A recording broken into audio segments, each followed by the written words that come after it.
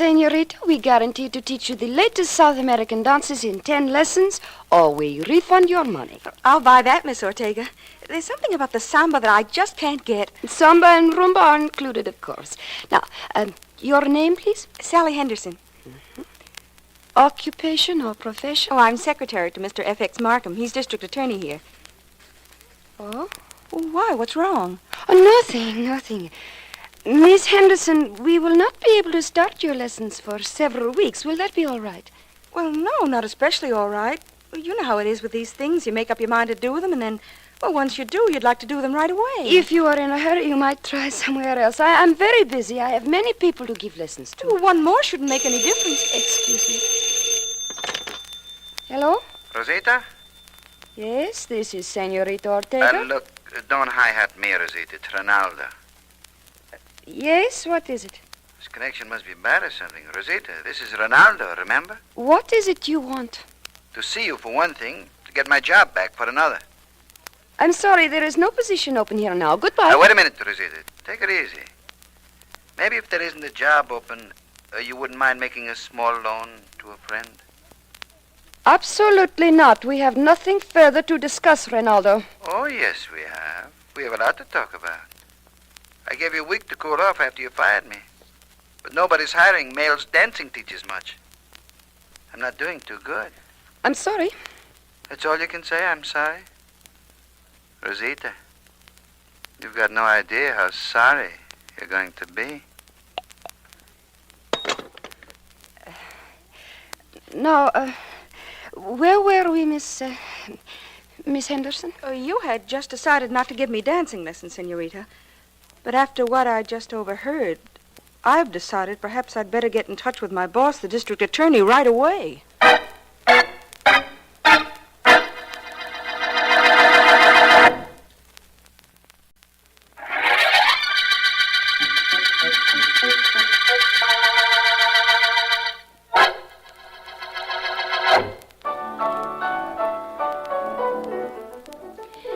Now, you see, Mr. Cummings, it is really quite simple.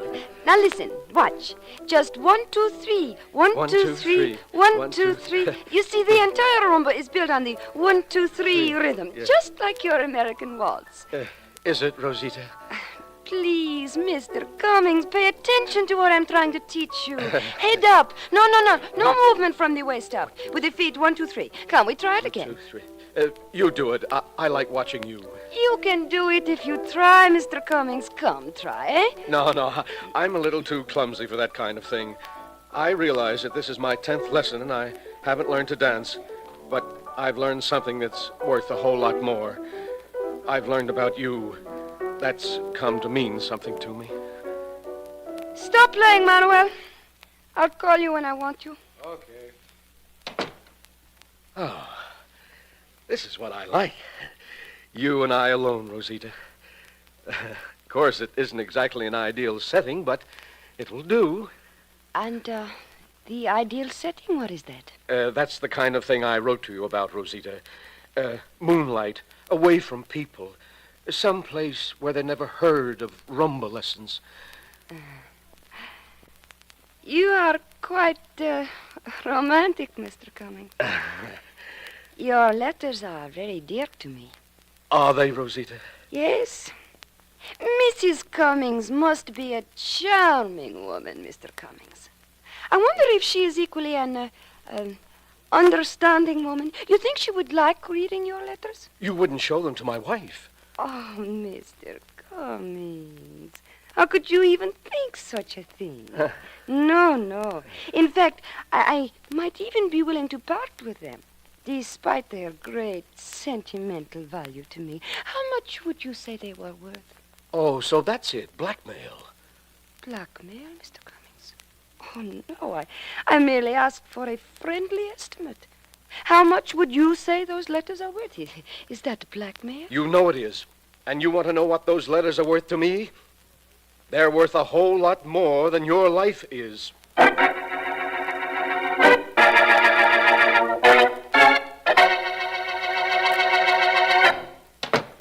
Good evening, Senorita Ortega. Ronaldo is not here? No, he is not, Senorita Raymond. He won't be here. I told you that a dozen times. Go on back next door where you belong, please. That is no way for one senorita to talk to another.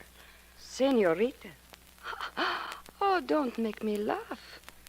Just because you teach Spanish and because you can fool whoever it is that is stupid enough to come into your studio. Don't think I believe you are Spanish. You know many things that aren't good, Senorita Ortega. It's true, I'm not Spanish. And my name is not Ramon. But I didn't come here to talk about me. Where's Ronaldo? I do not know. Here, there, somewhere. I have not heard from him since he quit his job here last week. Quit his job. You fired him. Don't try to kid me. He knew a little too much about you. Knew the cute little blackmail racket you had going for you. That's one of the reasons you let him go. Is it? And what's the other reason? I'm the other reason, and you know it. He was starting to go for me. He was starting to overlook you. You're getting a little old, Ortega. A little tired looking. You can't blame a man. Get out of here. You, whatever your name really is, go on, get out. Get out or I throw you out. Better get somebody to help you. Help me? I need nothing to help me. I'll push you right out. Get your hands off me. Take them off. You asked for this. Huh? Oh, a knife you carry, do you? Well, you won't use it on me. I'll get that from you. I will. Stop it. You're breaking my wrist. The knife. Drop it. Drop it on the floor. Ow. Drop the knife. My wrist. You've broken my wrist. You are lucky that isn't all I break. Now, get out of here and take this knife with you. Okay, I'll get out. I'll take the knife with me. But you never can tell, Ortega. Both of us may be coming back.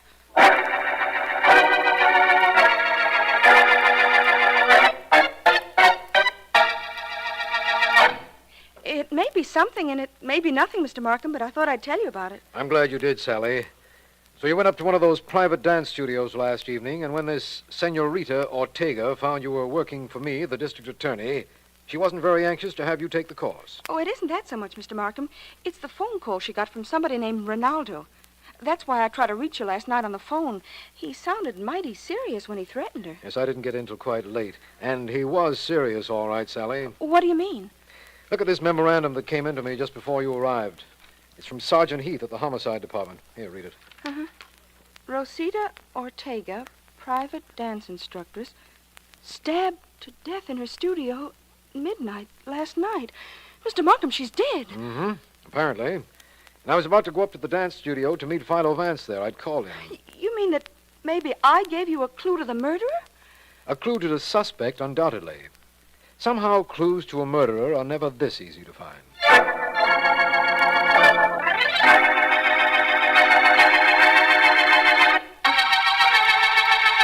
Well, Vance, Sergeant Heath has this Ronaldo individual in the late Senorita Ortega's studio. Shall we go in? No, not for a moment, please, Markham. Let's stay here in the outer office a minute. It was quick work on Sergeant Heath's part. Apprehended Ronaldo? Yes, it was. Heath has another suspect for us, too, a Senorita Ramon. She teaches Spanish in the studio next door. Senorita Ramon. That's right. I noticed her sign as we came down the hall. Well, Markham, I'm about ready to go to work. It's been quite a while since our last murder case, and life is little to a private investigator without a murder. To a private investigator such as you, that's undoubtedly correct. Now, how about this Ronaldo, Vance? Let's get him in here now, if you will, Markham. Right. I'll have Heath send him in. Sergeant Heath, would you ask Ronaldo to come here, please? Sure. He's on the way, Vance. Good. I'm Ronaldo Alvarez. Right in this way, please, Ronaldo. Sure. What happens now? Ronaldo, I'm District Attorney Markham. This is Philo Vance. Vance, huh? You heard of Mr. Vance? Who hasn't? But I don't suppose he can want anything from me. I might, now that Sergeant Heath apprehended you so quickly. What apprehended? I walked in here this morning to see Ortega. Didn't know a thing about her being dead until then. Perhaps that's true. Ronaldo, why did Senorita Ortega discharge you? Why? Because she thought she could get along without me. That's why. Was that the only reason? What is going on in here? Why am I being held like a prisoner in the studio? It's all right, Heath. Let her come in. All right. Why am I being held in there like a thief? Why? And who are you, may I ask? Me? I am Senorita Ramon. I have the studio next door. Oh, I see. Is that reason enough for me to be held until you get ready to speak to me? I think it might be, Senorita Ramon. That accent of yours is slightly spurious, too, I might add. What is your right name? Her name is Margaret Stone, Vance. Thank you, Rinaldo. You knew her? Very well. Rinaldo, Would you please wait in the studio just one moment, Senorita Ramon, or Stone, whichever you prefer. I promise you we won't be more than a few minutes. Okay. Only I don't like to be kept hanging around like a pet dog. Quite a young lady there, Rinaldo. Her? She's really something, Vance. And, can I go now? Not yet. Rinaldo, I'd like you to tell me all you know about the late Senorita Ortega and who might have killed her. Look, Vance, I'm a dancer, not a detective. But Rosita did have something off the record going on with a guy named Cummings. Jack Cummings. He was married, and he wrote us some letters. That sounds like something, Vance. Yes, it does. Where did the Senorita keep those letters, do you know? I should know. I saw her looking at them only last week. I got an idea that was one of the reasons I was fired. They're right in that desk Mr. Markham's sitting at. Middle drawer. Yeah? It's locked. Well, that shouldn't be entirely unexpected. That paper knife ought to be capable of prying the drawer open.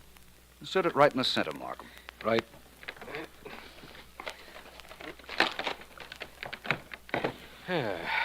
Well, No letters.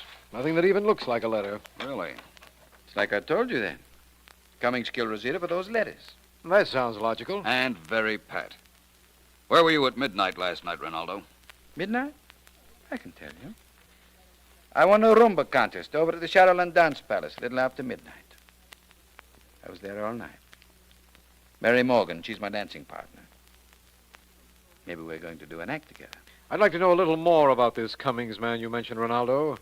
What's his first name? As far as I know, it was Jack. He took lessons from Rosita.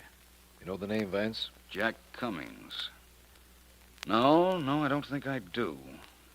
There is a quite wealthy merchant in this city named John H. Cummings.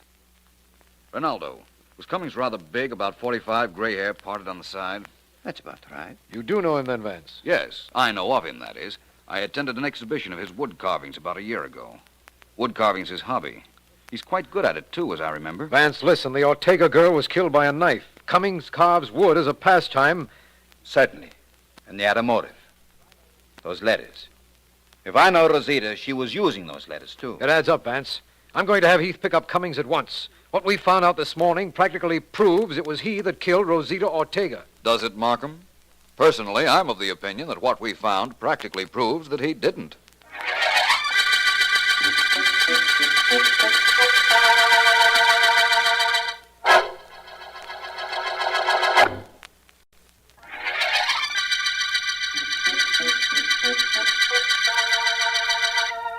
This is District Attorney Markham. The Rumba murder case began when Rosita Ortega, a dance instructress, was found knifed. Vance's suspects include a Spanish teacher, Margaret Stone, a dancer named Ronaldo Alvarez, whom the senorita had discharged, and Jack Cummings, merchant and amateur wood carver, who, we have reason to believe, was being blackmailed by Senorita Ortega. Ronaldo has told us that he had been at the Shadowland Dance Hall the entire evening previous, dancing with a hostess there named Mary Morgan. And I know that Vance checked the dance hall, found out her apartment address, and is there with her right now.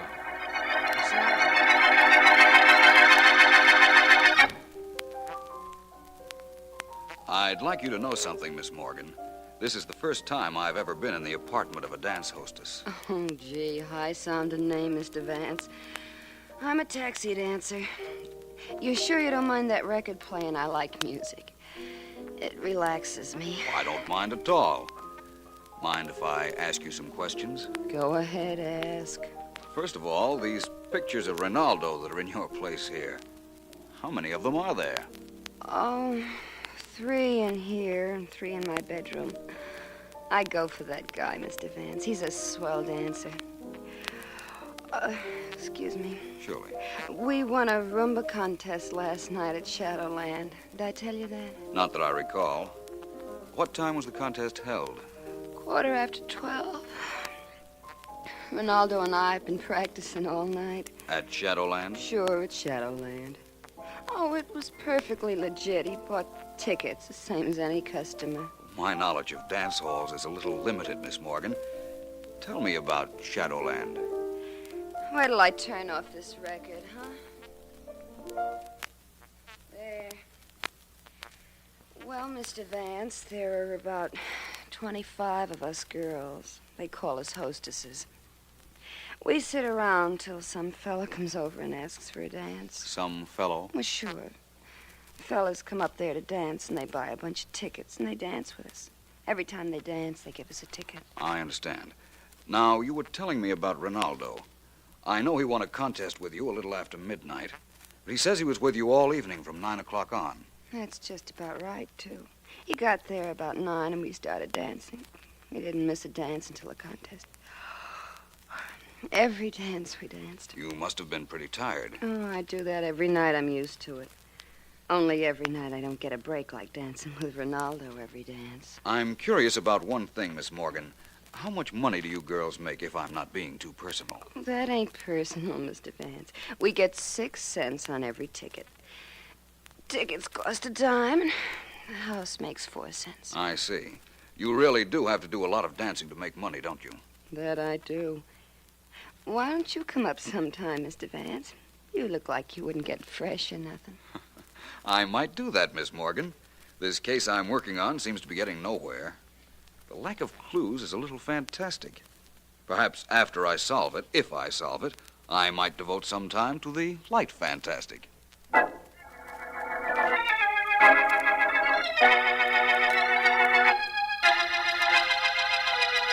Yes, I know you. You teach Spanish in a studio next door to Senorita Ortega's. That's right, Mr. Cummings. Only I'm not Spanish. And that has nothing to do with why I came to your apartment.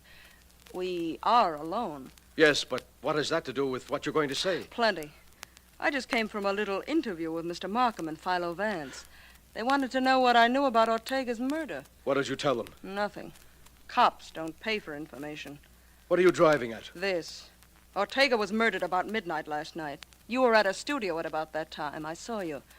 I want $10,000 to keep quiet about it. I won't pay it. I think you will. Get out of here. I've worried enough about my being up there last night. I was there to get something that belonged to me. But I didn't kill her, do you understand? I didn't kill her. I won't pay a cent. You will. You've got a wife, respectably married children. You wouldn't want them to read about you in the papers? You'll pay. Get out of here. Get out. I won't pay a cent. Get out of here. Everybody throws me out, and everybody's sorry they did right afterwards.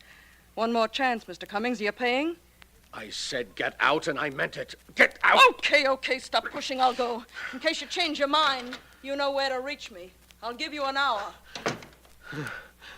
An hour? An hour? I can't pay her. She'll blackmail me for the rest of my life. I can't pay her. I can't face the ruin I'll bring to my family. I know.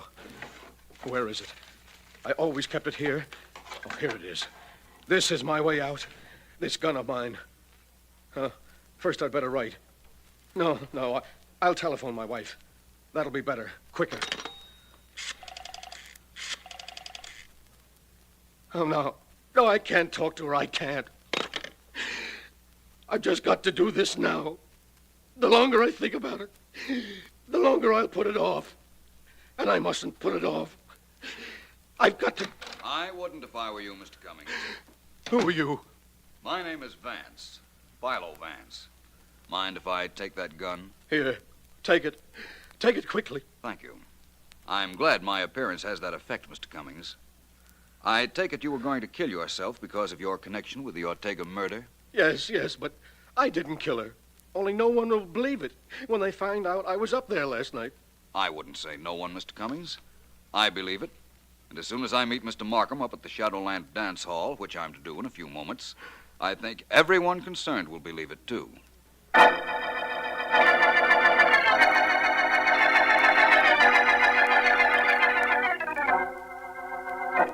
There's there's nothing quite so desolate looking as a dance hall during the day, is there, Markham? Oh, I don't know, Vance. An empty stadium at night, an office building on Sunday. They give this dance hall a little competition for desolation. Perhaps you're right. So this is Shadowland, Temple of Terpsichore. Hey, you two. What are you doing here? Watchman, Vance? I think not. Must be the manager. I phoned him a while ago. My name is Vance. Oh, yeah. You called me, didn't you? Who's your friend? This is District Attorney Markham. How are you? How do What you can I do? do for you, Vance? Have you the records I asked for? Oh, sure. In my office. It's right here. Come on in. Not much doing around here this time of day. We figured that out for ourselves. I got the records right here on my desk. Here they are. Last night, Mary Morgan, the girl you asked about, Vance, turned in 40 tickets. 40, eh? Tell me something. How long does a dance last? All last the same time, and the music is continuous. We got 2 bands. Every dance lasts exactly 2 minutes. We do a minute break between dances to collect tickets and let people on and off the floor. What's that information for, Vance? Just general knowledge, Markham. All I'd say, that's what it's for. One thing more. How much did Mary Morgan make the night before last? I'll have to find that out for you, Vance. Won't take me a minute. Don't hurry. We'll be here when you get back. Well, Vance, I've got something to tell you. We're picking up Jack Cummings, the man Ronaldo spoke to us about. He was supposed to have written some letters to Senorita Ortega, remember? Of course. And you've picked him up, eh? Yes. You see, the girl who has the place next to Ortega's, Senorita Ramon, saw him near the Ortega apartment at the time of the murder. And she told you that. Definitely.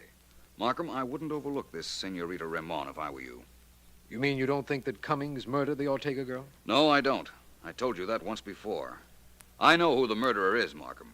And believe me, it's not Jack Cummings.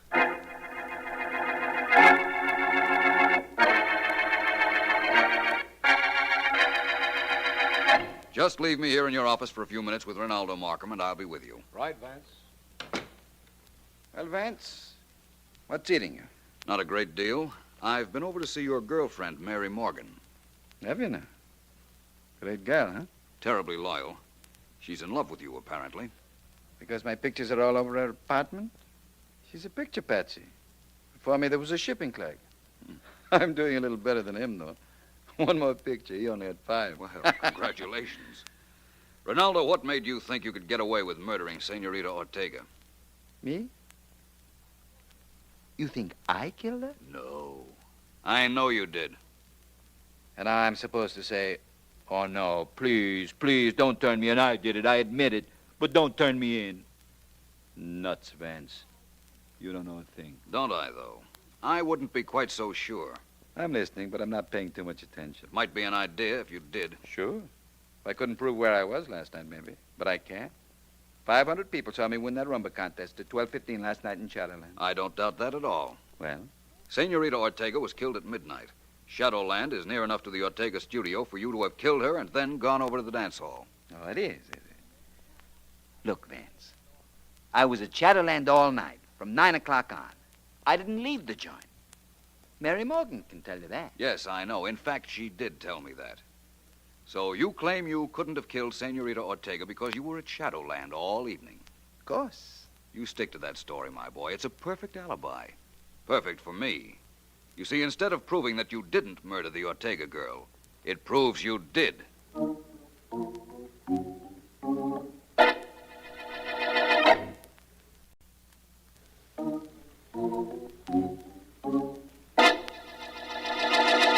Well, Markham, what you want to know then is how I knew Ronaldo killed Ortega. It's a matter of mathematics. Sit down and listen. Very well. I'm doing both. Good. Ronaldo said he danced every dance from 9 o'clock to midnight with Mary Morgan. That's 3 hours. That's right. Now, the Shadowland dance hall manager told me that each dance lasted 2 minutes with 1-minute intermissions between each dance. In other words, there were 20 actual dances per hour. Can't argue with that either. All right, let's take it from there. 20 dances per hour for 3 hours makes 60 dances. In other words, if Mary Morgan had danced every dance with Ronaldo, as she claimed, she would have turned in 60 tickets. Mm-hmm. But she didn't.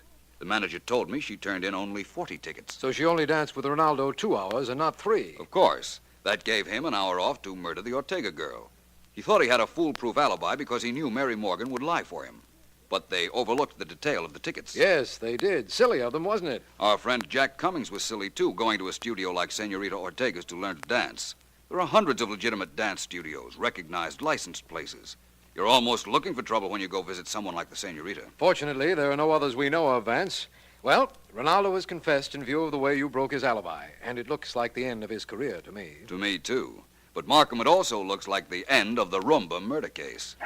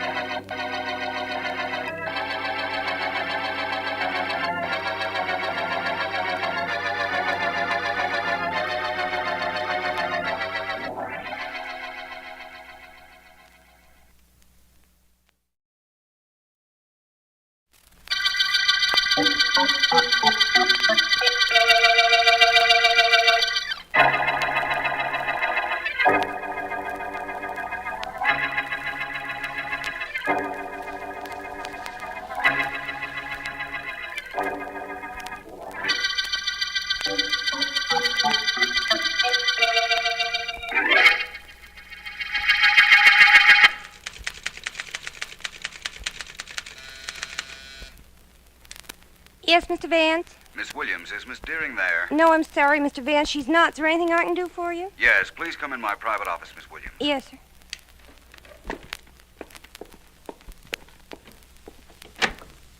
Yes, Mr. Vance? I want you to take some notes on the White Willow murder case, Miss Williams. Make a copy for me and send a copy to Mr. Markham, please. I always send a copy to the district attorney, Mr. Vance. Good. Oh, before I begin, there'll be a Miss Sarah Peyton in to see me in a few minutes. Yes. She telephoned for an appointment. When she arrives, ask her to come right in, will you please? She's out in the outer office now, Mr. Vance. She said her appointment wasn't till noon, so she preferred to wait, she said. Well, ask her to come in now, will you please, Miss Williams? The notes can wait. Certainly, Mr. Vance, in a second. Miss Peyton, would you come in, please? Oh, thank you very much. How do you do, Mr. Vance? I'm Sarah Peyton. Oh, hello, Miss Peyton. Please sit down. All right, Miss Williams, please. Yes, Miss Vance. Now, Miss Peyton, what can I do for you? For one thing, Mr. Vance, you can look at me. Oh? Did you ever see a more ordinary-looking woman in your life? I beg your pardon? Well, I'm sensible about it, Mr. Vance. I should be. After all, I'm not a child. I'm 34 now. I don't see how. How that affects you or how it can be important? Well, it is. Believe me, it is. I've got to tell you some facts first. Please listen. Of course. Well, when I was a child, I was just a child. I wasn't as pretty as little girls generally are. I was just a child, very plain child. I went to dancing school, but the boys had to be either bribed or threatened to dance with me. Go on, please. Well, it was the same in school. I went to proms, sure, and dances, and I tried to be friendly, but the other girls were always more attractive. Boys always wanted to be with them. They never wanted to be with me. I went through my life like that, Mr. Vance. Being just one of the people everybody sees every day that nobody pays any attention to. Are you sure you wanted to see me, Miss Peyton? I'm a private investigator. I know, Mr. Vance, and I'm quite sure I want to see you. About a year and a half ago, I inherited quite a bit of money, and now I believe I'm going to be murdered. Murdered, eh? You're rather calm about that, Miss Peyton. If I am, it's because it doesn't matter greatly to me, Mr. Vance. You see, during the past year, I've had all the happiness anyone could possibly ask for. What happens to me now isn't terribly important. Well, that sounds like you've come to me to see that I do not prevent your murder. Well, that's partly correct. I want to pay you, Mr. Vance, not to investigate my murder. If if I'm killed. I see. In other words, you don't want your murderer caught by me if he succeeds in eluding the police. That's it exactly. He's clever, but you're clever too, Mr. Vance, and I don't want him caught. Miss Peyton, this is the strangest proposition ever made to me. I'm sorry, I have to turn it down. I was afraid you would, but there's no harm in trying. Who is it you think will murder you? Oh, no, Mr. Vance. After all, you wouldn't help me. Why should I help you?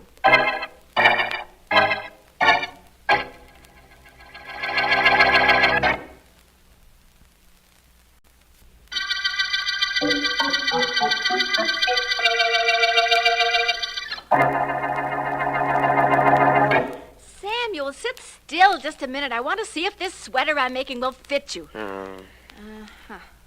Seems to be the right width across the shoulders. Must you do that now, Matilda? Well, I do if I ever expect to finish the sweater. I think maybe I ought to give it an extra inch or so. It might shrink. Give it 2 extra inches, but leave me alone. Well, I'm sorry, Samuel. I didn't mean to annoy you. Oh, it isn't you. It's that sister of mine, Sarah. What am I going to do about her? Nothing. Why should you do anything about her? She's living her life the way she wants it. She's old enough to know what she's doing. I can't sit by and let her throw herself away on that gigolo. How a girl can let herself be talked into... Oh, I can't understand it. I just can't understand it. That's because you're a man. I'm man enough to do something about that situation, I'll tell you that. I bet she's even left him all of her money. Wouldn't surprise me any if she changed her will and left everything to him. Oh, not everything, Samuel. You know she'll leave you something. I know. I don't know anything. She inherited a lot of money. She'll leave him the money. You wait and see. Seems to me that something ought to be done about him, Samuel, don't you think? No, I don't. I think something ought to be done about my sister.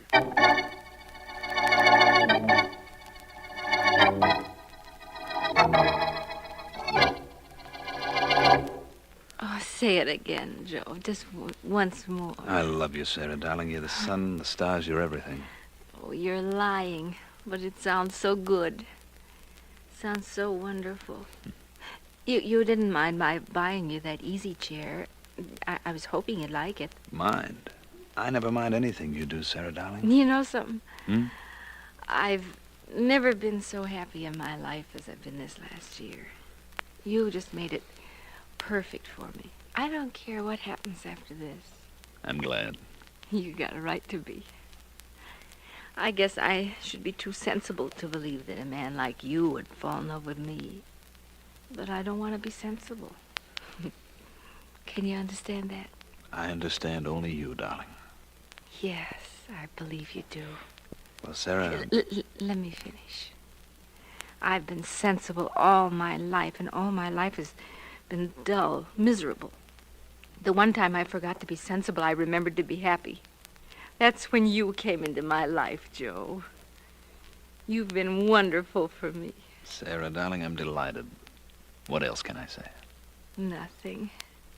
There's nothing I want you to say. I have to run now. Please love me a little while longer. Forever, darling. I'll see you to the door. Tonight? Dinner in the theater. 7 o'clock, Joe, at my apartment. Of course. Goodbye, darling. Goodbye. Oh, brother. Are you kidding? Very pretty scene, Joe. You're going to be quite an actor. Oh, shut up. Please, Joe, love me a little while longer. Oh, nuts. That's supposed to be a smart dame. I'm glad I'm stupid. Will you shut up, Diane? It's tough enough making love to that gal without being reminded of it when she's not around. I don't know if you mind it as much as you say. What? I said I don't know if you mind it as much as you say. Look, you know I've got to make love to her. You know what kind of money we're playing for. Ah, you do it too good, Joe. You do it like you meant it. Maybe you want all that dough and you want her, too. And what happens to me if that happens? It's not gonna happen. It better not. I don't have to remind you that we're a team, you and I. Do I, Joe? Look, will you shut up? Yeah, when I'm finished. Joe, you and I are a $100 dance team. We never were anything else. We'll never be anything more. It was me that spotted this gal. Me that planned it. Sure it was you, so why gripe? Because it looks like you're doing some planning of your own. Well, don't do it, Joe. Your mind ain't used to working. It could be unhealthy if you started using it this late in life. Remember what I say, Joe. It could be very unhealthy.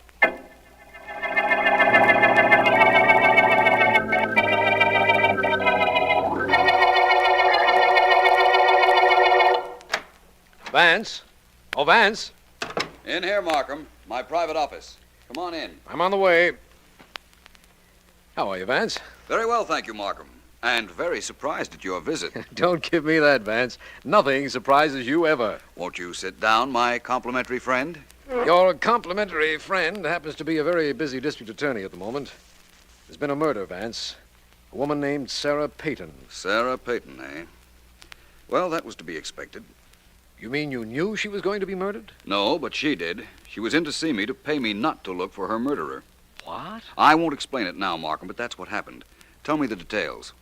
All right, I'll give them to you as far as we know them. She was found dead in her one-room apartment, shot to death. Mm-hmm. Her body was in one corner, and a man's top hat was on the studio bed in another corner of the room. Really? Yes. Sergeant Heath is checking it now. Heath's done quite a bit of investigating and found out some very important information. Such as the fact that there was a gigolo mixed up with Miss Peyton? Well, yes, but Vance... How did I know? She practically told me, Markham. No mystery about it, believe me.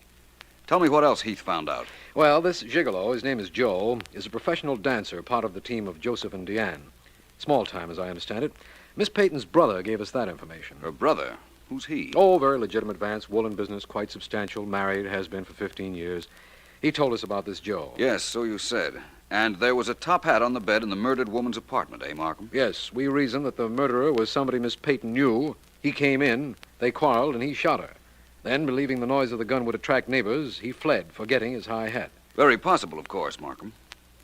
What are you looking for, Vance? My hat, Markham. Just because your murderer forgot his is no reason why I should go out investigating him without mine.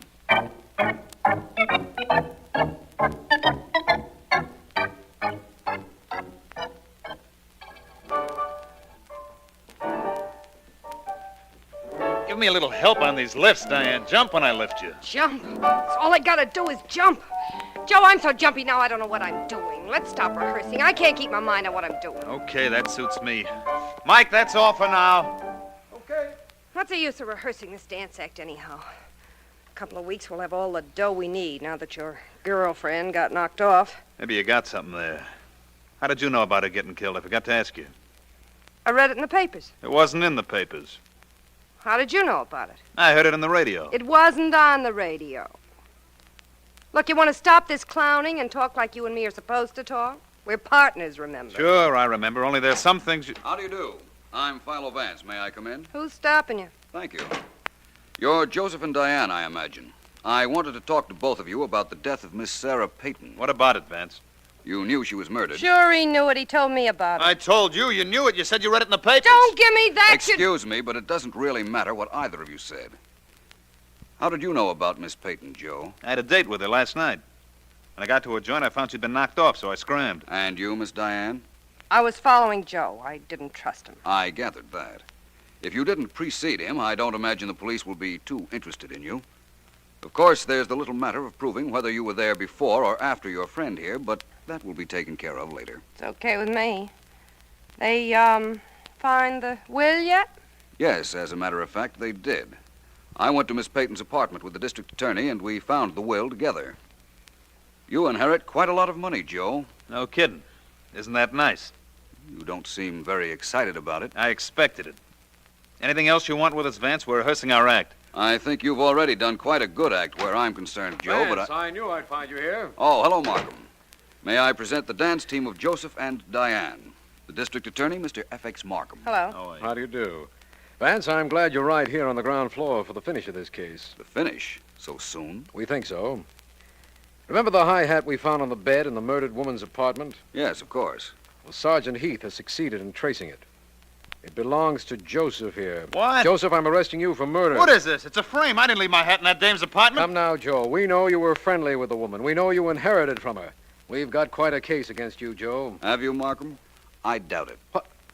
Vance, whose side are you on? Yours, of course, but I'd rather you didn't make any mistakes, Markham. It is quite possible, of course, that you did find Joe's hat in Miss Peyton's apartment. Of course we found it there on the bed. I repeat, it's quite possible that you found it there, but I can tell you quite definitely that he didn't leave it there. This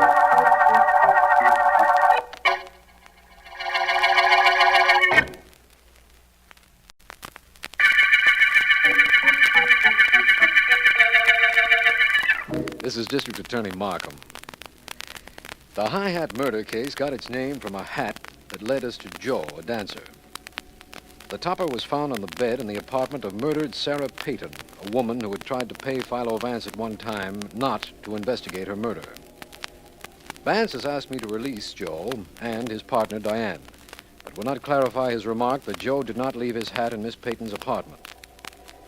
We are watching Joe's rooms, and one of my men just phoned and said that Samuel Payton, the murdered woman's brother, has just gone in to visit the dancer. He should be there. Stand up, you dirty rat. Lay off, Stand up and take what's coming to you. Relax, will you, Peyton? The cops let me off. They know I had nothing to do with killing your sister. I know better. Maybe they can't prove anything on you, but I'm not going to try. I'm going to beat it out of you. You'll admit it when I'm through with you. Don't be silly, Peyton. You're out of your class. You think so? Well, what do you think now? I told you not to fool around, Peyton. Somebody's liable to get hurt. Sure, you. Maybe that first smack didn't do the trick, but I'll beat the living daylight. Cut it out. Quit it, you dope. Dope, huh? We'll see. Okay, I hate to do this, but...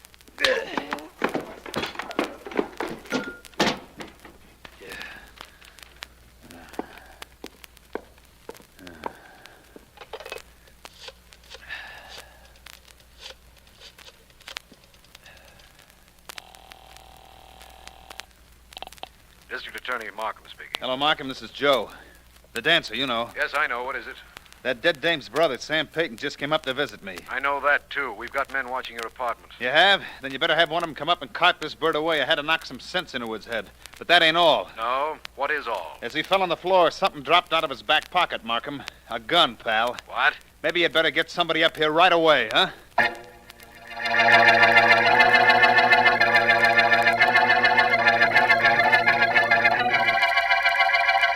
Are you ready, Smith? Yeah? Well, this is it, Vance. We're going to shoot a bullet out of the gun we took from Samuel Payton into that cotton bale. And if it matches the bullet we found in his sister, we'll know plenty. Yes, I suppose you will. Well, let's get on with this, Markham. Right. Let it go, Smith. Right. Now, that bullet's in the bale of cotton Smith shot at, Vance. Let's get it out. I'll take the gun, Smith. Suits me fine, Markham. I'd like to look at it, too. Of course. The bullet will be embedded in the cotton bale, but it can be removed easily. We use cotton I know, because... Markham, because it won't destroy any markings on the bullet. Someday I'd like to be able to tell you something you don't know, Vance. Markham, there are a lot of things that fall into that category, believe me. I'll get that bullet out with this pocket knife of mine. Ah, there we are. That did it. Ugly thing, isn't it? It could be very beautiful if it matches the bullet that killed Sarah Payton, Vance. I mean, it would solve this case beautifully. I hope you're right, my friend. Where's the microscope, Markham? In the next room, it's all set up with the bullet from Miss Payton already under the microscope. It won't take a second, then, to find out whether we have the murder gun. And the murderer. Yes, I know. Through here, Vance. Right you are. Markham, let me smell that gun that Smith just fired, will you? Of course, here it is. There'll be a strong odor of cordite, you know. There should be.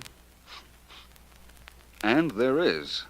There's also a suspicion of another odor. Really? Well, metal can have its own peculiar smell, I suppose. I've put this bullet under the microscope, Vance. Want to take a look? I most certainly do.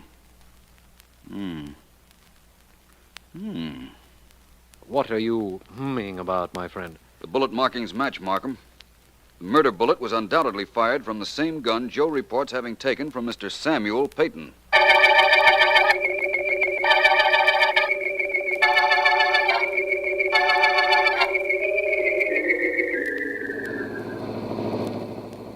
Vance, when you have that look of concentration on your face, you're thinking, so perhaps I'd better not interrupt. But I would like to know what it is you're thinking about. To be honest, it's about this visit we're making to Mr. Samuel Payton and his wife. I could have sent Heath to arrest Payton. After all, the murder gun did drop out of his pocket after Joe had clipped him. That's Joe's story, Markham. Did you ever think that that might be an excellent way of getting rid of the murder gun? Joe may have had the gun all the time and merely told you it had fallen out of Payton's pocket. Say, Vance, that is possible, isn't it? It's very likely, I'd say. Well, we'll find out very shortly. This is the Payton home. Coming, Vance? Definitely. If Joe planted the murder gun so that it would seem Payton had it, Vance, How does that tie up with your theory that he didn't leave his top hat on the murdered woman's bed? It doesn't. But about the hat and the bed, Markham. Joe's in show business. Show people have a superstition about hats on beds. They'd no more think of leaving their hat on a bed than they'd think of jumping out of a window. Oh, I see. Of course, it is possible that Joe knew we'd think the hat was a plant if it were found on a bed, so he put it there purposely to clear himself. But that's unlikely. Vance, nothing is unlikely. Yes? Mr. Peyton, this is Philo Vance, and I'm District Attorney Markham. Oh, yes, I've been expecting you. Come in. I'm afraid we're going to have to ask you to come with us, Mr. Peyton. I've been expecting that, too. You knew we'd check the gun Joe took from you and find that it had fired the bullet that killed your sister? I thought you might. We're pretty thorough, Mr. Peyton. However, to be perfectly fair about this, I'd like to know one thing. Yes? Did you bring that gun to Joe's room? Yes, I did. The gun's mine. I'm your man, Mr. Markham. I murdered my sister.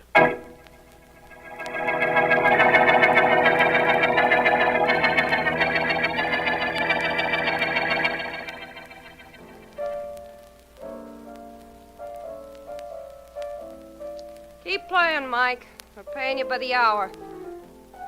Joe'll show up sometime or other. You know, it's a funny thing. It's about time you showed up, you big clown. How long? Oh. Mr. Vance. Hello, Diane. Isn't Joe here? No, you want him? Not particularly. There were some things I wanted to ask him, but they weren't terribly important. No, I don't imagine they were. I hear you got a confession from Mr. Peyton. That's good work, Vance. Well, thank you. That is, if Mr. Peyton is the murderer, which I doubt. I think I'll wait for Joe. It's okay with me. Piano bother you? Not at all. Very rhythmic, I'd say.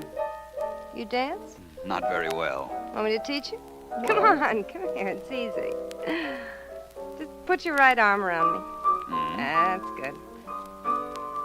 Now, you just think where you want me to follow, and I'll follow. See? Easy, isn't it? Quite.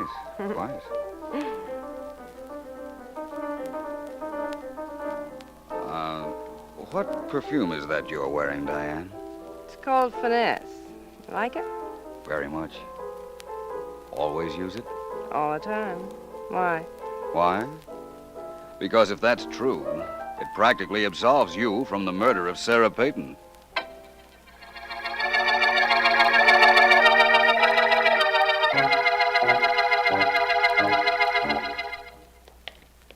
You want to see Mr. Peyton, Vance? Why? He's confessed. Yes, I know. It sort of throws out your theory that Joe planted the gun, doesn't it? That it definitely does, Markham. I still want to talk to him, though. His cell is right down the line. Incidentally, in his confession, he gave the motive. He knew his sister had left him some money in her will, and he wanted it immediately. Simple motive, isn't it, Markham? This whole case is terribly simple. At the moment, I don't know why I bothered you with it. Oh, it was no bother. But it isn't solved yet, my friend. Oh, Vance, please, not that. We don't often get a murderer to confess with so little trouble. You got a confession, all right, Markham. But was it from the murderer? This the cell? The next one. Oh, I think Mrs. Peyton is with him now. That bother you any? Not at all. Hello, Peyton. Hello, Vance. Markham. I've got the keys. I'll open the cell door. All right. This is my wife. Mr. Vance, Mr. Markham, Mrs. Peyton. How do you do? How do you do, Mr. Vance, isn't there anything you can do for my husband? He isn't a murderer. I've been trying to tell that to the district attorney, Mrs. Peyton. Oh, you have? Then there's hope for him? I think so. Why should there be hope for me? I killed my sister, I admit it. Oh, no, I'm sorry, Matilda, but there isn't anything. Here, take my handkerchief. I have one of my own in my bag. Delicate perfume your wife uses, Mr. Peyton. What's the difference whether it's delicate or not? What do you two want here? Has she always used it, Mr. Peyton? Yes, always. She has it made up. She likes it. Now leave her alone. I'm sorry, but we can't. You see, I'm very certain that despite your confession, it was your wife who killed your sister.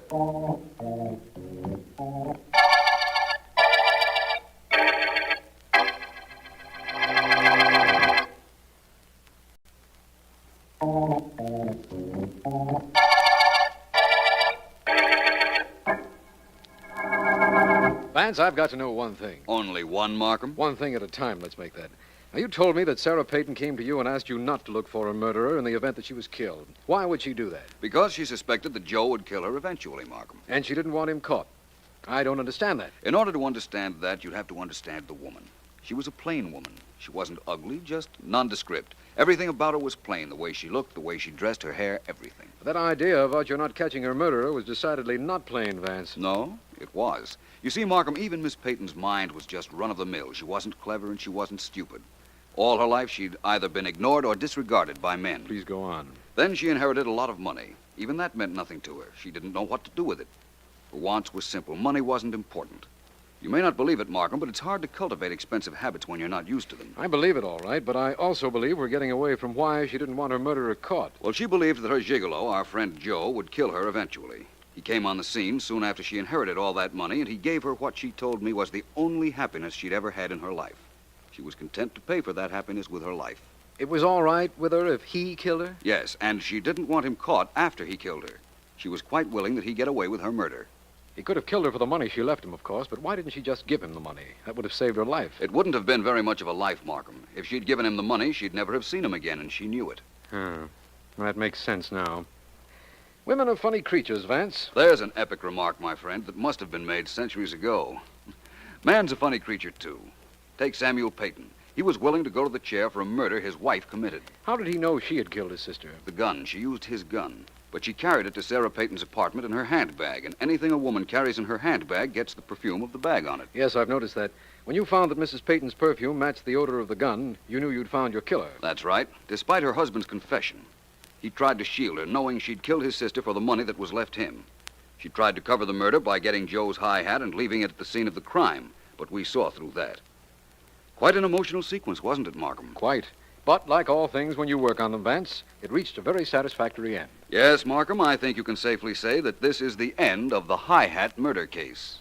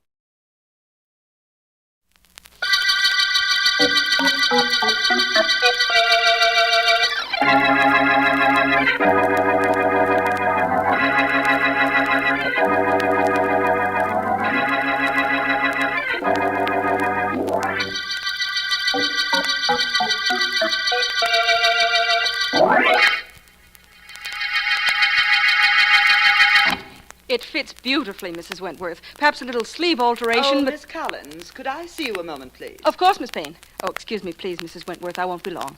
You wanted to see me, Miss Payne? Yes, I do. Would you please come into my office with me? Of course. I just saw the sales figures for last week, Miss Payne. They're up from the same week last year and the year before. Yes, I imagined they would be. The year before was the year you came with me, wasn't it? Yes, that's right. I'll be here 2 years this month. Yes, that's what I thought. Come in, Clay. Thank you.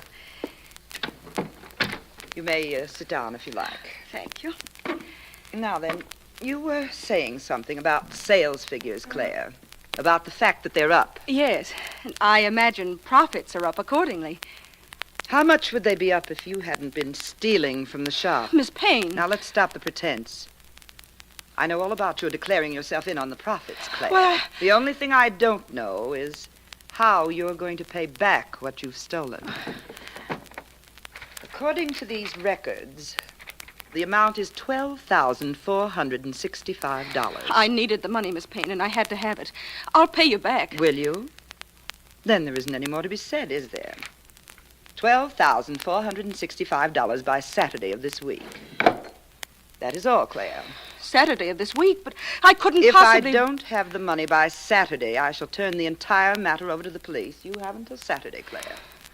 I have until Saturday to get the money. That isn't very long, is it? But perhaps it does give me time enough to find another way out.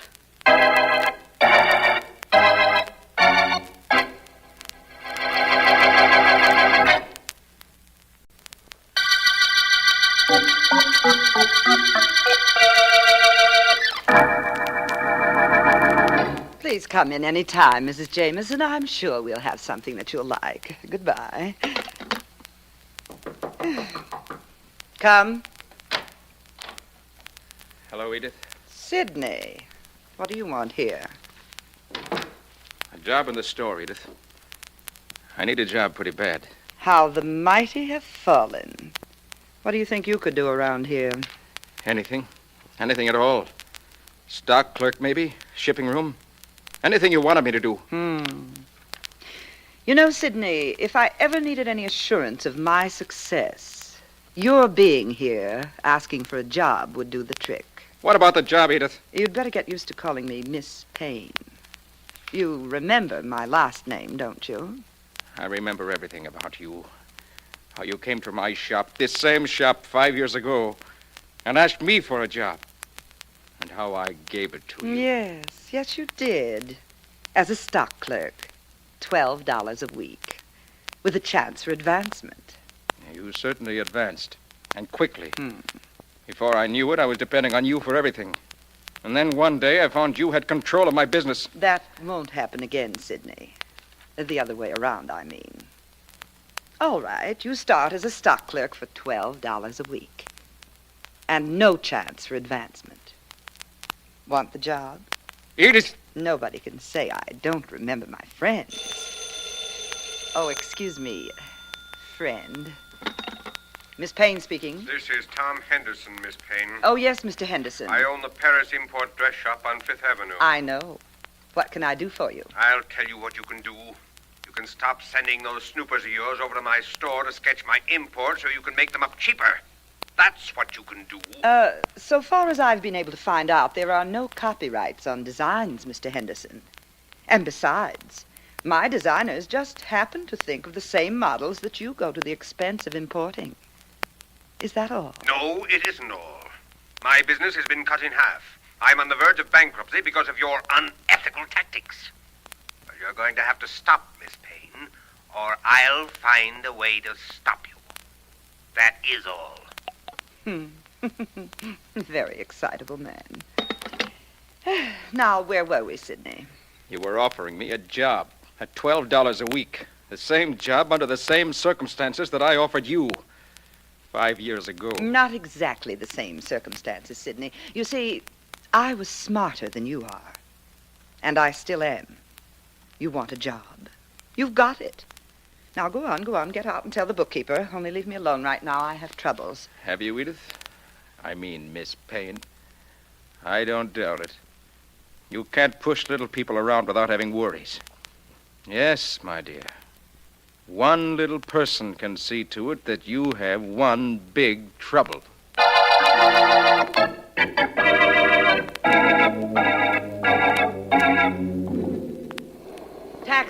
Taxi! Oh, good evening, Miss Payne. Oh, it's you, Sidney. Through for the day so early. Get me a cab, will you? All right, Edith. I mean, Miss Payne. But I think I'll have better luck down at the corner. It's only a short walk. Shall I try there? Might as well. Oh, I'll go with you. Well, how did you like your first day in what was once your dress shop? I didn't mind too much. You shouldn't mind, you know. You asked for a job, and I gave you one. Incidentally, you forgot to thank me. I have a lot of things to thank you for, Miss Payne. Yes, well, I'd just as soon not hear about them. Well, here's the corner. What about a cab? Taxi! Are all the cabs taken? In my present financial condition, cabs don't represent much of a problem to me. popular corner we stopped on. People waiting for the lights to change before they cross the street. Sidney, what about that cab? There should be one along in a minute. Well, somebody else had the same idea about taxi cabs in this corner, apparently. Look there in back of us. The rather tall man. The one in the striped trousers and dark coat? Yeah. Who's he? Tom Henderson. You should remember him. He's one of our competitors. Only right now he insists I'm putting him into bankruptcy by stealing his exclusive imports and copying them.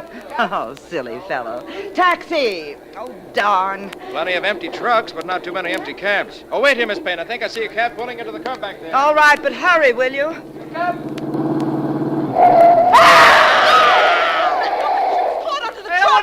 Somebody pushed her! Let me through! Oh. Look at her. Lying there dead. And I was with her only a moment ago. Poor Edith Payne.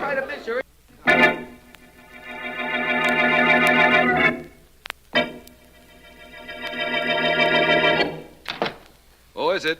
Markham Vance. Well, come right into my private office, Markham. You alone? Yes, Miss Deering's out to lunch and my other secretary's on an errand, so I'm holding down the fort all by myself. How are you, Vance? Well, thank you. And my favorite district attorney? All right, thanks. How busy are you at the moment, Vance? Very. Unless there happens to be a murder my favorite district attorney wants investigated. There happens to be a murder. In that case, I'm completely at your service. Details, Markham. What are the details? Well, Vance, a woman named Edith Payne owned a very successful dress shop.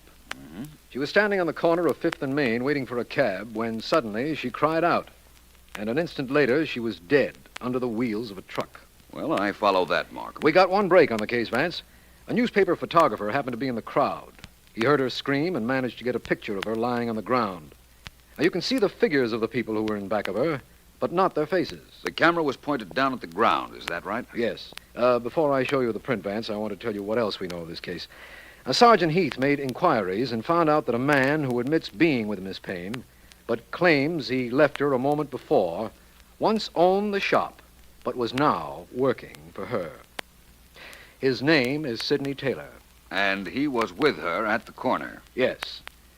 Sergeant Heath uncovered another suspect for you, too. A man named Tom Henderson, who was being forced out of business by Miss Payne. Uh-huh. Heath found out at the shop that he was intensely bitter about it.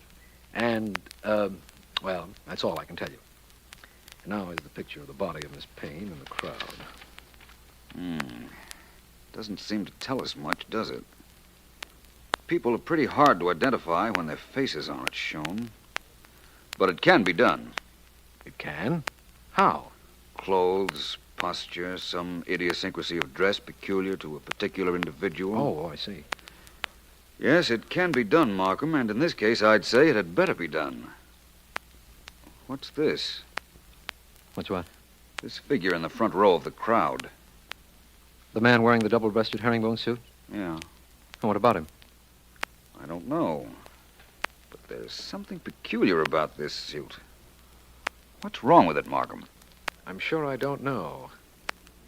It doesn't fit very well. No, that isn't it. It's something else. May not be important, though. Markham, what kind of a man is this Tom Henderson? Well, from what I've learned, very stately, well turned out, and his store had quite a society clientele. Really? Then this conceivably might be his picture right here. Where? You see the cutaway trousers in the front row? Oh, yes. Henderson might well be wearing a cutaway in view of his ultra dress shop. We can check that, of course. That herringbone suit still puzzle you, Vance? Very much. Wish I could figure what was wrong with it. Well, Markham, I think we've spent enough time here. Let's go down to Miss Payne's dress shop and see what we can find out there.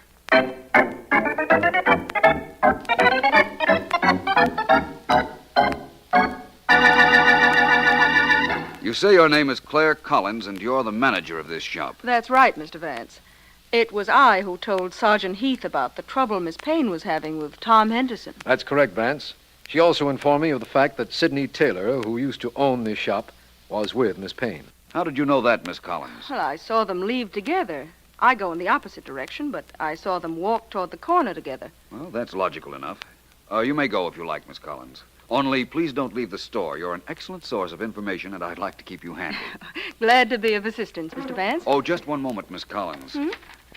Would you take a look at this picture, please? Certainly. Well? Do you recognize anyone in this picture besides Miss Payne, of course? Well, how could I? There aren't any faces shown. Oh, I didn't think you'd be able to pick anyone out, but there was always a chance. Miss Collins, there was no bad feeling between Miss Payne and you, was there? Of course not. Thank you. You may go now. I'll send for you if I want you. All right, Mr. Vance. I'll be where I can be reached. Well, Vance? Attractive, isn't she? Yes, very. I see you're looking at Miss Payne's daily calendar. Anything there? Not yet. Just routine appointments, I'd say.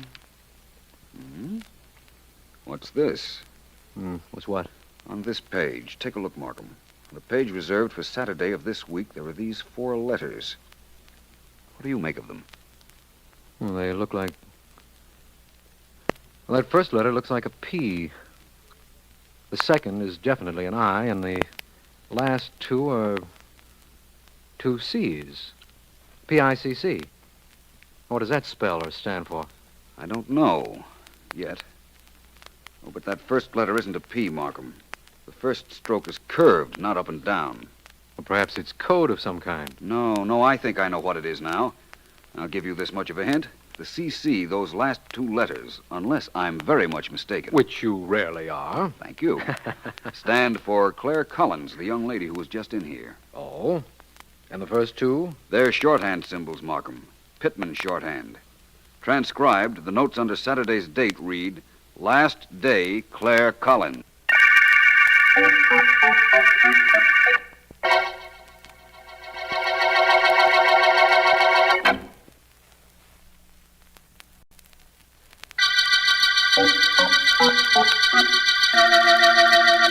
This is District Attorney Markham.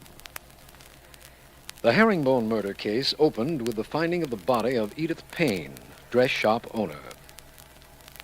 She had apparently been pushed under the wheels of a truck, and a newspaper photographer passing by had snapped a picture almost immediately after the accident. No one in the crowd that surrounded the body was identifiable. Later, at the dress shop, Philo Vance discovered a memorandum concerning the store manager, Claire Collins, left by the dead owner. Vance has appeared puzzled by a figure in the photograph, the figure of a man wearing a double-breasted suit. He hinted there was something wrong with it, and in an effort to find out what, I have gone to a photography studio. Of course, Mr. Markham, you close the coat. I'm sorry. Never do I photograph a man in a double-breasted suit with the coat open. Yes. Always it has to be buttoned. Yes. Please. Of course, Mr. Roberti, of course. There. Now, remember, I don't want my face shown, just the suit. No face? No face. 40 years I have been taking pictures. This I never heard of before, except perhaps if this is to be a fashion picture. Oh, no, hardly. Very well. You tell me what you want. I take the picture. Thank you. Hold still, please. I'm sorry. 1 moment and it will be all over. That's fine, Mr. Roberti. I have a great deal to do, and the sooner I get this picture, the sooner I may be able to show my friend Philo Vance some results.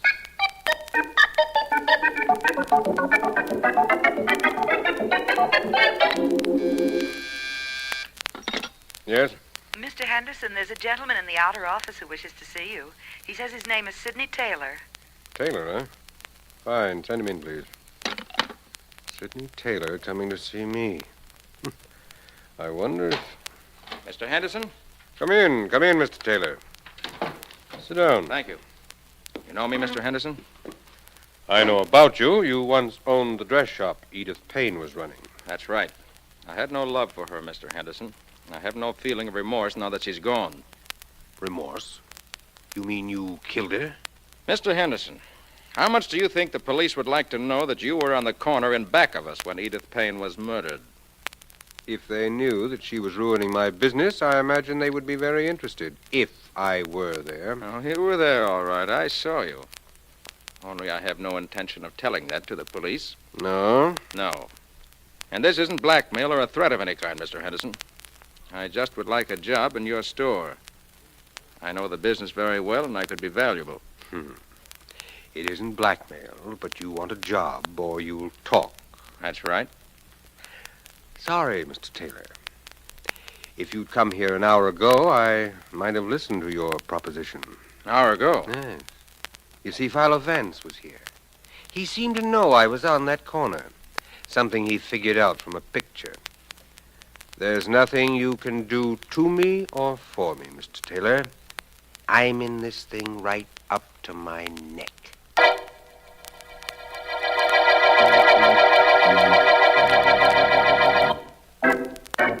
I just dropped into your office for a moment, Markham. I want another look at that photograph of the crowd at the death scene. That double-breasted herringbone suit still has you stopped, Vance? Well, I wouldn't say that exactly, Markham.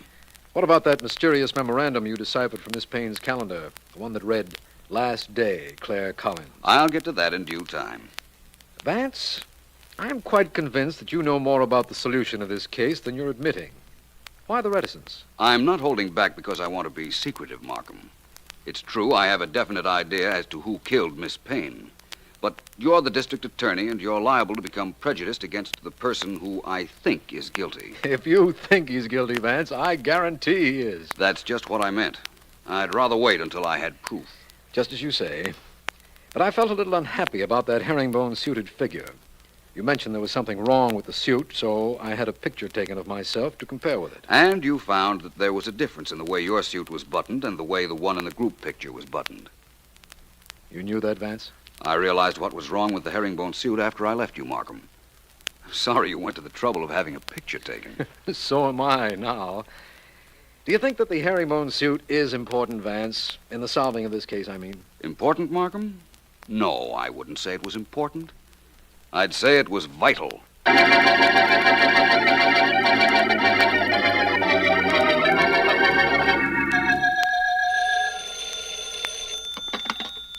Officer Philo Vance, private investigator. Miss Gorham speaking. Miss Gorham, this is Mr. Vance. Is Miss Deering there? No, she's not. She's doing some research at the library. Can I help? Yes, you can, Miss Gorham. I'm going to give you the home addresses of two people, Sidney Taylor and Thomas Henderson. I want you to use some pretext or other and get into their homes. I want to know whether either of them owns a double-breasted herringbone suit. I'll try to find out, sir. Good. Oh, give me the addresses, Mr. Vance, and I hope I find the herringbone suit for you. Frankly, I hope you don't. Oh? You see, I'm going to see a man whom I don't know, who doesn't know me, but who I think can supply the ending to the herringbone murder case.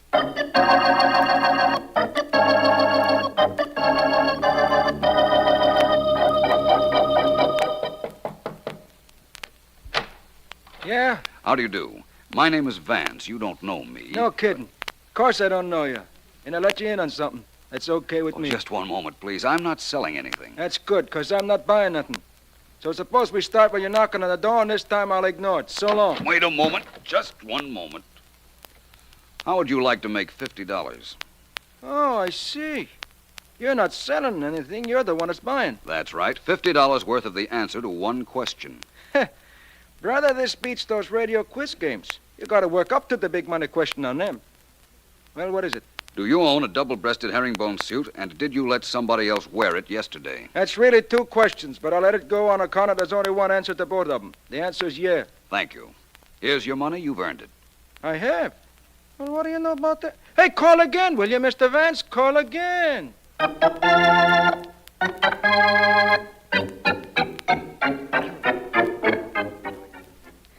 Where is Vance, Mr. Markham? I'm not used to standing on street corners I'm like sorry, this. Miss Collins. Apparently Mr. Vance has been delayed, but he'll be here, I'm certain. Why don't you join Mr. Taylor and Mr. Henderson? They don't seem to mind waiting. Look, I don't care what they mind. All I can tell you is that Mr. Vance asked that you, Taylor, and Henderson be here. Here comes a truck headed for this corner. I thought I left orders for no traffic to come through here. Maybe the truck is getting restless, too. That isn't the reason. Look who's riding with the driver. It's Vance. What happened, Vance? Couldn't you get a cab? Hello, Markham. Miss Collins. Sorry I was delayed a bit. Well, I see you have Mr. Taylor and Mr. Henderson waiting. Yes, Vance, I have. What's this outdoor meeting for? Well, you should know by now, Markham. You mean this is the payoff? You know who killed Edith Payne, and you're going to prove it?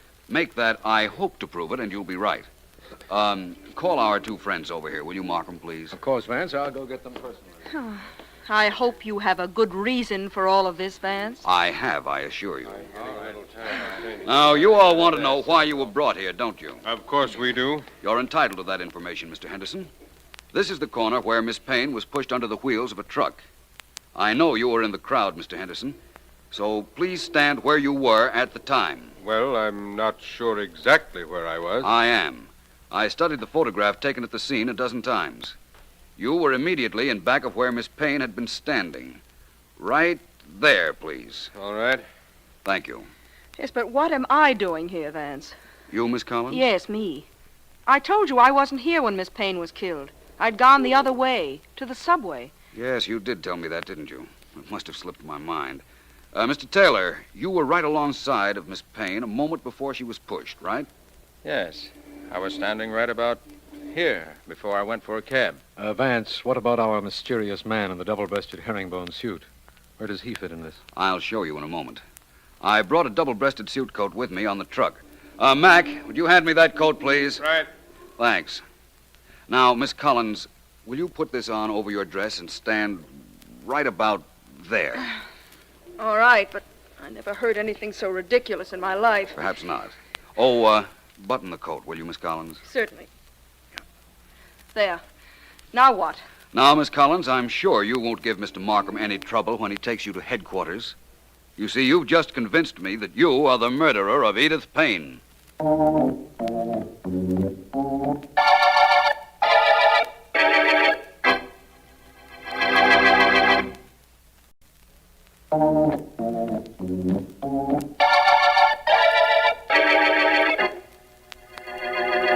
May I have this in very small pieces, please, Vance? The explanation of how you knew Claire Collins pushed Miss Payne to her death, I mean. Certainly, Markham. First of all, you're entitled to know how I knew it was a woman. I go along with that. It was a herringbone suit, Markham. The double-breasted herringbone suit we saw in that picture.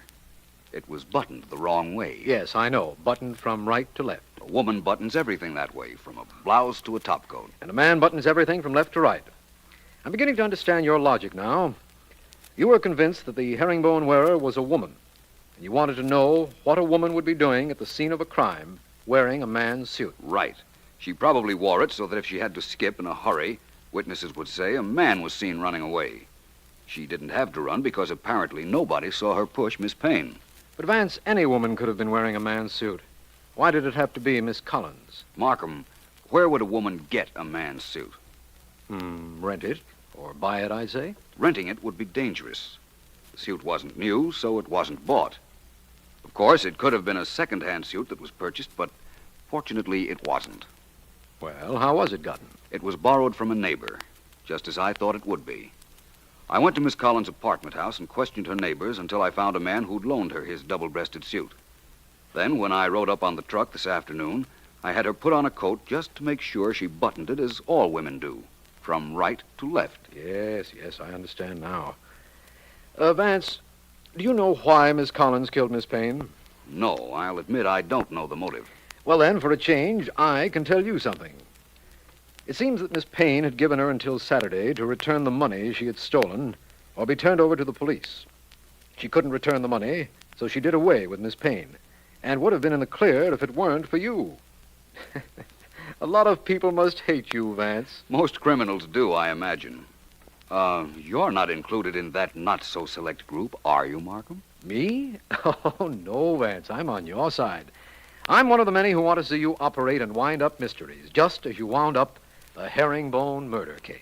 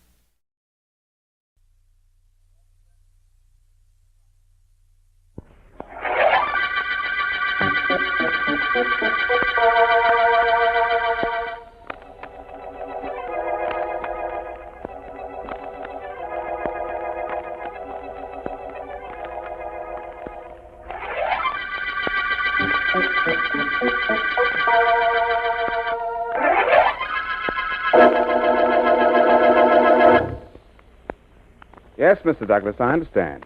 You want 6 girls to model evening gowns for your fashion show tomorrow night. And they've got to be tall, slender, and attractive, Mr. Bennett. I understand. They will be, Mr. Douglas. In fact, I can give you the same girls you had a few weeks ago. Oh, do that. They were very satisfactory. Goodbye. Goodbye. Well, do you think we have time to finish our little conversation now? Oh, I'm sorry, Sugar. Business is business. You understand? I understand more things than maybe you realize. All models aren't dumb, you know. They just look dumb.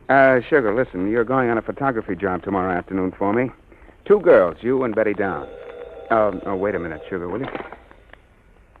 Mr. Bennett speaking. Douglas again, Bennett. Oh, yes, Mr. Douglas. I just wanted to make sure of something. One of the girls you're sending me for my fashion show will be Sugar Keen. Oh, yes, of course, Mr. Douglas. In fact, she's right here in my office at this moment. Oh, fine. Just wanted to check, that's all. Bye. Bye. Somebody wanted me? I just wanted to be sure you'd be on a fashion show job tomorrow night, Sugar. Another Hollywood-style preview. You worked a few weeks ago, remember? Return engagement by popular demand. Mm-hmm. Well, at least I'm not slipping. Slipping? Why, you're the top photography and fashion model in the country, Sugar. Have been for years. Let's get back to this business about the date tomorrow afternoon. You say it's important. And I'm going to work with Betty Downs, huh? Yes, it's very important. The pictures are for a Hollywood department store. Every movie producer in California will see them. Doesn't that make the job important? To Betty, maybe. She's got movies on her mind. Not me. She's got movies on her mind when she hasn't got Slugger Davis on her. She's not taking your prize-fighting boyfriend away, is she? She's trying, and I don't like it. And I like it a whole lot less because Slugger doesn't mind. Look, let's keep personalities out of business, Sugar. You see, I've got a personal contract with Betty. And if she goes to Hollywood, I'll make plenty. On that tomorrow's date, see that her makeup is okay. See that she looks right, will you? Look out for her, please, Sugar. Listen, Al, I'm telling you right now. If she doesn't watch her step, she better look out for me.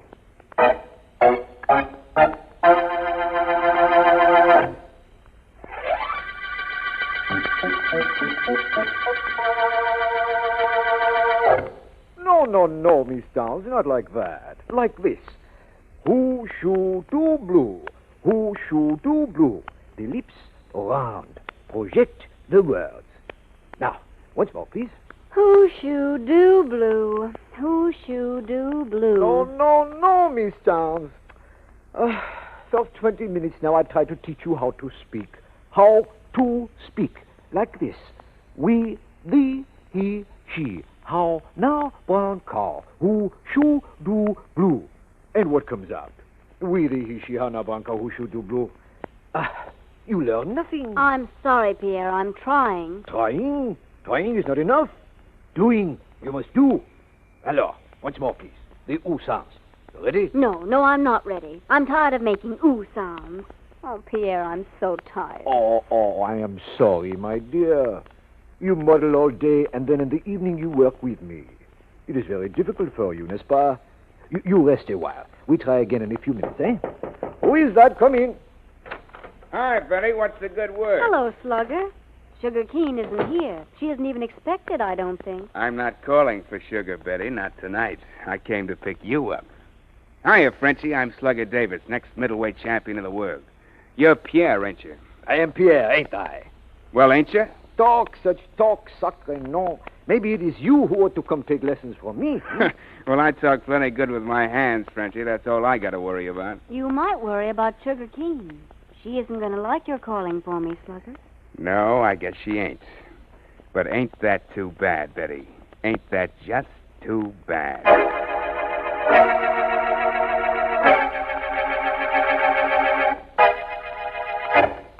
Build your upper lip a little more, Betty. Oh, here, give me the lipstick. I'll show you what I mean. Thanks, Sugar. It's awfully swell of you. I understand these pictures we're taking are going to Hollywood. They sure are. And don't you wish you were? Sugar, Hold your mouth still so I can take care of that upper lip. Why I do these things, I'll never know. Now, there. Take a look. Better? Oh, it looks fine. Have you plenty of pancake on? Those lights are going to be hot. I think I've got enough. Sugar, I want to talk to you about Slugger. I want to talk to you about him, too. Only not now. Business is business, and this is a job. Use a little more pencil on your eyebrows. And put a dot on the outside of each eye. Makes your eyes photograph bigger. Thank you. Right here? Yeah, that's the spot. Okay, let's get inside. I'm ready. Thanks again, Sugar. I'll never forget this. Yeah, I know. Okay, Mr. Stevens, we're ready. Where do you want us? I want you for the first shot. You alone, Miss Keene. Miss Downs, you can wait in the anteroom if you like. I'll call you when I want you. You'll find magazines if you can't read. Thank you, Mr. Stevens. I'll be ready when you call me. What now, Stevens? Just walk up those steps, Sugar. At the third step, turn around and face the camera. This shot shouldn't take long. Ready? Yes, I'm ready. Walk up about here. Turn, face the camera.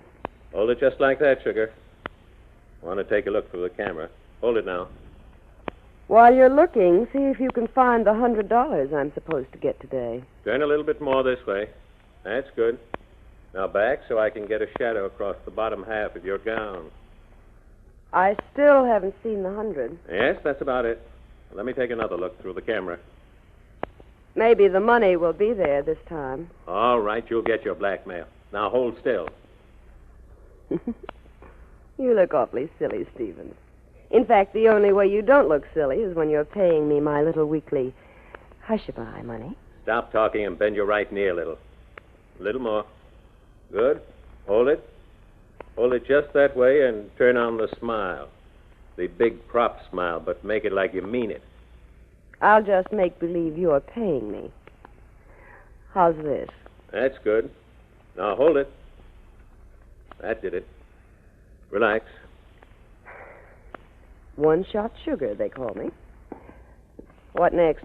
Relax for a while. I want to take Miss Downs now. I'll get her. Right after you give me that little cash present I get every week. You do like giving it to me, don't you, Stevens? I couldn't possibly accept it if I thought you didn't enjoy giving it to me. I love it. And you'll have it before you leave. When do I get back those letters? At the end of the year, just as I promised. You pay me every week for a year like a good little boy. And your wife will never know you were a bad little boy. And that I have your letters to prove it. You wanted Betty, I'll get her. Hey, Betty. Well, Sugar. Hello, honey. Oh, just like that. Hello, honey. Slugger, I told you to keep away from Betty. But, Sugar... I'll handle this, Betty. Look, Sugar, what are you building? Can't I talk to another dame without you blowing your lid? Listen, Slugger. The only thing that will ever break you and me up is my making up my mind that it'll happen. Me. When I decide you and I aren't a team, we're through. Not when you do. Do you understand? Maybe I do, and maybe I don't. Maybe I don't like you handing out the decision, Sugar. What happens then? What happens then? Mm-hmm. This happens. Try walking out on me, Slugger. And you'll be the sorriest pug that ever walked on his heels. I said the sorriest. I meant the deadest. Come on inside, Betty. We have to have our pictures taken. Business is business, you know.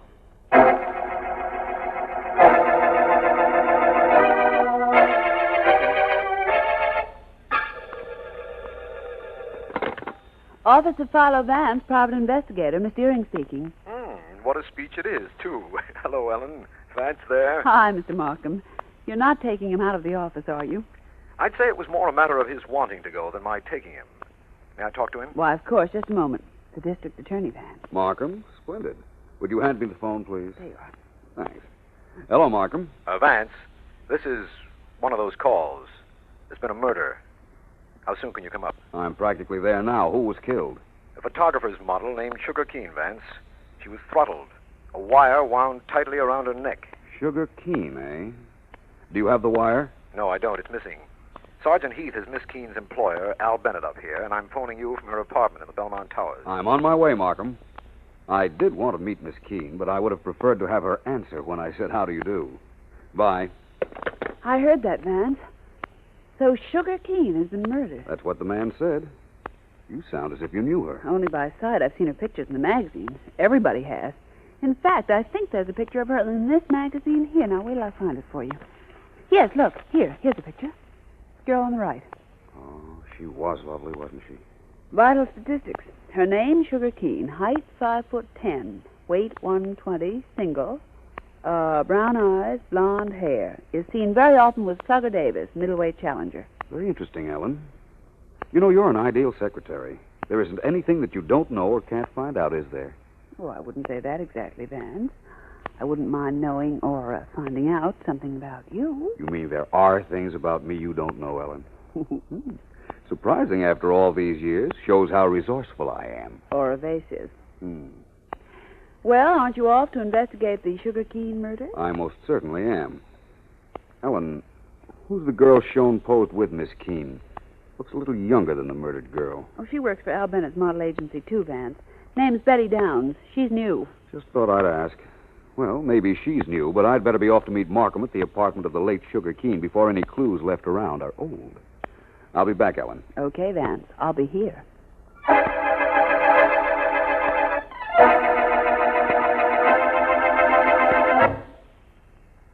Miss Keene worked for you, didn't she, Mr. Bennett? You must know who didn't like her. Well, I'm sorry, Sergeant Heath. I wish I could help you, but this has upset me terribly. You see, I've known Miss Keene so long, ever since she was a child. But you've got to give me time to think. You've just got to. Sorry, Mr. Bennett. I didn't mean to be tough. You've gone over this murder room without missing a thing. Can't find any clue to work on. I thought maybe you could help us. Well, maybe I can, but not right now. I can't do anything right now. Look, can't I leave? Please, you know where to find me if you want me again. I'll ask the district attorney. He's talking to his friend Philo Vance in the next room. There just doesn't seem to be anything at all that points... Hey, D.A., is it all right for Al Bennett to leave? Who? He's the head of the model agency this Keene gal worked for. He wants to go home. Let him go, Heath. We can get him if we want him. Okay, D.A., just wanted to get an okay from you. Well, Vance, you know all the facts. What do you think? Markham, it's hard to form an opinion at the moment. You say she was strangled with a wire of some sort. That's right. The police are tearing the murder room next door apart, trying to find it. I wish we could lay our hands on it. Is that the only wish you can make, Markham? Because if it is, I can fill it for you. This is the murder weapon, I think. Where did you get that, Vance? It was lying here in a corner of this room. I saw it glisten while you were talking to Heath just now. The police haven't gotten around to this room, apparently. But, Markham, it isn't a piece of wire. No, I can see that. Just what is it? I'm not positive, but I believe it's a piece of costume jewelry. A coiled bracelet that's been unwound. It would make a very effective weapon. Here, take it, and my handkerchief with it. There may be fingerprints on it. Segments of fingerprints, anyhow. It isn't very wide. My guess is the murderer threw it into this room as he ran out of the apartment. Do you agree, Vance? With the fact that the murderer threw it here? Certainly I agree with that, Markham. What I don't agree with, however, is that you refer to the murderer as he.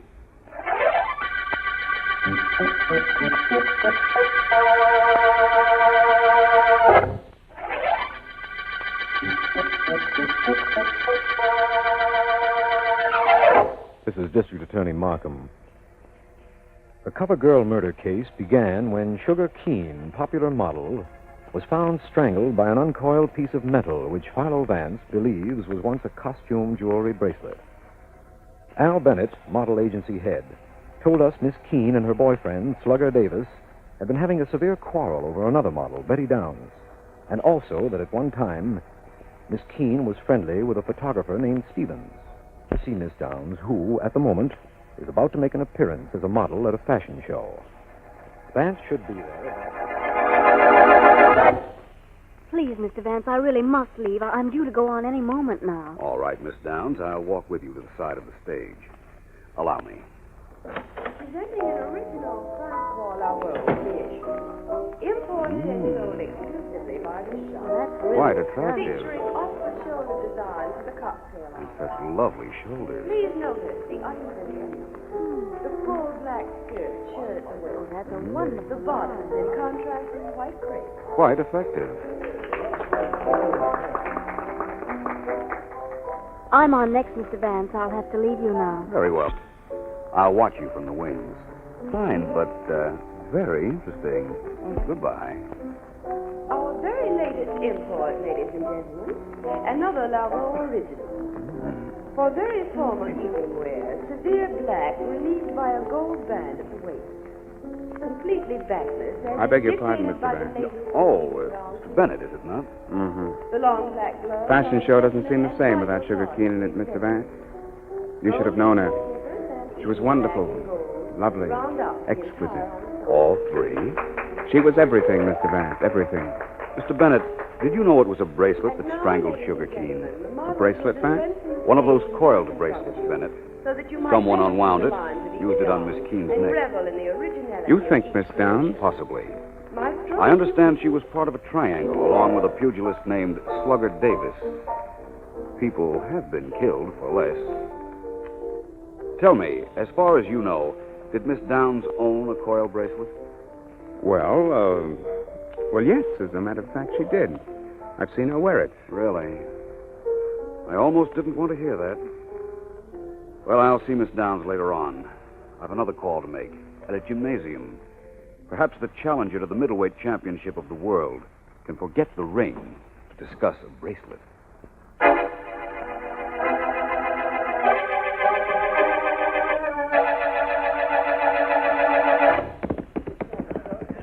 Just keep on your work, Mr. Davis. I didn't mean to interrupt your bag punching. You ain't, Vance, you ain't. No, I don't suppose I am. Davis, I understand you and your former sweetheart, Sugar Keen, had quite a quarrel just before her death. Yeah, so? You might have killed her, Mr. Davis. Yeah? Well, all I've got to say to you, Vance, is this. Well, that's quite a punch you have, Mr. Davis. And I think I understand what it was you had to say to me. I'm very happy, though, that you said it to me through the medium of that punching bag. Hey, Slugger. Hey, Slug. There's a doll outside wants to see you. And what a doll. Yeah, well, thanks, Punchy. You want in on this, too, Vance? For just a second, I want to verify one fact. Huh? It has nothing to do with you, believe me. Is this the door we use? Sure. Wait till I throw this robe over my shoulder. There. Okay, let's go. Hi, Betty. Slugger, Good afternoon, Miss Downs. Mr. Vance, I didn't expect to find you here. You said you had something to ask her, Vance. Go ahead. Very well. Miss Downs, I've been informed that you owned a coiled bracelet. Costume jewelry, I believe. Is that correct? Yes. Yes, I own a bracelet like that, but I can't find it anywhere. And I don't understand where it can be. No? I wonder. What upsets me is that I only bought it yesterday. Well, I've never had a chance to even wear it. So you say. I just want to check one more thing. Did Sergeant Heath take your fingerprints? Forget it, Vance, and beat it. Heath took everybody's fingerprints, and I've taken about all that talk of yours I can stand. Get out of here. Betty and I have things to say to each other. Have you really? Perhaps it might be a good idea for both of you to devote the things you have to say toward perfecting an alibi for each other.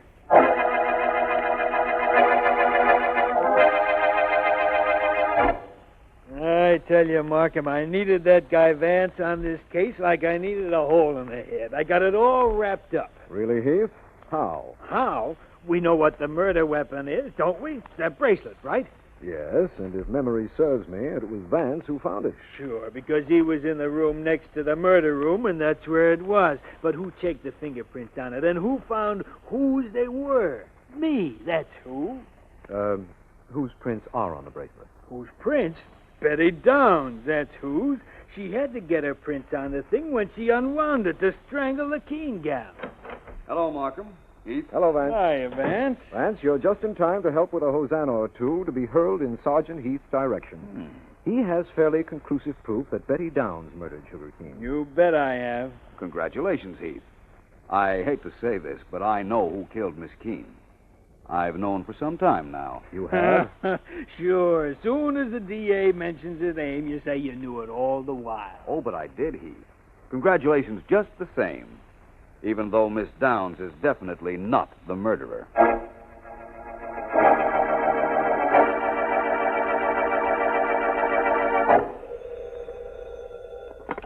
Hello? Ellen, this is Vance. Hi, boss. What's up? My spirits, for one thing, Ellen. I think we're near the end of the CoverGirl murder case. We sure did that quickly enough. How did we do it? I'll tell you all about it, as if I dared do anything else but that. But first, Ellen, I want you to call Markham and have Mr. Bennett, Miss Downs, Slugger Davis, and a photographer named Stevens in Mr. Bennett's office in an hour. Right. Anything else? Yes, I want you to stop at the office of an attorney named Wolf, Bartley J. Wolf. And when you're there, here's what I want you to do.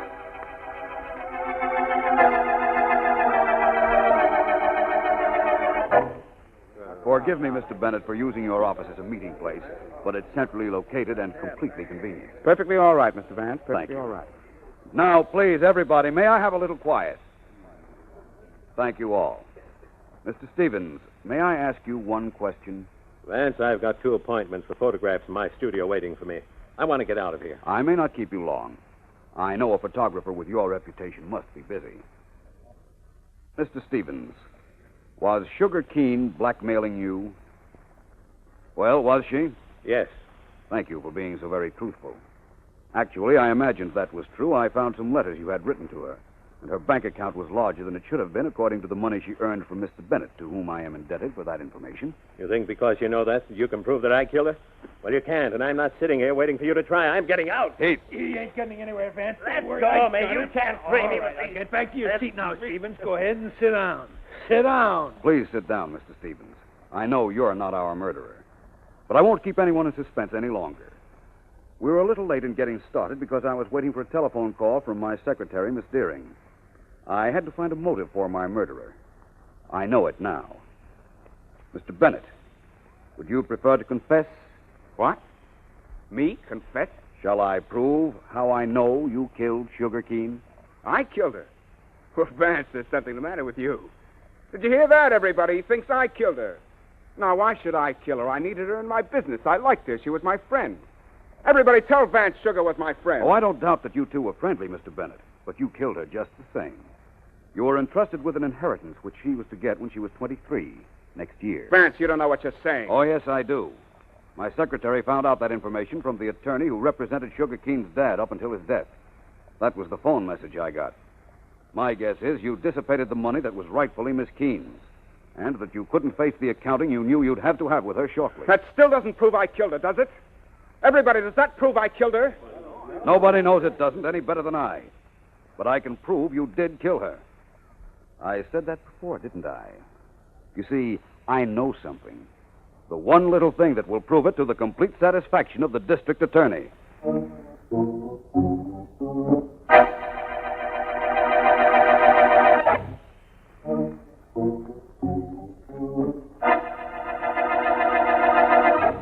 You mean to tell me, Vance, that you're going to let me crawl with curiosity and you're not even coming down to the office? That's right, Ellen. Well, it's partly right. I can control your curiosity even though I won't be down today. Well, start controlling, boss. I've got questions to ask about that cover girl murder case. You'll find the answers on the dictaphone. I dictated a record last night. Now I'm going to sleep. See you later, Ellen. Oh, all right. But if you've left out anything, I'll be on the telephone. Bye, Vance. Goodbye. Dictaphone, Well, we'll see. Miss Deering, you probably want to know how I knew Al Bennett killed Sugar Keene and why I sent you to that attorney's office. I certainly do. We knew Miss Keene was strangled with a winding bracelet belonging to Betty Downs. But Betty Downs claimed she had never worn the bracelet. I knew that was probably true because she'd have no reason to lie about wearing it once she admitted she owned it. But to make certain, I checked with the store where she had purchased the bracelet. And I was told it had been delivered late in the afternoon of the murder day. Mighty good checking. Al Bennett, however, knew she had that bracelet. How could he possibly know? He never saw her wear it. The only way he could have known is if he took it out of her apartment to use on Sugar Keene. I wonder what he was doing in Betty Downs' apartment in the first place. I imagine, with your logical mind, Ellen, you want to know why Bennett would go to Miss Downs' apartment. Well, I believe he went there to get something. A glove, a belt, a handkerchief. Something he could leave at the scene of the crime that would be traced to Miss Downs. He hit upon the coil bracelet. His one mistake. And what a mistake. Once Bennett said he knew Miss Downs owned the winding bracelet. I knew he was our man. And if there aren't any questions from you, Miss Deering, I believe that is all that needs explaining. Well? Oh, what's the difference if I had a question? You couldn't answer it, could you? Hey, what am I doing talking to a record? I thought I'd covered everything, Ellen. Or perhaps I should say, uncovered everything. Suffice to say that I'm sure we've reached the end of the Cover Girl murder case.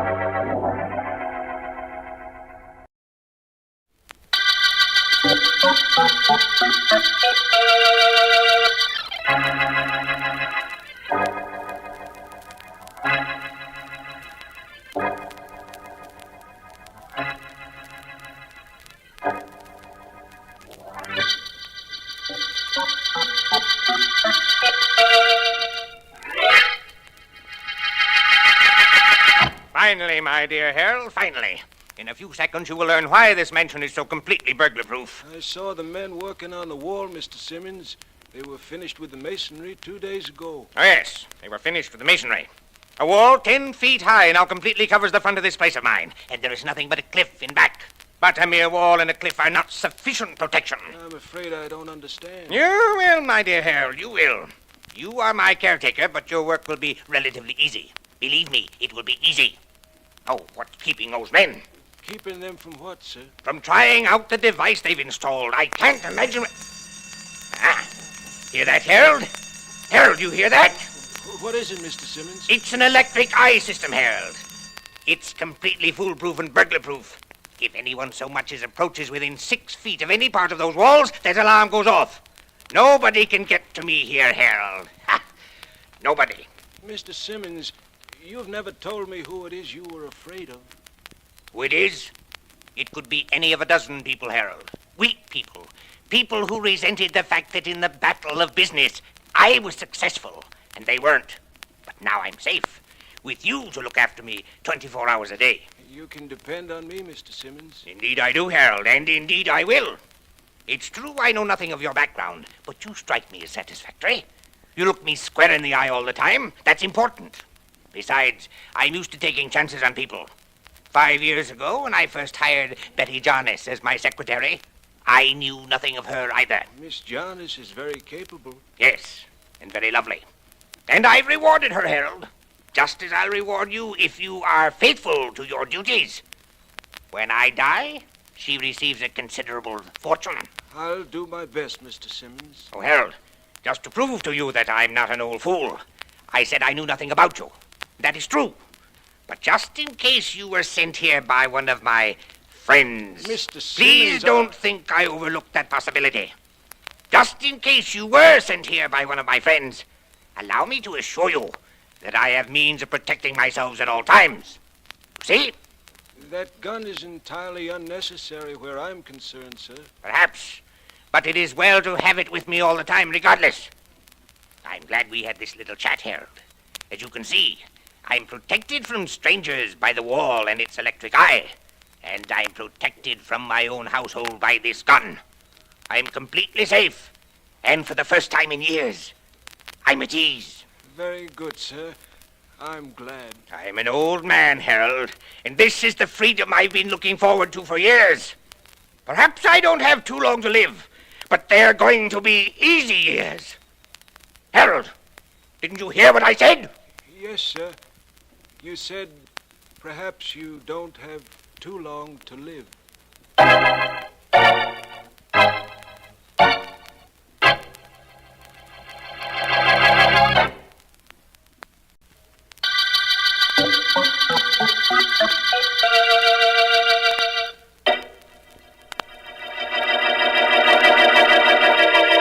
Jim. Jim, are you there? Hello, sis. I'm here. Why are you calling? I had to talk to you, Jim. So much is happening, and you're 1,000 miles away. Another gripe about that job of yours? Yes, it's still Mr. Simmons. He's unbearable. So why don't you quit? Why do you keep calling me up and complaining every week? Oh, no. No, I don't quit this job. Not with all that money I'm being left in Simmons' will. I'm sticking. Well, then what's your beef? He's moved out to a place in the country. There's a wall around the house. The windows are barred. And I've got to work there and live there. Well, what do you want me to do? I don't know. All I know is that this place is a prison. Gray stone, flat roof. Whew. Those barred windows and the wall, I feel like I'm in jail. Oh, if only something would happen to the old buzzard. Like what? Like realizing that you deserve a couple of days off a week so you can have a fling at living? That's not what I'm thinking, Jim. I was thinking that it looks like I'm going to be able to live only if Mr. Simmons dies.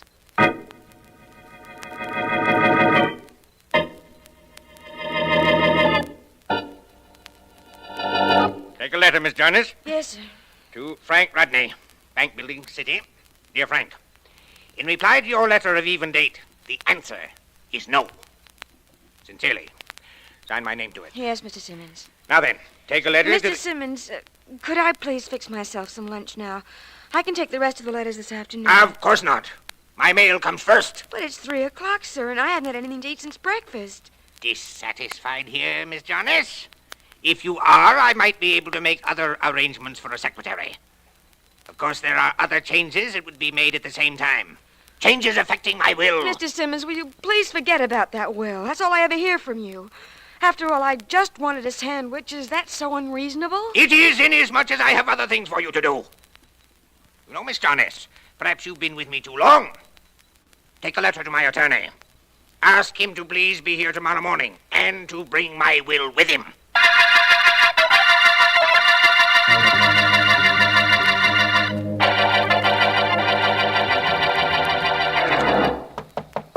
Vance. Oh, Vance. Oh, just a minute. Markham, what are you doing here at this hour?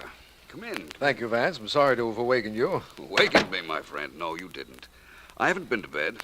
I've been reading up on criminal identification through hair analysis. Very interesting. Kept me from realizing it was daylight. Vance, don't you ever do anything that ordinary people do? Like sleep, you mean, Markham?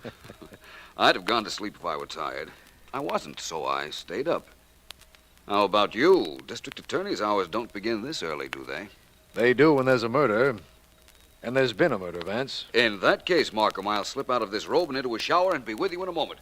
Come along, you can tell me all about it. Right.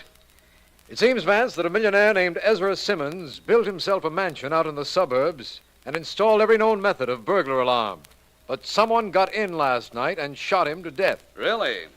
I know about Simmons. He made a fortune stepping on people's backs. I'll hop in the shower and make this as quick as possible. Good. Of course, Vance, there's a possibility that Simmons was killed by someone in his house. His secretary, Betty Jarnes, or his caretaker, Harold Eckner. No question about that possibility. Miss Jarnes claims she couldn't stay in the house last night and went into town, returning this morning to discover the body. And the caretaker claims he heard no one try to get in, nor will he say he killed Simmons. Unreasonable of him, isn't it? How would you like me to tell you how Simmons might have been killed? But, man, how could you? Apparently, neither the caretaker nor Miss Jarnes killed him. That's a little too obvious. And you don't know anything about any of the details of this case. All I know is what you've told me, Markham. But I won't disturb you with one of my long-range predictions. I'd suggest we get right up to the Simmons mansion. Right now, Vance? Hardly. I think we ought to wait until I get dressed first.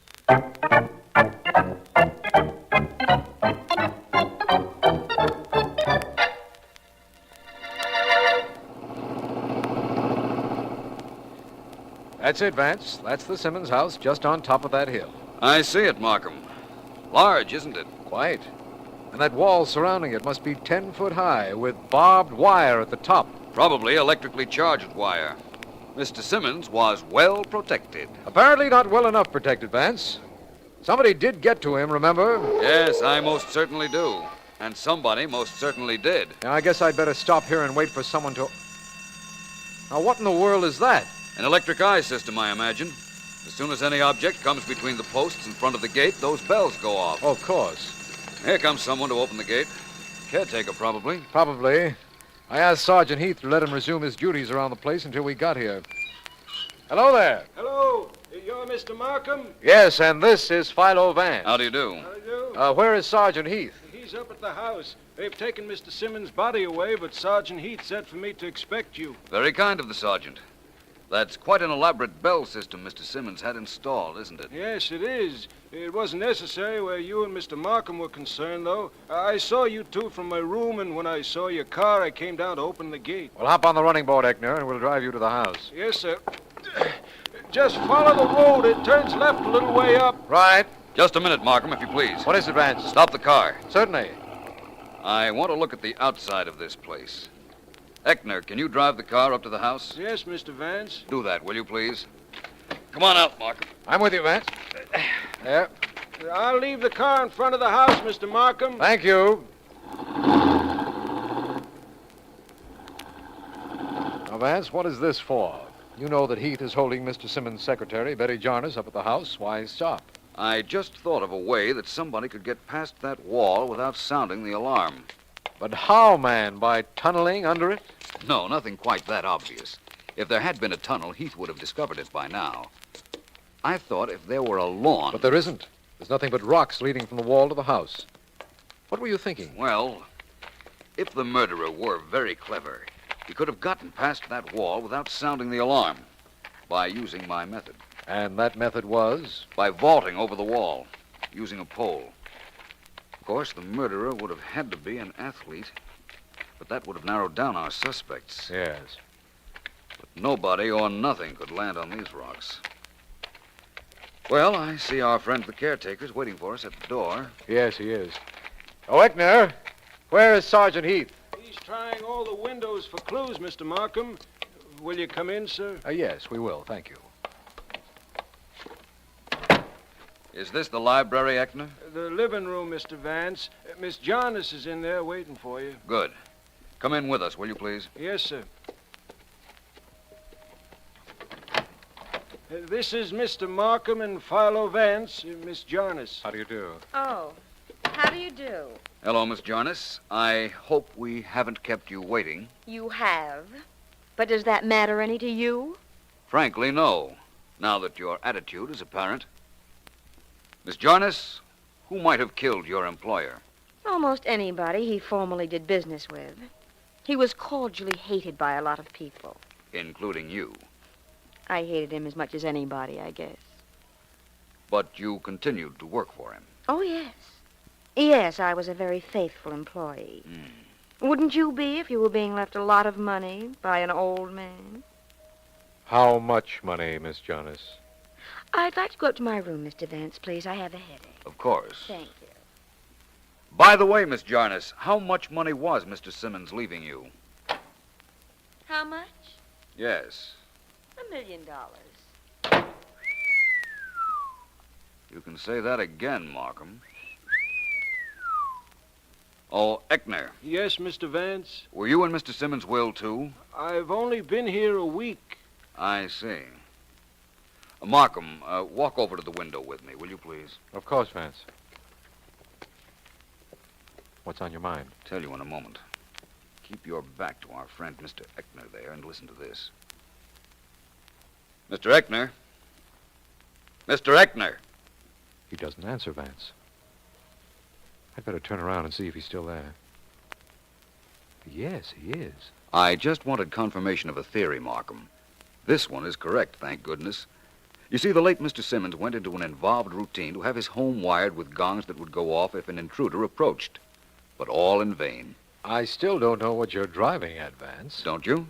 Well, Eckner here, the man he depended upon to protect him in case those gongs went off, happens to be stone deaf.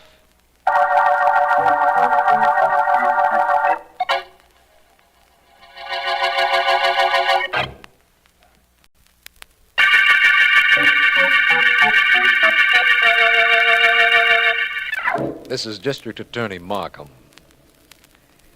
The $1 million murder case opened with the finding of the body of Ezra Simmons, much disliked recluse, despite all of Simmons' efforts to protect himself. Suspects include his secretary, Betty Jonas, and a caretaker, Harold Eckner, who, Vance has discovered, is stone deaf. At noon of the day following the murder, Joseph Hargrave, Simmons' lawyer, arrived at the mansion. All of us, Vance, Miss Jonas, Eckner, and I, are gathered in the library to hear him read the will he has brought. Very well now, very well. Quiet, please. I must have quiet, please. You'll have it, Mr. Hargrave. Good. Now, let me see, where do I begin? Oh, yes. Miss Jonas, you wrote me a letter asking me to be here today. Yes, I did. And to bring the will. Mr. Simmons wanted you here with it. Don't know why. Don't care why.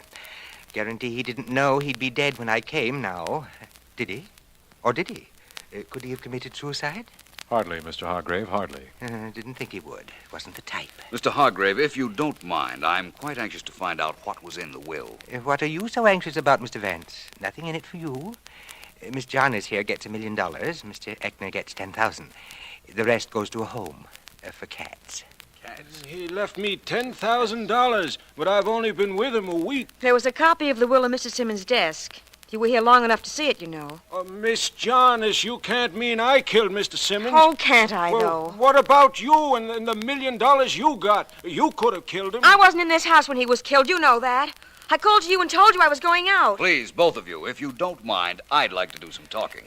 And if you don't mind, I won't listen. I can't stand people talking. Makes me nervous. If you don't mind, I'll just go to the kitchen and make myself some coffee. What is it you were saying, Vance? Well, first of all, I want to talk to Mr. Eckner. You are deaf, Mr. Eckner. Why didn't Miss Jarnes know that?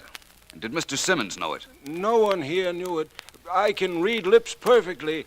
I was afraid to tell Mr. Simmons I was deaf. I thought maybe he wouldn't give me the job when I applied for it, and, well, I needed it. I see. Well, I imagine that's reasonable. Apparently, you were the only one here last night when the murder was committed.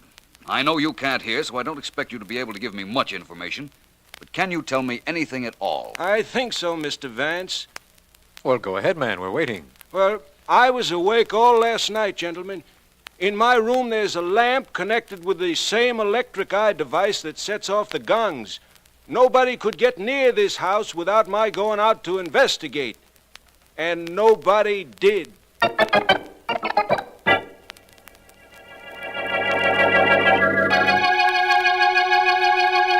Hello. Hello, is that you, Jim? Betty, honey, how's my favorite sister? I've been trying for 15 minutes to get you on the phone, Jim. How soon can you get here? What do you mean? Jim, Mr. Simmons has been murdered. And Philo Vance thinks I did it.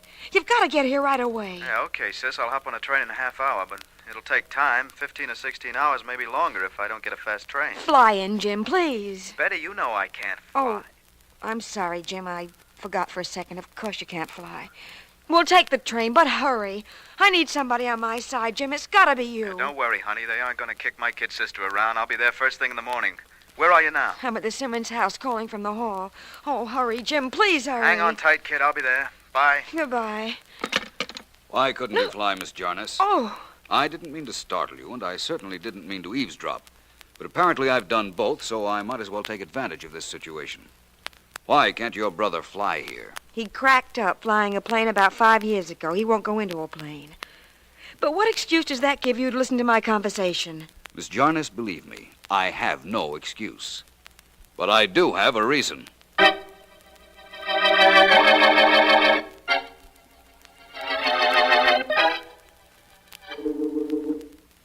a man out here to see you, Mr. Rodney. He told me to tell you his name was Buck. Buck, eh? Send him in, Miss Morgan. Send him right in. Come in, Buck. Sit down. Thanks, Mr. Rodney.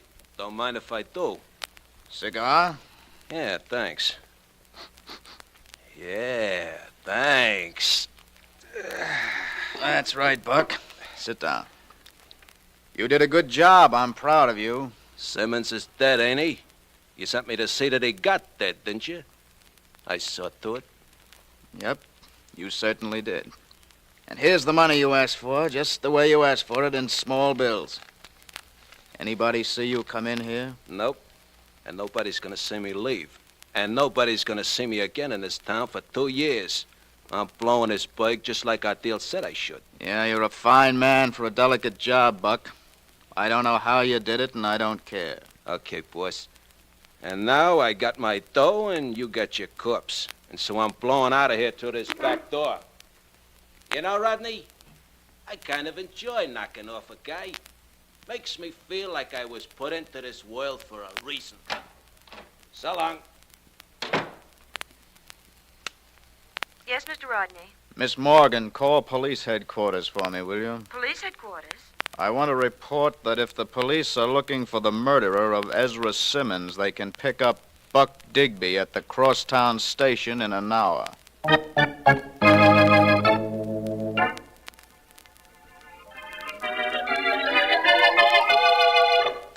Hi, Markham. Ah, there you are, Vance. Glad you got here. Where have you been? Doing a little investigating, Markham.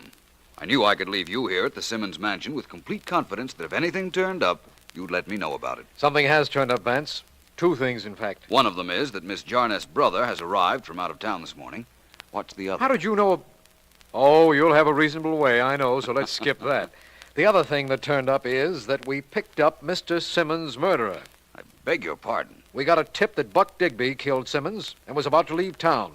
We caught him at the station, and of course he denied everything, but we're pretty sure it's he. Are you, Markham? Yes. Has he told you how he succeeded in getting into this house despite the wall, the electric eye, and the barred windows? Well, no, he hasn't. He probably won't either, Markham, because the chances are he didn't kill Simmons despite your tip. I think I know who murdered Ezra Simmons, Markham. And believe me, it isn't Buck Digby.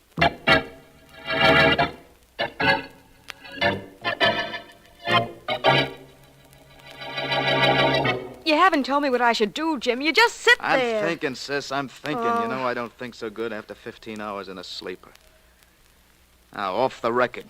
You didn't kill Simmons? All for on the record, I didn't kill him. $1 million is a big reason, sis. There you go again. Sorry, I was just trying to make... Who's there? Philo Vance, may I come in? Come in. Please forgive my intruding into your room, Miss Jarness, but I was anxious to meet your brother. How do you do, sir? I'm Philo Vance. Hi. What's going on here, Vance? What are they trying to do, frame my sister for that old buzzard's murder? No, nobody's trying to frame her, Mr. Jarness. If she's innocent, I assure you she won't be put in jail. Until we're sure we're keeping her in this house. Miss Jarness, is there a room in this house that is relatively soundproof? The basement is. It's equipped with all the gongs and stuff. But you can't hear what's going on in the rest of the house, if that's what you mean. That's what I mean. I'm going to ask you and your brother to go down there. Join Mr. Markham and Harold Eckner. You're all going to see me drive down the road and out through the gate. And when you see me again, I'll be in this house without an alarm being sounded or a window bar being out. I'll get in just like the murderer got in.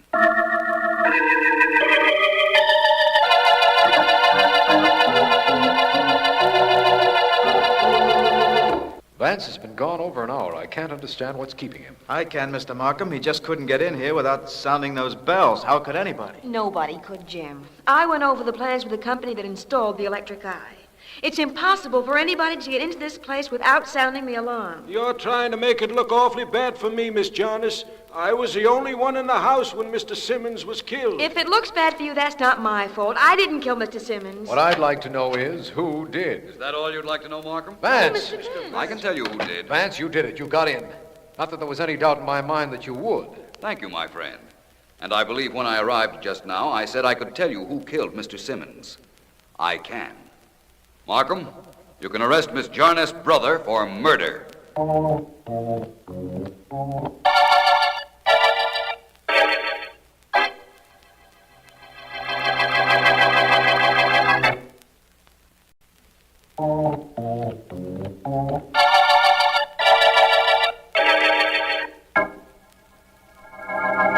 Now, this requires a lot of explanation, Vance. Let's start with Buck Digby. All right. He went to kill Simmons, but he found he couldn't get in the mansion without setting off all those gongs, so he gave up the idea. Then he heard on the radio that Simmons was dead, so he figured he'd collect regardless. And the man who sent him to kill Simmons, that Mr. Rodney, he tipped us off to Buck. Why would he do that? 2 reasons. He was an allegedly respectable citizen. He knew that Buck would involve him if he were arrested, but he could always deny the accusation. However, if Buck remained at liberty, Rodney would be blackmailed by him for the rest of his life, and he knew it. I see. Now tell me this. Jim Jarnes was in South City, 1,000 miles from here, on the afternoon of Simmons' death. He was afraid to fly, yet you claim he was in this house at midnight in time to kill Simmons. That's right. He was afraid to fly, Markham, but he flew just the same. But he couldn't have flown a plane over the wall and landed on those rocks outside. Nothing could land on them safely. Yes, I know, Markham. But Jim flew in from South City in about 4 or 5 hours. And then he rented a helicopter from a flying field about 10 miles down the road. How do you know that? I rented one there myself a little while ago. Those helicopters are wonderful. They can land on anything, including the roof of the Simmons house, which is where I landed. You know how flat the roof is. Yes. So that's how you got into the house without the alarms going off. That's right. I landed on the roof, opened the skylight, and came down as nice as you please. Oh, Vance. The man at the flying field described the man who had rented a helicopter the night of the murder, and so I knew who our murderer was. Well, I'll be darned. What about a motive, Vance? Well, Markham, wouldn't you like to have a sister, your only living relative, who had $1 million? Yes, I would. One more thing, Vance. Everything logical pointed to the fact that this was an inside job, that Simmons was killed by either Miss Jarnes or the caretaker. Why were you so sure it wasn't? Because, Markham, we know Miss Jarnes wasn't at the mansion the night of the murder. But the caretaker didn't know that. She probably called up to him that she was leaving, but don't forget, he couldn't hear. Oh, I understand now. He'd never have tried to murder Simmons thinking Miss Jarnes was in the house, and he never knew she'd left. Right. That the end of your questions, my friend? The end of my questions, Vance, and the end of the $1 million murder case.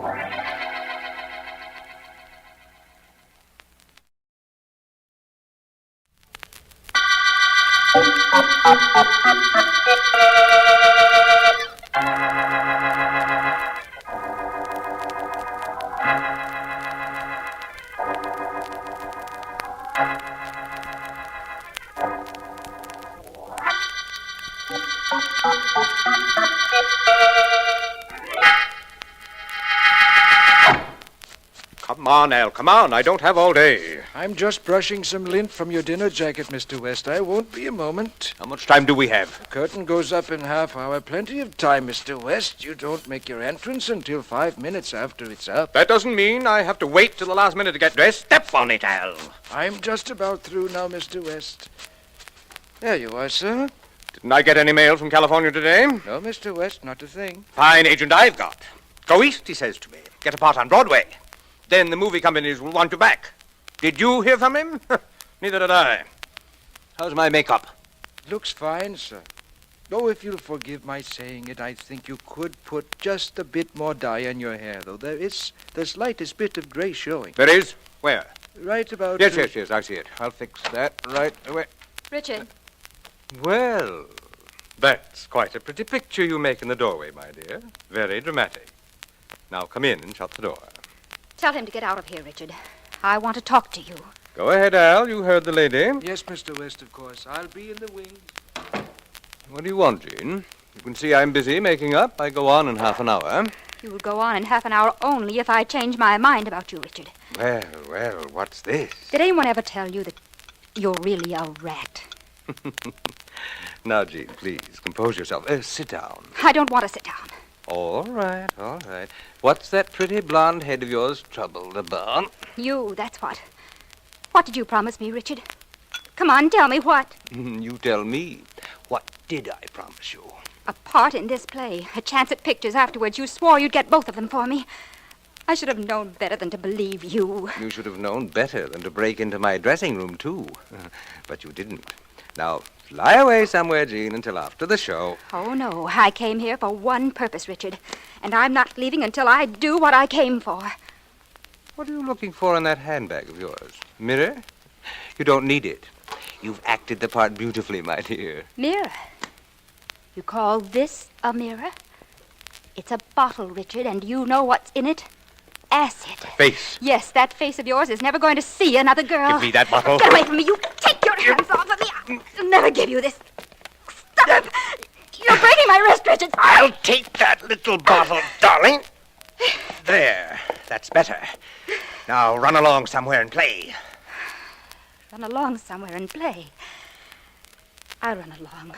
But I'll be back to see you, Richard. And then I'll really play. For keeps.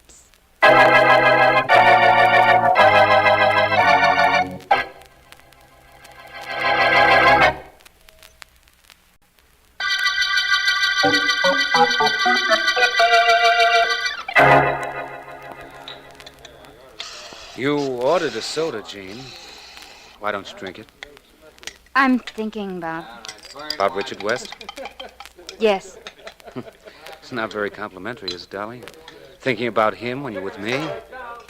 I hate him, Bob. Oh, no. Too much venom, Jean.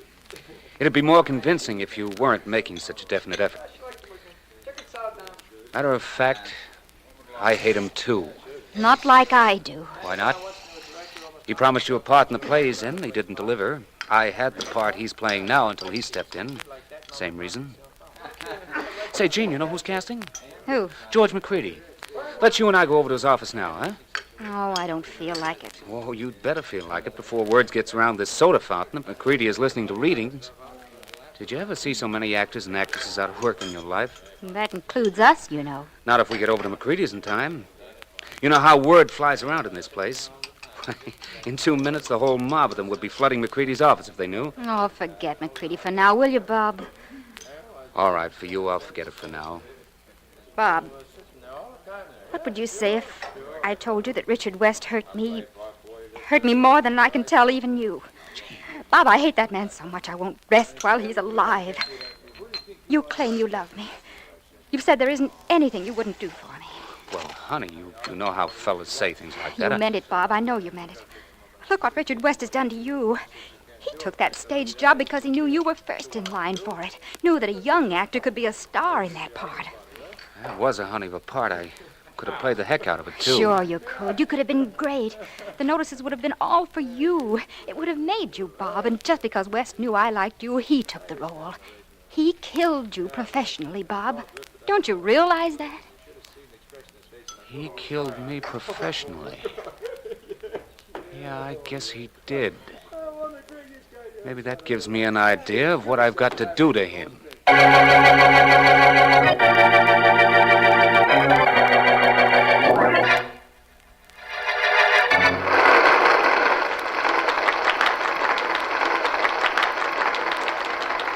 That's all. Leave the curtain down. No more calls. I'm going to my dressing room. Yeah, wait a minute, West. Wait a minute. Oh, Mr. Adams, how are you tonight? I was pretty good before I saw this performance. I want to talk to you, West. More people want to talk to me. It's just that attitude I want to talk to you about. I've got a lot of money tied up in this show, West. I lose a fortune if it goes under. Well, what's that to me? When you produce and back your own shows, you're taking a gamble. I know, but I like a fair shake. I practically begged for this part after I had young Bob Davis all set for it. So? So I gave it to you because I thought your name would help at the box office. Well, it doesn't mean a thing. And I'm paying you a lot of money. And we've got no advance sale, none at all. This thing's a turkey. That's why nobody's coming to see it. We could be breaking even or showing a profit if you'll be reasonable about the money you're getting. Look, don't bother me, will you? I want to go to my dressing room, take off these clothes, and relax. I'm not taking any cut.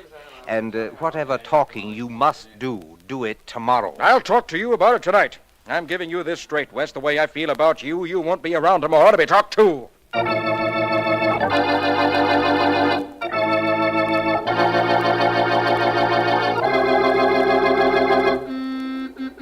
Markham!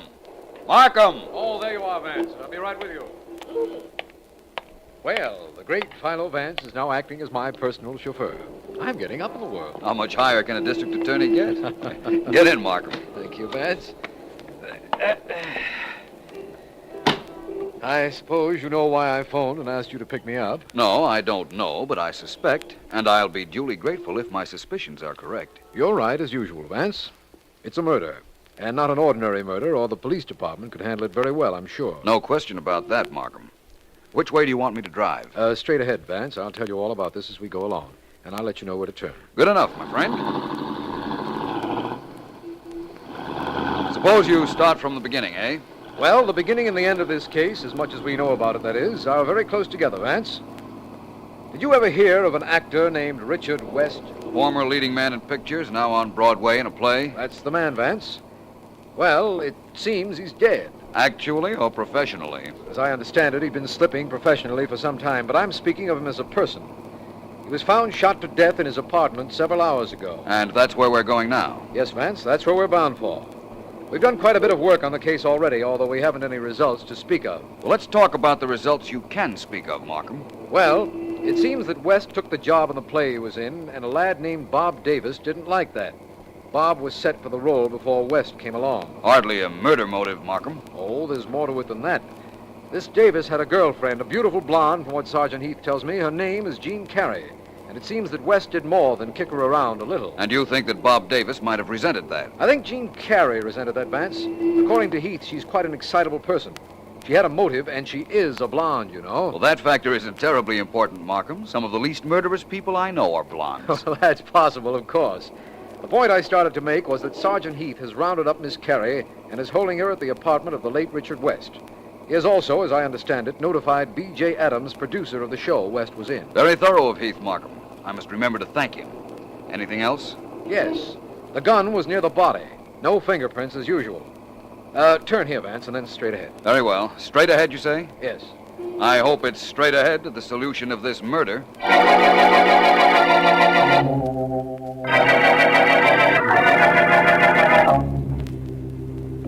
Don't think I'll let you come near me. Oh, no. I know what you'll do if I put down this gun. Stand back, I said. Way back or I'll shoot. I mean it, I'll shoot. Don't try that old trick of looking over my shoulder as if there was somebody there. I know there isn't. Your number's up, Tony. Way up. What are you smiling for? Maybe there is somebody in back of me. I'd better look. No. No, don't shoot! Don't! Okay, Davis, that's fine. Heard enough.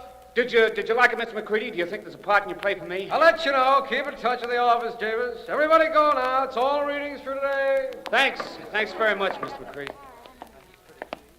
Wait a minute, Davis. Huh? Oh, it's you, Hank. Yeah, that's right. Hank Gale, best actor's agent in show business. I'd like to talk to you, Bob. Yeah, about what? About getting you a part in this play McCready's doing. I can handle that guy, Davis. No, nothing doing. I know all about you and your shady deals, Gale. Wait a minute. Don't be in such a hurry. Take your hands off my coat. I gotta get out of here. You shouldn't be in such a hurry, Davis. You really shouldn't be. I got angles in this town. Lots of angles about lots of things. What are you talking about? Murder. I got angles about the murder of Richard West, for instance.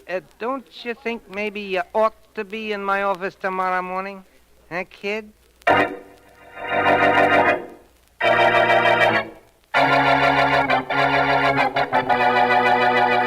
Your name is Jean Carey, is that correct? That's right, Mr. Vance.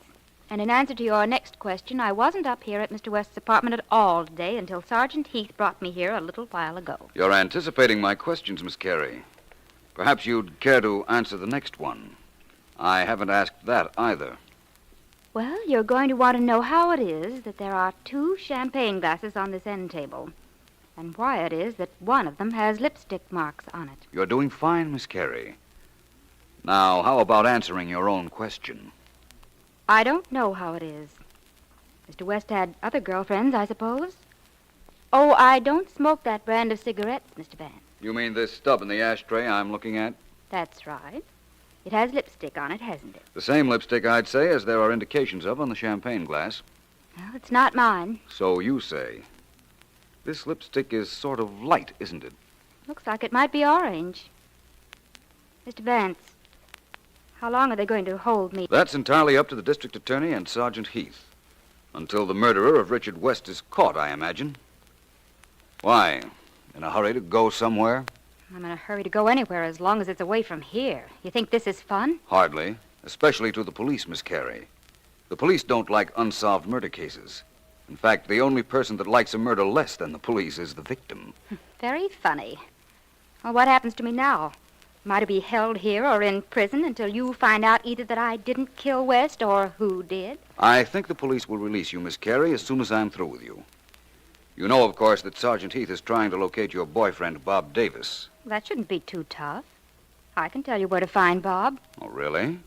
And you wouldn't mind turning him over to the police? Why should I mind? He didn't do anything. He and I were together at the time of the murder. If he knew the police wanted him, he'd be here with bells on. What would he have to lose? I don't know. Is it true that B.J. Adams, the producer, was going to star Bob Davis in a play before Richard West appeared on the scene? Yes. Bob's a good actor. He would have been great in the part. I wonder how good he was in playing the role of a murderer. Bob wouldn't kill anybody, even for me or himself. He couldn't. He isn't the type. According to you, that is. But don't forget, Miss Carey, that according to Shakespeare, one man in his time plays many parts.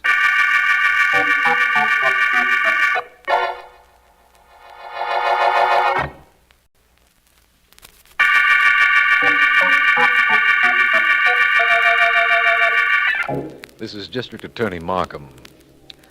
The curtain call murder case opened with the finding of the body of Richard West, former Hollywood leading man, currently appearing on Broadway for producer B.J. Adams. The suspects include blonde Jean Carey, West's former girlfriend, and Bob Davis, young actor who has been going with her.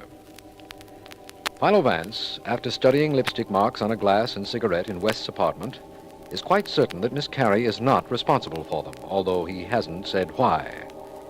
He's told me he had some inquiries to make at the office of Hank Gale, the theatrical agent, and he should be there.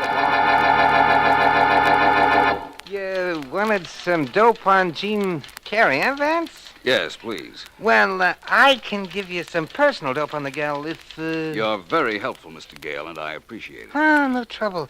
Kind of like the idea of helping out Philo Vance. Maybe sometime you could help me, huh? Maybe, Mr. Gale. I understand Miss Gary's been in show business since she was a kid, eh? Yeah. I knew her mother pretty well. Good hoofer. One of the best. Her old man wasn't much of a guy. Good performer, but a bad boy. Did a one-man band act while mother hopped the buck before Jean was born. And after? Well, as I remember it, the father stuck around for about 6 or 7 years and then blew. I don't know what happened to him. Jean's mother died right after that, and the kid must have had a pretty tough time before she was old enough to work on her own. I imagine she did. What kind of a fellow was this Richard West, Mr. Gale? A rat. You want details? I think I get the general idea. Well, this producer, Adams, really let him have it after the show the night West was killed. Anyhow, that's what I hear, and I get around. I hear a lot of things, Vince. Really? That Mr. Adams' quarrel with West sounds like something I should know more about. I think I ought to go over and see Mr. Adams and find out whether a Broadway producer can produce anything interesting in this case.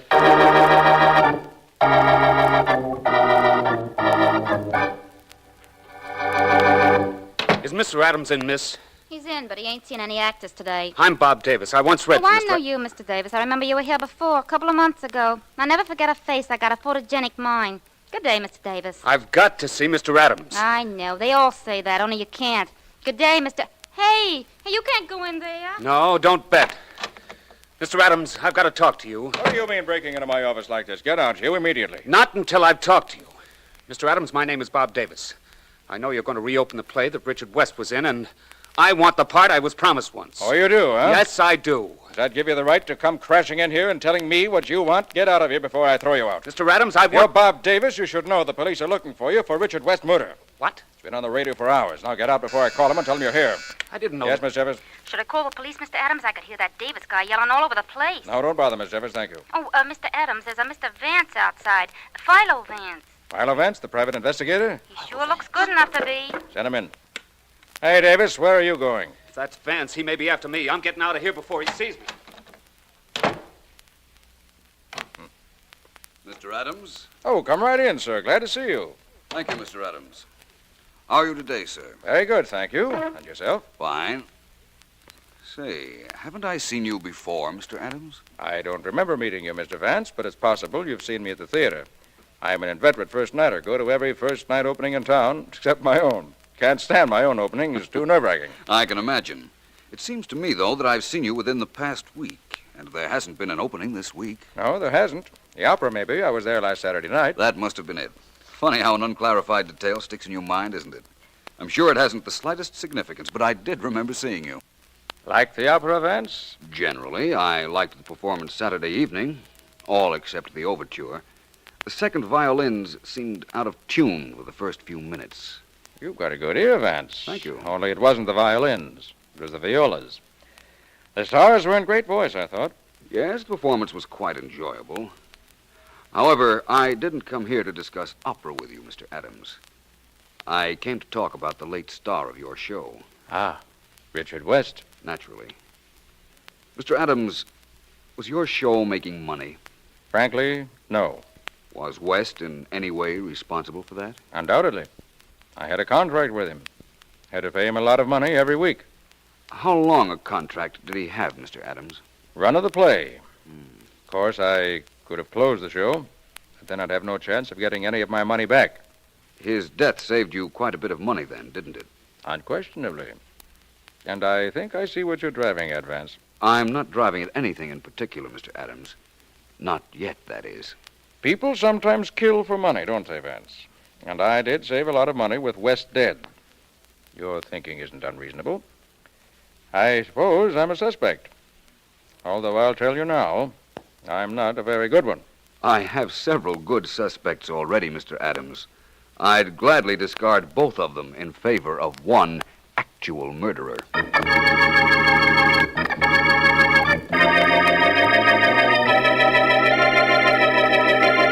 Miss Carey, you realize why you were brought to my office. No, I don't, Mr. Markham. All I know is that Vance said I could go. Yes, he did, and you're not being officially detained. You can leave any time you like. But there is one thing I want to know more about. What's that? According to the testimony of Richard West's valet, you broke into his dressing room the night he was killed, and you threatened him with a bottle of acid. Oh, that. Oh, that? You're dismissing it rather lightly, Miss Carey. Because it's only half right. I threatened him, but not with any acid. The bottle had nothing in it but water. Oh? What did you want with West? I wanted him to make good on his promises to me. That's what I wanted. I thought I could force him into getting me a chance in Hollywood. You might have tried to do the same thing later that evening in his apartment, only this time you had a gun. I wasn't near his apartment. I told you that. I told Vance that. Excuse me, please. Markham speaking. Hello, Markham. Vance. Oh, hello, Vance. What's up? My spirits, for one thing, Markham. Will you do me a favor? Of course. What is it? I want you to reach Bob Davis and B.J. Adams and have them at my office in an hour. Can you do it? Of course I can do it, Vance. Good. You can bring Jean Carey with you if you like. She's there with you now, isn't she? Why, yes, but how did you know? I came to call for her to tell her some news that she wasn't going to like very much. And I found that a man from your office had been at her apartment. You have some news that she isn't going to like very well, Vance? Definitely, Markham. I'm going to prove her connection with the murder of Richard West.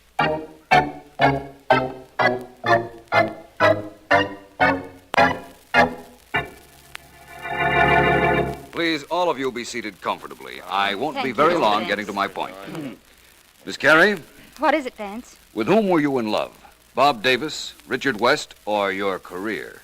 I wanted to be successful. That's what I thought. But, Jean, you told me that... Not now, if you don't mind, Mr. Davis, please. Mr. Adams. Yes? How long have you been a theatrical producer? In this city? Yes. About 10 years. What did you do before? Nothing much of anything, Vance. Acted, painted scenery, the usual thing. Vance, excuse my interrupting, will you? Certainly, Markham. What is it? You told me on the telephone that you could link Jean Carey with Richard West's murder. Was it through the lipstick on the glass in West's apartment? No. You put the lipstick there, didn't you, Mr. Davis? I? Yes, you hated West because he took your part in the play. You came up to his apartment with the idea of killing him and of making it look as if Miss Carey had been there. Why, that dirty... When you found him dead, you put lipstick on the champagne glass and on the cigarette. Why would I do a thing like that? I love Jean. I doubt that. You planted the evidence to take suspicion off yourself. You knew the police would come after you when they found West dead, so you tried to make it seem as if Miss Carey had been there. That was so Miss Carey couldn't incriminate you. Vance, you can't possibly know that Miss Carey didn't leave the lipstick on that glass and the cigarette. Even if we'd taken samples of her lipstick and they didn't match the stains we found, that wouldn't prove anything. She could have changed lipsticks. Of course she could have, Markham. But I'm reasonably certain Mr. Davis planted those lipstick marks for us to trace. Then he's the murderer, Vance? No, I didn't kill him. You'll never make me admit I killed him. I didn't, you hear? I didn't kill him. Nobody said you did. In fact, I know you didn't. Markham, the time for your arrest has come. Oh? You can hold one of the people in this room for murder. I'll supply you with all the information you need to complete your case. Well, that's very kind of you, Vance, but whom do I arrest? Who, Markham? Why, B.J. Adams, of course.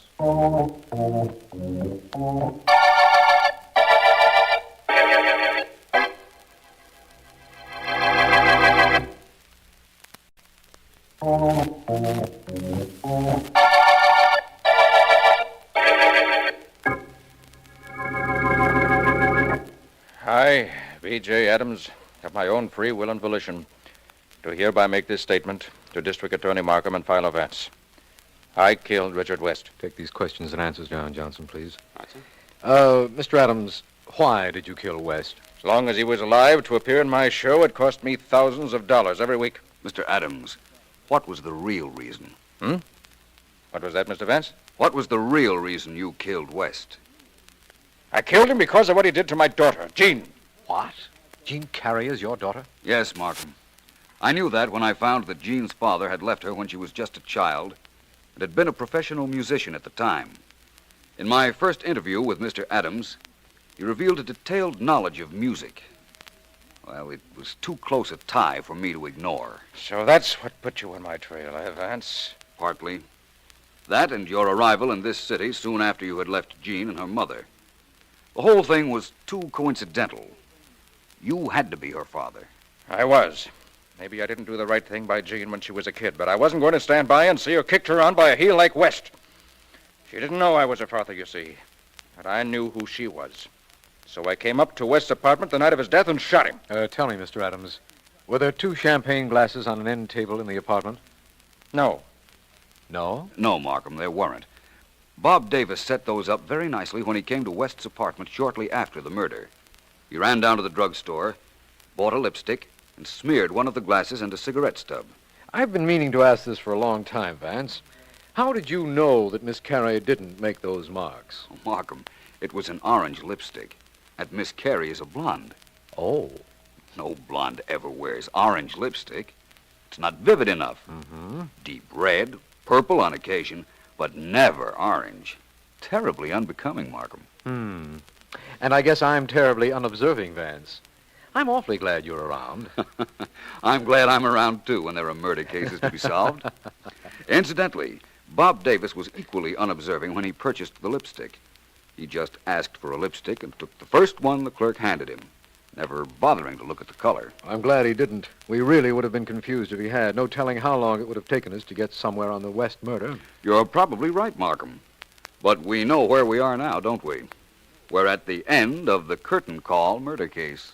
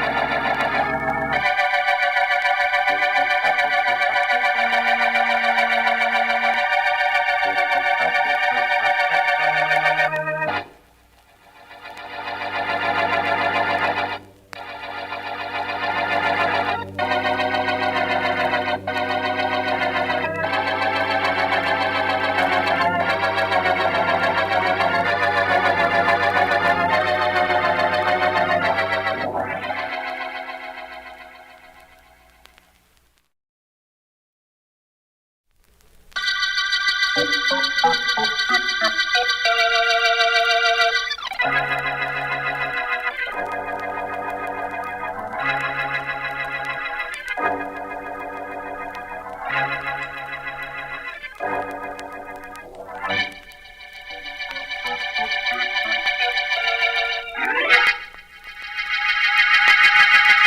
Industry, 145. Yes, it's a good buy, I think. Of course, the next dividend is questionable. If I were you, I'd get into White Willow Refineries. They're going to move that stock up 5 points. Call for you, Mr. Ames. It's in your office, Mr. Ames. Oh, excuse me, sir. I'll call you back. 15 and 1/2. Davis Motors, 168. Ames speaking. Stuart, this is Dawn. Oh, yes, darling. What is it? I'm How's quite the busy. market? Holding its own, I'd say. White Willow is off a fraction. That's what you're really interested in, isn't it? Ah, you're what I'm really interested in, Stuart. Well, tell me about it tonight, will you, darling? I've got some people waiting to see me. I'll be up around... Well, you better name the time. Oh, I can get rid of Nate around 8:30. Play safe and be up around 9, will you? I'll be there. Goodbye, darling. Bye. Sit right down again, Ames. I want to talk to you. Oh, it's you, Mr. Leroy. How are you? I'll let you know in a little while. As soon as I close this door so we can have some privacy. Yes? What is it? Ames, 3 months ago, you urged me to buy 10,000 shares of White Willow Refineries. I wouldn't say I urged you. I pointed out that the company was in good financial shape and had excellent possibilities. There was going to be a merger. If it had gone through, the shares would have been split 2 for 1. Yes, I know. That's what you told me. But there was no merger. And the stock is off 15 points from what I paid for it. I'm sorry, Mr. Leroy. I don't control the companies. I just recommend investments for my clients, and most times they turn out well. You knew White Willow was a dog stock when you put me in it. I've lost $150,000, all the money I had in the world. Oh, look here, Mr. Leroy. You can't be blaming me for that. The investment must have looked good to you. Yes, it looked good because you recommended it. I mortgaged everything I own, went into debt to buy that stock. I'm broke, Ames. If I sold that stock now, I couldn't get enough money to pay my debts. I'm really sorry, Mr. Leroy, but there isn't anything I can possibly do about it. No, huh? No. Well, there's something I can do about it. You don't think I'm going to take a loss like that lying down, do you? Oh, no. Somebody's going to take it lying down, but it won't be me.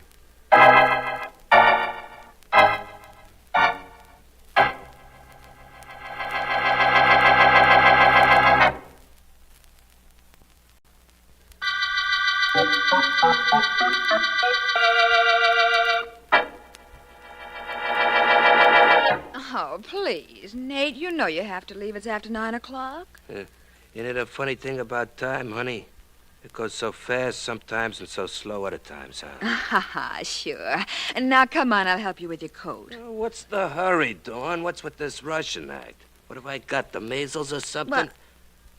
Well- Or what have you got, a date or something with some other guy? Oh, Nate. Now, look. I'm not the kind of a character who thinks my baby will cross me. She wouldn't do that. Would she, baby? She's too smart. Ain't she, baby? I'll be seeing you, baby. Bye. Oh. Dawn. Stuart, where? Heard you and Nate talking. So I came in the back way and waited until he left. Oh. Good thing you didn't catch me walking in here. That's all I'd need. What's the matter, Stuart? Something else wrong? Oh, yes. The market, Dawn. Started to bend in the last hour. Afraid it's going to crack at the opening tomorrow. Is White Willow down? 2 points. That's White Willow that's got me worried. George Roy says he went broke on that stock, and that it's my fault. Looked like he was desperate. Oh, forget about it, Leroy, darling. And listen to me. It's Nate. I have an idea he knows about you. What? How could he? Well, don't ask me. Only Nate has a way of finding things out in this town. He's got a finger in every racket and a fingerman on practically every block. What makes you think he knows about me? Oh, just a couple of things he said, that's all. Nothing definite. Nate never says anything definite, just a few hints. Enough to worry me, I'll tell you that. Enough to worry you? Well, what about me? If Nate Amico knows that I'm seeing his girl, I'm really in trouble. Oh, darling, don't you think I'm worth a little trouble? Oh, yes, of course you are. Listen, maybe it'd be better if we didn't see each other for a while. What? Maybe I ought to take a little trip somewhere for my health. Oh, but your health is wonderful, darling. Yes, it is now. But there's no telling how long it'll stay that way. With George Leroy and Amico around.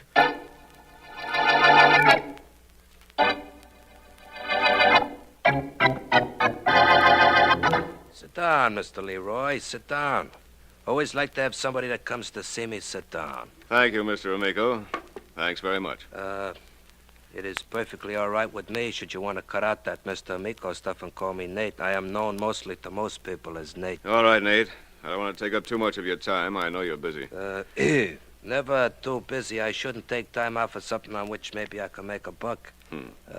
What's your proposition, Mr. Leroy? Well, I don't exactly know how to begin. Okay, so I'll help you. Somebody's lost you up somewhere and you want him taken care of, right? That's approximately right, Nate. The man in this town has ruined me, left me with hardly anything.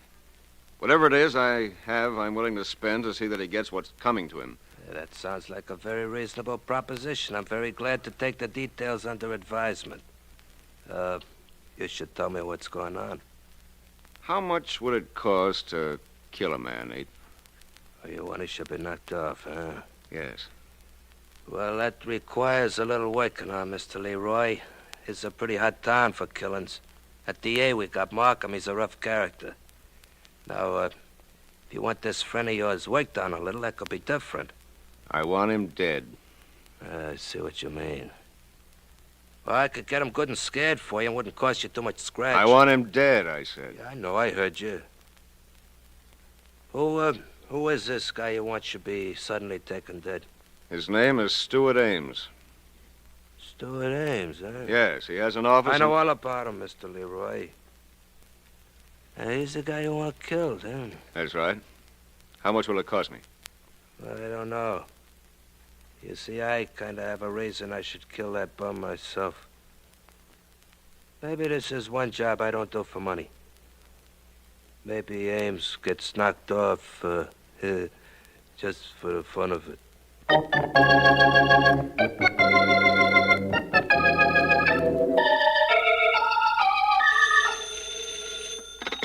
97th Precinct, Murphy speaking. Hello, police. There's been a murder at the Caton Apartments. Come right away. Caton Apartments, you say? Who was killed? A stockbroker named Stuart Ames. It only happened a couple of minutes ago. I was passing by his apartment. I heard a shot, and I went in and found him on the floor, dead.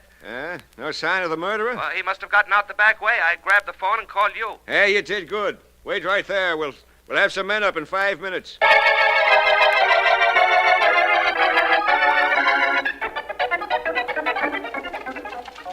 Oh, Miss Williams, has my secretary come back from lunch yet? Oh, no, Mr. Vance. Miss Deering isn't back yet. Anything I can do? Yes, I think so. Just a second, I'll come into the outer office.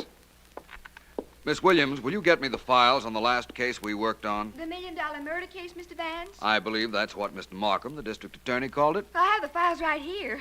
Oh, you did a wonderful job on that case, Mr. Vance. You certainly know how to find murderers. Finding murderers, Miss Williams, consists exclusively in knowing where to look. It certainly sounds simple when you say it that way. Now, if it was me, Vance, I'm glad I found you in. Well, Markham, my friend, we were just speaking of you. What's the excitement, or should I guess? Do you ever guess, Vance? I didn't think so. Let's go into your private office. I have something to tell you. Of course, Markham, after you. Thank you. A murder this morning, Markham? No. Last night, Vance.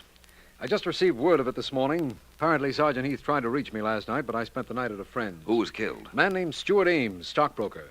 He was a specialist in a stock called White Willow Refineries. You know anything about it? I know nothing about it or about him. What are the details? Well, a neighbor heard the shot, rushed into Ames' apartment, found him lying there on the floor, and called the police. Any other details? Several. There was no sign of a struggle, no powder marks on the body, no disturbance at all in the room, and a cigarette was still burning in the ashtray. Only Ames didn't smoke. I see. Anything else? Yes. We have 3 prospective suspects and 1 definite clue. A clue, Markham? What is it? In the dead man's hand, Sergeant Heath found a button from a sports jacket. One of those leather buttons. You know the kind. Yes, I do. And that's your clue, Markham? Of course. I'd forget it if I were you. What? Why? The button was planted there just to throw off any investigator.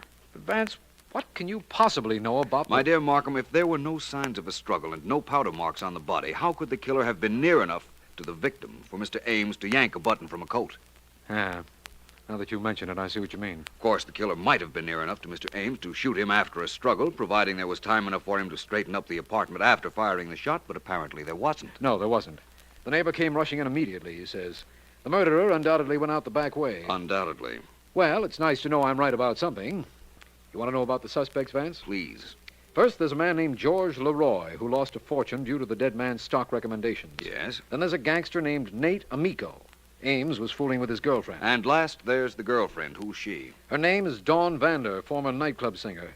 She's the one who supplied Sergeant Heath with the information about the two other suspects. She's being held at the apartment now. Is she attractive, Markham? From what I understand, she is. Well, in that case, what are we doing here?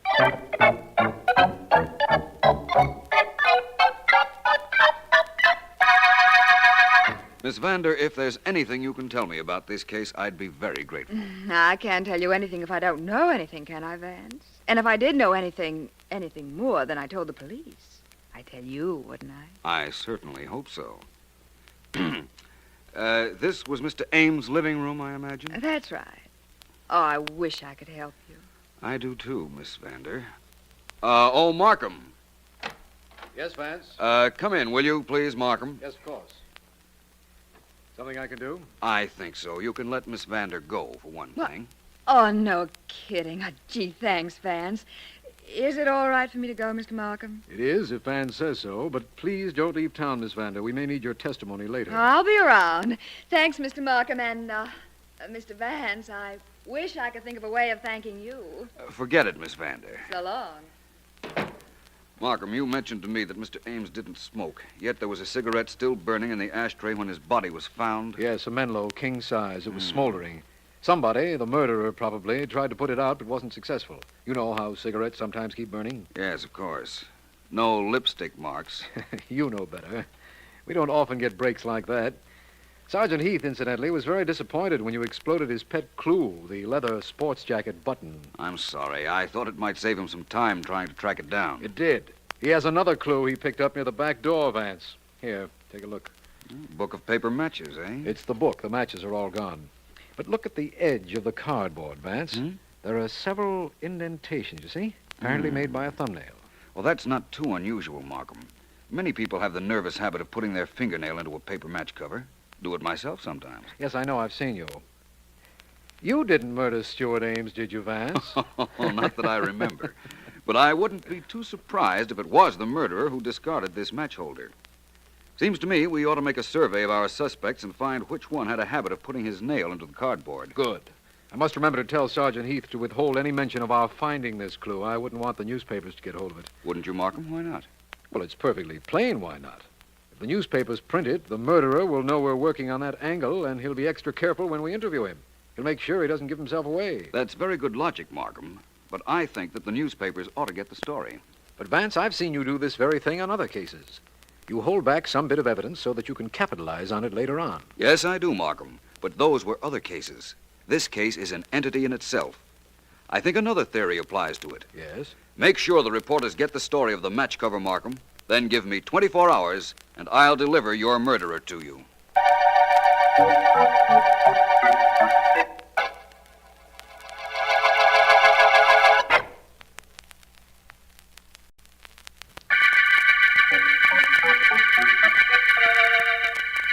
This is District Attorney Markham.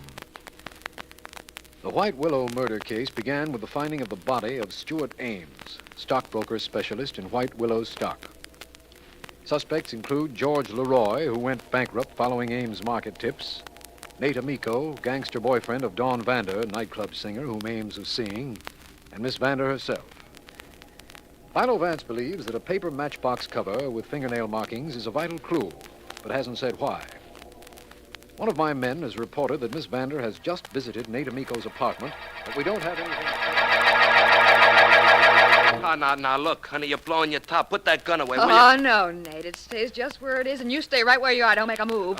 And don't say anything till I tell you it's okay to talk. Oh, now, don't, baby. Shut up, I said. Who you calling? The district attorney. Oh, you thought you were awful cute, didn't you, Nate? Well, I'm cuter. Oh, now, baby. Shut up and don't come near me. Markham speaking. Mr. Markham, this is Dawn Vander. I'm in Nate Amico's apartment. Yes, I know. One of my men saw you go in. Good. Get him to come right up here, Markham. Nate killed Stuart Ames. I know he did. Well, you no good two-timing broad. Oh. Miss Vander, what was that, please? Miss Vander. You did it. I didn't get... Didn't you, baby? Hello? You did it. Hello? Hello? Mr. Markham? Oh, yes, I'm still here, Miss Vander. What happened? Don't bother sending up any men for Nate Amico, Mr. Markham. Send them up for me. I just shot and killed him.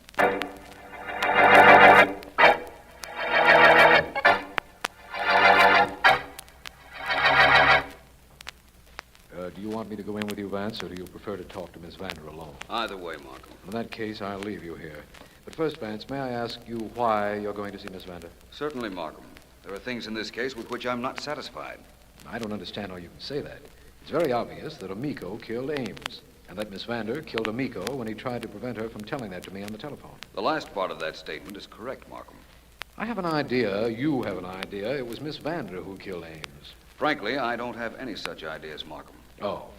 But just in case you did, I'd like to remind you, Vance, that Miss Vander uses a great deal of makeup, and there was no lipstick stain on the cigarette we found smoldering in Ames' apartment. I realize that practically removes suspicion from her. Then there's the clue of the matchbox. Miss Vander certainly doesn't seem to be the nervous type, does she? No, and while we're on the subject, she doesn't seem to be the type to carry paper matches either. But I'm going to see her regardless. As you say, Vance. Which cell is she in? First one to the right. I'll talk to her from the outside through the bars. Thank you, my friend. I'll see you later. Right. Come into Heath's office when you're through, will you, Vance? I'll do that. Miss Vander? Oh, hello, Mr. Vance. I'm sorry I'm being such a baby. I'm sorry you're being held in this detention cell, Miss Vander. But you will have to stand trial, you know. Yes, I know. I don't really care what happens to me at the trial either, Vance.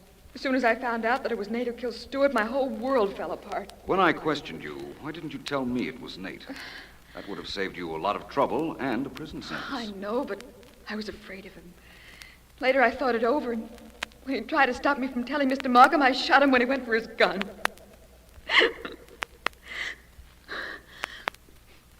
Cigarette, Vance? No, thank you. Here, I'll light it. I have my own lighter, thanks. It was self-defense, Vance. Markham knows that. He could hear Nate threaten me over the telephone. Yes, I know. He told me that. Having trouble with that lighter, Miss Vander? No fluid, I guess. Allow me, please. Just hand it to me through the bars. These Burton lighters are tricky. There. Thank you. Is there anything I can get for you while you're here, Miss Vander? Oh, no, I don't think so. Unless you can get me my compact, I'm lost without it. I'd even settle for my earrings or a cigarette holder or a couple of bobby pins. Anything so I don't look like everybody else in this cell row. I'll ask Mr. Markham to get them for you, Miss Vander. I'll send you some cigarettes. What brand are you smoking? Douglas Cork Tips. Right. Oh, thank you, Vance. Oh, no trouble, Miss Vander. After all, you did me a favor, you know. You mean by finding Stuart Ames' murderer for you? Yes. That is, if it was Mr. Ames' murderer you killed.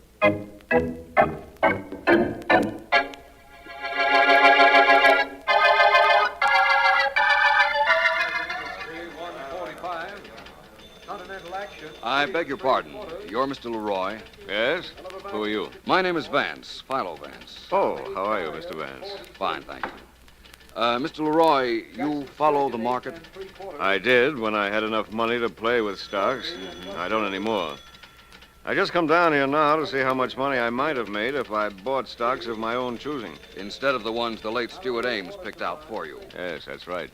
That was the information we had, Mr. Leroy. I just wanted to be sure. By the way, you smoke? Well, yes, of course I do. May I see your lighter? I don't use a lighter.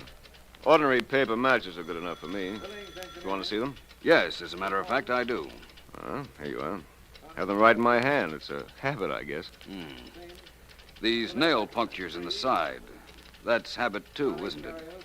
Well, I don't know. I hadn't thought much of it. I didn't realize I was doing it. No, I venture to say you didn't. Now, wait a minute, Vance. Don't build anything. The police know that dead gangster killed Ames. I didn't kill him. You've got to believe that. Do I, Leroy? Why?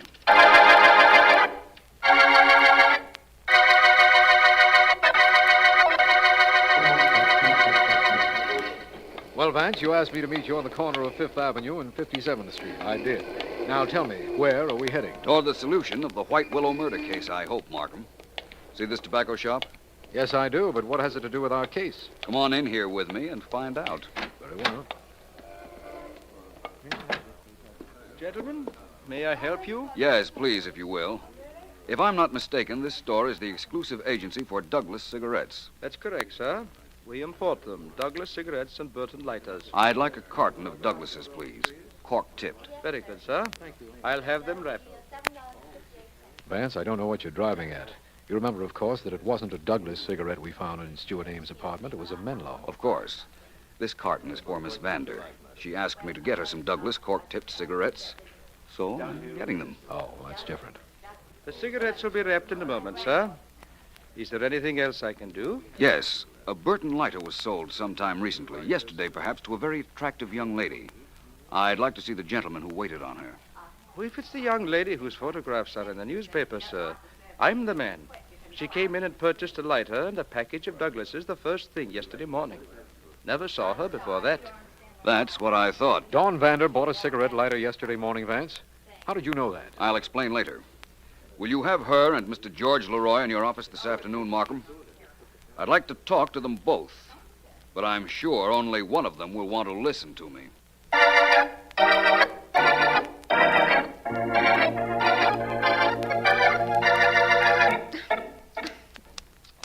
Darn. Having trouble with that cigarette lighter, Miss Vander? Yes. You want to try and make it work again, Mr. Vance? Try these matches of mine. They never fail. Thanks. Here you are. Now, Mr. Leroy, you and I had a little chat in the brokerage office this morning. You didn't tell me all I wanted to know. I'll tell you the whole truth, Vance. I offered to pay Nate Amico to kill Stuart Ames for me. But he told me that he would do it for the fun of it. Well, Vance, that just about cinches the case against the dead Nate Amico, doesn't it? Not quite, Markham. Not quite. What do you mean, not quite, Vance? I told you I knew he'd kill Stuart Ames. That's the reason I shot him. Now you hear this Mr. Leroy tell you Nate told him he was going to kill Stuart. What else do you want? For one thing, I want those matches I gave you, if you don't mind. What? Thank you. And now, in case you'd still like to know what I want, Miss Vander, I want Mr. Markham to hold you for the murder of Stuart Ames.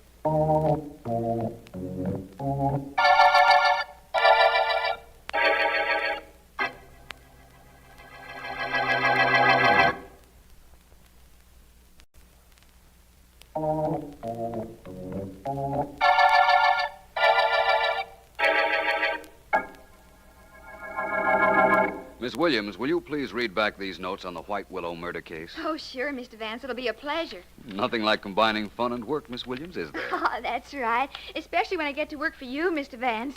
Well, here are the notes. To F.X. Markham, District Attorney.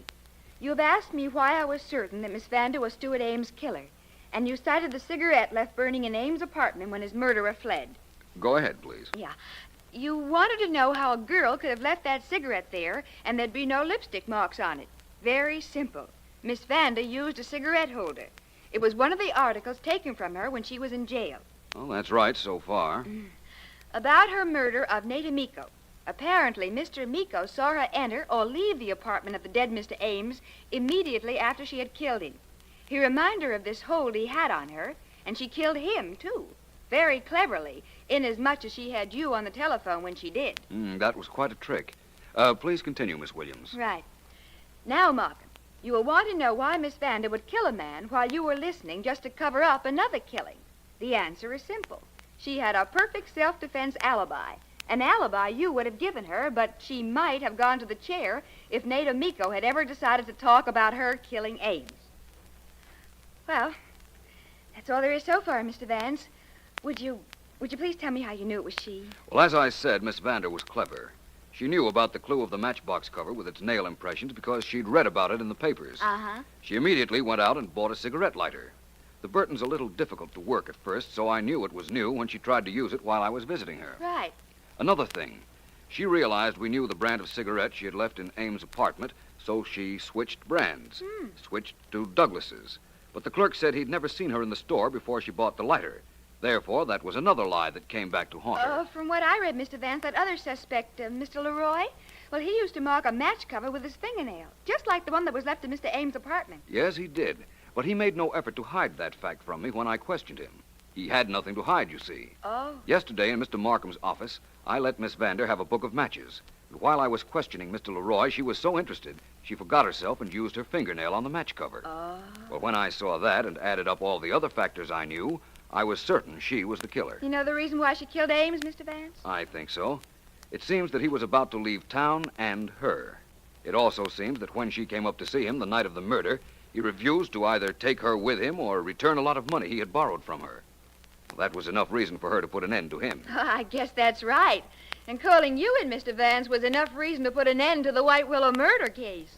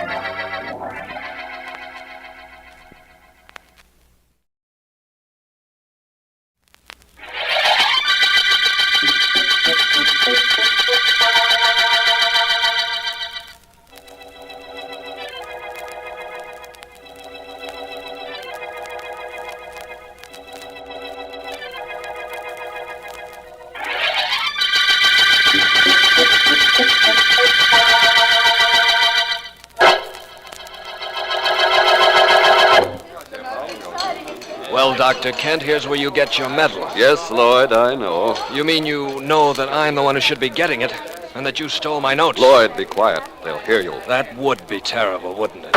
For you. Lloyd. Ladies and gentlemen, as president of the International Astronomical Society, it is my privilege to introduce our guest of honor at this banquet, the eminent astronomer, Dr. Humphrey J. Kent. Dr. Kent. Thank you, Dr. Hall. Ladies and gentlemen, permit me to thank you for this testimonial dinner and for the honor you have paid me in tendering it. It is an occasion for which I am deeply grateful and which I will long remember. I thank you.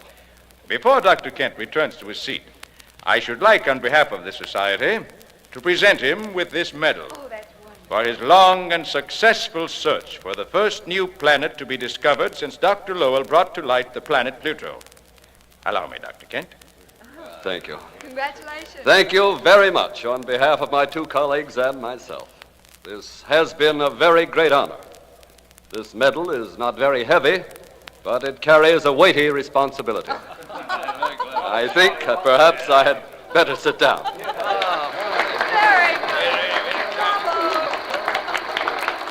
Quite a speech, Dr. Kent. Thank you, Lloyd. For 2 years, you and Diane and I worked together. For 5 years before that, ever since I got out of college, I worked on finding that planet. Lloyd, we'll talk about this some other time. Why? Because you're afraid of what I might say? Well, don't worry, I won't expose you. Not here and not now. I'll wait. I waited 7 years to find that planet. Maybe I'll wait just as long to find a way of making you pay for stealing it. Or maybe I'll do it in 1 second. With a bullet.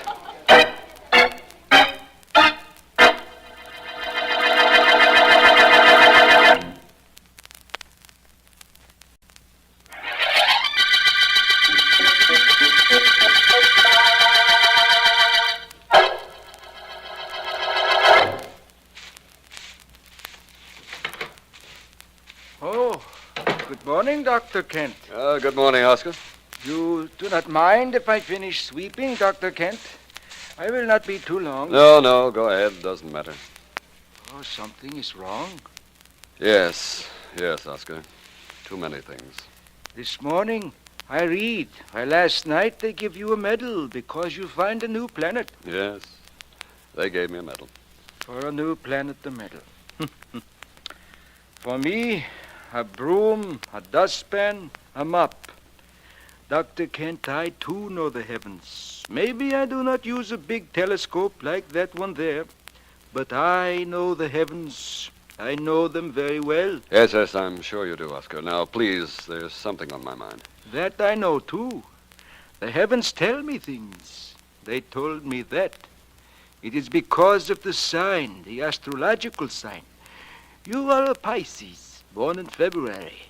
For the next few days, you are to be careful, Dr. Kent. Very careful. Oscar, I've told you this before. I tell you again now. Astrology is nothing but hokum. It's sheer hokum bunkum. Completely false and with no foundation in fact. To you. But to me, it is a science. The only true science. Wait, you will see. Remember, you are a Pisces. So for the next few days, you are to be careful, Dr. Kent. Very careful. The signs could mean death.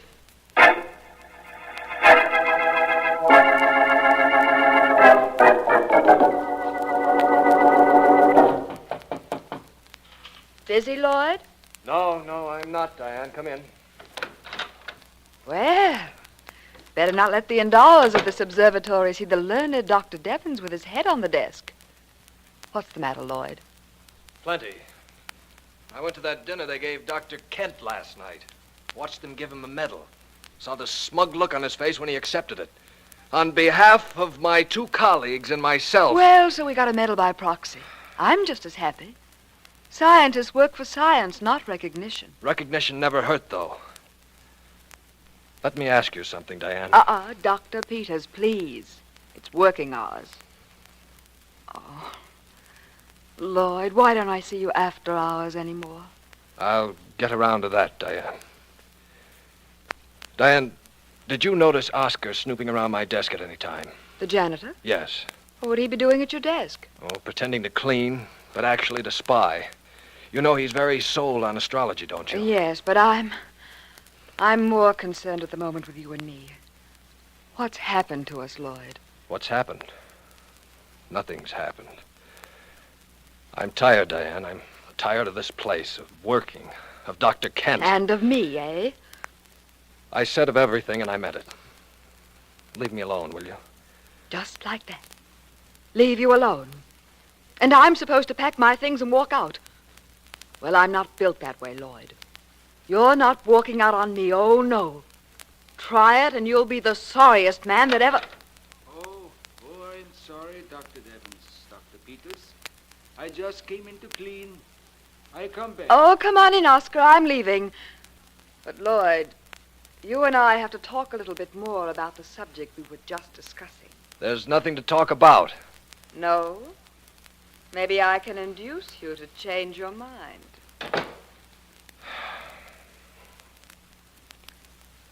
Well, Oscar, you said you came in here to clean, so clean.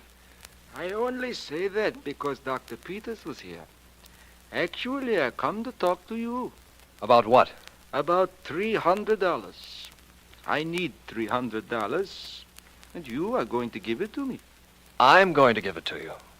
What makes you think that? Many things. I must have an operation, they tell me. Operations cost money. You will give me the money. I'll give you the money. Are you crazy?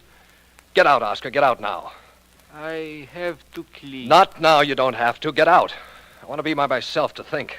Think if you want to. Think about many things. But also think about the signs. You too are a Pisces. And for the next few days, the stars say there is trouble. There is more than trouble, they say. There is death.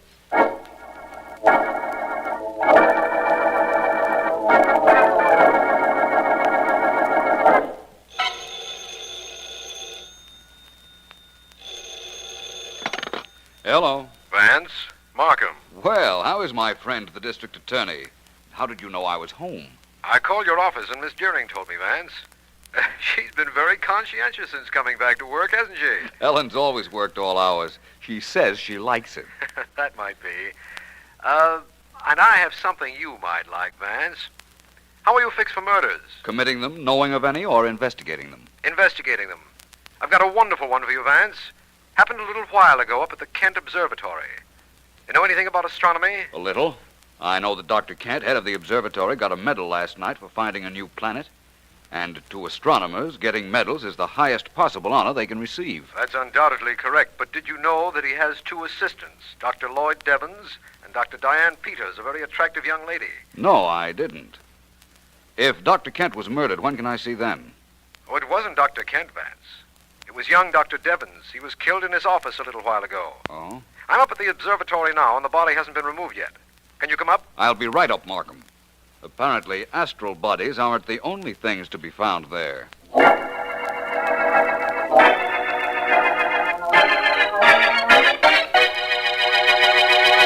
Vance, this is Dr. Kent. Dr. Kent, Philo Vance. How do you do? How do you do, Mr. Vance? Dr. Kent, how long was Dr. Devons your assistant? For several years, Mr. Vance. He was a brilliant scientist.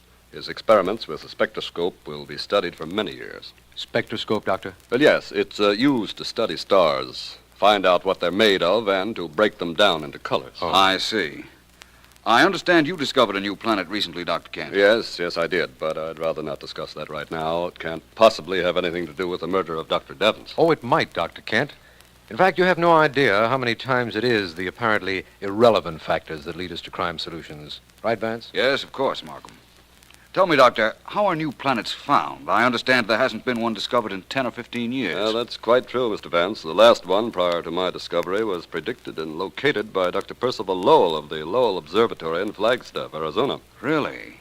You say predicted and then discovered? Yes. You see, planets are not always seen through telescopes, such as that huge one over there.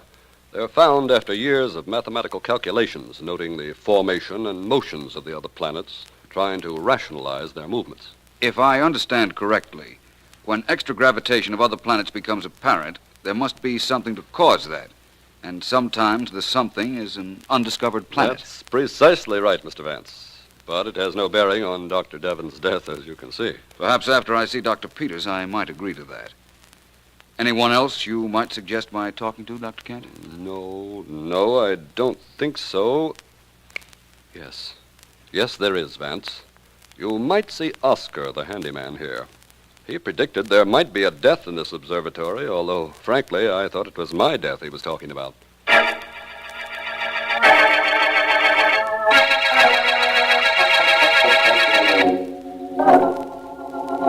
Help me carry these photographic plates over to the table, please, Oscar. Yes, Dr. Peters, I do it gladly.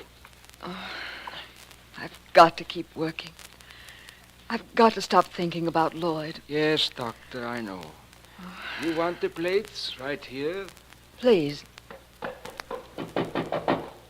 Yes? How do you do? I'm Philo Vance. May I come in? Oh, yes, please come in. I've been expecting you. Mr. Markham said you might want to question me. I do, very definitely. And this is Oscar? I am Oscar. I wish you'd have a seat, Oscar. I'll want to talk to you, too. Very well. I sit down. Well, Vance? Dr. Peters, may I start by saying that I think you're a very attractive scientist? What are you going to finish by saying? I really don't know yet. How well did you know the dead man, Dr. Devons? I knew him very well. We worked together for years. I see. You and Dr. Devons were merely scientific companions? Not exactly. Except that he was very busy recently. Doing what? Trying to compute the location of the planet Dr. Kent found. Only his notes were stolen. His notes were stolen, eh? And Dr. Kent then discovered the brand new planet? Well... Well, what, Mr. Vance? It's a little too early to tell yet, Dr. Peters. The dead man's notes were stolen. Mine are not yet complete. Oscar. Yes. What do you want with me? I'm not sure yet. Beyond the fact that I'd like to know how you could predict death as you did yesterday. How I could do it? Anybody could do it. Anybody who knows how to read the stars correctly. By that, I suppose you mean astrology? Of course. These are troubled days for everyone born under Pisces. Dr. Devons was a Pisces. I understand your original indication was that it was Dr. Kent who was to die. I do not indicate anything. The stars, they indicate everything. And the stars do not make mistakes. Possibly not. And from all I've been able to find out on this case, neither did our murderer.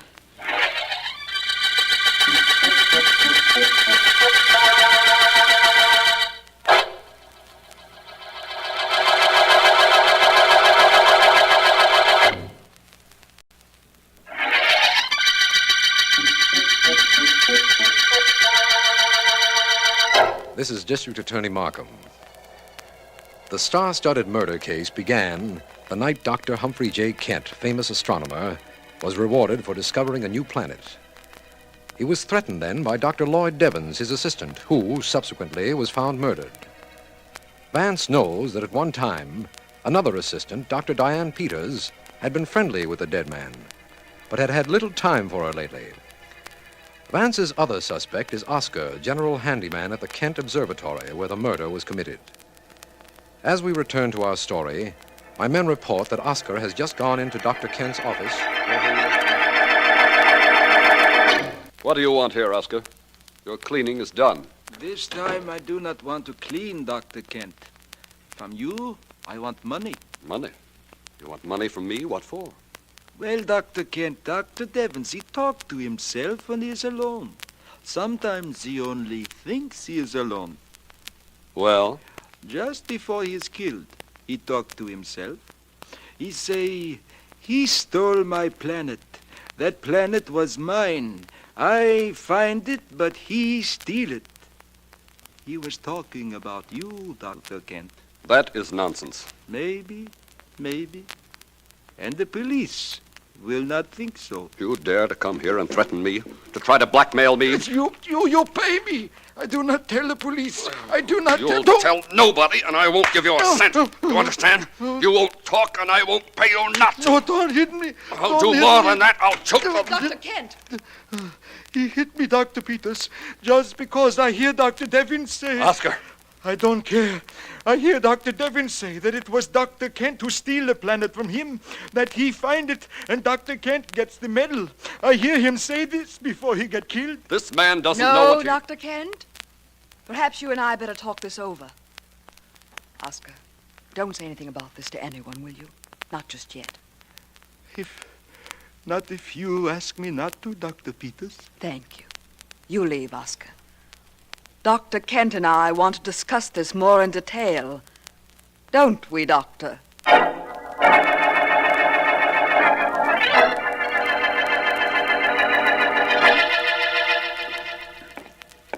This place looks like a tomb, Vance, doesn't it? Scientific libraries aren't built for splendor, my friend.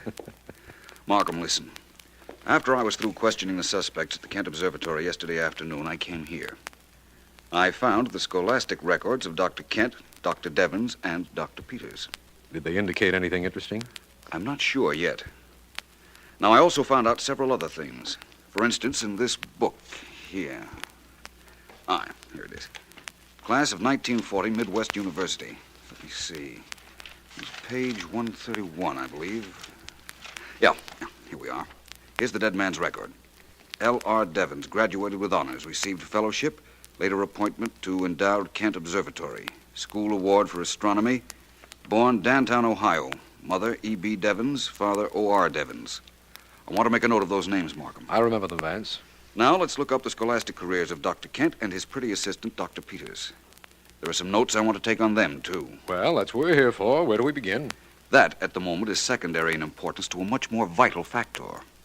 Where do we end on this case?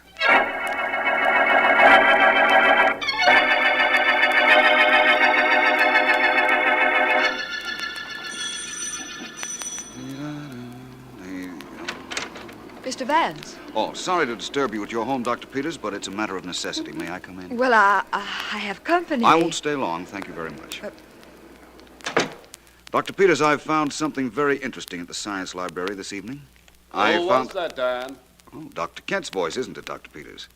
Good evening, Dr. Kent. It's Philo Vance. Come in, Vance. Thank you.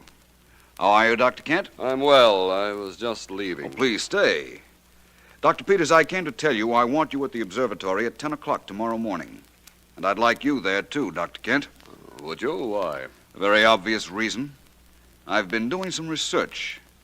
Dr. Kent, I've found out several very interesting things. For instance? Well, from what I learned from Oscar, I believe Dr. Devons died believing that you, Dr. Kent, had stolen his research information on the new planet. That's preposterous. Is it?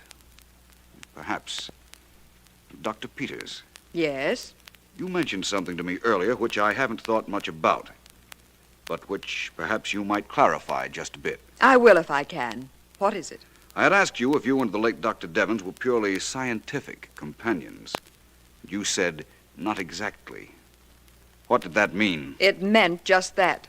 Not exactly. You saw him socially? At one time. And then? Then I didn't. Who lost interest, Dr. Peters? You or Dr. Devons? He was working very hard on his notes. And had no time for you. Look, Mr. Vance, don't try to shape a woman's scorn angle to fit me. Do you know what Dr. Devons believed about Dr. Kent here? I know about Dr. Kent here, all about him.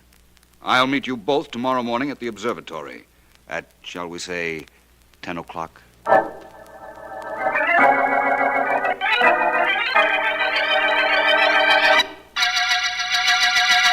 Dr. Kent, why must I be here too? I have my cleaning to do. Mr. Vance wanted you here, Oscar. He'll be off the phone in a minute to tell you why. This is a little ridiculous, you know. From what I've seen of him, nothing Vance does is ever ridiculous, Dr. Peters. Any word yet, Vance? Not yet, Dr. Peters. Mr. Markham is still on the long-distance phone at his office checking some facts. He'll be back on this one in a moment, I'm sure. Well, hurry. Perhaps you'd care to... Oh, excuse me. Yes, Markham, I'm here. Go ahead. He listens now, Dr. Kent. Yes? Yes, I see. Yes, I have that, Markham. Well, thank you very much. Yes, it's fine, thank you. Goodbye. My apologies to you all. There was some information lacking, and I've just gotten it. Now, before I make any definite statements, I wonder if there's anything any of you would like to say. I would, Mr. Vance. I've been thinking over what you said last night, and I'm going to tell you the truth. When Lloyd Devons broke our engagement, I was angry enough to have killed him. Dr. Peters. I'm sorry, it's true. Only, Mr. Vance, I got over that feeling. Very possibly. Dr. Kent, it is true that you stole Dr. Devons' notes, that he threatened to expose you. You couldn't let that happen, could you? So you think I killed him? I didn't say that. Dr. Peters here could have killed him for doing what he did to her. Then it's me you suspect. I didn't say that either. Now listen, all of you. Oscar, come here. You want me? I most certainly do. Your last name is Devons, isn't it, Oscar? Well, isn't it? That is my name. Lloyd Devons was your son. You don't have to admit that. Mr. Markham got a description of Lloyd Devons' father from your hometown, and it fits you perfectly. Yeah, it is true. I was his father. He did not like it to be known that his father was a janitor. A ridiculous concession to false pride. When your son's college record showed his father's initials were O.R., I thought the O might stand for Oscar, and Markham's telephone call corroborated that. My boy did not want it known that I was his father, but he was a good boy, Mr. Vance. Boys born under Pisces are brilliant, alert, resourceful, a little selfish. Was Lloyd really selfish, or is that astrology stuff all bunk? Bunk? Of course it isn't bunk. My boy, he was selfish. He refused me money. All I wanted was a few $100, but he refused me. You see, he was selfish. That proves it, doesn't it? You told me your son was a Pisces, and that these are troubled days for people born under that sign. Yes, that I told you, because that is true. Trouble, and sometimes death. The stars say that. Rubbish. The stars can't predict anything. That's ridiculous. Ridiculous! You say that is ridiculous. My boy say that too. I wonder whether he would say that now if he were alive to say it. When did he say it was ridiculous? When I warned him. When I warned him that his selfishness might lead to death, he looked at me. He laughed at me. He laughed at the stars. He was laughing even at the stars when I killed him. What? Oscar. Oh, Oscar, no. Oh, so you were clever, Mr. Vance. You tricked me so I tell the truth. But it does you no good. I go out that door, and nobody stops me. Nobody. I shoot whoever tries to stop me. You even, Dr. Peters. Oscar, don't be a fool. The police will... Police?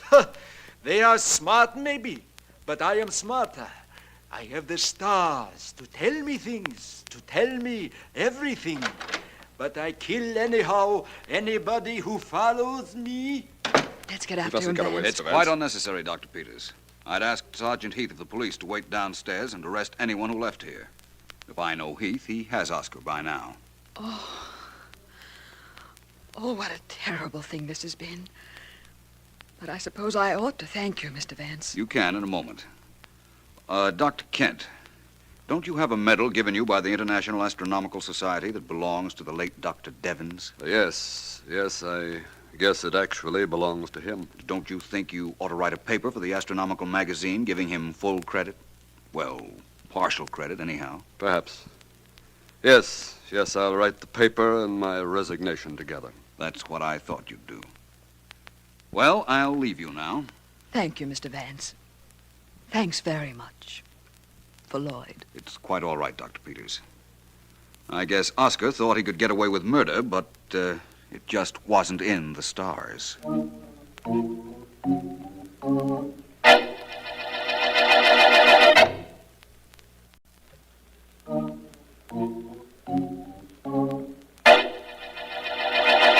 Well, Vance, thanks for cleaning up the murder of Dr. Devens for us. And incidentally, I think you did quite a brilliant job on this case. Well, don't sound so surprised. I'm really a very brilliant person. Vance? Well, absolutely, Markham. I'm so brilliant that I had 3 suspects for the murder of Dr. Devens, all with motive, all with opportunity. But I'm so brilliant that I didn't know which one of them actually did it. That isn't exactly true, Vance. You did know ultimately. Yes, I suppose so. But I had to make Oscar break down and admit it. If he weren't so sold on astrology, I don't know how I could have done it. You'd have thought of something, Vance. You always do. And I'll tell you a little secret. I knew you'd solve this case. Knew it from the very beginning. Did you, Markham? I didn't. I guess I'm not so brilliant after all. I had to wait for the end. The end of the star-studded murder case.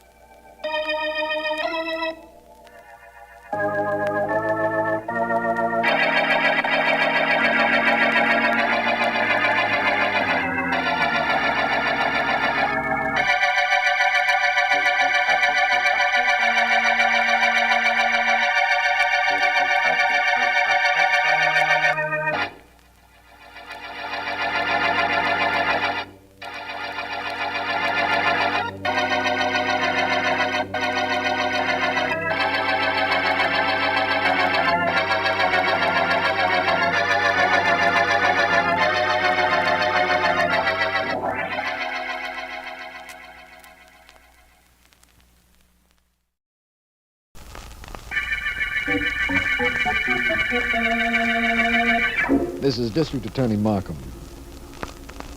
The Penny Ante murder case opened with the killing of Dan Smith, illegitimate private detective.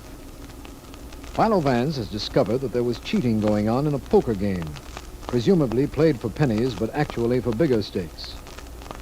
He has also told me about a racket being engaged in by Bill Baxter, one of the suspects, and his aide, Ricky, but has asked me to do nothing about it as yet. All I know for certain is that Vance has detected the third suspect, Jacqueline Rice, cheating through the use of special cards and dark glasses. Both Ricky and Bill have been allowed to return to their places of business unwatched, and no one is quite certain what they're about to do. Ricky, you ain't told me yet how come Philo Vance was up at your place playing cards with us. Well, he wanted to come. Bill, I didn't see no harm in asking him, so I did. You knew he was going to be there before you said you'd come. You told me that, but you didn't tell me why. Don't matter, though. He did us a favor. Found out about that dame cheating, so that washes her up. Oh, to wash up this racket, Bill. It's time we quit, ain't it? One more day. We're okay till tomorrow, at least. Guy sends us a buck on Tuesday. He ain't gonna gripe if we don't get his package by Saturday, is he? No. On Monday, when he starts to get cute, we ain't here anymore. Oh, okay with me. Let's have no more fooling between me and you about who killed Dan Smith. Let's just decide that he... Who could that be? Who knows? We got no envelopes and no dough in sight, so go let him in. What could we lose? Now, come in. Is this the Rainbow Distributing Company? Well, now, Come on in, friend. What could we do to help you? How do you do? My name is Joseph Peters. I sent you $1 on Tuesday, and I got no package, so I thought I'd come up here and just pick it up. Save you the trouble, you know. Oh, I see. Well, Mr. Peters, you see your package must be out in the truck right now. Oh, but it can't be. I asked downstairs and in the neighborhood, and they say you have no trucks, so... Well, I'll just take my package and go, if you don't mind. Bill? I'll handle this. Mr. Peters, there must be some mistake. Here's your $1, and we're sorry we... No, I don't want my $1. I want my package. You said you had a package for me. I got a card to prove it. Now, give me my package. Well, give it to me or I'll go to the police. Oh, the police, is it? We can't have you doing that, can we, Ricky? Hey, don't... Bill, you nuts. Put that gun away. Shut up. Shut up, both of you. I won't. Help! Help! Somebody help! Help! Bill, you've killed him. No kidding. What did you want me to do? Let him go blab to the cops? Come on. Help me carry his body to the next room. This made up my mind for me. We're out of this business, Ricky, because of this guy. But him, he's out of this world.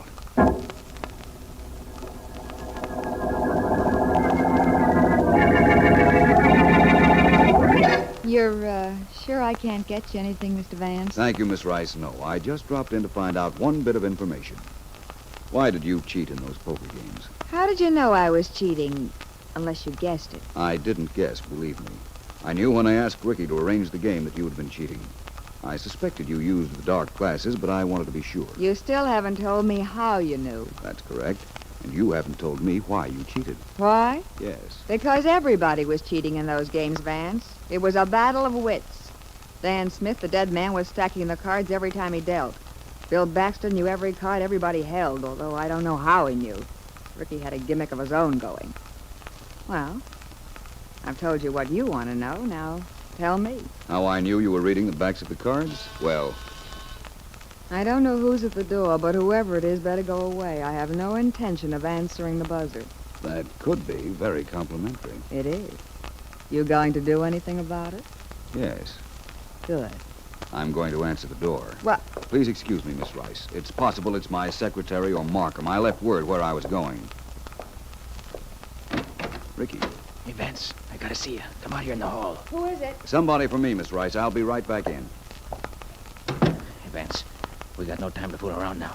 Baxter's killed another guy. We're not sure yet that he killed Dan Smith. This time I'm not fooling, Vance. He killed Smith. I saw him do it.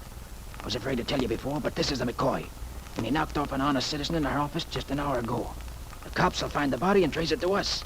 Only I had nothing to do with it. I came to tell you that. Sounds like you're on the level. Thanks, Ricky. You be where I can reach you. Is Baxter still in the office? Yeah. He thinks I went out to get a car. He's waiting for me to get back so we can get rid of the body. Very well. I'll get Markham and go up there. And if we find this honest citizen dead, we'll have Baxter dead to rights.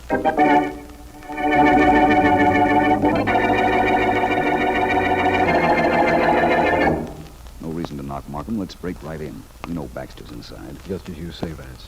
This door shouldn't give us much trouble. There we go. 1, 2, now! Well, Vance and the district attorney. Yes. This is out of a movie, isn't it? Busting in on a guy like this? All right, Baxter, where's the body?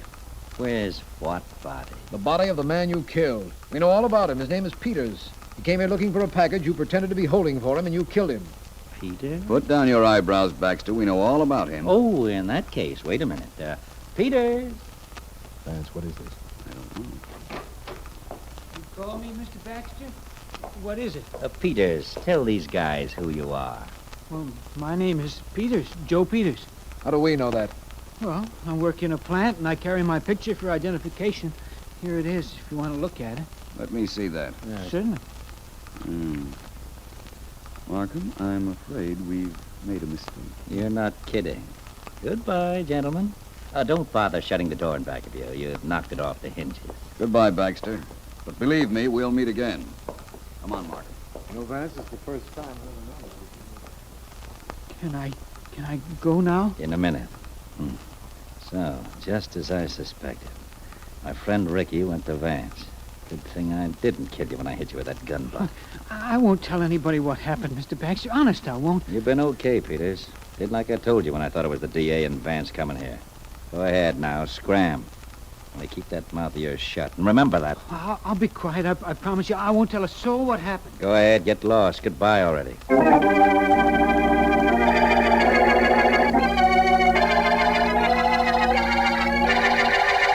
Well, Vance, looks like you and I are in the blank wall department as far as the Penny Ante murder case is concerned. I wouldn't say that. We have uncovered a racket, thanks to our friend Ricky, and we can crack down on that anytime we like. What about Dan Smith's murderer? Markham, you have the file on Smith there. Let me see it a minute. Here you are. Well, see anything? Perhaps. There's a record of the phone calls he made the day he was killed. The operator in his hotel supplied you with them, and of course you checked all of them. The police did. The out-of-town call was to a newspaper. That could be for almost anything. The other calls were to his laundry and to Miss Rice, Bill Baxter, and Ricky. The times these calls were made are here, Markham. Yes. Is that any importance? Miss Rice in the morning, the laundry after that, then Baxter, then the out-of-town newspaper, and then Ricky. That could be important. How so?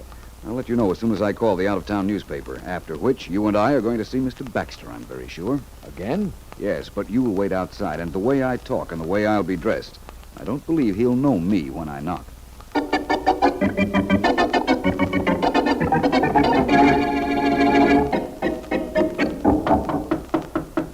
Yeah, who is it? Come on in, the door's open. Mr. Baxter? Mr. Bill Baxter? Who are you? What do you want? Name won't mean anything to you, Mr. Baxter. I got a letter here says for you to deliver a package to me. I was on my way to the barber's, have this mustache shaved off when a fella give me $1 to take it up here. Give me this card you sent him. Here's a card, here's $1. Let's have the package. Oh, somebody sent you, huh? Well, come back tomorrow, old-timer. We're closed for the day. Sorry, I can't. Now, come on, son, let's not fool around. Let's have the package. I ain't moving out of here, neither are you till I get it either. Well, in that case, I better get you this. Oh! You're not that cute, Vance. I recognize you. Well, you're going to finish this. You're going to lie on that floor all night. I'm going to finish it if I ever get up. You're not getting up. One good kick and you'll... Never kick a man when he's down and can grab your leg, Baxter. Now, let's have some of that fun you started. You're awful tough, Vance. Smart, too. I know who killed Dan Smith. You know why, too? Certainly. Now, Baxter, this is... Oh! That did it. Come on in, Markham. Right. Thanks for letting me have all this fun alone. Nice job, Vance. I heard him talk, and that's all I had to know. So, this is our murderer, eh? Neither Bill nor I said that, Markham. But you practically said it, Vance. You told him you knew who killed the private detective, after which he tried to beat your brains out. That was to keep me from exposing his racket here, Markham. I know who killed Dan Smith, and it wasn't Bill Baxter.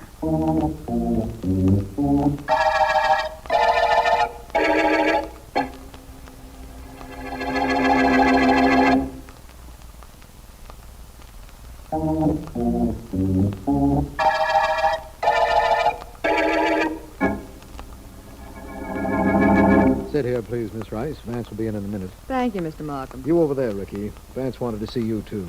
Okay, so I'm here. What goes? Good evening, everyone. Hello, Hi, Vance. Mr. Vance. Well, here are the two of them as you requested, Vance. Thank you. I'm not going to waste much time. I've just received this telegram from an out-of-town newspaper. I'd like to read it. All right, so read it. Well, thank you for your permission, Ricky. It goes like this. Answering your phone call, the Chronicle did receive a telephone call from your city the day the private detective Dan Smith was murdered there. Oh? Relax, Miss Rice. This is practically painless. The telegram continues, Smith wanted to know details and description of local killer who fled town after a murder 2 years ago. We read them to him on the phone. They are as follows. And then the description.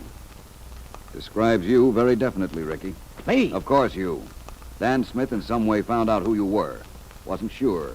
Wired your hometown paper for details. When he got them, he called you, probably to blackmail you. Why, you're crazy. The phone records from Smith's hotel show he called out of town and then Ricky immediately after that. It all fits.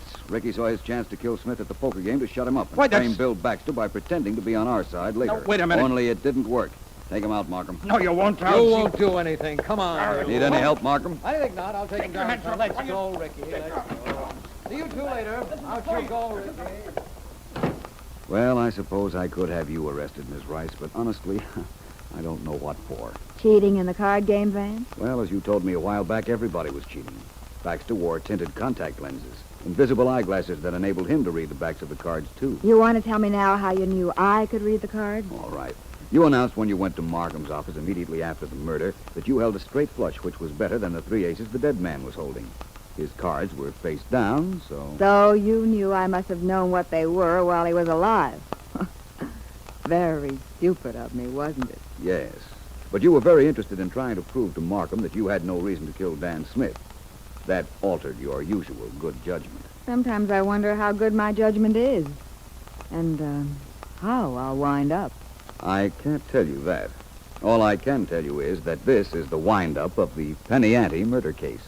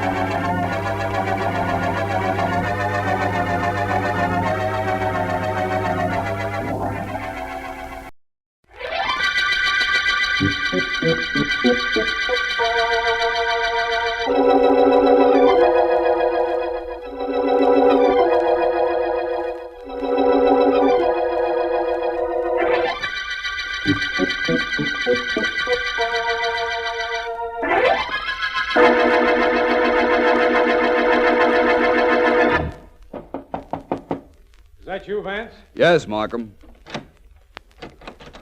Well, the district attorney is behind a locked door. Most interesting, Markham. How do I get in? This way, Vance. Am I unlocking the door? Good evening, Vance. Hello, Markham. All this secrecy indicates an occasion I should enjoy. Am I correct? It's quite possible, Vance. Please sit down. Thank you. Well, you sent for me, Markham. I'm here. Shall we ask your other visitor to come in here from the next room so we can get started? You knew I had someone waiting next door? Certainly. You wouldn't lock yourself in, Markham. As long as I've known you, I've never seen you display a single evidence of fear. You locked your door, therefore you are trying to protect someone. Whom? My only surprise is that you didn't know that, too. It's an informer, Vance, a stool pigeon. Come in, Ricker. Yeah, D.A., here I am. Ricker, this is Philo Vance. I want you to tell him what you told me a while ago. Oh, gee, D.A., what I told you was personal, just between friends. Please include me among your friends, then, Ricker. Do I have to tell this guy what I told you, D.A.? I wish you would. Okay, then. Okay. Listen, Vance, the D.A. and I has got a deal. When I hear something he ought to know, only nobody'll tell him, I tell him, see? Nobody will tell him, so you tell him. Sure. Listen, Vance, there's a dame due to hit this town this week, and she's going to start running things here the same as she ran them in the Midwest. And where she goes, Trouble goes, too. Big trouble. Killings, bank holdups, kidnappings, the works. Yeah, that's what I was telling the DA. A woman is coming to town, and that means trouble, eh? Well, that's not too strange an association. Well, I don't know about that. All I know is this town's going to break wide open when she shows up.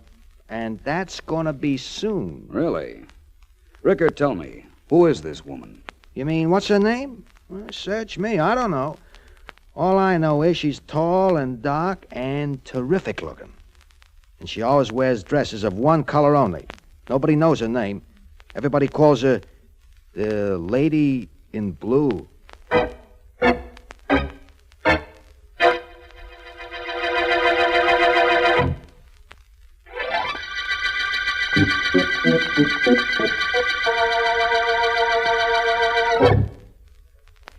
It would be my suggestion, Danny, not to let the Lady in Blue into this office. Legal advice or a friendly tip? A friendly tip, Danny, actuated by the fact that I wish to be retained by you as your lawyer for quite some time yet. Meaning I may not be around long running things if I let the Lady in Blue in here. Well, we'll see. Davy, let her come in. Out, mouthpiece. That door there. Call me later. I hope you'll be able to answer the phone when I do. Bye. Davy, I said to send that... Hello, Danny. Well, aren't you going to ask me to sit down, Danny? I am as soon as I can breathe normal again. You're the Lady in Blue? That's what I've been called. You knew I was coming to town? Everybody knew it. What do you want with me? I'd like to do business with you, Danny. Things are a little slow where I came from. I need activity. I can find things to do here. Things you're already doing. All right, I get that. But the way you look, the way you're dressed, the way you talk, what do you want with rackets? Rackets, Danny? I'm not associated with any rackets. I do things more legitimately. My methods may be a little illegal, but my enterprises aren't. For instance, you're in a racket. I've suddenly decided to be your partner. Nice deciding. What if I don't like? I know you brought a couple of your boys along, so don't think I'm being tough. No, you're too smart to play that way, Danny. You have a bodyguard in the next room. I have one of my boys watching him. I don't know about yours, but mine shoots straight. And often. Do we talk business? Take that hood of yours out of here, lady, and you go with him. We don't have nothing to talk about. No. Tony. Don't let him come in, Davy. You call me, lady? Davy here is giving me some trouble. Davy? He shot Davy. Only in his arm. I don't like guys that pull guns. You call me, lady? Yes, Tony. Just as a protective measure. Danny, we'll drop our business discussion for the day, but we'll meet again. We'll meet again, lady. I promise you that. I'll find out what your game is. I'm sure you will. Only, as a glance in the next room will tell you, we're both playing the same game. But the score is 1-0 in my favor.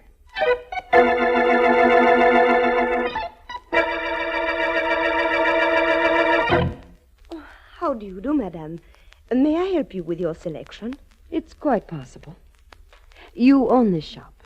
Yes, I am Madame Marie. Madame, you have a beautiful figure, and I have the creation that will set off the blue of your eyes. Please come with me. We can do business here, Madame Marie. I'm not interested in gowns. I'm interested in working for you. Working? A woman like you is looking for a position? Not exactly. Madame Marie, effective today, everything which you purchase from manufacturers here and abroad must go through me, a service for which I charge 10%. Do you understand? No. No, I do not. You will. Oh, now there's a beautiful gown, that blue evening model. An import, of course. How much is it? $400. But I still do not know what you're trying to do. I need no one to buy for me. You'll change your mind. I'll take that gown. Send it to me at the Ritzmore Suite 9:28. Oh, 400, you said? Very well, here you are. Good day, Madame Marie. Oh, you'll be hearing from me. Oh, dear, what does this mean? Evelyn, I'm not to be disturbed. I'm going into my office. A thing like this cannot happen.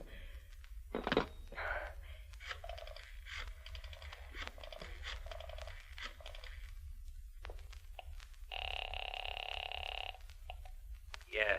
Monsieur Danny? Never mind the monsieur business. I got trouble enough. Danny, this is Marie from the dress shop. 6 months ago, I joined your association. You promised me I'd never be disturbed by anyone. Just now, I was disturbed. By a tall, good-looking doll dressed in blue? Yes. She didn't know I was already a member of your association, did she? I mean, that must be it. She just didn't know. She knew all right.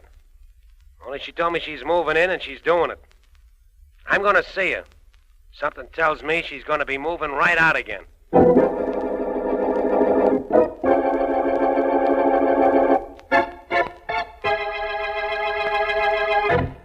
Sit down, Danny. We're quite alone, and there's nothing for you to be afraid of. Do you like my new gown? I bought it today. I like the gown, lady. It's your ideas on doing business I don't like. You're cutting in on Madame Marie, I understand. Well, as long as you understand, I see no need to discuss it further.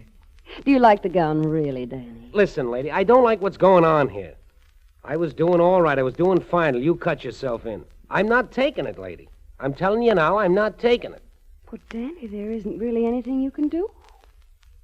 Look, would you care to take me to the theater tonight? I'll wear this new blue gown. I've some wonderful blue eyeshadow that matches and luminous stardust for my hair. You'll be very proud of me, Danny. You want me to take you to the theater?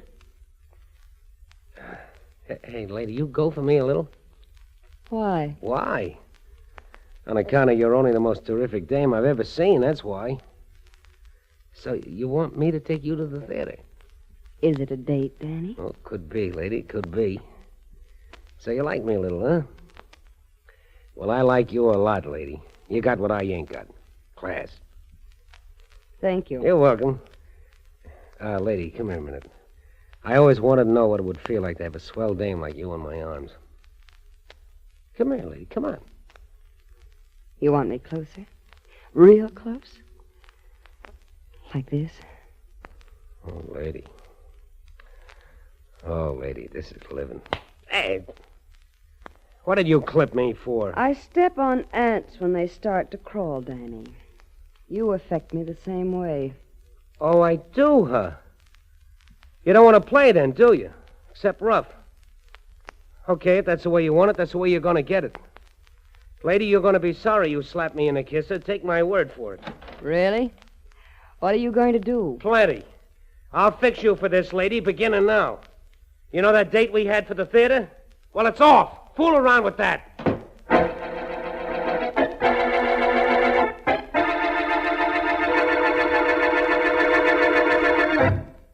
Well, Mr. Markham, we got another murder. So I see, Sergeant Heath. Danny Claxton, isn't it? It was. That's the way we found him, lying face up here in his apartment, knife in his heart. Vance will be interested in that when he gets here, Heath. Oh, incidentally, I had to wake him up. After all, only homicide detectives and district attorneys stay awake all night. Call him back and tell him to stay away, D.A. We can solve this murder without him. I'll have the guy who knocked off Claxton within a week. You know, Heath, I was living in hopes that you'd bring Claxton in one of these days so we could send him up the river where he belongs. Apparently, someone sent him down the river. Hello, Markham. Well, hello, Vance. Sorry to get you out of bed. I'm sorry you got out of bed, too. Good evening, Sergeant Heath. So this is a big-time racketeer's apartment. And that a big-time racketeer's corpse. We're waiting for some men from the morgue to remove the body, Vance. Sergeant Heath has had the knife that killed Claxton taken to headquarters. Sure did. It's being checked for fingerprints right now. I hope you find some. A knife killed Claxton, eh, Markham? Yes, Vance, a knife. And now we have a corpse, and so far, 3 suspects. Really? Who are they?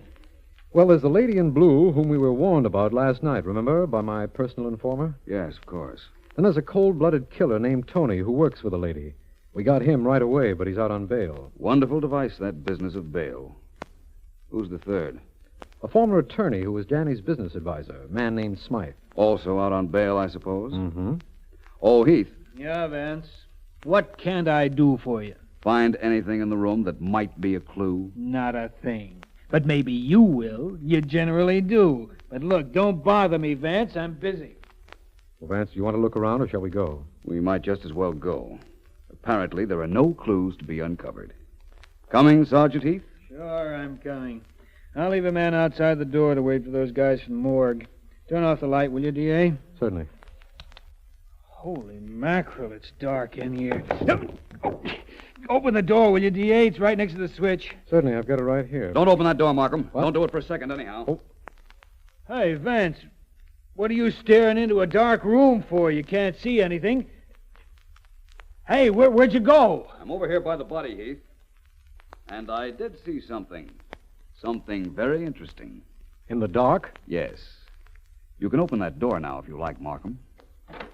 Hey, Vance, what could you possibly see on that corpse in a dark room? I'll tell you about it sometime, Sergeant Heath. At about the same time that I tell it to the murderer.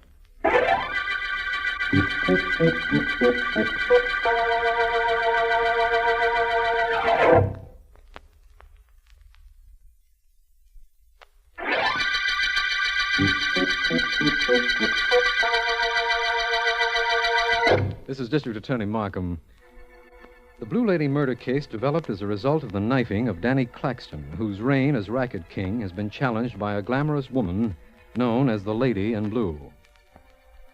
As Vance had anticipated, there were no fingerprints on the knife. Suspects include the lady, her favorite gunman, Tony, and a disbarred lawyer named Smythe, who might well inherit Claxton's racket empire with him dead. Vance found some sort of clue in Claxton's darkened apartment after I'd asked him there, and, since all suspects are out on bail, he phoned to tell me he was going to the Ritzmore Hotel to see the Lady in Blue. He should be there about now. Please sit down, Mr. Vance. I've been waiting to meet you. And, it's been worth waiting for. Thank you. You know, if there should be a mental contest between us, one of us must lose. In view of that and my self-confidence, I appreciate your hospitality. You mean if there is a contest, I won't win? If you knew as much about me as I about you, you might not be so certain. We're very much alike. I'd hate to believe that. You and Danny Claxton didn't like each other, did you? Oh, I wouldn't say that exactly. He was quite fond of me. That's not difficult to understand. You know, Vance, I'd like you to tell me something. Something about me. Yes? What do you think of me? Are you quite sure you want me to tell you? Quite. Well, as a woman, you're perfectly gowned, beautiful, and exciting. Exciting, Vance? Very much so. Many men must have fallen in love with you. Many men? Yes. The one man? No. Is there, something else I might tell you about yourself? You've told me what I wanted to hear. There's no question about that. Of course, I could go further. Let's take the surface you. The gown you're wearing is startling, but it's right for you. Your jewelry is exquisite, your hair becoming, fashionable, but too perfectly groomed. Nothing is wrong with you, lady. Therefore, something is wrong with you. Oh, please don't stop, Vance. If I were you, I don't think I'd strive so for effect. That hairdo of yours, for instance. What are those little things that glisten on top of it? Oh, that's stardust. When lights hit it, it has the effect of sparkling. You couldn't possibly be content to not stand out when there are no lights. A theater, for example. No, you're quite right. For occasions like that, there's a luminous stardust I use. Sounds wonderful. Oh, Vance. Vance, I like you. You're the man I never met in my life. Do you understand what I mean? I think so. And under other circumstances, something might be done about that. Not under these? I'm afraid not. I'm engaged in a murder investigation. Though I must admit that for the last few moments I've neglected it a bit. Will you tell me something? Anything. Within reason. Danny Claxton was murdered in his apartment last night. Were you ever in that apartment? No. So the contest commences. The gauntlet has been hurled. And the challenge accepted. Oh, expecting company? Not that I know of. I was just leaving. I'll answer the door. Lady, may I say that this has been one of the most pleasant interviews I've ever had? Just a moment. I'm glad you said that, Vance. No matter what happens from here in, I'll remember that. You did something to me. I shouldn't like what you did, but I do. Goodbye. Goodbye. Oh, Mr. Smythe. Go right in. Yes. Lady, I've got to talk to you. What did Vance want here? What is it you want here? Lady, I worked for Danny Claxton. I know everything he did, how he operated, who paid him and whom he paid. I imagine you're taking over here. I could be valuable to you. My intention in coming here was to take over. Now I'm not so sure. I beg your pardon? Nothing. So you want to transfer your allegiance from the dead to the living, Mr. Smythe. You want to serve me. With Danny out of the way, why not? Was it you who saw to it that Danny was out of the way? Did I kill him? Why, lady, what difference does that make? The king is dead. Long live the queen.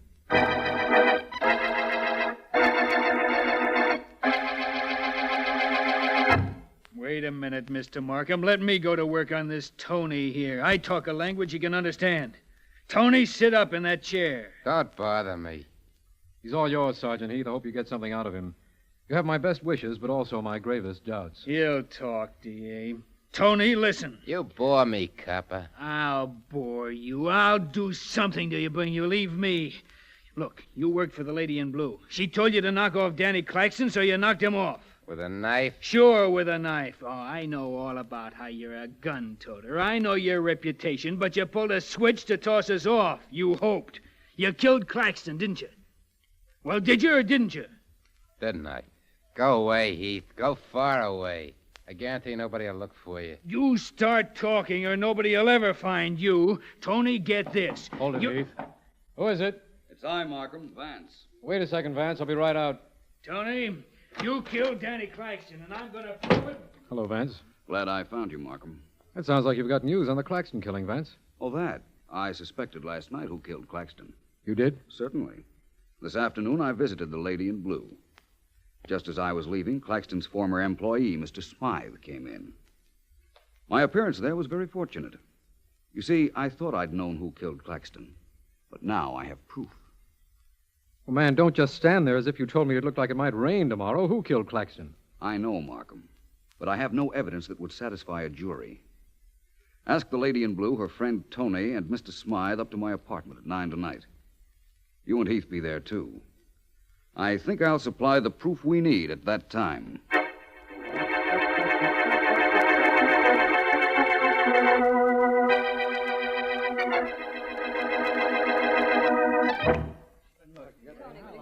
May I take the liberty of using a moment or two to describe this knife I'm holding? Come on, Vance. I've wasted enough time getting these three people up to your apartment. A moment more won't hurt, Heath.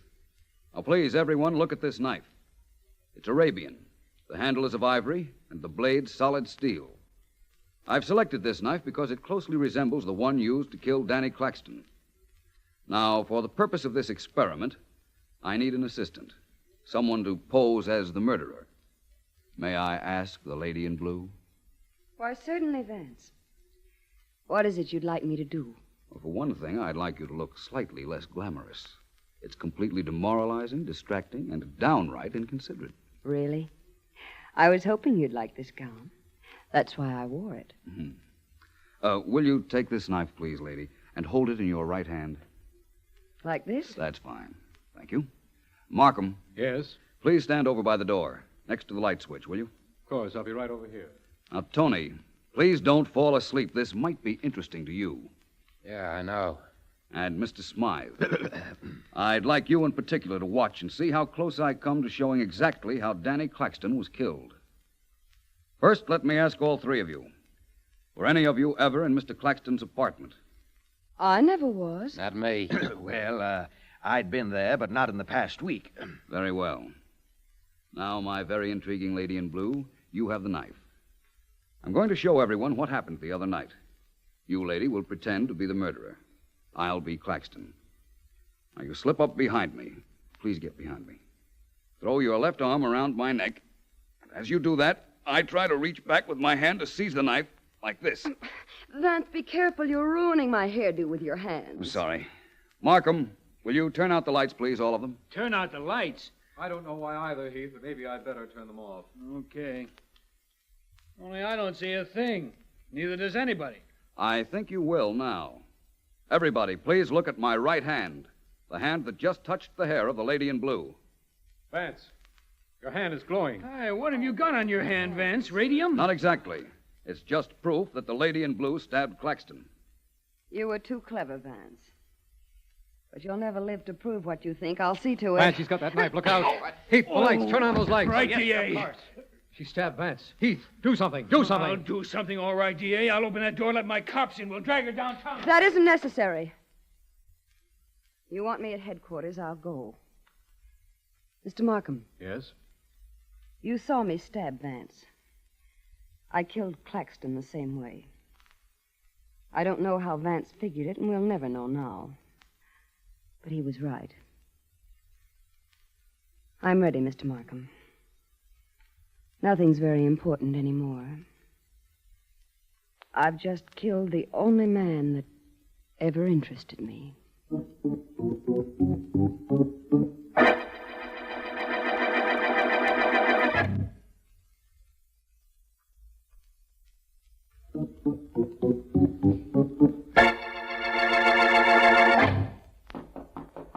Come in, Markham. Come in. Hi, Vance. Sleep well? Wonderfully. Sorry I had to put on that act last night. Did it scare you? Definitely. Let's see that trick knife of yours, Vance. Nothing much to it, Markham. Here it is. The blade disappears into the handle when you touch the point. See? Why, yes, of course.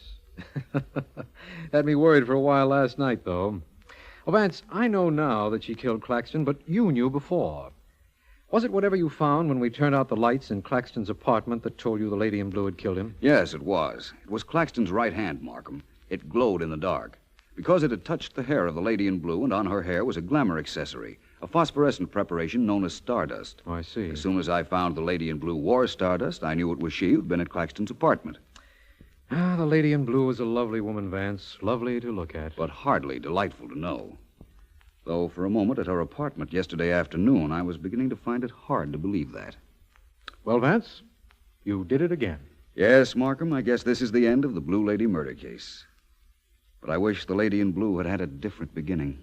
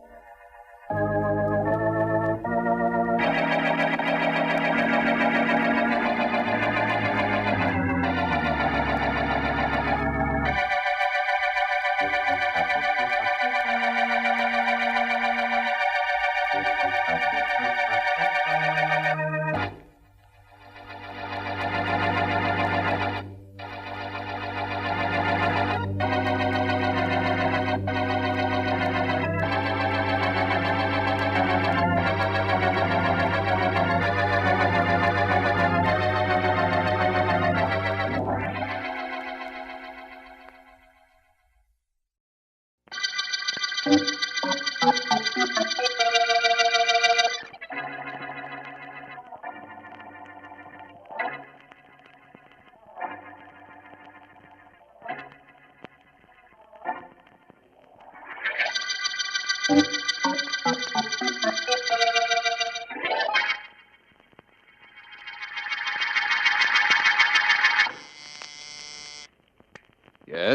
Mr. Vance, there's a lady to see in the outer office. She has no appointment. Will you see her?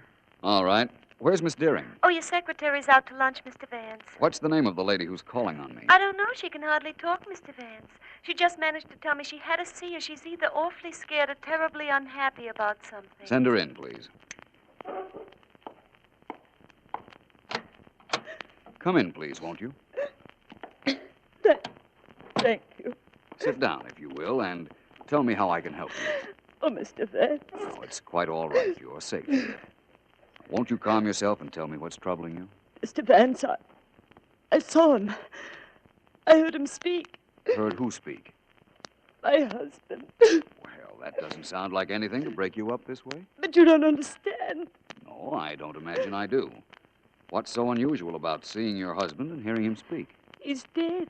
I buried him 10 months ago.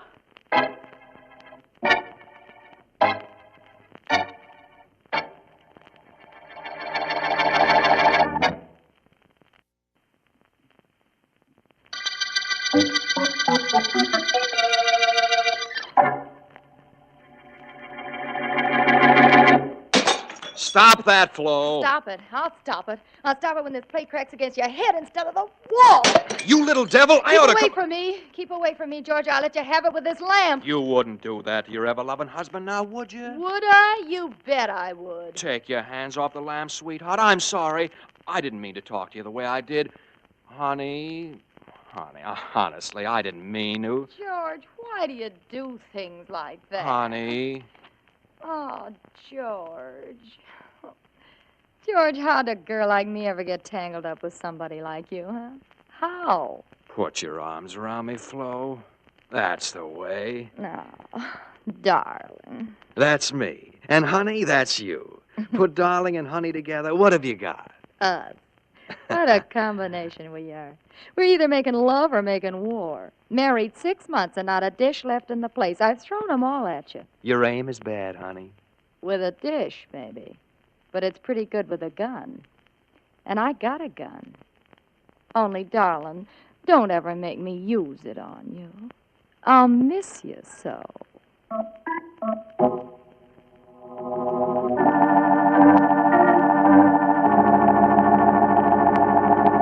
Well, Vance, it certainly is an unusual situation. That is, if Mrs. Miller was telling the truth. I'm sure she was, Markham. I know it's no case for a district attorney, and I didn't come here to talk to you about it professionally. I am interested in your reaction, though. She said she buried her husband 10 months ago. That's right. And she was wearing deep black, Markham. A black dress, black gloves, black veil. And I checked with the undertaker who had charge of the funeral. She buried her husband, all right. The records show that a Daniel Miller was interred in Holly Oaks Cemetery just 10 months ago. And his widow, who after 10 months reverts to her former status as wife, claims she saw him on the street. Why didn't she go up to him? As she explains it, she was too stunned to do anything right then. By the time she recovered her composure, the man had disappeared. Uh-huh. What's your opinion of her story, Vance? I believe it. I believe she saw a man she honestly thought was dead. You mean a dead man has come to life? A corpse is walking around this city? To all intents and purposes, yes. I promised Mrs. Miller I'd do what I could to help her. She's on the verge of collapse. Yes. Well, call on me for anything I can do, Vance. Thank you, Markham. If you think of any way a man can be dead and buried and suddenly come to life, let me know, will you?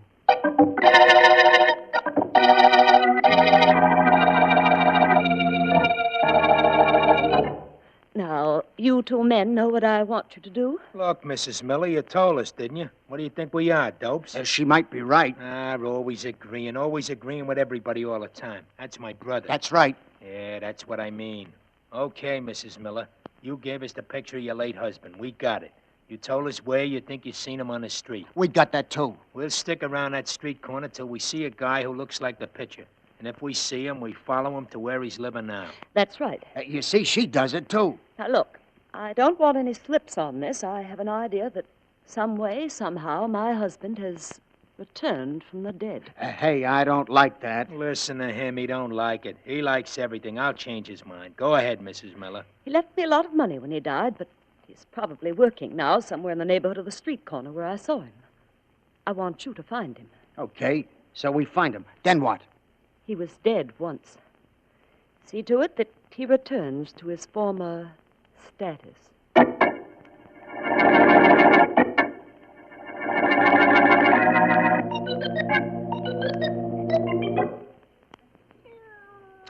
Yeah. Playing with that darn cat of yours again. Leave him alone. Yes. Don't be funny, Flo. Keep reading your paper. Chang and I having fun. Come on. Fun Here, with boy. a cat. Oh, brother. Well, I've got to go to work in a few minutes, and this is how I relax. Besides, honey, he's a full-breed Persian. Well, let him do something Yeah. constructive with those hairs of his he keeps shedding over the rug. Teach him to crochet or something. Maybe he can make me a shawl. He's a good cat, aren't you, Chang? Real good cat, huh? Yeah. George, Yeah? you never told me What's the anything about where you came from before you married me. I was found in a cabbage patch. Don't get cute. On you, it Come don't look here. good. Yeah. I've been thinking about this for some Here, but time. here's some string. You know, I don't Here. know a darn thing about what you were before we were married. What about it? Don't talk to me like that. I'll bounce an ashtray off your head. Now, look, honey, we said there'd be no we more said of there'd this. be no more battling if you talk to me the way I'm entitled to be talked to. Kid, let's understand things. I'm your husband. I think you love that cat more than you do me.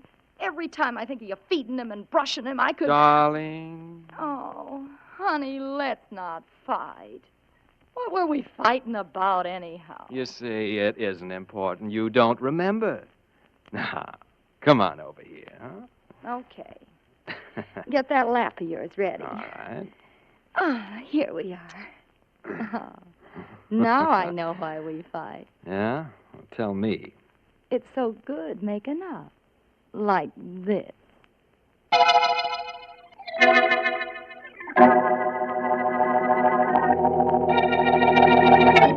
I've got a few minutes, Mr. Vance. What's on your mind? How good is your memory, nurse? Well, I'd remember you if I ever saw you again. Who wouldn't? Well, thank you. Nurse, about 10 months ago, a patient named Daniel Miller was admitted to this hospital. The records say that you attended him. Miller, let me see. Appendectomy? No. To tell the truth, I don't know what he was in here for.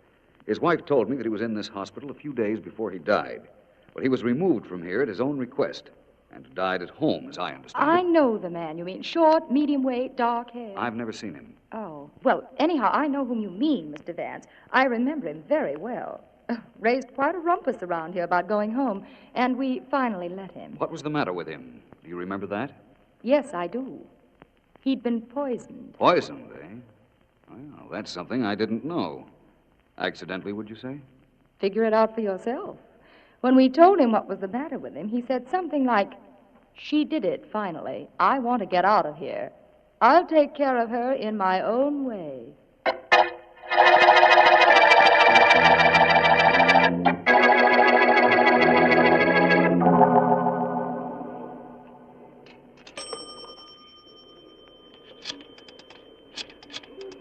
Close the door of the booth, Joe. You want the whole world to hear what we tell Mrs. Miller? It's okay with me if they hear. Nah, everything's okay with you. Close the door. Sure.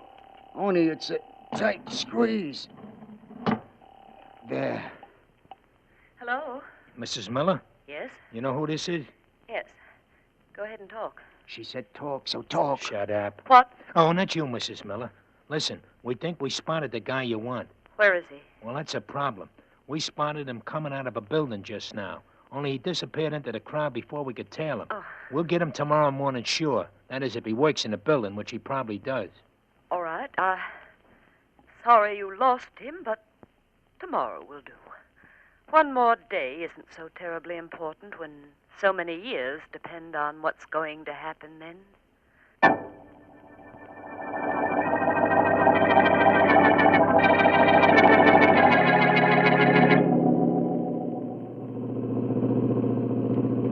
Thanks for getting me official permission to investigate the grave of Daniel Miller, Markham. No trouble, Vance.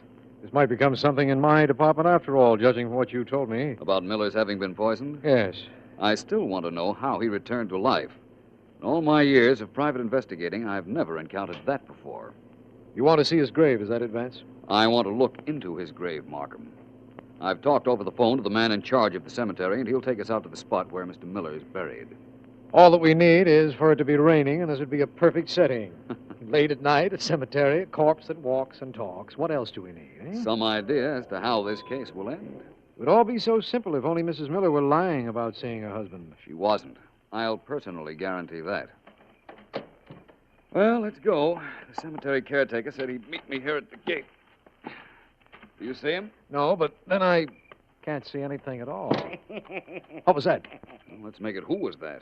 I'll feel better about it. Hey, who are you? Where are you? Right here. Scared you, didn't I? Yes, you certainly did.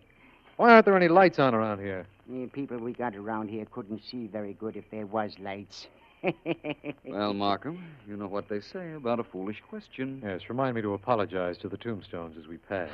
Now, look here, you. The name is Mort. Rather appropriate, too, in view of this setting. Huh? Mort means death in French. He does? Well, what do you know? You must be Vance and Markham, you two, right? Were you expecting anybody else? Nobody I could talk to. Come this way, please. I'll show you the grave you're looking for. Daniel Miller, right? Right. That's correct. Well, he ain't very important around here. Only 2 autos at his funeral. Now, you take that grave over there. There's a man who should have been glad to die. 22 autos, and the speech has lasted 2 hours. In the rain, too. Doesn't it always rain at funerals? Only seems like it does. Now, you take this grave over here. Kind of like this and like that. It wasn't Excuse exactly me, what Mort, but who were in the automobiles at Mr. Miller's funeral? In the 2 cars? Well, there were a couple of men from a lodge he belonged to in one, and his wife was in the other. Crying her eyes out, she was. She did pretty good for the guy. Fact is, I ain't seen better crying this year. Where is the grave? A man in a hurry to get to the grave now. That's a good one, eh? Yeah. Well, it's right here. I dug it up like you told me to. Only I didn't touch anything. Why not? I wasn't told to. And besides, I wouldn't even if I was told to. I'm superstitious. Markham, mark this day down in the book. We have now heard everything. Well, we've got a job to do. I'm going to hop down into that grave. I wouldn't if I was you. Why not? On account of a lot of reasons, only one of which is important. And that is? There ain't no casket, there ain't no body, there ain't nothing in there. What? That's right. I dug up the grave like I was told to do, but I could have saved myself the trouble. Somebody else must have wanted what you fellas wanted and beat you to it. That grave was empty.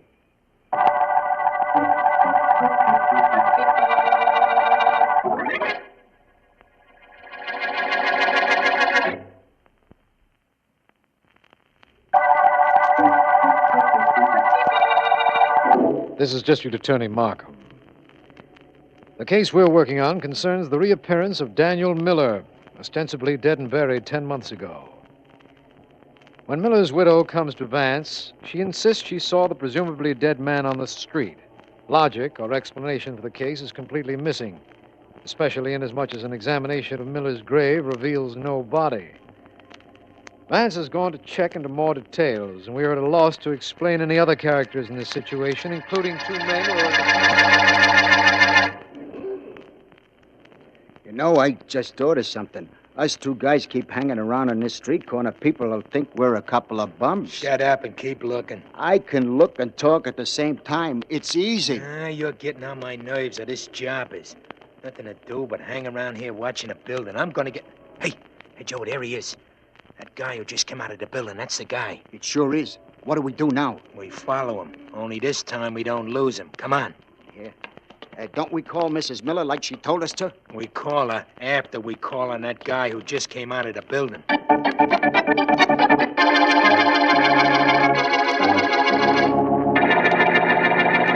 The shot came from this house, officer. I heard it. I called the police right away. Who lives here, do you know? Of course I know. I live next door, don't I? Mr. and Mrs. Ward live here. Came to live here just after they were married about 8 months ago. Fight? Used to fight all the time, day and night. Day and night. I've never seen Front door's open. Come on in. Hello there. Anybody home? Anybody home? You see, there's nobody home. Can't blame his wife for not staying home much. Can't blame him either. She had the temper. She's always flying off the What's handle. in that room there, do you know? One with the door closed? Yeah. That's probably a bedroom, just my house. All these one-story bungalows built just about the same. Just about, I'd say. You take that I'm room... going to take a look in that room. I'll go with you. I'm not afraid of anything, as long as you're here. That's real brave of you. Now, just a second while I take a look in here. That's a cat. Close the door. Close the door. I can't stand cats. I've never been able to stand cats ever since I was a little boy. I'll never forget... Did you see what was next to that cat? Well, no, I really didn't. I was so scared by... That cat was standing next to a body. The body of his master, I'd say. And the master was dead, with a bullet hole in his forehead.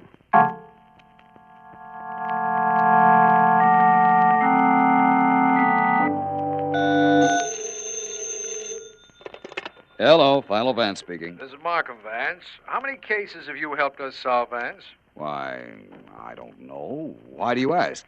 Because we've finally been able to help you with one. Oh? Yes, a man known as George Ward, who lived with his wife at 10 Jackson Road, was found murdered a little while ago. Yes? Merely as a matter of procedure, Homicide Sergeant Heath took his fingerprints and checked them. He found that George Ward is really Daniel Miller, the man you've been looking for. Well, that's very interesting. What were the circumstances of the murder? Well, Ward, or Miller, was shot with a small caliber revolver. When the police officer on duty came into the room, the body was being guarded by a gray Persian cat. It belonged to the Wards, as I understand it. I see. Well, thank you for calling, Markham. This is beginning to make some sense to me now. It is? Definitely. I believe I know what happened to Daniel Miller 10 months ago, but I'm not sure. How do we find out? How, Markham? Why, by finding out who killed George Ward, of course. Let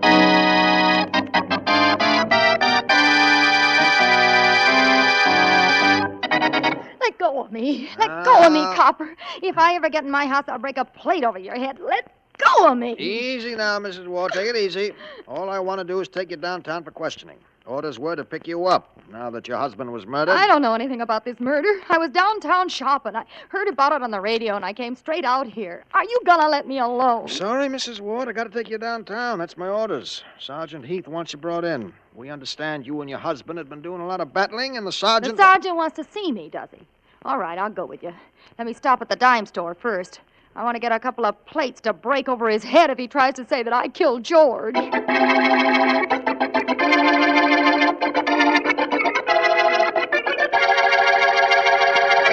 Okay, Mrs. Miller. You heard the radio. Guy named George Ward was killed. That was the guy whose picture you showed us. It sure was.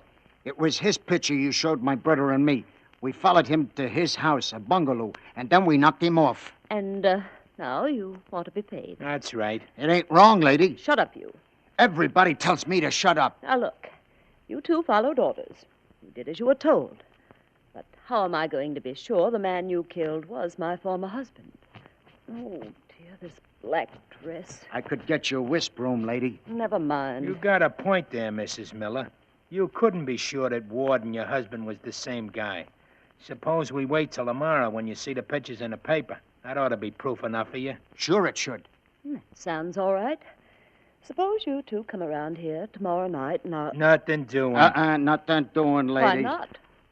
I don't know. Ask me brother. Well, why not come around here tomorrow night? I'll pay you then. Mrs. Miller, by tomorrow night, you could be 1,000 miles away from here. You got what you want. You're really a widow this time.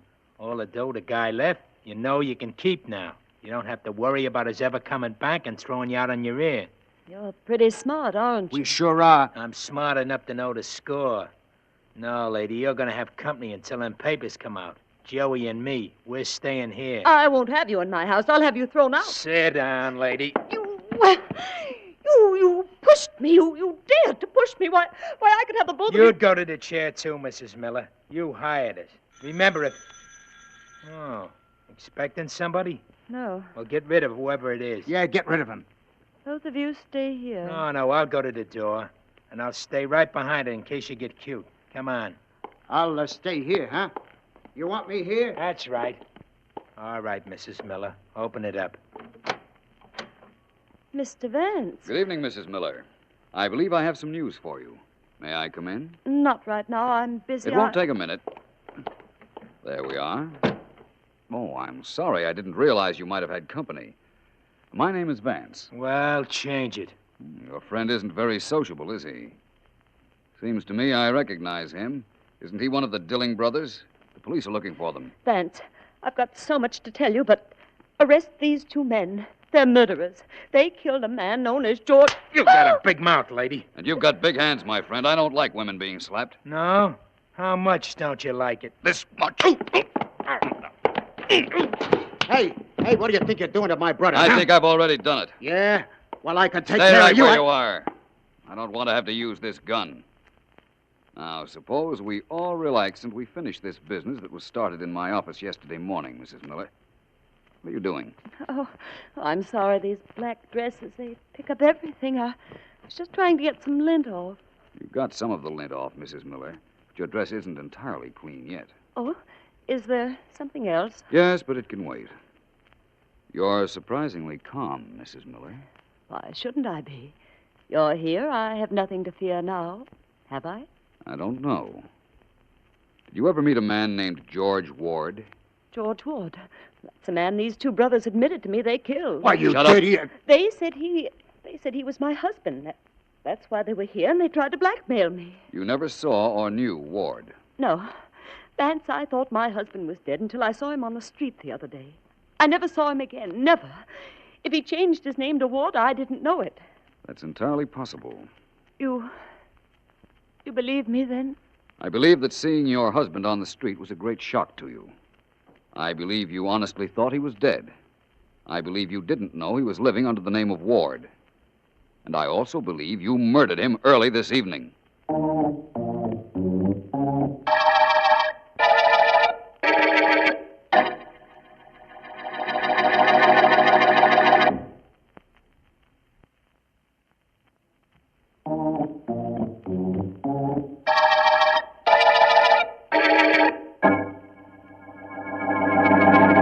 Markham, you're entitled to an explanation of this case, and you're going to get it. The entire explanation. Will you tell him, Mrs. Miller? You tell him. You're the genius. Well, 10 months ago, Daniel Miller left a hospital knowing his wife had tried to murder him by poison. He went home and bribed an undertaker to bury an empty casket. That was to fool his wife, who was not in town at the time, but returned in time to go to the funeral. Oh, that's what he did, eh? Sure he did. But I got him just the same. I had to kill him. You hear me? I had to. I couldn't stand him when he was married to me, but it was worse when he was married to another girl. And I'd kill him again if I got the chance. I'd kill him Better again. take her out of here, Burke. Right, Mr. Markham. Come on, you. Let's get going. You'll never send me to the chair. I'll say I'm crazy. I'll say I'm insane. They'll never be able to kill me for what I've done. Come on, out. You only think you... Well. Well, Vance, where were we? We were talking about how Miller had himself buried in an empty casket, which he later reclaimed. Yes. What happened after that? Daniel Miller then disappeared and adopted the identity of George Ward, marrying another girl and starting an entirely new existence. Uh-huh. Then Mrs. Miller saw him on the street and realized he wasn't dead and might show up at any time to either accuse her of attempted murder or throw her out in the street. So Mrs. Miller went to you. That was a mistake. But she was so confused at the time, she couldn't even talk, much less think. However, she realized later she had to keep away from me, and she did, and hired the Dilling brothers to wait on the corner where she saw her husband and try and follow him to his new home. As I understand it, they did. Then later came back to Mrs. Miller, who they insist didn't know where her husband was living. Vance, the Dilling boys wanted to be paid for the murder. Why didn't you think they did it? I was sure Mrs. Miller did the job. You see, what happened was this. When the Dillings spotted her husband, she was watching them. She followed them in a cab while they were following her husband. Sounds like a parade. Mm-hmm. That's how she found out where Miller was living, eh? Yes. You reason that she got into the house before they did, by the back door probably, and killed Miller. The Dillings found the husband dead, but they tried to get paid regardless. Exactly. We have Mrs. Miller's confession, of course, but I knew she was guilty because I saw that on her black dress there was a long gray hair. A hair that could only have come from a Persian cat. Of course, the Persian cat. Now, you had told me that the man who was murdered had a Persian cat. Yes. Well, the combination of circumstances Couldn't be coincidence. Your laboratory has a hair from that cat and from Mrs. Miller's dress. I'm sure they'll match. I'm sure you're right, Vance. Just as I'm sure Mrs. Miller has reached the end of the line. And we've reached the end of the talking corpse murder case.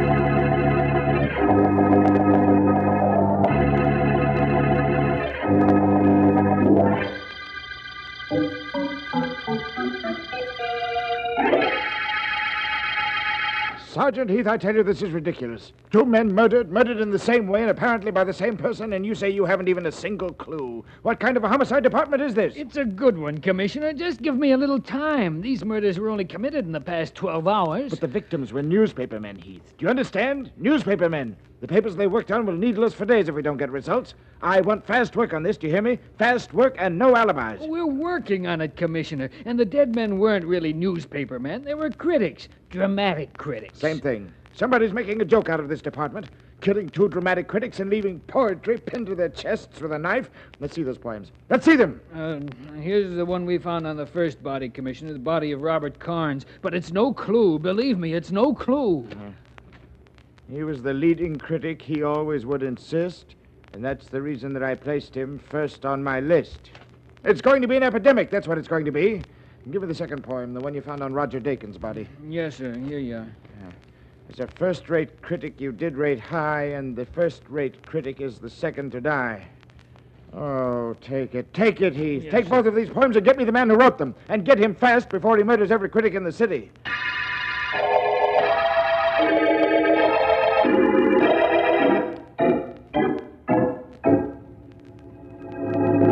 Are you busy, Mr. Markham? Very busy, I mean. The district attorney is never too busy to talk to the homicide department chief. What is it, Heath? Well, it's the commissioner.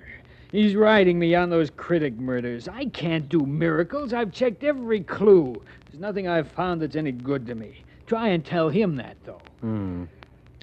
Did you ever think of this motive, Heath? What's that? There was a new play opened at the Rex Theater last night.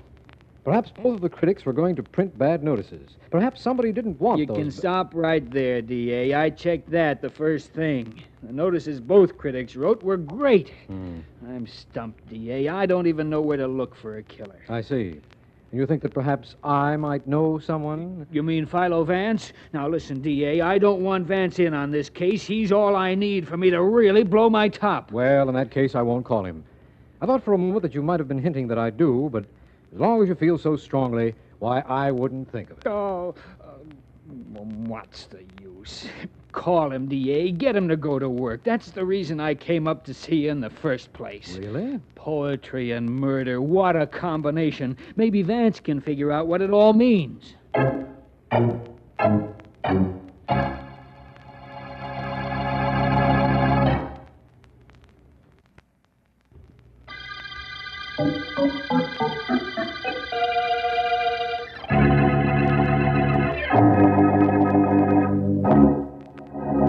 That's the story, Vance, all of it. Definitely interesting, isn't it? I suppose so. Let me see now. The first murdered critic was Robert Carnes. Carnes. Isn't he the one that married Edna Bowley, the dancer? Some years ago, I believe, Vance. Yes, he's the one. And wasn't she being sponsored before her marriage by Mike Wilcox, the racket king? Well, Mike did have an interest in her. But he's hardly the poetry type, Vance. Don't forget those poems pinned to the chests of the two victims. I haven't forgotten them. Markham, there's a wonderful art exhibit at the Madison Galleries this afternoon. I was going to take Ellen and visit there. The Madison Gallery visit will be postponed because of my visit here? Precisely. I've changed from the Madison to the Rogues Gallery. Markham, I'm going to see our friend Mike Wilcox.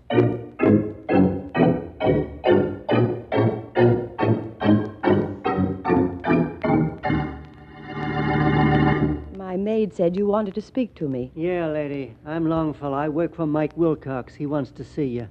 Mike sent you here?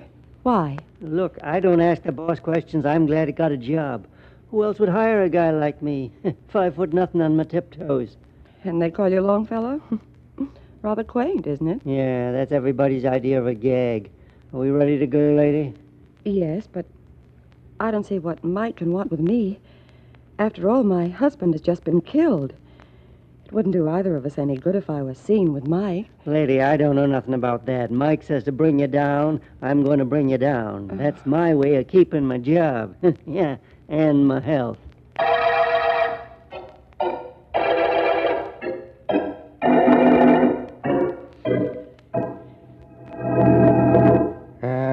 If I move here, he'll jump me. Get into my king row. And I'm a dead Joe. But if I move in this square, he can't do nothing. So I move in this square. Yeah? Who is it?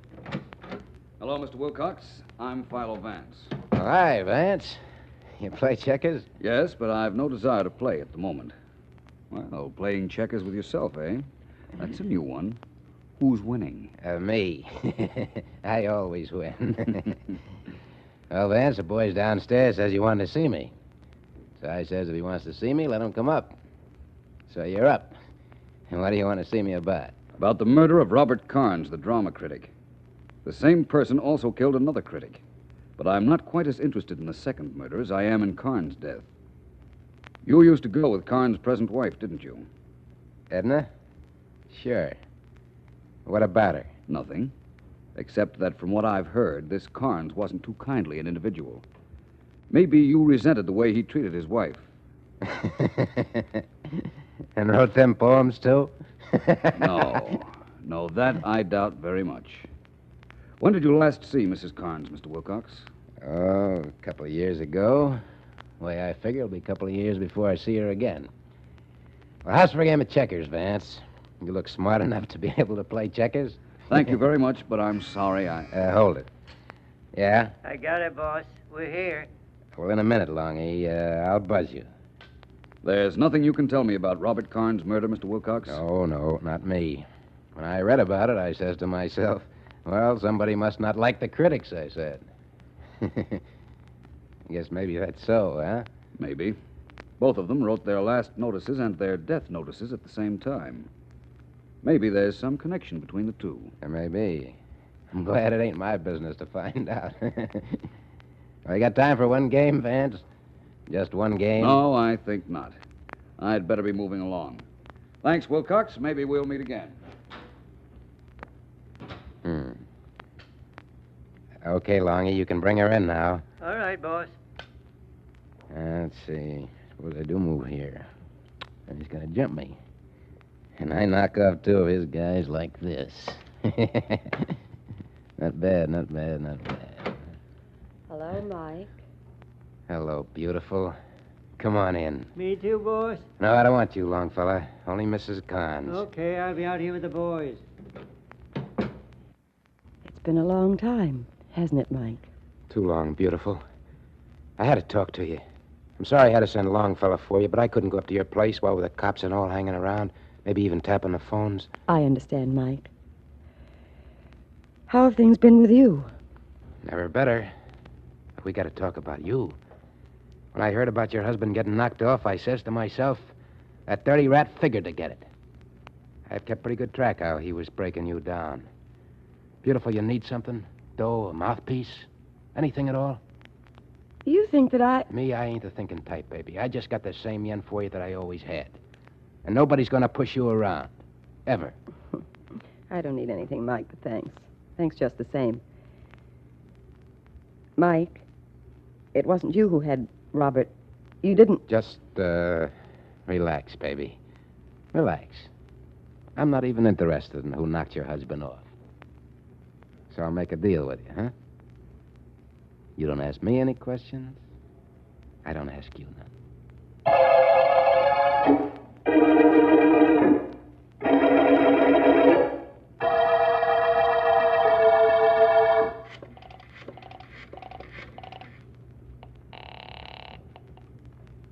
Mr. Vance's office. Miss Deering speaking. Ellen, this is Vance. Oh, where have you been, Mr. Vance? People have been calling right and left. I don't want to know anything about calls right now. Listen, Ellen, get your hat. We're going to the theater. Theater at 5 o'clock in the afternoon. What's happening there at this time? Nothing very much, unless I can make something happen. The Rex Theater in half an hour. I'll be waiting.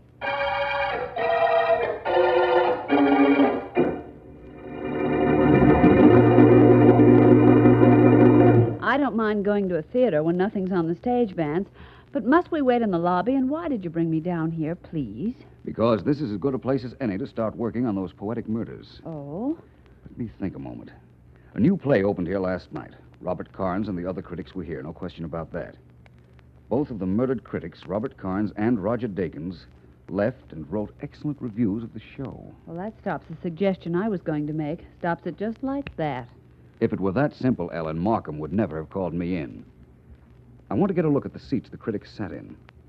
That might mean something. Hello there, Vance. Sibbleton. How are you, Sibbleton? Well, I hear you have a hit. It's the finest play I've ever produced. Trying to buy some tickets? Not at the moment. Miss Deering, may I present Mr. Sibbleton? How do you do, Oh, Mr. do you do, Sibbleton? Miss Deering? Sibbleton, I'd like to go into the theater for a moment, if you don't mind. I don't mind, I guess, Vance. I just don't understand. I'm working on the murder of those two critics. Oh. I just want to look at their seats. They were both here last night. Yes, they were. I don't know what you expect to find, but come on in. I'll get the door. Yeah. Thank you. Go ahead, Ellen. Thank you. Which way, Mr. Sibbleton? Straight ahead and down the middle aisle. An empty theater's an imposing sight, don't you think, Ellen? It is, I suppose, but not for a producer who thinks he has a hit. Then it's a catastrophe. Miss Deering is right. Yeah. Well, I won't have that worry, not with this show. Right down this aisle, Vance. Right. By the way, it seems to me that I recall Robert Carnes panning your last show, Sibbleton. Oh, he wasn't the only one. You see, we have every critic in town here on opening nights, from newspapers, magazines, trade papers, and practically every one of them took a crack at that last epic of mine. Including Roger Dakins? Well, every time Carnes pans anything, Dakins does too. Or rather did, poor fellow. In fact, the trio of Carnes, Dakins, and Moore was something every producer had nightmares about. Well, here we are, Vance. Oh, good seats. Who's Moore? Edward Moore. He's on the Chronicle. Oh, yes. He and Carnes and Dakins liked practically nothing this season. So this seat on the aisle was Robert Carnes, eh, Sibbleton? That's right. Dakins sat next to him, and Moore next to Dakins. Mm-hmm. Here. Are all the seats in these few rows reserved for the press on opening nights? Oh, all of them except the first 5 seats in row E. Those are mine for every performance. We call them house seats. They're for me and my personal friends. You certainly give away a lot of seats on opening night, Sibbleton. It must be worth it. Look at all the great publicity he gets. When the show is good, that is. Yes. Sibbleton, how well did you know Carnes? Oh, not very. He made sure of that. He made it a rule never to socialize with the producers. Claimed it might influence his judgment. Not bad reasoning. I've just been thinking of something. I wonder if Edward Moore would be at his newspaper at about this time. Moore, the third member of the critics' trio? Yes. Think so, Sibbleton? I haven't the slightest idea. We could go back to my office and call if you like. Yes, I think I... Is that you, Vance? Why, it's Mr. Markham. I'm here, Markham, right down the center aisle. Right. Be with you in just a few seconds. Right.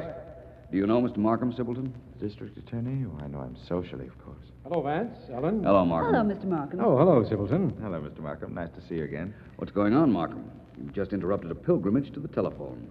I thought I'd try to get a lead on the two poetic murders from Edward Moore. You can stop right here then, Vance. Moore was found dead this afternoon with a knife in his heart and one of those silly poems pinned to his chest. Oh, no. He has been dead for quite some time. I'm glad you left word that you'd be here, Vance. I knew you wanted to be kept informed, so I came down myself. Moore dead, too. Vance, what is all this? Frankly, I don't know. What was written on the third note, Markham? I'll read it to you. The curtain's down, death slams the door.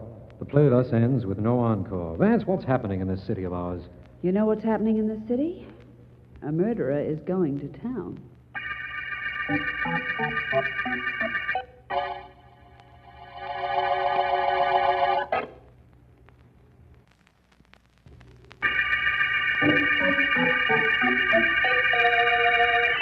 This is District Attorney Markham.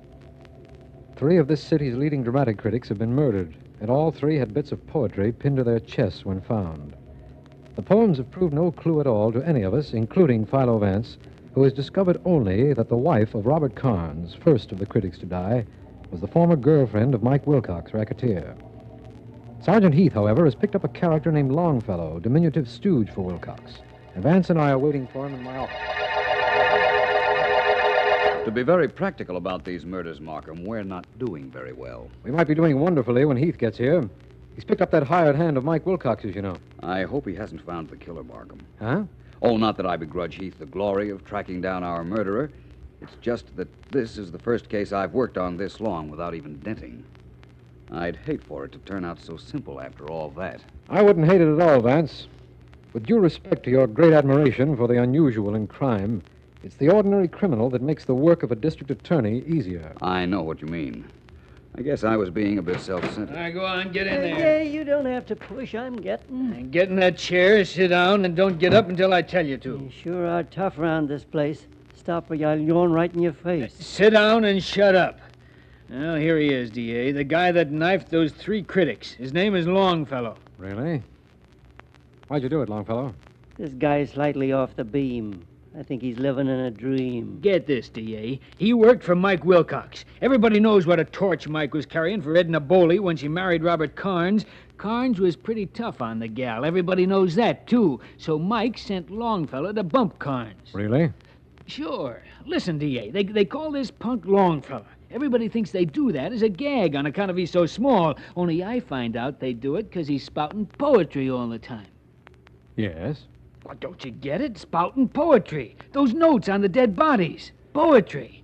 This mug wanted everybody in the mob to know he knocked off Carnes and the other 2, so he put poems on them. Simple. Listen to him rave. Hey, D.A., you gonna let this flatfoot pin a bum rap on me? I never killed nobody. I never used a knife in my life. That speaks well for your record, but very badly for your manners. Huh? Never mind Vance, Longfellow. I don't... Oh, leaving Vance? I'm afraid I must tear myself away. I have an appointment with a very charming young lady, Miss Edna Carnes. Maybe you have the murderer, Sergeant Heath. And if so, you can keep him. But I have an appointment, and it's quite necessary that I keep it.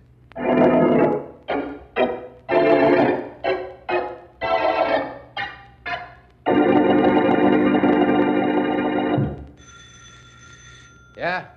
Come in. Well, Wilcox. Surprised to find you here. You don't look it, Vance.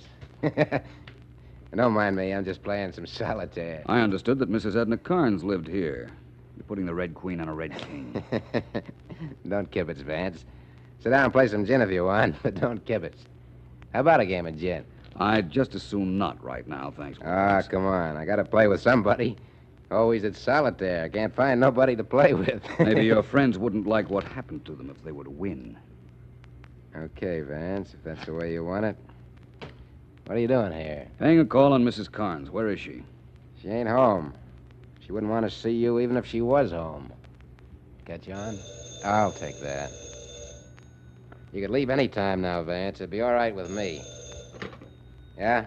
Hello, is Mr. Philo Vance there, please? Yeah, he's here. For you, Vance. Thank you very much. Hello. Vance? Ellen. I called Markham and he told me where you were. Hop right back here, Vance. On the double. I'm sorry, Ellen. I'll be detained here for a while. I'm waiting for Mrs. Carnes to return home. She's not going to return home, Vance. She's here, right here in your office, and she's going to wait here until you get back.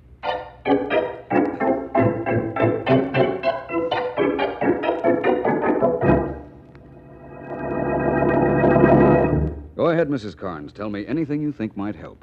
Mr. Vance, has it bothered you at all that there were 2 other critics murdered right after my husband was killed? Quite a bit, Mrs. Carnes. Frankly, I haven't the slightest idea why. I have. My husband's best friends were Roger Dakins and Edward Moore. The night he was murdered, I found a note in the library reading, "If anything happens to me, Roger or Edward will know who did it." And you destroyed that note? Yes. I didn't want the police to question them. The murderer did me a favor, Mr. Vance. You don't know what a life I've led with my husband. He was impossible, completely impossible. If he hadn't threatened me, I'd have left him years ago. I see. Well, this is very interesting, Mrs. Carnes. Your husband probably told his murderer that it would do him no good to kill him because his 2 friends would go to the police. There was nothing for the killer to do then but wipe out Dakins and Moore. I know that now. Well, Mrs. Carnes, your actions have certainly confused us. I understood the pleasant front your husband put up in public was just a mask, but Everything about him was either cruel or false, from the name Robert Carnes to the brilliant words he let drop carelessly, even though he'd spent half the night thinking them up. Oh, I couldn't stand him. I just couldn't. I was thinking that when I made the appointment to see you. I thought maybe you'd killed him. Me? But I came down here to tell you all this. Doesn't that clear me? I couldn't see you at the apartment. Mike was there, so I came down to your office. That must clear me. Not necessarily, Mrs. Carnes. You might have given me some information just to throw me off. However, I'm not going to detain you. You may leave if you like. Miss Deering. Yes, Mr. Vance. Mrs. Carnes is leaving. I'm sorry you think the way you do, Mr. Vance. I assure you I came down to see you with only one purpose. Thank you for coming, Mrs. Carnes. We'll meet again. Goodbye. This way, Mrs. Carnes, please. Thank you. Goodbye, Mr. Vance. Goodbye. Don't go, Miss Deering. Goodbye, Mrs. Carnes. Yes, Vance, what is it? We're finally making progress, Ellen.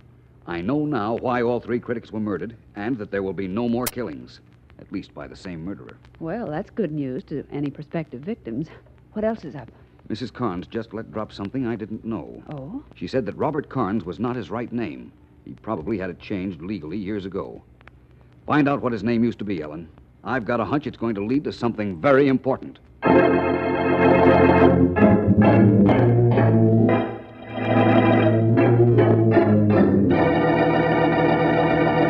You don't mind my dropping into your office at this time, do you, Mr. Silverton? Oh, not at all, Vance. I'm glad to be of service.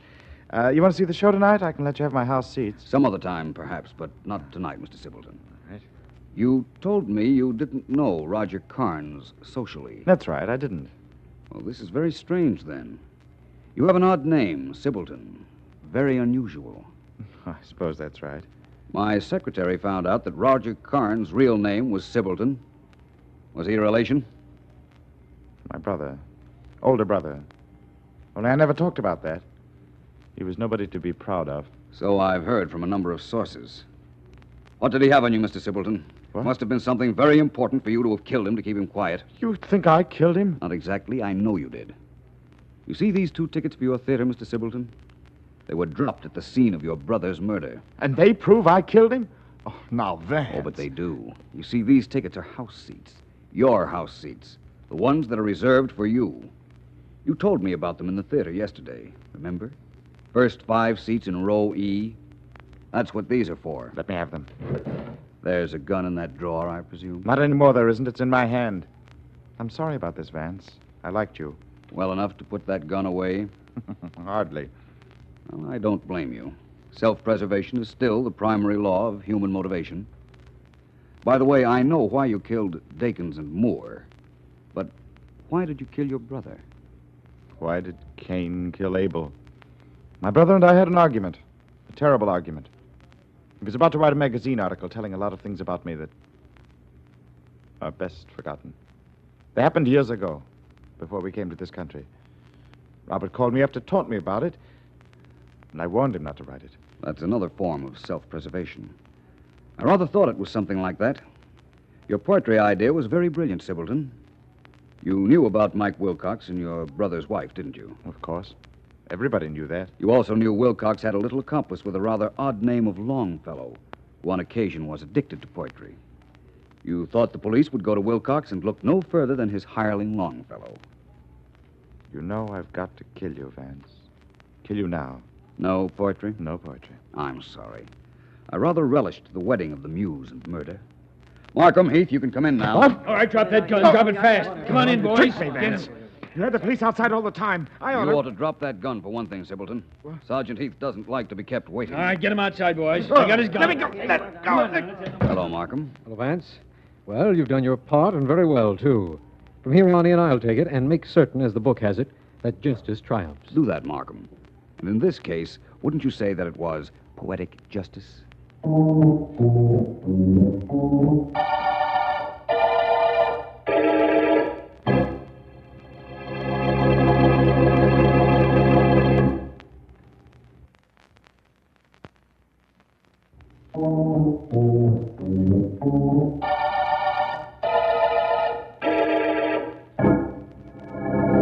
Well, Vance, since you've wound up the poetic murder case, don't you think we ought to close up shop for the day? Not especially, Ellen. You know, there still is the possibility that Markham might call. At this hour?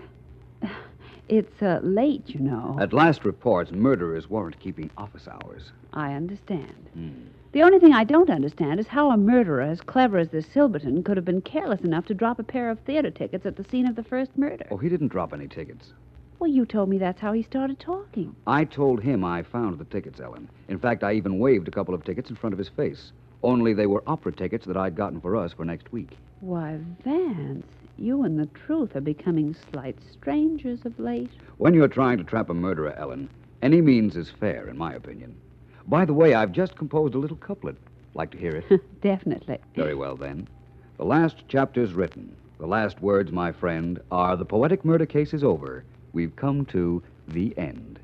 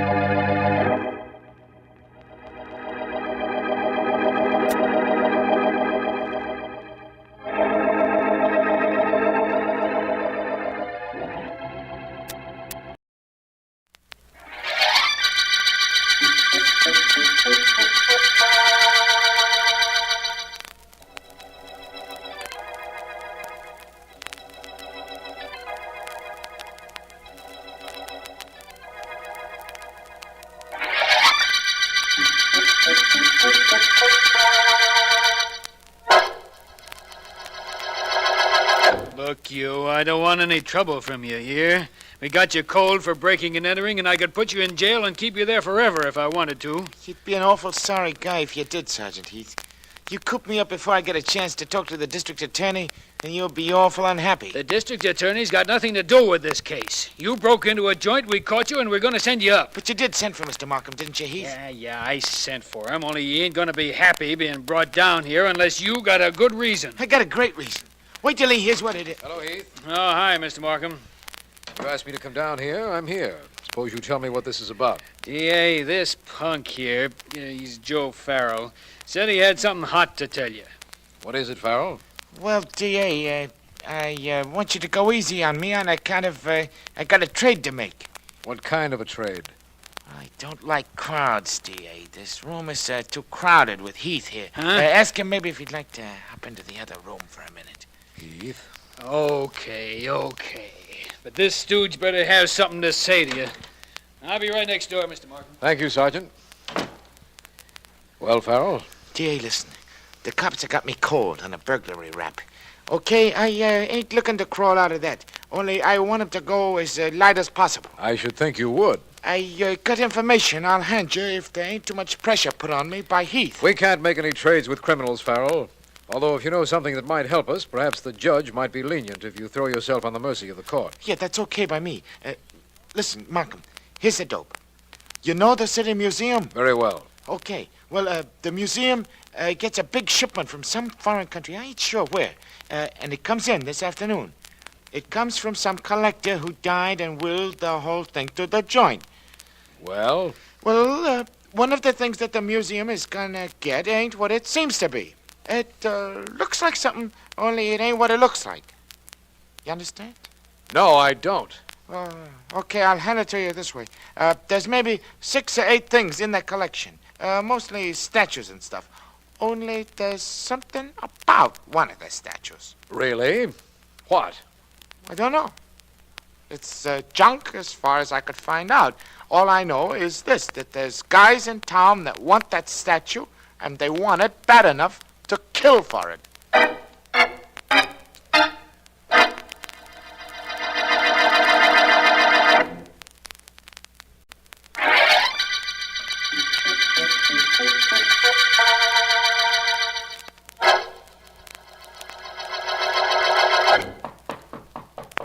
Come in.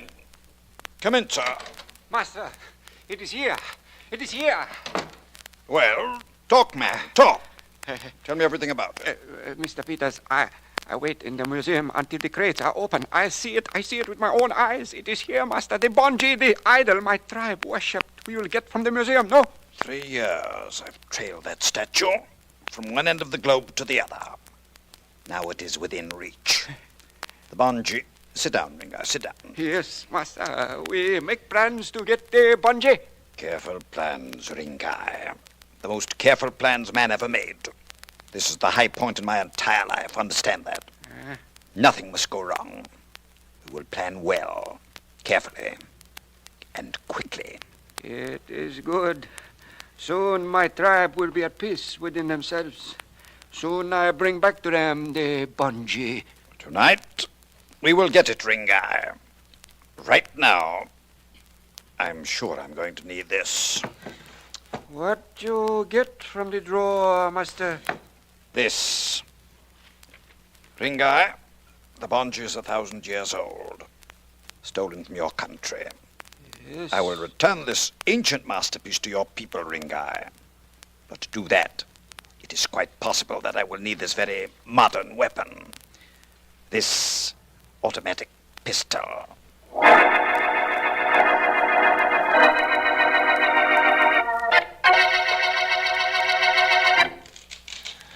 All day I do nothing but open these crates.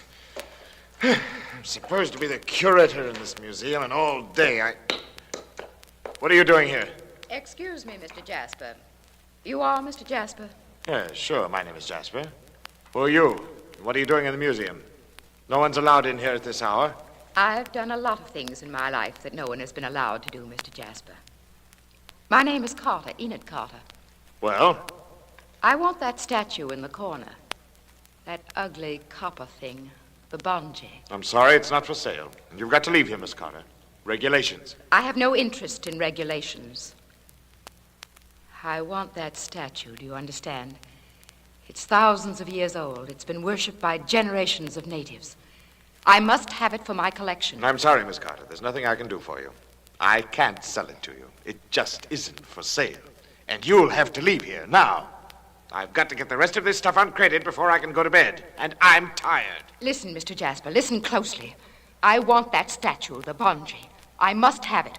I'll pay you for it. More money than you've ever seen in your whole life. I don't know why everybody wants the bungee. It's only an ugly piece of copper. Who else wants it? Tell me, man, who else was here asking about the bungee? A fellow named Peters called up on the phone about it a little while ago. You know him? He mustn't have it. Whatever you do, you mustn't sell it to him. Miss Carter, I can't sell it to anybody. It belongs to the museum, and the museum has decided it is not for sale. I don't care what the museum has decided. I'm going to have that statue before Mr. Peters or anyone else gets it. I'm going to have it, and I'd just like to see anyone stand in the way of my getting it.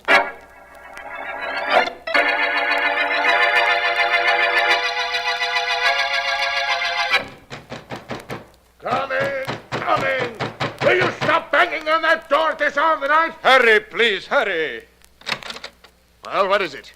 What's the idea of waking me up at this hour? You're Mr. Jasper, the curator of this museum? Yes, what about it? You woke me up. Do you realize that? I tried to wake you. I've been banging on the door for 20 minutes. I sleep upstairs. What do you expect me to do? Apologize for not being awake at this time of night? What is it you want? Oh, Mr. Jasper, I'm Maurice Abbott, the art dealer. You know my gallery on Madison Avenue. Yes, well? You have an ugly copper statue here, valueless except as a relic of native rituals. I want that statue. You mean the Banji? That is correct. I just heard it arrive today, and I came down here to make a deal with you. I don't make any deals, Mr. Abbott, and you can't buy the Banji in any event. It isn't for sale, and you're the third person tonight who's tried to buy it. I'll offer you more than they did. I'll top their best bid. Look, please, go away and let me sleep. The Banji is not for sale. At least let me look at it. Let me see it. Go away. Good night, Mr. Abbott. Come around in the morning when the museum will be open. Don't close this door on me. I want to talk to you, Mr. Jasper. Not tonight anymore, you don't. I'm going to bed. Going to bed, you see. I trust his sleep is not interrupted.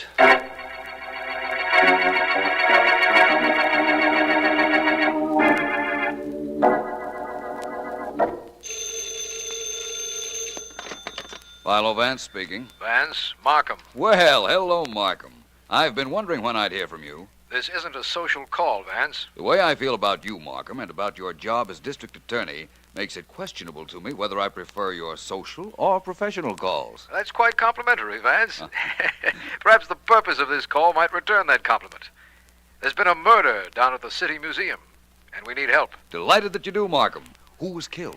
Well, Vance, it seems that a native idol was delivered to the City Museum yesterday afternoon. Uh-huh. The curator of the museum, a Mr. Jasper, had reported an art dealer named Abbott unusually interested in it. Yes, go on, Markham. The statue was called the Banji, a small copper figure. Sometime during the night, an art collector named Enid Carter was found murdered near the statue. Enid Carter? Not the social registrite? The same, Vance. She was shot to death. Well... Now, what she was doing there or who killed her, we don't know. Is there anything about the case the police do know, Markham? Yes. A stool pigeon Sergeant Heath picked up yesterday told me that he knew there would be an attempt to steal one of the pieces in the museum. Really? Well, perhaps Miss Carter interrupted someone's plans, and in the interrupting met her death. Well, that seems reasonable, Vance. Will you meet me at the museum? Will I, Markham? I assure you nothing can keep me from keeping that meeting.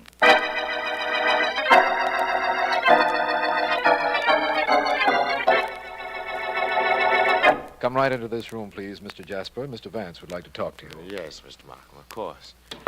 Hello, Mr. Jasper. Please sit down. Thank you, Mr. Vance. I've been looking over your papers on that shipment that came to this museum yesterday, Mr. Jasper.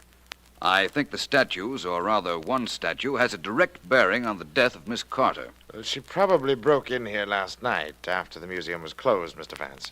I know there was no one here when we locked up. How she got in or why, Mr. Jasper, may or may not be important. Markham, did you ever hear of the Banji before today? No, Vance, I'm sorry, I didn't. If Mr. Jasper will correct me if I go too far astray. Yes, of course. The Banji was a native idol stolen from a tribe many years ago. According to these papers which arrived with the Banji, it is copper, stands 3 feet high on a base a foot square, and weighs 3,500 pounds. Rather heavy, I'd say. Copper is quite heavy. Have you anything to add to what I've said, Mr. Jasper? No, I think not.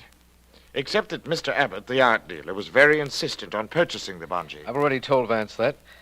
And now, Vance, I know you haven't seen the statue yet, but have you anything to tell us? I think so. I think I can tell you why the Banji was wanted, and in so doing, tell you the reason Miss Carter was killed. You know that, Mr. Vance? Vance, you can't possibly. You haven't even seen the statue or the body. That's true. I didn't look at the body because Sergeant Heath had already examined it, and Sergeant Heath is very thorough. I didn't see the Banji because there was no need to see it. You see, I know that it wasn't copper at all, but solid gold. Gold? You know the Banji is gold, Vance. How could you possibly know that? By the weight, Markham. A statue 3 feet high and 1 foot square makes 3 cubic feet of statue. Copper weighs 500 pounds a cubic foot. Then if the Banji were copper, it should weigh 1,500 pounds. That's right. But the Banji weighs 3,500 pounds. Therefore, it isn't copper. Gold weighs approximately 2.5 times as much as copper, hence my deduction. Vance, when will you ever stop astounding me? Never, I hope. Now let's look at the bungee and see whether... What's that? Shots, undoubtedly. Sergeant Heath or his men are shooting at something. Come on, Vance. I'm right with you, Markham. There's Heath at the window, firing at something on the outside. Yes, I know. Heath, Sergeant Heath, what's happened? They got away, D.A. Hello, Vance. Hello, Heath. Who was it got away? Search me. 2 guys must have been hiding in this joint and thought they saw a chance to sneak out the window a couple of minutes ago. I spotted them, yelled to them to stop, but they wouldn't, so I fired at them. Did you hit them, Heath? No, I don't think so. I think they made it okay. I saw them get in their car and beat it. Well, things certainly are getting complicated on this case, aren't they, Vance? Quite a bit. Complicated for you, Vance? What should I say? Wait till the papers hear about this. Imagine what happens to me when I gotta tell them that Miss Carter's murderers were here, sneaked right out under my nose, and I can't find them. Well, if that's all that's troubling you, Heath, forget it. Huh? When the reporters ask about the shooting, tell them just one thing, and they won't annoy you any further. What's that one thing? Mr. Markham can probably tell you. Can you, Markham? Why, yes. Only for the life of me, I don't know how you can do it. Heath, tell the reporters that Philo Vance can produce the 2 men who just escaped from this museum. Is that right, Vance? Yes, Markham. That is precisely what I want Heath to tell the reporters.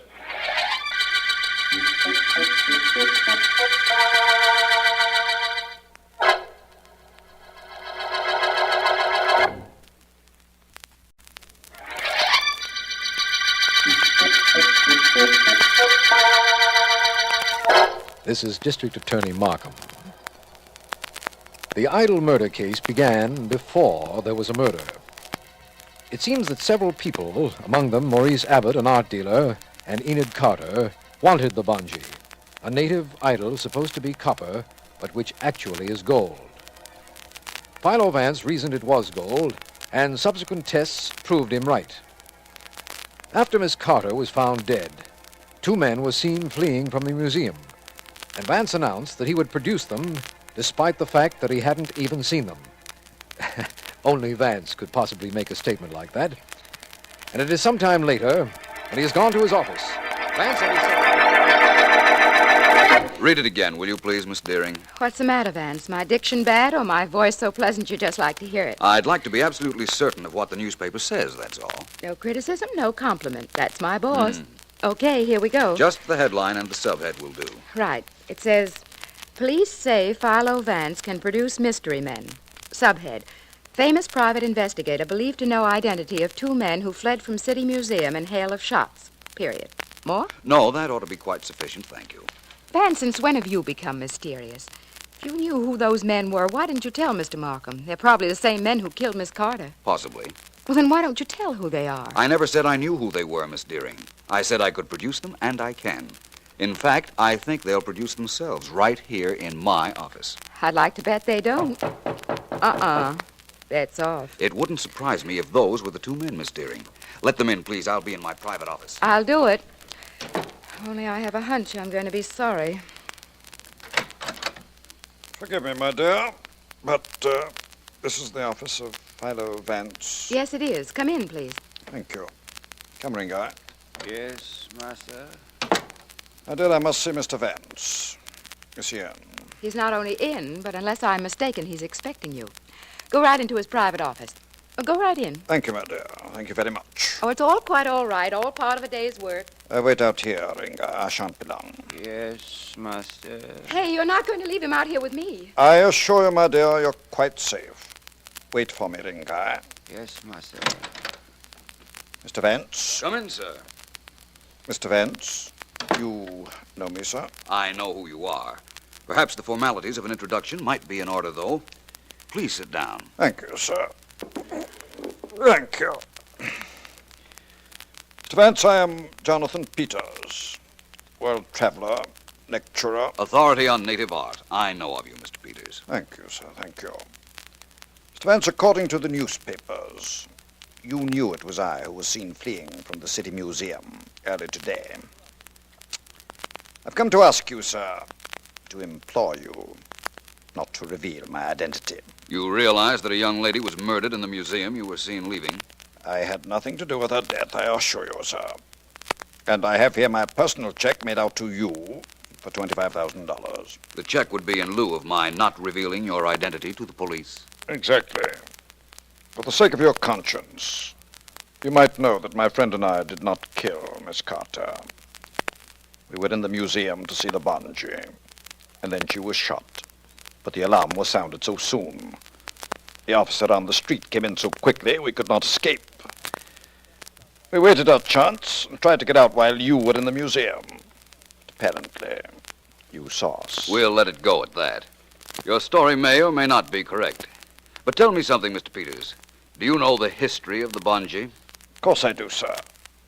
It was stolen many years ago from a native tribe. I have pledged to return it to the natives, one of whom accompanied me here. That's the only story you know about it. Precisely, sir. The only one. The fact that it's supposed to be copper but is actually solid gold means nothing to you? You know that, sir? You're a brilliant man, Mr. Vance. I'm brilliant enough to telephone the police and have them take you in, Mr. Peters. Put down that phone, Mr. Vance. Put it down. Please, sir. Excellent backing you have for your instructions, Mr. Peters. This gun, obvious. But like myself, Mr. Vance, purposeful. Helps me get into places and, as now, out of them.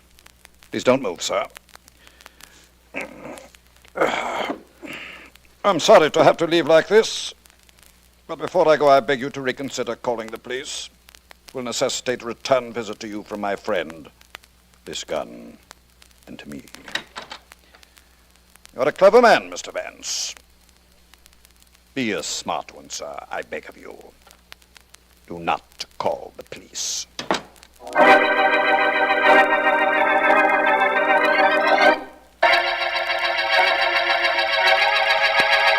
Do you deny, Mr. Abbott, that you threatened the museum curator, Mr. Jasper, when he would not sell the bungee to you for your gallery? Well, do you? I have nothing to say, Mr. Markham. You will have something to say, I'm sure, Mr. Abbott. Mr. Jasper here is ready to swear you first tried to bribe him, and then you threatened him when he told you he could not sell you the bungee. Yes, he did. I swear he did, Mr. Markham. Very well, I did try to bribe Jasper here, and I did threaten him. I wanted that statue. No doubt you did, Mr. Abbott. Oh, hello, Vance. Hello, Markham. Mr. Jasper, Mr. Abbott. Mr. Vance. Well, Markham, we're approaching what in Western moving pictures is generally referred to as a showdown. You see, I know who murdered Miss Carter and why Mr. Abbott's interest in the bungee was so acute. You're not going to frame me for this. You're not... Grab him, Jasper. You nearest him. Let go of me. I'm coming to help. Hold on to it. Now, Mr. Abbott, I think you'd be better off sitting down and telling us all about this before Vance does. Feel like talking, Mr. Abbott? No. No, I don't, and I never will. Go ahead if you can prove I killed Enid Carter. I dare you. Try to prove I murdered her.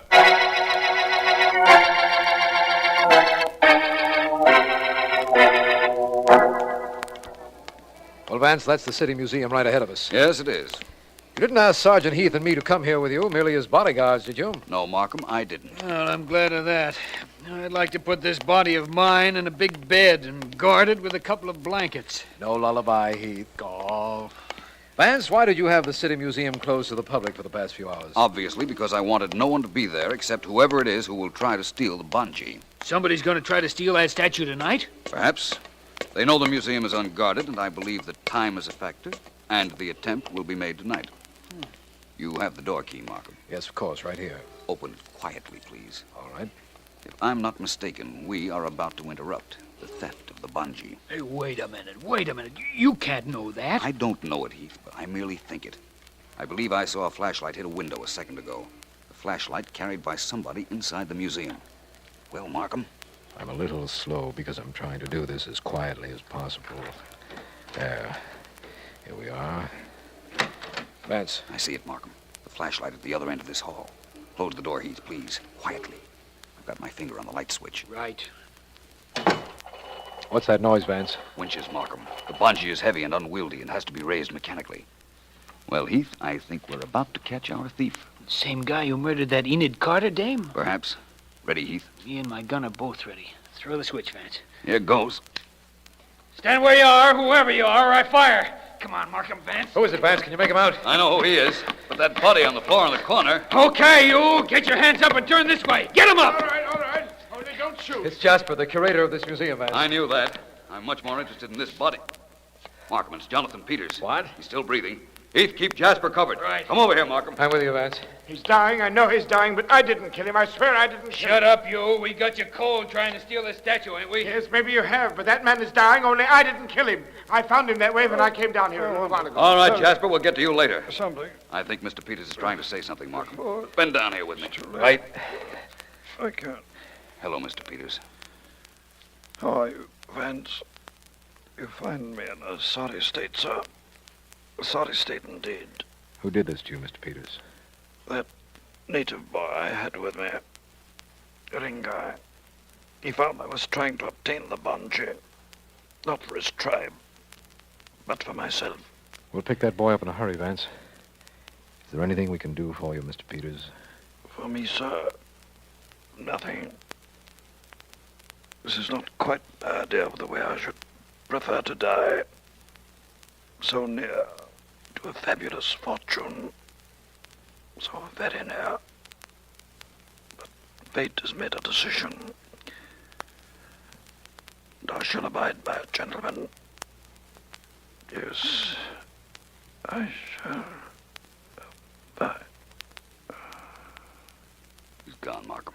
Yes. And I believe you can charge Mr. Jasper here with murder. I? Well, you know I didn't kill him. He told you that. I heard him. You don't believe I killed him, do you? You can't. I didn't say you killed him, Mr. Jasper. I said you could be charged with murder. You see, I've known all along you killed Enid Carter.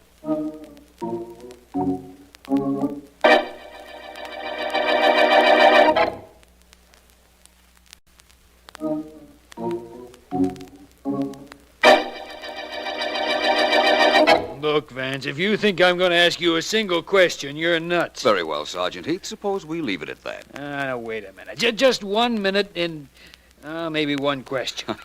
How did you know Jasper killed that Miss Carter? Well, Heath, I'll tell you. To begin with, he knew the weight of that statue, the bungee. Knowing it, he knew it wasn't copper, but gold. And, as such, worth a fortune. That still don't tell me where Miss Carter comes in, or that Peters guy and his stooge either, or Abbott. They all come in together, Heath. They all wanted the bungee. Miss Carter wanted it so much that the night of her death, she came to the museum to make a deal with Jasper to steal it. But apparently she came into the museum while Mr. Jasper was trying to do that very thing for himself, and she caught him at it. Yeah, but Peters and the native were there, too. That's right. But fortunately for them, they hadn't gotten into the room where the bungee was kept. They were in another room when they heard shots. A policeman came tearing in, discovered the body, and they couldn't get out until the next day. You see, they were hiding in the museum. Yeah, but if they couldn't get out, how could the murderer? He couldn't either. That's how I knew it was Jasper. His living quarters were upstairs. He got up there in time to be presumably awakened by the police. And Abbott, the art dealer? Completely innocent, although he was working for Peters. And Peters had threatened his life if Abbott revealed Peters' identity to us. That accounts for his attitude while we were questioning him earlier today. Yeah, I guess it does. Hey, Vance, I promised you I wouldn't ask any questions, and I bet I asked a million, huh? It's all right, Heath. I enjoyed answering them. I like to make statements, you see. Statements such as, "This is the end of the Idol murder case."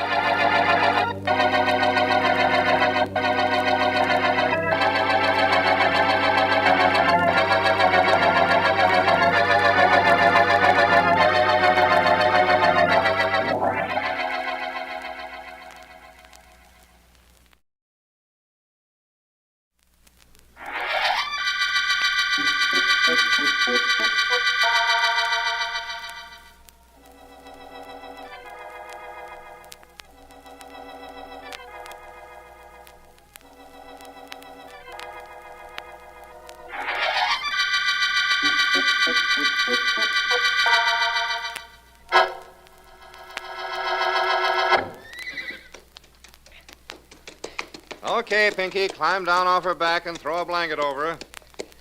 How'd she do? Well, she went a little slow in her turn, Mr. Burke. But she sure opened up plenty good when I got her into the stretch. Plenty good. She's a winner, this horse is. Miss Murdoch will be glad to hear that. I sure wish it was my horse, Mr. Burke. Sure wish she was. I sure wish I was riding her in a race, too. Oh, you'll ride someday, Pinky. All jockeys have to be exercise boys to start.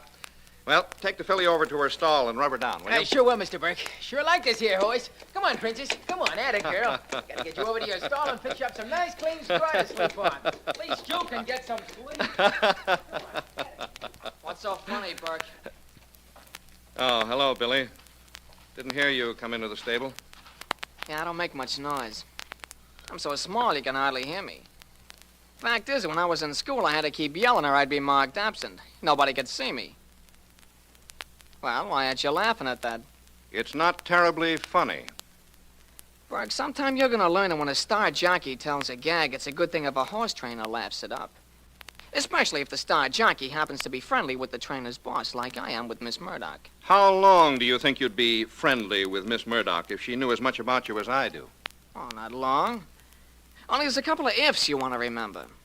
One of them is if she believed you, and the other one is if you had nerve enough to rat on me. Don't be the talking type, Burke. Open that mouth of yours out of turn sometime, pal, and I'm telling you now, I'll close it for you. Permanently.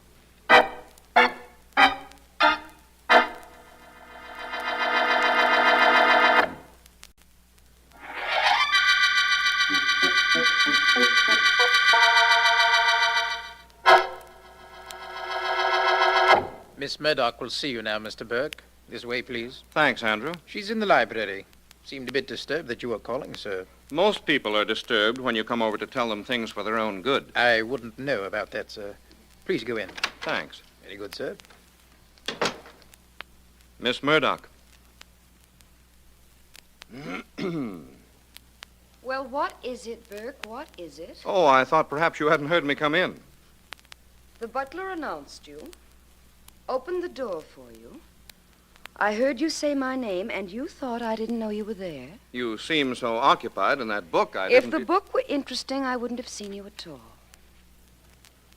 Well, what is it? Miss Murdoch, it's about Billy Alberts, your jockey. What about him? He isn't honest, Miss Murdoch. I know that for a fact. I thought perhaps you wouldn't want him riding for you if you knew about him. Oh, you thought that, did you? Mr. Burke, what is it that you're paid to do? Train your horses, breed them, run your training farm.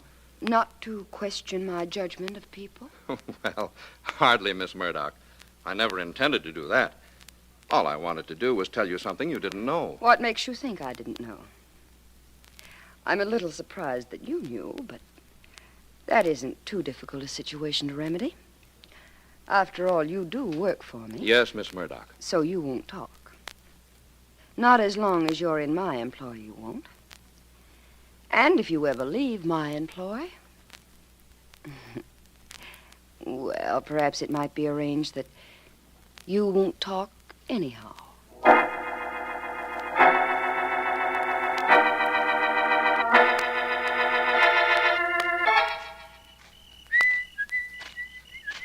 Pinky? Pinky? Oh, yes, sir, Mr. Phil. How are you tonight, sir? All right.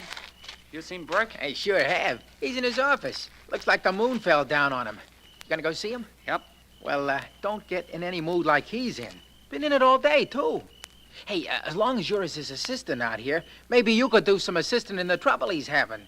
Maybe that wouldn't be a bad idea, huh? Might not be at that. Hey, you're pretty dolled up for an exercise boy. Where you going, Pinky? Out. Got me new suit, new tie, and the same old girl. I'm stepping out tonight, Mr. Phil. Go ahead, Pinky. Only watch that step a little. I sure will, Mr. Phil. I sure will. Tonight's the night. Yes, sir. Tonight's the night. Come in. Evening, boss. Oh, hello, Phil. Come in. Say, you've got the lows, Mr. Burke. What's wrong? Nothing very much. Nothing you can help me with, I suppose. Well, what's on your mind, Phil? I need some money, Mr. Burke. $1,000. Who doesn't? I need it bad, Mr. Burke. A couple of bets I made went haywire. You've been betting on horses, Phil? Well, I thought they were horses when I made bets on them. I haven't got $1,000, Mr. Burke. You got to lend it to me. You know, Miss Murdoch has a rule about her employees betting on horses. Oh, now look, I don't want to lecture. I want the money. You can get it and take it out of my pay. The Murdoch girl will give it to you if you ask for it. If I ask for it, maybe she will. But I'm not going to. In fact, I don't know why I shouldn't tell her that you've disregarded her orders about betting. I wouldn't do that, Mr. Burke. That way I'd never get the money I need, would I? No. But that's your problem. I can't worry about you and me, Phil. No, I guess you can't. But that being the case, Mr. Burke, maybe you'd better do some extra worrying about you.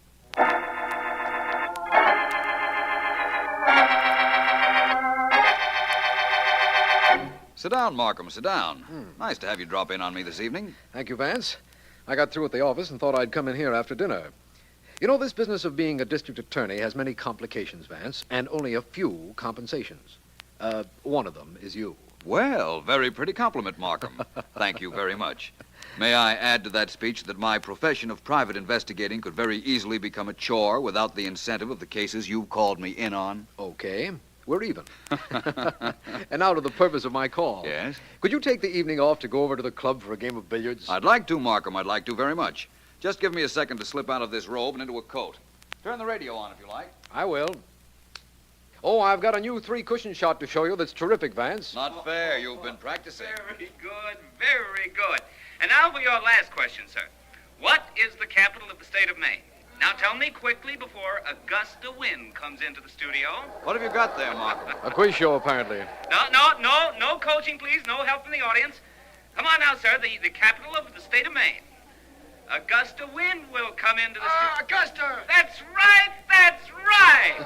Lots of fun, these quiz shows, Markham. Yes, I enjoy them. Let's listen for a moment, Vance. All right, now, everybody, we're ready for our next contestant. Your name, sir? Billy Alberts. Well, welcome to our game, Mr. Alberts.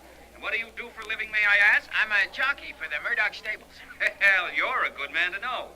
I once knew a fella came to a betting window and he said, I want to bet $5 on this horse. And then the man said, on his nose, and the fella said, on his nose, on his back, on his tail, everywhere, so even if he comes in sideways, I win.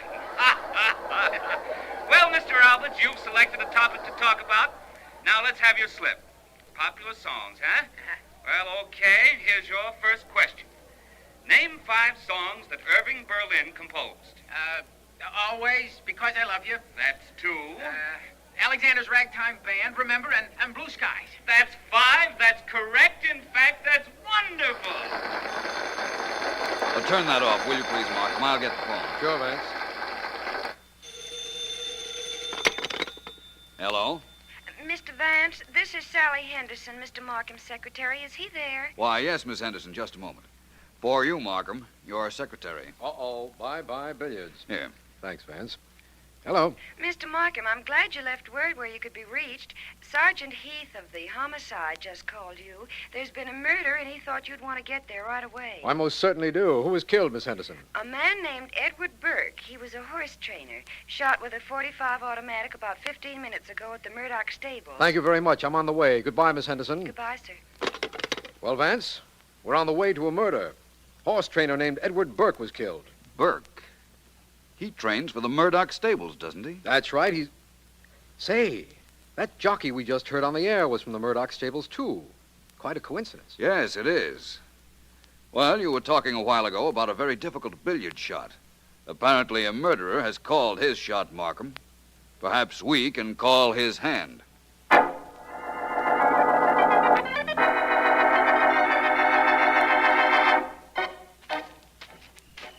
Vance, the Murdoch stables where the body was found are miles from here. Why did you ask me to stop the car outside the Murdoch house? Because Sergeant Heath is at the stables with the body, Markham. He'll find anything there that I might find. I thought someone at the Murdoch house might give us something to work on. After all, the Murdochs own the stables. I've learned better than to argue with you, Vance. Don't ever stop, please. I'm not always as certain as I sound. We might find out absolutely nothing here. We certainly won't if we don't get inside. I'll handle that detail. Oh, I hope you have your calling card ready, Vance. Miss Carol Murdoch is very social. You mean she's very rich? Markham, some of the richest people I know are antisocial. Yes, sir. District Attorney Markham and Mr. Philo Vance to see Miss Carol Murdoch. Miss Murdoch is not at home. Would you care to come in and wait? Vance? We would. Very good, gentlemen. Oh, you might wait in the library if you like. Right this way.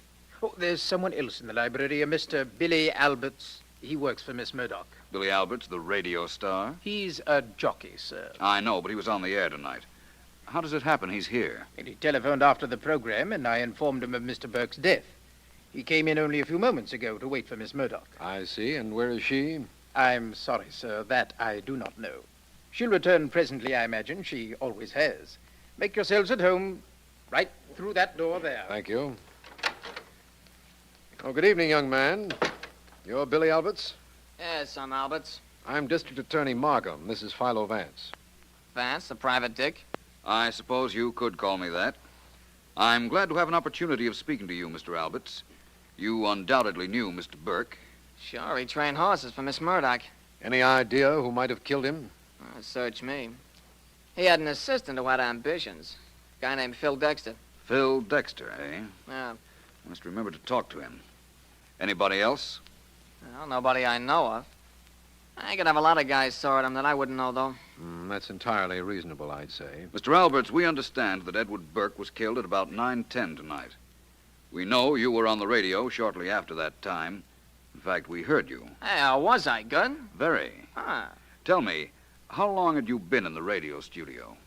Well, let's see now. The show went on the air at 9. They picked us contestants out of the studio audience at about 8:30. I must have got there about 8:15, I guess. And Burke was killed an hour later while you were still in the studio, eh? Sure, that's Mr. right. Alberts, I'd like to... Hands off me. I can walk. Take them off. Hey, that's Carol's voice. Some guy's with her. Maybe the murderer. Come on, Vance. I'm with you, Markham. It's no use arguing, miss. I'm staying That's a right cop with with you. Miss Murdoch. Listen, you... Wait a minute. I'll handle this, Alberts. Good evening, officer.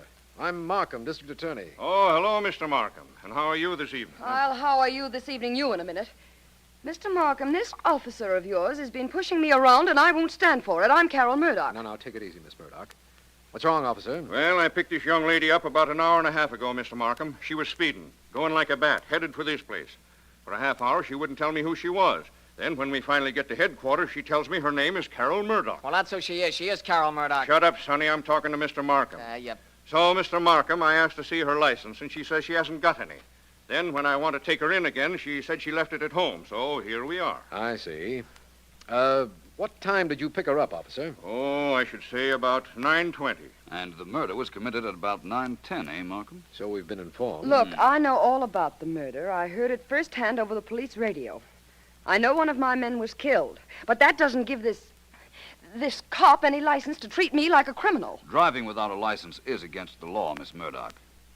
Officer, where did you pick her up? Just a short distance from her own stable, sir. And you heard about this murder from the police radio, Miss Murdoch? Yes, of course I did. Ask this big lug here. He heard it with me. That's right, sir. Oh, I don't doubt that you heard about it over the police radio, Miss Murdoch. I was just wondering if it was news to you when you did hear it.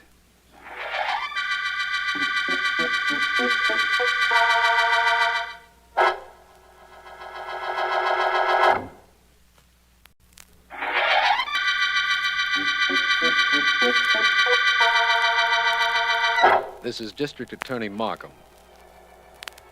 The Murdoch murder case began when Edward Burke, trainer for the Murdoch stables, owned by Carol Murdoch, was found dead. Vance has questioned Billy Alberts, a jockey who was on a quiz program at the time of the murder, and also questioned Carol Murdoch, who was caught by a motorcycle policeman coming from the murder scene at about the time of the murder. Still to be interviewed by him is Phil Dexter, assistant to the dead man. But I understand Vance is taking care of that detail right now in the Murdoch home. We have been at the house I'd tell you more if I knew any more, Mr. Vance, but I don't. Honest, I don't. Let me go, Mr. Vance. Let me go. I'm not stopping you from leaving, Mr. Dexter. The police might, but I won't. But you've been asking me the questions, Mr. Vance. If you said to let me go, they'd let me go. They might, but they'd only pick you up again. Why don't you tell me what you know of this case, and then you'll be clear of it once and for all. All I know is what I told you. The last time I saw Mr. Burke, he was worried about something. He'd just been to the house here, he told me, and he was worrying. Don't ask me about what I don't know. Tell me all about the last time you saw him alive in detail. Okay. I was walking toward the stable when I saw Pinky. Pinky? Pinky's an exercise boy. Mm-hmm. It was about 6:30, and I asked Pinky if he knew where Mr. Burke was, and he said sure, in his office. And I said so long to Pinky, and I went in. Where was Pinky going, do you know? No. Yes, I do know. He was all dolled up in a new suit, and he said he had a big date in town. He was pretty happy about something. I see. Then you spoke to Burke and found out that he was worried. Well, that's what he told me anyhow, but he didn't say about what. Excuse me, Vance. Oh, come on in, Markham. Thank you. There's a phone call for me, and I didn't want to take it out in the hall. More privacy in here. I thought you'd released our jockey suspect, Mr. Billy Alberts. Well, I did. I sent him home about an hour ago, Vance. But Miss Carol Murdoch is still in the house, and I just don't want to be overheard in case this is important. I see. Mr. Dexter, you may leave. Only be somewhere that I can reach you in case I have to, will you please? Yes, sir, I will, Mr. Vance. I'll be at home. Well, Markham, go right ahead. The coast is clear and the phone is yours. Thank you, Vance. I can take that call now. Markham speaking. Mr. Markham, this is Miss Henderson. Yes, Miss Henderson. The homicide department called with some information I thought you'd like to have. Hope I didn't disturb you. Go right ahead, Sally. Oh, just a minute. Can you hear this, Vance? Yeah, I can. Go ahead, Sally. A body has just been found about 10 miles from where you are now. Yes? It was shot in the head by a .45 automatic and tossed out of a car, the police believe. I see. Any identification? Positive identification, Mr. Markham. It was an exercise jockey employed by the Murdoch stables. His name was Pinky Rice. Uh-huh. That's all the information that was given me. Fine. Thank you, Miss Henderson. You're welcome, sir. Goodbye. Well, a second murder, eh, Markham? Yes, and connected with the Murdoch family and its stables. Well, this certainly complicates things, doesn't it? On the contrary, Markham, I'd say it simplifies things quite a bit. In fact, I'd say it points pretty directly to the murderer.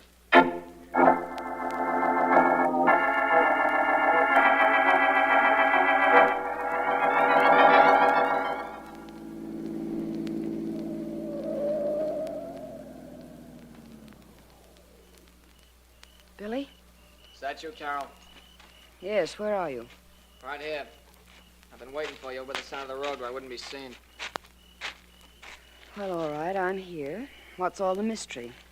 Why did you call and ask me to meet you here? Take it easy. I thought you'd like to know what I think about the murder of your trainer, Burke. And of Pinky, the exercise boy. Oh, so that's what it is, hmm? Mm-hmm. What's there to talk about that you couldn't say on the phone?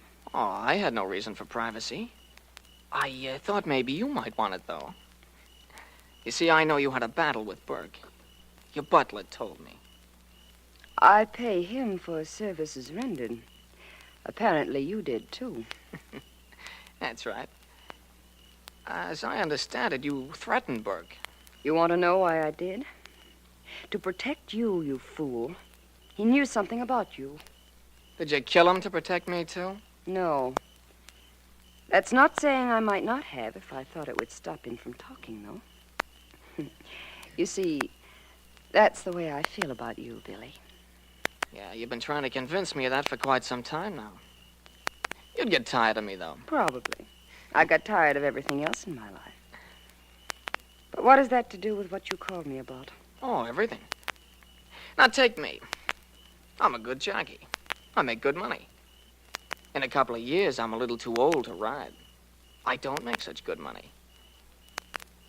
Carol, how much is it worth if the police don't know about your threats to Burke? You're not that low. I wouldn't be so sure. You can't prove I killed Burke. Oh, maybe not. But according to the cop who picked you up, you were near enough to the stables to have done it. Billy, where were you when Burke was killed? Me? I was on the radio being a genius. I was practically talking on the air when Burke got his. And when Pinky was killed? Where were you then? Home. Kid, there's no heat on me. Now, let's get back to the important reason for this little meeting. How much is your life worth? Quite a bit, Billy. In fact, I value it a whole lot higher than I do yours.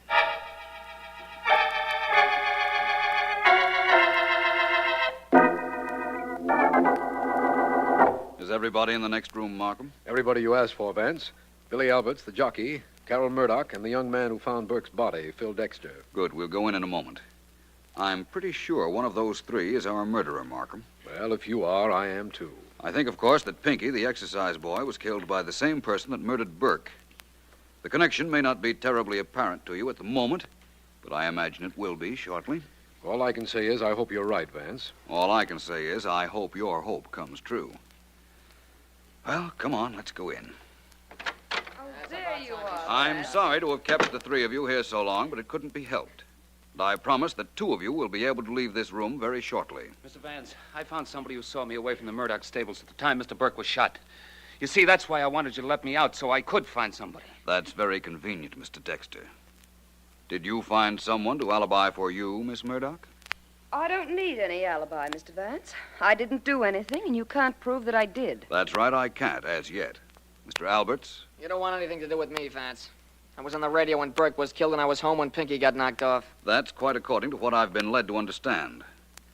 Well, I don't want to appear overly dramatic, but one of you three killed two men. I have some questions I want to ask each of you. Answer, I don't know, if you don't know. That will be all right. Mr. Dexter? Yes? 2 questions for you. 1, how many shots in a .45 automatic? I don't know. Who wrote the song, Memory Lane? What are you trying to do, Vance? Trick me into saying something? I don't know how that can mean anything. All I know is I don't know. Singularly devoid of information, isn't he, Vance? Perhaps he told us more than he realizes, Markham. Miss Murdoch, your questions. Where on an automatic pistol is the safety catch? Near the thumb.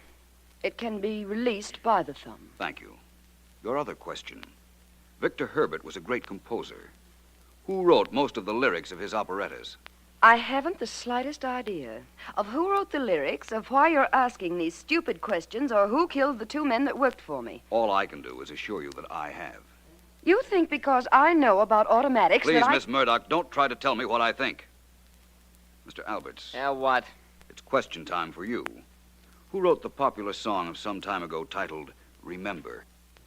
I don't know. Jerome Kern, Cole Porter, one of those characters. How do I know? Your second question.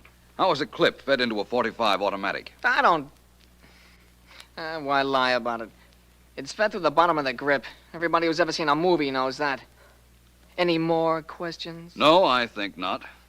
Markham, did those questions mean anything to you? No, Vance. As a matter of fact, they didn't. And I haven't the slightest idea of what the answers proved. No? Well, then I'll tell you.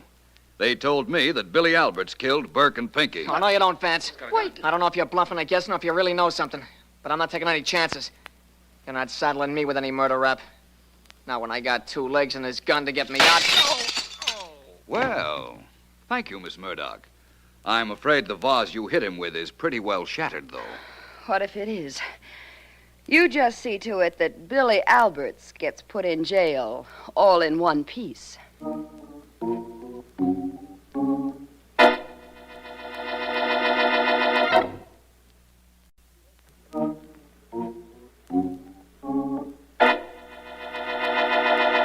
I'm waiting, Vance. I'm not playing games, Markham. I just wanted to finish these notes. That's all there. Now, what is it you're waiting for? An explanation, of course, as to how you knew it was Billy Alberts who killed Burke and Pinky. All I knew was that Alberts was on the radio when Burke was killed. Well, that wasn't Alberts at all. It was Pinky, establishing an alibi for Billy Alberts. That's the reason Alberts had to kill him, to avoid any possible future blackmail. You knew that? Of course. Remember when we heard that quiz program together? The master of ceremonies asked the contestant, who was supposed to be Billy Alberts, to name 5 songs by Irving Berlin. Yes, and he named them. One of the songs was titled Remember. Remember? Yes, and the contestant included it. Right. But when I asked Billy Alberts who wrote the song Remember, he didn't know. He couldn't very well know one night and not the next, could he? No. Therefore, it wasn't he we heard on the quiz show. It was Pinky. Yes, I know that's right, but how did Billy Alberts know that Pinky would be sure to get on the radio and give him an alibi? After all, contestants at radio shows are selected at random. All Pinky had to do was bribe somebody who was supposed to be on the program, or in other words, buy that person's ticket. No problem there. No, I can't argue against that either. You know, Vance, Miss Murdoch was very helpful to us. She told us why Alberts killed Burke, and she really hit the lad with that vase when he tried to break away, didn't she? That she did. That little smack on the head was the end of Billy Alberts' escape plan. And also, Vance, the end of the Murdoch murder case.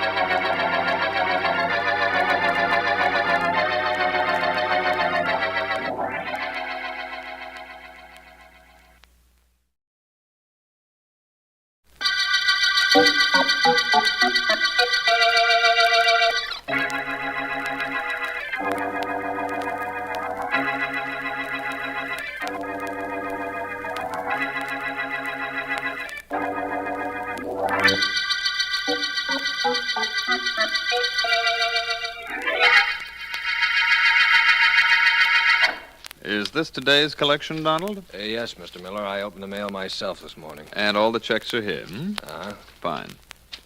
Tell me, what's the total? $12,450. All the checks are made out to Consolidated Charities, Mr. Miller. Of course. That's so that no irresponsible party can cash them, Donald. You see, people who contribute to our campaign want to make sure that the money goes to charity. I understand, sir. Would you be interested in the total we've collected so far? Yes, what is the amount? Here it is. $130,000. Good. And our campaign is less than 2 weeks old. Everything is going according to plan. Oh, Donald, has Morton Gary phoned today? Not yet. I imagine he will, though. He's very interested in knowing how the drive is coming. He's taking that business of being chairman of Consolidated Charities too seriously. Oh? You think he may be a problem? Perhaps. Gary is a very prominent man. We need him. His name on our letterhead assures the legitimacy of our organization. Mr. Miller. Yes? What happens if Mr. Gary finds out what's really happening to the money? You mean suppose he finds out that only a small percentage goes to charity and I pocket the rest? Yes, sir. I don't think he'll find out, Donald. I'll answer that. Hello? Mike? Elise Avery. Hello, Elise. I thought this was old man Gary calling in. What's going on? I just hit a big one, Mike. Some sucker just gave me a check for $5,000. Good for you, girl. Bring it in with you. Sure. Just thought you'd like to hear the good news, that's all. See you later. Bye. Bye. Now, where were we, Donald? We were just talking about Morton Gary and what would happen if he found out what we're doing to the money we're collecting. First of all, he isn't going to find out. No? No. And second, even if he does, it doesn't matter too much. He'll squawk, Mr. Miller. He'll take this up with the police, maybe with the FBI. After all, we're using the mails. Yes, that's true, Donald. We are using the mails. And the mails are bringing us in a fortune. But Gary won't talk. Believe me. And even if he does start to talk, he'll never finish what he's saying. You can believe that, too.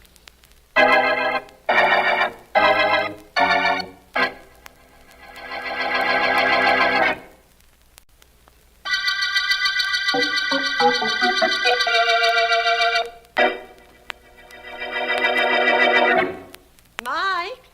Oh, Mike, where are you? In my private office, Elise. Come on in. Right. Well, here I am, boss. Armed to the teeth with a check for $5,000. The one you phoned about? Mm-hmm. Lay it right here, lady. I want to look at it. Here you are, chum.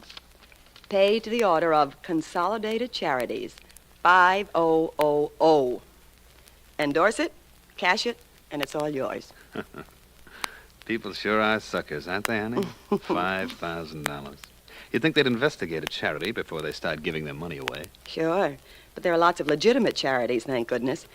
That makes our job that much easier. Oh, Mike, let me take a look at that list. What list? The list of guys who've kicked in and the amounts. I need some dough.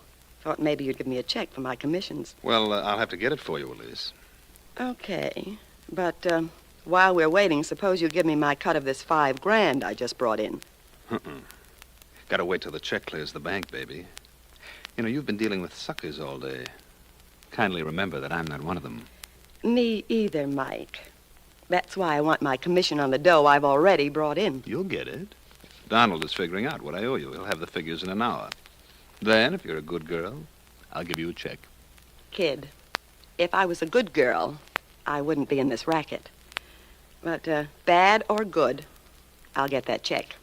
You're pretty sure you'll get it, hmm? If I don't get it, Mike, you'll get it. Right in the neck.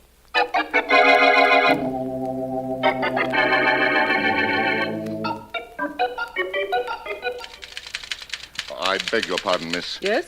I'd like to see the district attorney, please. My name is Morton Gary. Oh, yes, Mr. Gary. You telephoned for an appointment, didn't you? Yes, I did, yes. Well, just a moment, sir. I'll find out if Mr. Markham can see you now. Thank you. Yes, Miss Williams.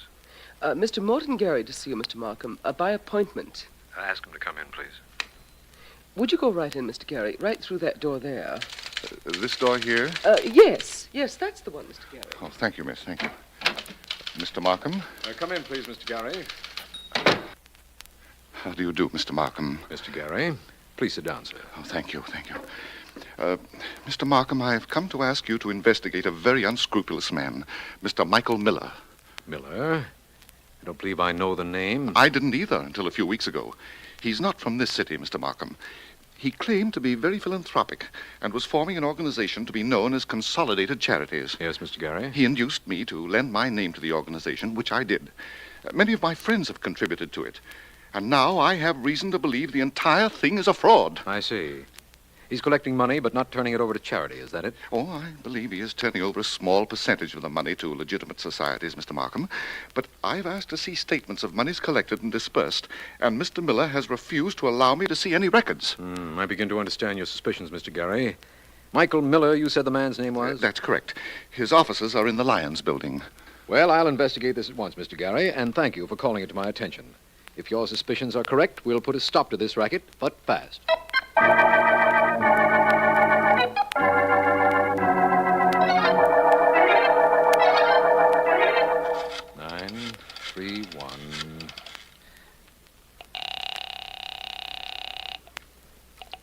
Philo Vance speaking. Vance, this is Markham. Well, my favorite district attorney calling me at home. Thank you. Sounds important, Markham. It is. I called your office and they said you'd left for the day, Vance.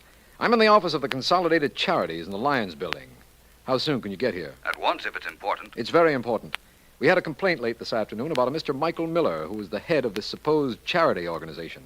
Actually, it was a racket. Go ahead, Markham. Who made the complaint? Morton Gary. Oh. You know him, Vance? Yes, I do. Very honest, very wealthy, and very gullible.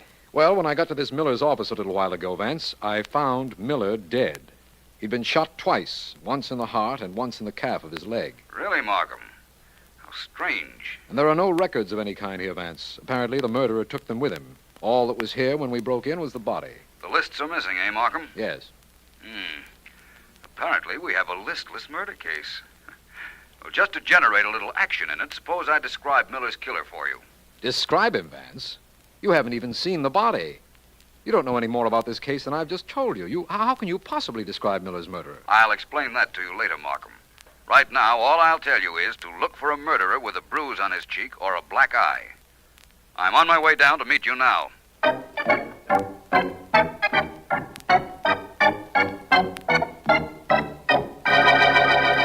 Vance, I have Sergeant Heath out searching for someone who has a connection with this case and who also has a black eye or bruised cheek. Now, tell me why. One of the nicest things about you, Markham, is that you do things that I suggest without demanding an explanation.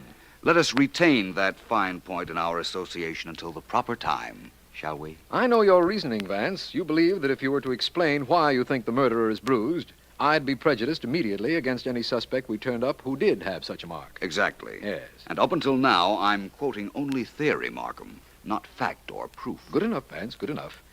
By the way, if you can table your theory temporarily, we have a suspect for you. Really? Who? A girl named Elise Avery. She's in the next room now. It seems that she came into the Consolidated Charities office while I was waiting for you. She admits she worked here, but denies any knowledge of the shooting of Mr. Miller. Oh, nobody makes our job simple anymore, Markham, do they? Well, that should make you very happy, Vance. You and your theory about the bruise on the killer's face. Do you want to go in and see Miss Avery? Do you think I should? She's very attractive. I should.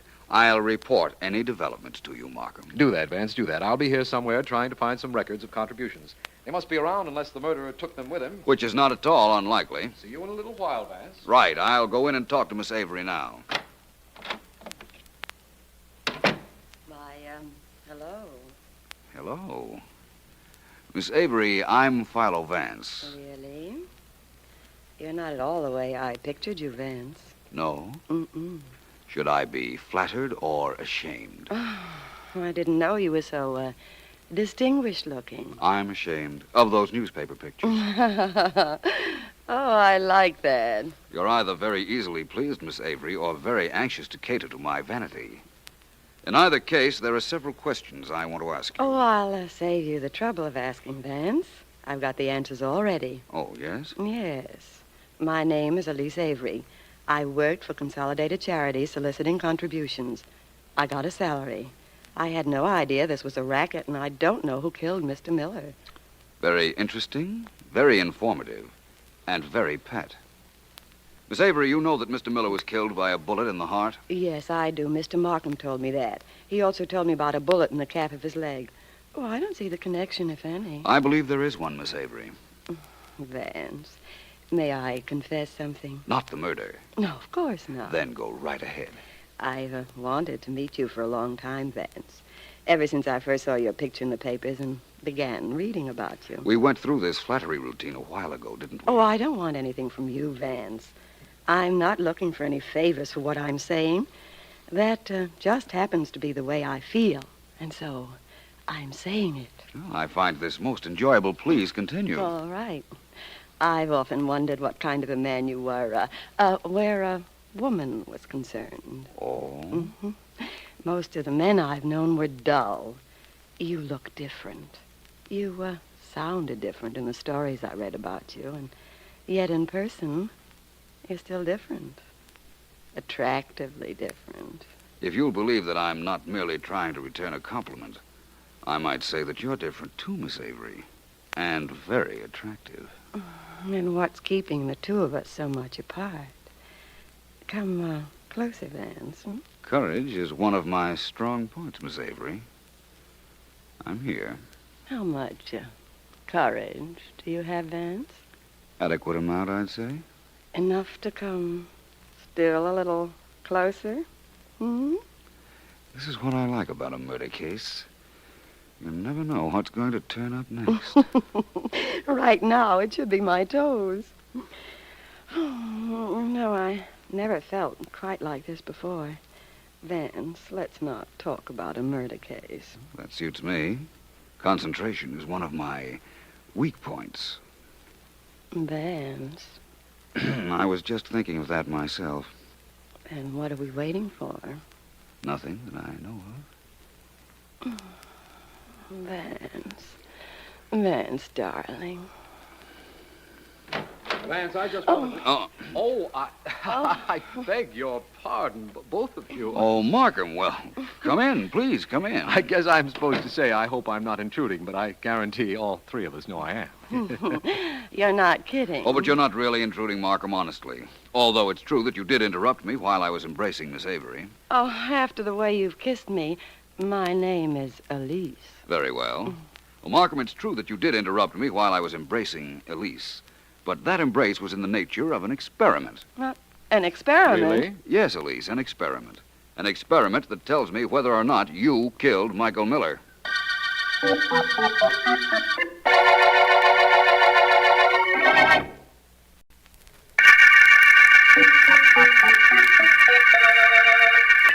This is District Attorney Markham.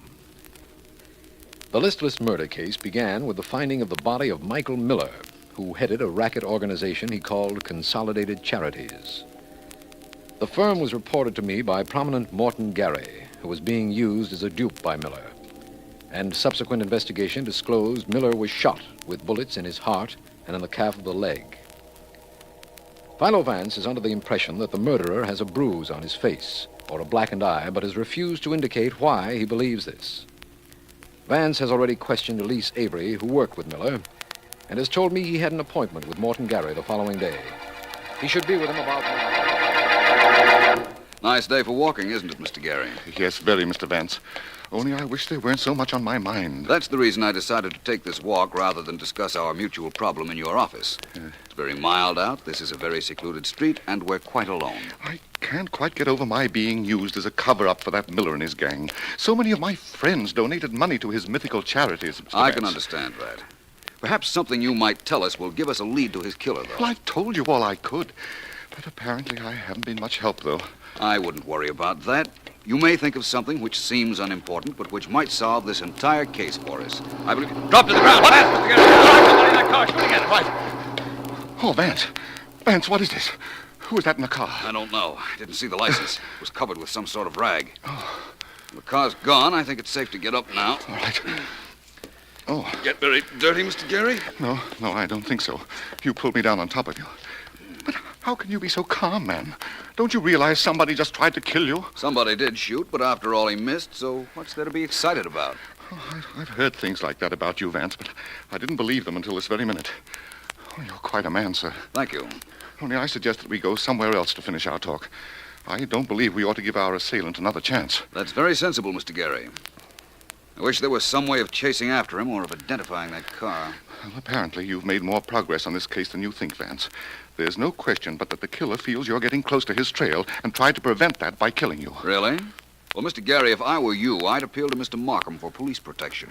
You would, Vance, but why? Why? Because I believe those bullets were meant for you.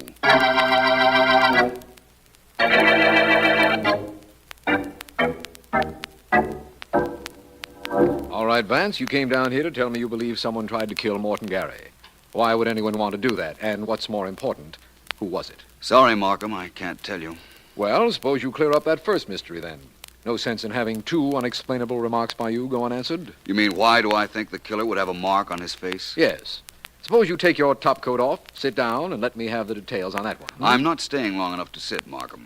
But I will tell you why I think as I do. All right. You mentioned to me over the telephone that Michael Miller had a bullet wound in his heart and one in the calf of his leg. That's right. It's the bullet in his leg that leads to my line of reasoning.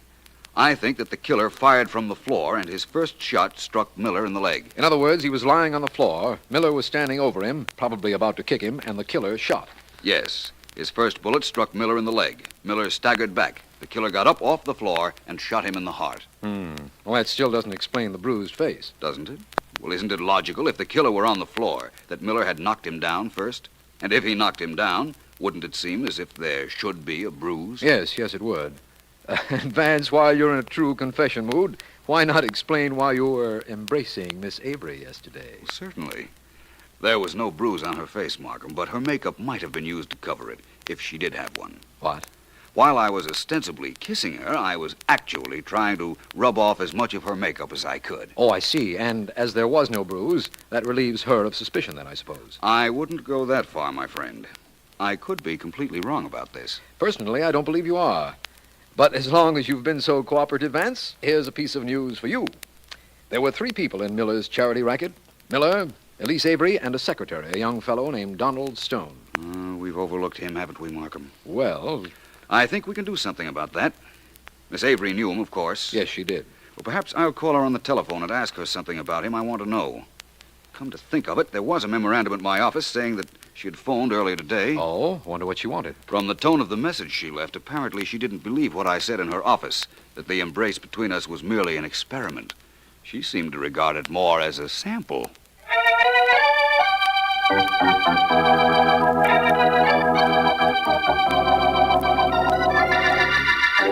You know, I'm beginning to get an idea about you, Elise. An idea I don't like. Now I know why you called and wanted to come up here. Anytime you get an idea, Donald, that's news. Now shut up and let me think. I'll let you think, all right. I'll let you think about me. Vance called me. You know that he suspects I killed Miller? Does he? I've got news for you, kid. Vance never suspects anybody. He knows who killed Miller. Then what makes you so calm? Now, wait a minute, you punk. Don't you even think I had anything to do with killing the boss? No, why not? He was holding out your cut on you. You had all the reason in the world to kill him. Look, lad, just don't let me lose my temper. And talking about people who had reason for knocking off Miller, what about you? You knew he was going to get rid of you when this campaign was over, didn't you? He was going to kill me? Sure. He didn't trust you. He was afraid you'd talk if anybody put the heat on. You were new with Miller. Remember that. Oh, so he was going to kill me. He didn't, did he? That's all you have to worry about. Now, what did you do with the money and the sucker list that was in the office? I want my share of the money. I don't know what you're talking about. No? Well, suit yourself. Maybe Vance'll know. You've got one more chance, chum. I want half of the dough you must have taken from Miller. Well? Okay, if that's the way you want it, it's okay with me. I'll be seeing you. So long. Wait a minute. Now you're getting smart, Donald. Where's the money? Here in my desk drawer. There wasn't too much cash, just $20,000. Well, hand over 10. And, by the way, how'd you get that cut on your chin? 7, 8, 9, 10,000. Here's your half, and I got the cut on my chin from shaving. Oh, thanks for the money, Donald. You're being smart.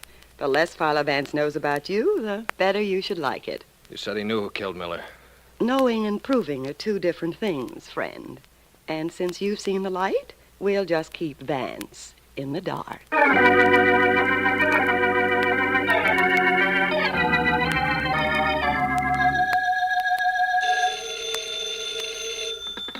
Vance speaking. Hello, Vance. Yes? This is Elise Avery. I tried to reach you earlier today. I know. I got your message. I'd like to see you, Vance. So your message said. It isn't what you think, Vance. I'm trying to help you. I can tell you about Donald Stone, who was Miller's assistant in that charity racket. He has a prison record, and I happen to know he stole at least $20,000 from the office after the murder. That's so? Mm-hmm. What happened? Did he refuse to give you a cut of it? What do you mean? I mean, you must have had some reason for waiting this long to tell me that, Miss Avery. The chances are you were waiting for a chance to blackmail him. No, that's not true, Vance. I just want to help you. That's the only reason I've told you about Stone. In that case, Miss Avery, thank you. But believe me, I don't believe you.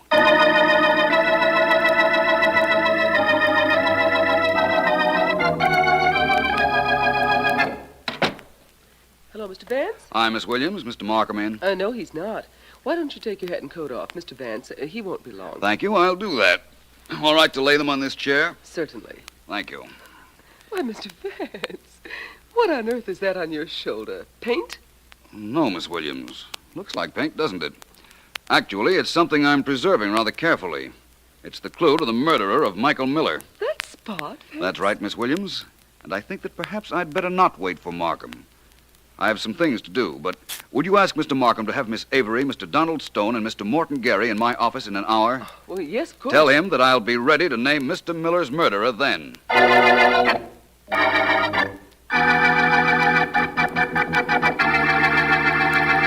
All three of our suspects are in my outer office, Markham? Yes. Good. Would you ask them to come in, please? Of course, Vance.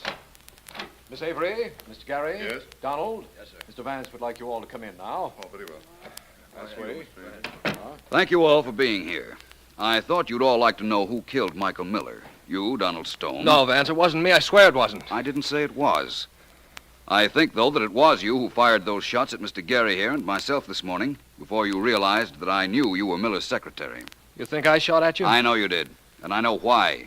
You wanted to kill Mr. Gary because he could identify you as working for Mr. Miller. According to Miss Avery, you have a prison record. Why, you didn't want to be linked with this case. So she told you, did she, about me? Yes. Well, I'll tell you a couple of things about her. Nothing I don't know already, believe me, Mr. Stone. Mr. Gary. Yes? This is the young man who shot at you. What do you think we ought to do with him? Lock him up. He's dangerous, Vance. By all means, lock him up. He's dangerous because he shot at you and me and missed. What would you do with someone who didn't miss, Mr. Gary? I'd see that he went to the chair. That's what I'd do. Well, in that case, I hope you are reconciled to it. Mr. You killed Michael Miller, Mr. Gary. What? I? Why should I kill him? When you found out he was running a racket using your name, you were so blinded by rage that you attacked him. He knocked you down. While you were on the floor, you shot. All right. I did. But he was going to hit me with a chair while I was lying on the floor. He would have killed me. Perhaps. That, of course, we'll never know. Vance, there's something I'd like to know. Yes, Markham? How did you know it was Gary here who killed Miller? I'll tell you, Markham, later.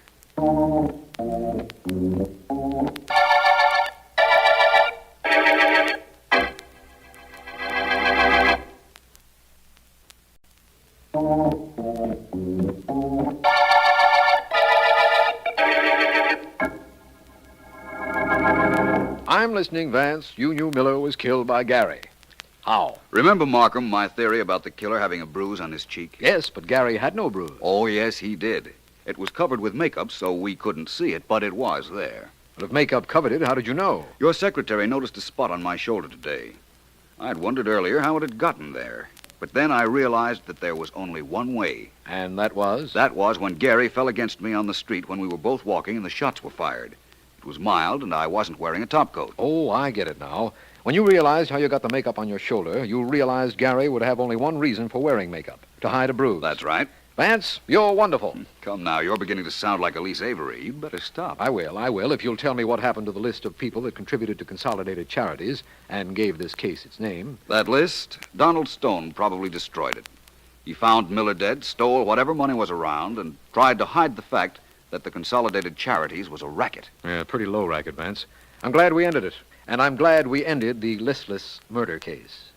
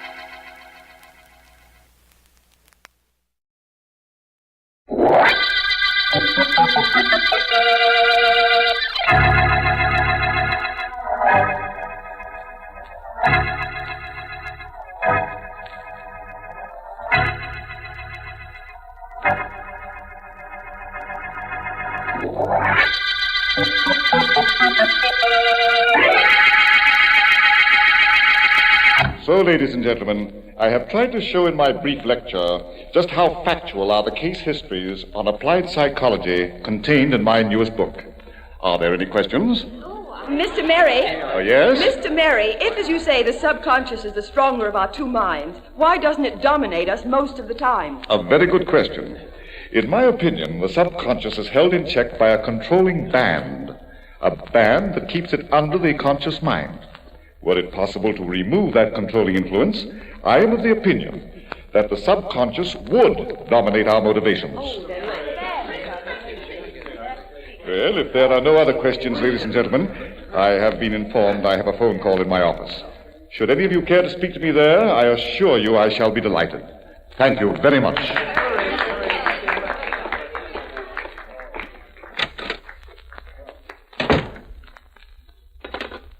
Hello?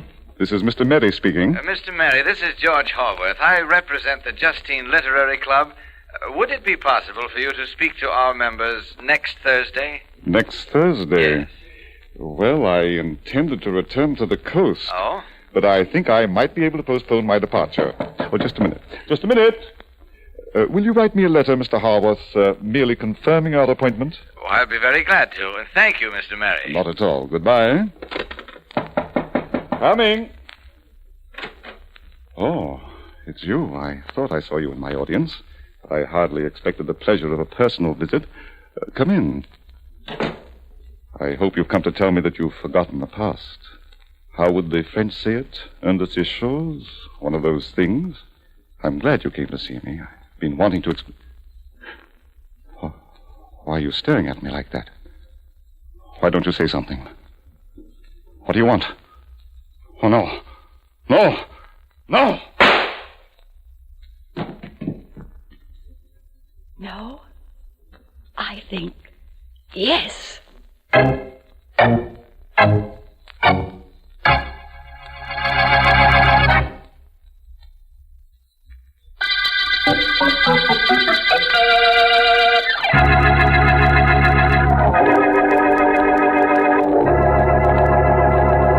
Vance?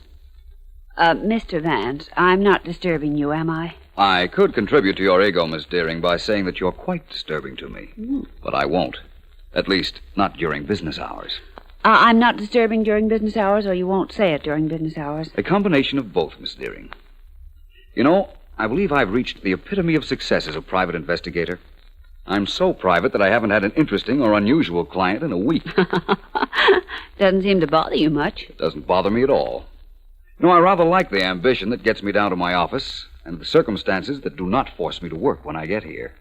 It guarantees my character and places no strain whatsoever on my mentality. Would it be too much for me to ask you to guarantee your character in your own office? After all, it's only through that door, and I have some typing to do. Do I distract you, Miss Deering? Well, I could contribute to your ego, Mr. Vance, by saying that you're quite distracting. So I will. You're quite distracting. Now let me get to work. Miss Deering. Yes? Take a letter, please. A letter? Okay, I take L for let me finish what I'm doing. Now, let me see. Take a look at the glass panel in the door. You will not be at ease much longer, oh serene sir. I seem to see a female profile. And I seem to hear a female knock. Come in. Mr. Vance here. I'm Philo Vance. May I help you? Oh, yes, if you only will, Mr. Vance. Is there someplace we can talk alone? Oh, don't mind me. I only work here. Come into my office if you like. It's just through this door here. Thank you. Thank you so much. Not at all. Won't you have a seat? Yes, thank you. Mr. Vance, I'm Alice Barkley. And I've come to you because you're the only one who can help me, if anyone can. I assure you I'll try. Just give me an idea as to what you'd like me to do. I don't know. I don't know what anyone can do, Mr. Vance. I've just shot and killed a man. I'm afraid you've come to the wrong office, Miss Barkley. You want the police, or perhaps that's vice versa. Oh, but you don't understand. I can't remember anything that happened to me, except that 2 hours ago I was standing over a man who'd been shot in the heart, and I had a gun in my hand, and the gun was still warm from being fired. You can't remember anything before that? Well, I went to a lecture on applied psychology this afternoon with friends. The lecturer was Joseph Mary. You've heard of him, of course. He's written books. Oh, yes. All I remember was that after the lecture, I was standing over his body, and he was dead. What did you do with the gun? I have it here. I put it in my purse and ran. It was only then that I realized I didn't know where I was running to. So I walked and walked, and then I came here. But I can't remember anything else. Well, I'll do what I can to help you, Miss Barkley. But I'm pretty convinced that you'll be facing a murder charge unless you suddenly start remembering something.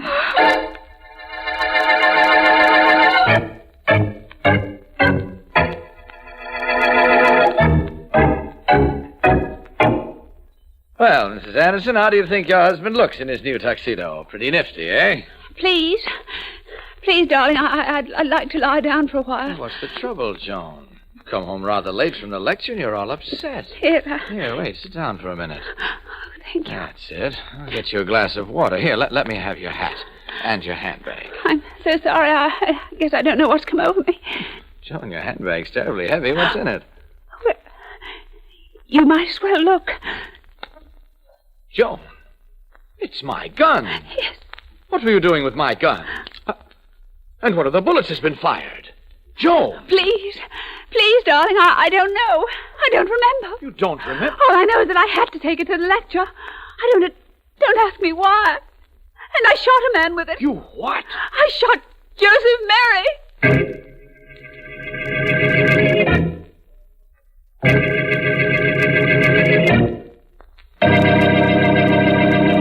The district attorney will see you now, Sergeant Heath. Go right in. Thanks, Mary. Oh, how's his humor today? Very good, I'd say. And don't change it, will you? I'll try not to.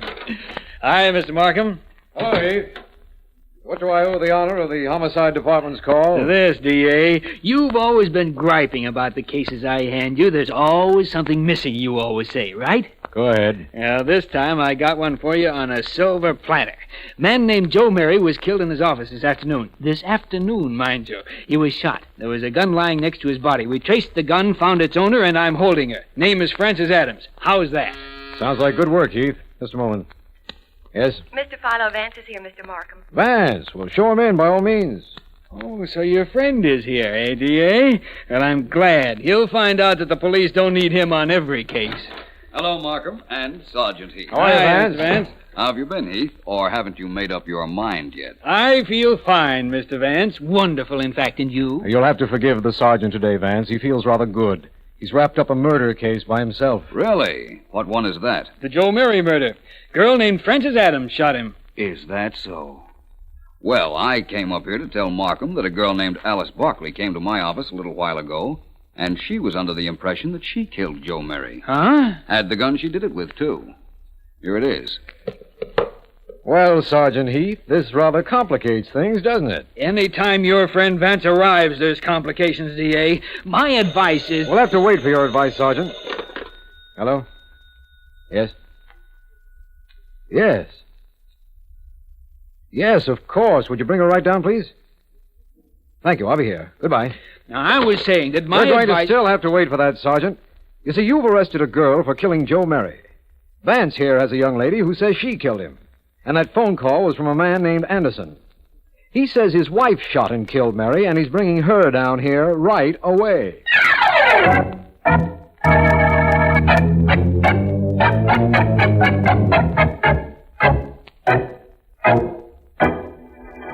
How long does it take that medical examiner to check a body, Sergeant Heath? He's been working on Joe Mary's body for an hour. Our friend the sergeant doesn't seem to be in a hurry, Markham. Sure, I'm in a hurry, Vance. Why shouldn't I be in a hurry? When the doc tells us what bullet killed Mary, I'll know which of the 3 guns I have fired that bullet. I'll know whose gun it is, and I'll know which one of the 3 girls killed him. I guess Sergeant Heath has something there, Vance. Maybe. But I don't think it'll be quite as simple as that. Well, here comes the doctor. We'll know in a second. Hey, Doc. What kind of a bullet was it that knocked off Mary? How do you do, gentlemen? How do you do, gentlemen? How do you do, gentlemen? Doc, we're in a hurry. What kind of a bullet did you find in Mary? Now, patience, Sergeant. Patience is a virtue. All right, so I'm not virtuous. What did you find? We want to know which one of 3 different gals to hold for this murder. I'm afraid I won't be able to tell you that, Sergeant. There were 3 bullets. 3 bullets? Yes, 3 bullets in Mr. Mary's heart. 3 bullets from 3 different guns, I'd say. Huh? I beg your pardon? The sergeant said, huh. That means he's bewildered. Yes, and he isn't the only one who is. Bewildered? Oh, I'm supposed to be bewildered, huh? Well, I'm not. All right, so there were 3 different bullets fired into our friend, Mr. Mary. Doc, which one was fired first? Whoever fired that shot is the murderer. That's probably correct, Sergeant, only the 3 bullets were fired within a very short time of each other.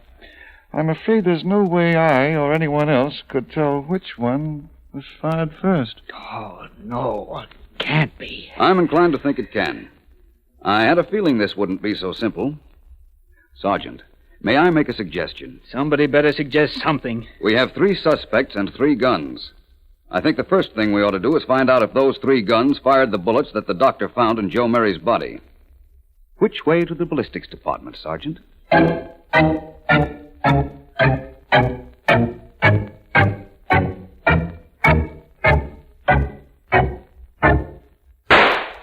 Well, you have quite a good eye, Sergeant. You hit the bale of cotton without any trouble. I got trouble, all right, but it's not because of the way I shoot. Okay, Daniels, get that bullet out and check it with the third one we took out of Joe Mary's body. Right. Well, Vance, what do you think we'll find? The same thing we found in the case of the other 2 guns we checked. That each fired 1 bullet into Mary. You know something? I wouldn't mind that. Look, this Barclay gal who came to see you, we know her gun fired one of the bullets, right, D.A.? Yes, that's correct. All right.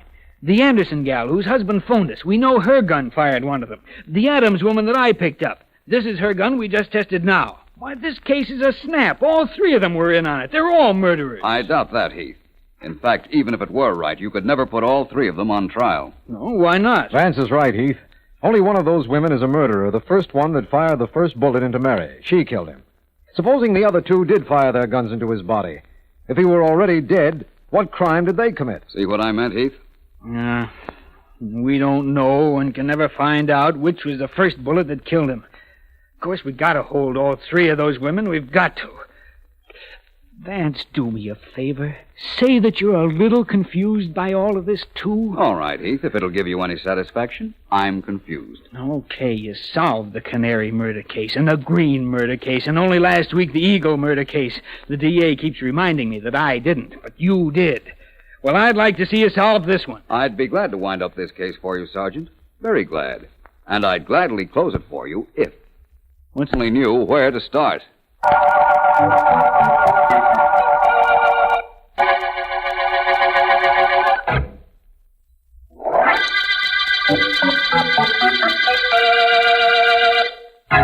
This is District Attorney Markham.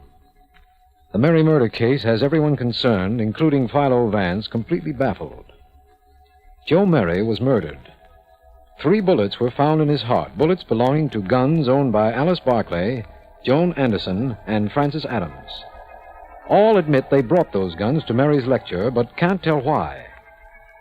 At Vance's request, all 3 women were brought into a detention room at headquarters, and I understand Vance is on his way back. Well, somebody say something. It's no good for the 3 of us to just sit here and stare at each other. What is there to say, Alice? We don't know where to begin. Francis, the police are going to find out that you were once married to Joe Mary. Why don't you tell them? And make myself their number 1 suspect.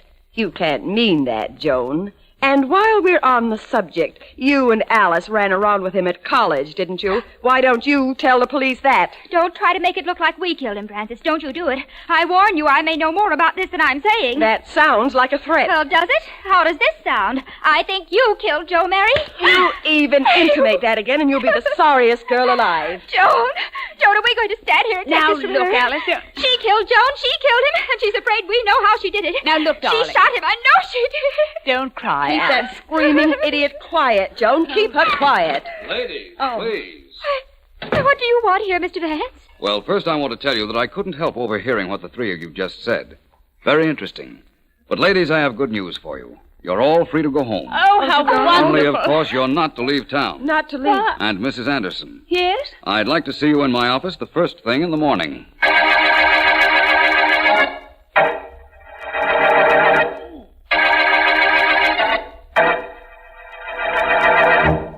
I'd prefer it, Joan, if you'd get out of here and let me finish packing. You can't leave me now, darling. You just can't. Oh, no? Just you wait and see. I'm not going to be known as the husband of the girl who murdered Joe Mary, believe me. Ex-husband, maybe, but not husband. Get out of the way, please.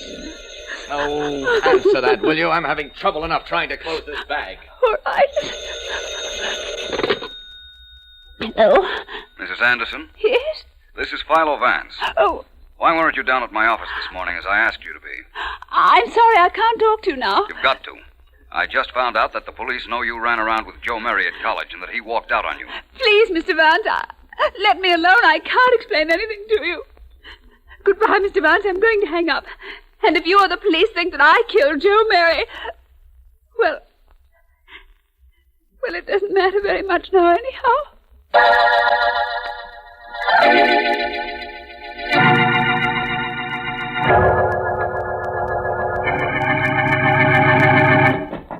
Yes, come in. Come in. Don't keep knocking like an infernal idiot. Good afternoon, Professor Colby. Remember me? Huh? Oh, certainly I remember you. One of my worst students. Got one of my highest marks. Never forgiven you for it. What's your name? Vance, Professor. Philo Vance. Yes, Vance. Well, Vance, what is it? Professor Colby, can a person be hypnotized into committing murder? If you'd paid any attention in your classes, you'd know that nobody can be hypnotized into doing anything that's against his moral code. Goodbye, Mr. What did you say your name was? Vance. Yes, Vance. Tell me this, Professor. Post-hypnosis is a suggestion given to a hypnotized person which must be carried out after he is awakened from hypnosis, correct? Yes, of course, that's correct. The person receiving a post-hypnotic suggestion would have no idea why he was doing something, but he'd know he'd have to do it, right? Any child knows that. Children don't take courses in applied psychology. May I use your phone? Well, there's a pay station outside. Oh, this will do very nicely, thank you. I've got to talk to the district attorney and ask him to have 3 suspects in a murder case brought to my office this evening. And then, Professor Colby, I have a favor to ask of you. A favor I don't think you can well refuse.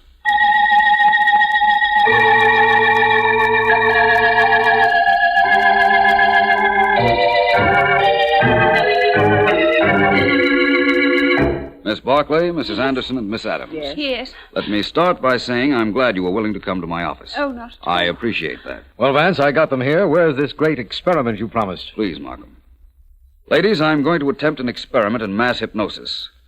Does any of the 3 of you object to being hypnotized? Well, I don't object. No, No, I don't think so. You know as well as I that if you fight against it, you couldn't possibly be hypnotized. So thanks again for your cooperation. Now I'd like to present one of our eminent authorities on hypnotism, Professor Colby. How do you do, Professor Colby? Well, turn out all the lights except this one on the desk, please, Vance. You do it, William Markham. You're nearer to it. Well, somebody do it. I haven't got all night, you know. Very well. Good. Now, ladies, I want you all to sit back in your chairs. Please make yourselves comfortable and think of nothing at all. And if you feel yourselves getting drowsy, close your eyes and sleep. Sleep.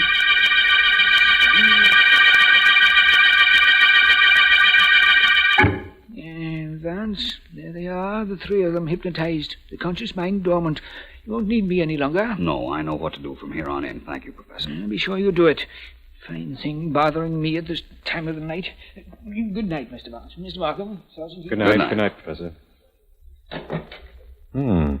He certainly is a strange sort of gentleman, isn't he, Vance? Professor Colby is wonderful. You know, it's his theory and mine that under hypnosis, if hypnotism was used once before, the subconscious mind will recall what was done at that time. I have one of my secretary's hat pins in my hand, Markham. Observe closely. I'm going to touch Miss Adams' hand with it. There. What's up, Vance? Don't be alarmed, Markham. I assure you she didn't feel it. And now for the experiment. Remember, Markham, they're completely under hypnosis. They couldn't lie if they wanted to. Remember that. Miss Adams, I want you to take this gun and shoot it like you shot Joe Murray. She's doing nothing, Vance, just holding it. I know. I'll take back that gun, Miss Adams. Thank you. Now, Mrs. Anderson, please take this gun. Thank you. Now what, Vance? Hand me that hat pin, Markham, please. There you are. Thanks. I'll just touch Mrs. Anderson's hand with the point. There. That's fine. No reaction, Markham. Now, Mrs. Anderson, I want you to fire that gun the way you fired it at Joe Murray. Now. Fine experiment, Vance. She hasn't moved a muscle either. One more subject, Markham. Give me back the gun, Mrs. Anderson. Thank you. Now, Miss Barclay. First, the hatpin test. No reaction, Markham. Now, take this gun, Miss Barclay, and fire it just as you did at Joe Murray. Now. Vance, this is ridiculous. She's doing absolutely nothing. I know. But believe me, that isn't all I know. I know who killed Joe Murray. Can't you tell, Markham?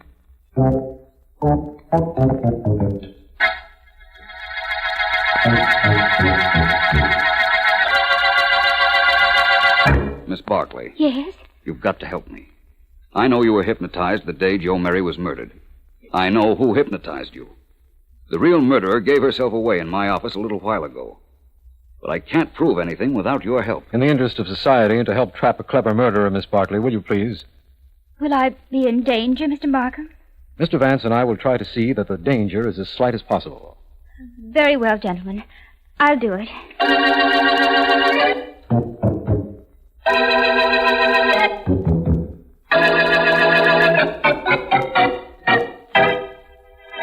Hello, Francis. Oh, it's you, Alice. Come in. Yeah. Sit down. Thank you. Tea? Yes, please.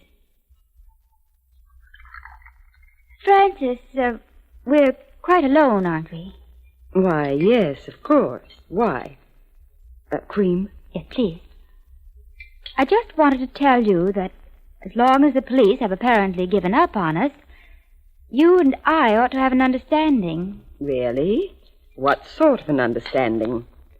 Sugar? Yes, two, thank you. Well, for one thing, when you hypnotized Joan and me several weeks ago and gave us a post-hypnotic suggestion to bring guns to Joe Mary's lecture, I wasn't hypnotized. I don't know what you mean. Is the tea strong enough? Yes, quite. I saw you shoot Joe Mary with your own gun, then with mine, and then with Joan. You're dreaming, child. Oh, no, I'm very much awake. I let you go through with your plans because, you see, I could use some money. Oh, well, that's too bad. But you won't need money very shortly. You'll never leave here alive. You were clever enough to figure out what I had done. Very well. But if you think that you can blackmail me, you're mistaken. I'll kill you with my hands. It'll make no noise. You'll never feel anything. Just my hands on your neck like this. A little while. No pain. No knowledge. No fear. All right, Miss Adams, take your hands off Miss Barkley. Arrest her, Markham. All right, Vance. She's all yours. Yours and the state's.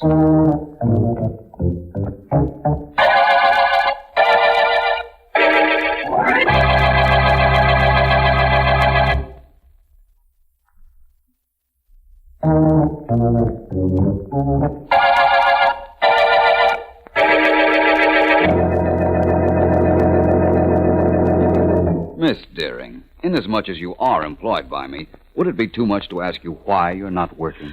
I'm only hired between the hours of 9 and 5, Vance. It's 5:30 now. How about breaking down and telling me how you solved the Mary murder case? All right.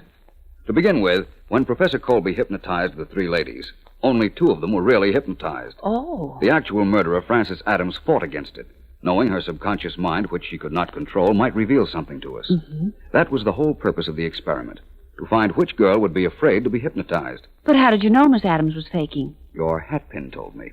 Well, how do you like that? I've been using it for months, and I never knew it could open its mouth. I touched the point of it to all three of the ladies. One of them, Frances Adams, jumped a little. That was enough to prove she wasn't hypnotized, and indicated she was the murderer, but didn't prove it. So we framed a little scene between her and Alice Barkley, and we got our proof. Well, and why did Miss Adams become a murderer? She'd once been married to Joe Mary. When he left town with his divorce, he also stole most of her jewelry and ready cash. And there you are. Oh, really? Where am I? With me, Ellen. Right at the end of the Mary murder case.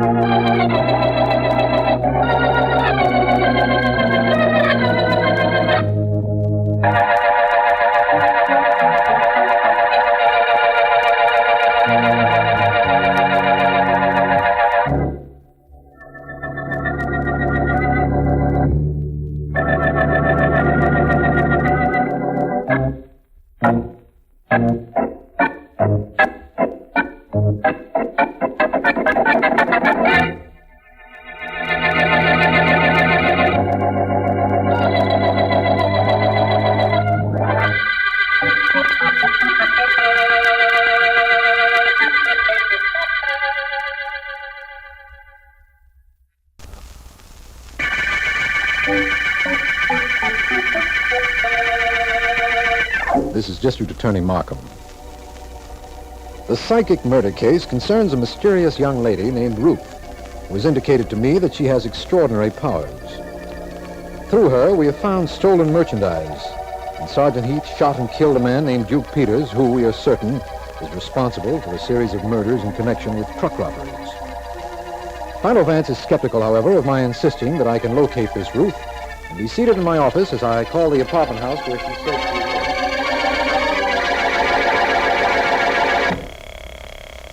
Well, Markham? No answer yet, Vance.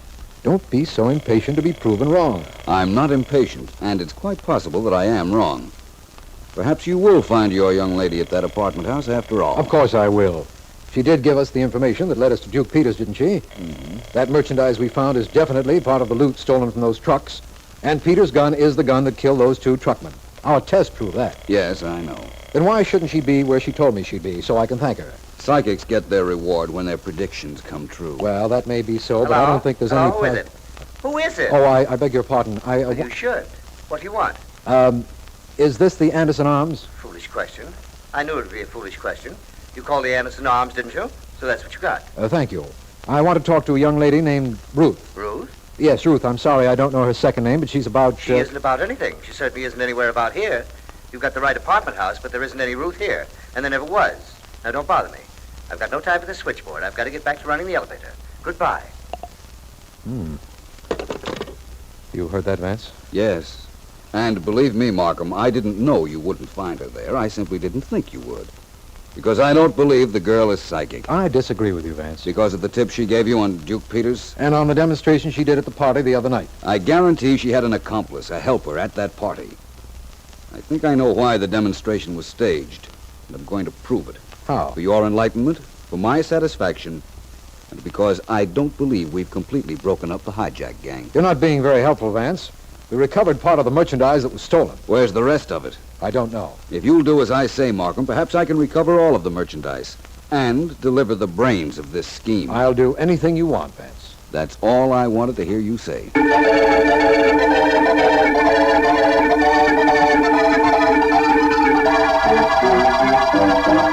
Get me a glass of water, too, will you, Jack? Okay, baby?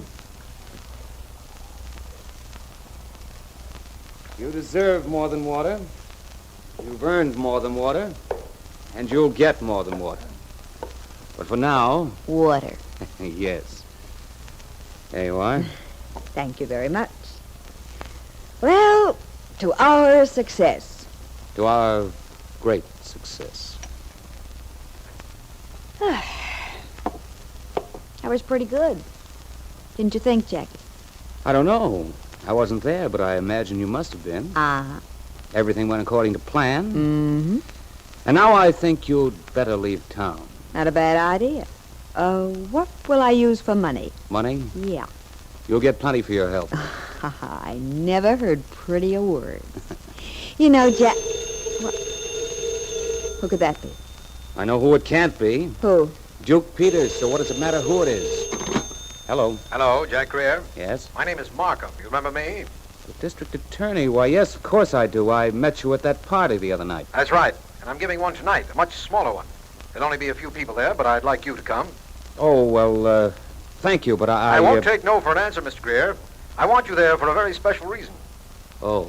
You won't fail me, Mr. Greer, will you? My house at 9. Goodbye.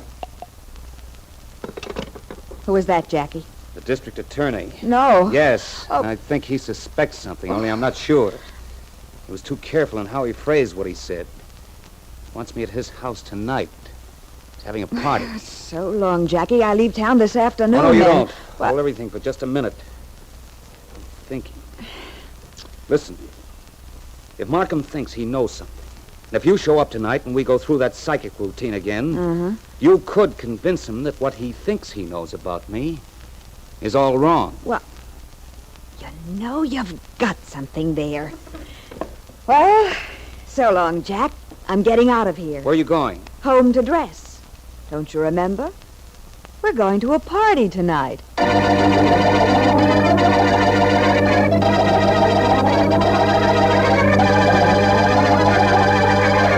I don't know, Vance. I just don't know. To be honest about it, neither do I. but I'm pretty sure. You are? You called the people who were at that party when the mysterious Ruth appeared first? I called all the ones you told me to call. I left out those I felt were completely above suspicion. Good idea. You remember my theory is that Ruth worked with a Confederate at that party. Despite everything I've told you, that nobody spoke to her, nobody moved when she came into the room, nobody even blinked, you think somebody could have given her a signal? That's right. I think the whole thing the other night was staged by somebody at that party. Staged so that the mysterious Ruth might be introduced. Supposing that's so, what's the purpose of my giving a party? It's my opinion that the one person who was at the party you attended and who did communicate with Ruth in some manner believes we're suspicious of him. Uh-huh. I want him to think so. And he can't think anything else if he's invited to the home of the district attorney. I'm following you. I'm sure he'll try to get suspicion taken off himself by having his friend Ruth appear and demonstrate her ability. Then he'll have her go to you and whitewash him completely. Oh, I see what you mean now. And all I can say, Vance, is that we'll find out if you're right tonight.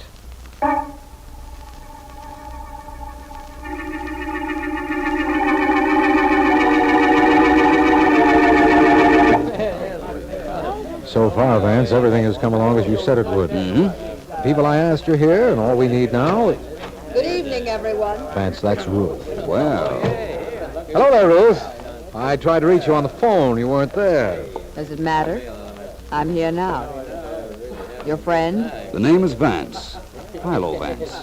Ruth, Mr. Vance is a completely rational person who insists that what you did at the party the other night was impossible. And the information you gave me on the telephone about Duke Peters was accidentally correct.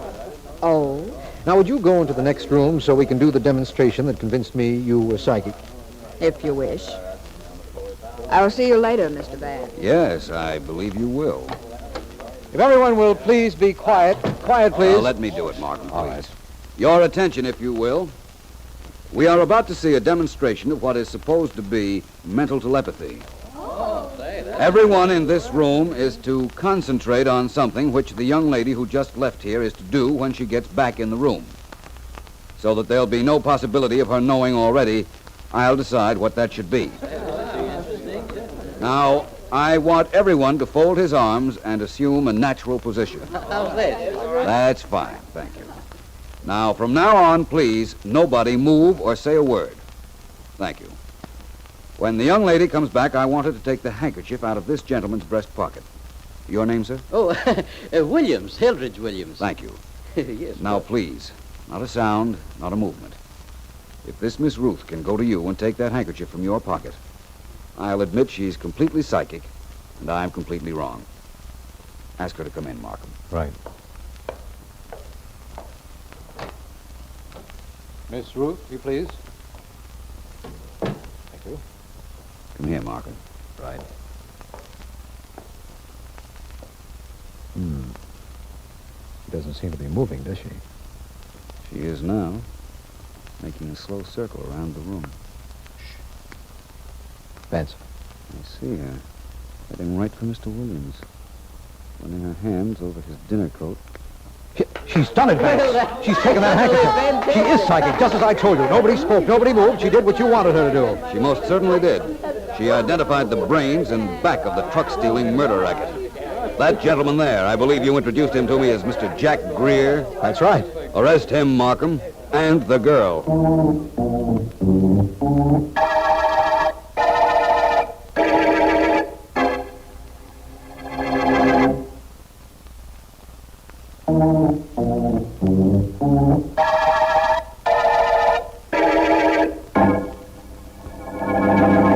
You want an explanation of how Greer worked with the girl, don't you, Markham? I want a lot of things on this case, but I'll take that to start. Very well.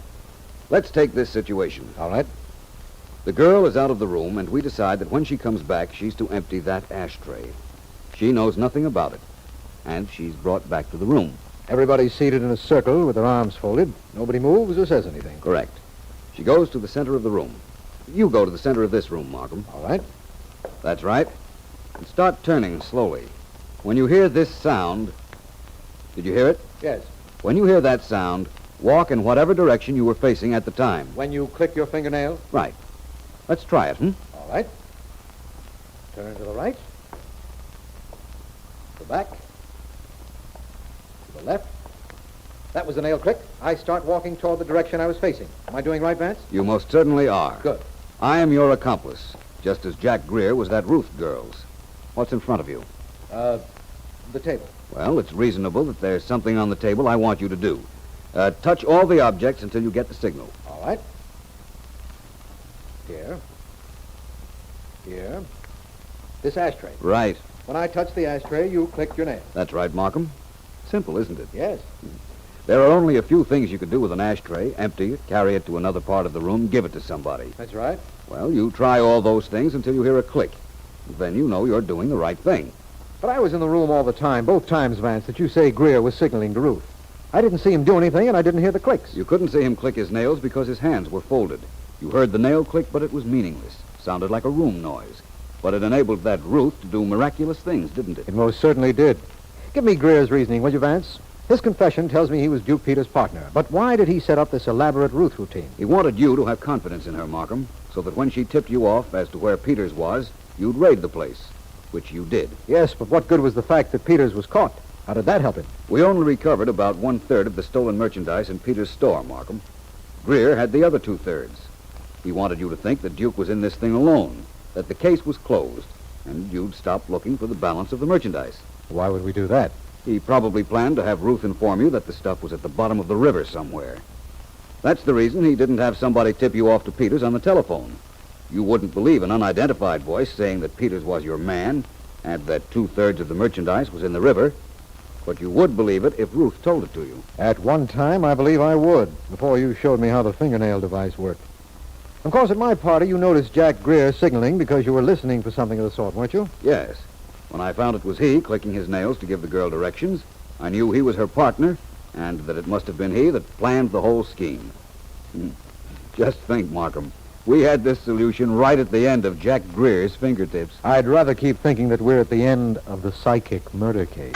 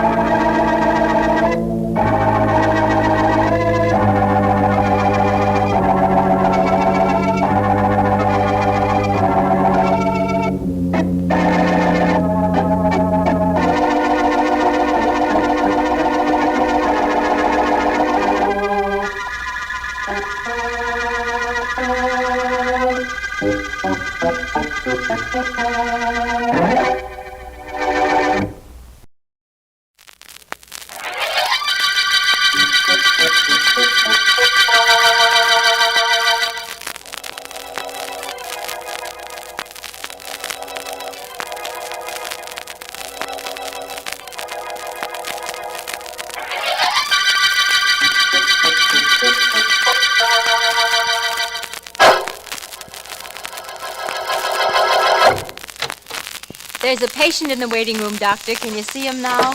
In a moment, Miss Lee. I just want to sharpen the burr on this drill. Didn't we get those new ones we ordered? No, Doctor. The company said they wouldn't send us any unless we paid our bill. They say it's 6 months old. So what if it is? I'm good for the money. What about the patient? Has he been here before? He's new to me. Says he had a toothache and saw the sign outside. All right, Miss Lee. Ask him to come in, please. Very well, Doctor. I'll tell him you can see him now. Would you come in, sir? Yeah, sure. Thanks, lady. Hi, Doc. Hello. Sit right down here, if you will, sir. Yeah, sure. Thanks, Doc. That's the telephone. Excuse me just a moment, will you, please? Sure. Go ahead, Doc. Hello? Hello, Michael. I just wanted to know if you'd be home for dinner. I hope I haven't disturbed you. I'll be home, Grace, but I have a patient in the chair, so I've got to cut this short. Oh, I understand. Goodbye, darling. Hurry home. Goodbye, Grace. Goodbye. Well, now, sir, we're ready for you. Yeah, sure, Doc. That was your wife? Yes. Why? She like you? Well, of course. I don't think I understand She wouldn't want nothing to happen to you, would she? Of course not. But then neither would I. What are you talking about? To tell the truth, Doc, I ain't got no pain in no tooth. I guess maybe I'm gonna be a pain in the neck. You see, I work for Professor Powell, and he says you're gonna give me 10,000 clams, or you ain't gonna drill no more teeth. Get out of here before I call the police. Yeah, sure. Only I forgot to tell you, the professor, he's cute. You get dead so it looks like by accident. See? I won't pay you or your professor a cent. Now get out of here. Yeah, sure. I'll get out of here, but remember what I said. You get dead.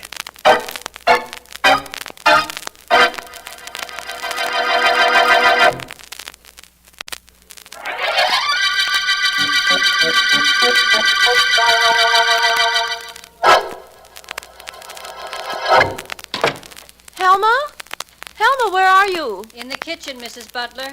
Right here in the kitchen. Good, I'll be there in a minute, as soon as I take off my things. Maybe you ought to come in now, Mrs. Butler. Maybe you ought to. Why, Helma, what's the trouble?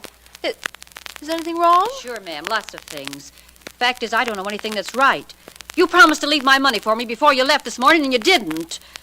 You and your husband are rich. Why don't you pay me what you owe me? I'm sorry, Helma. I just don't happen to have the cash. I'll see that my husband, Dr. Butler, makes out a check for you as soon as he gets home. Well, you'd better. Fine people you two are. Hire a maid and then don't pay her. I don't like that, Mrs. Butler. Something better be done about it. I don't like being without ready money either, Helma. Something's going to be done about that, I promise you.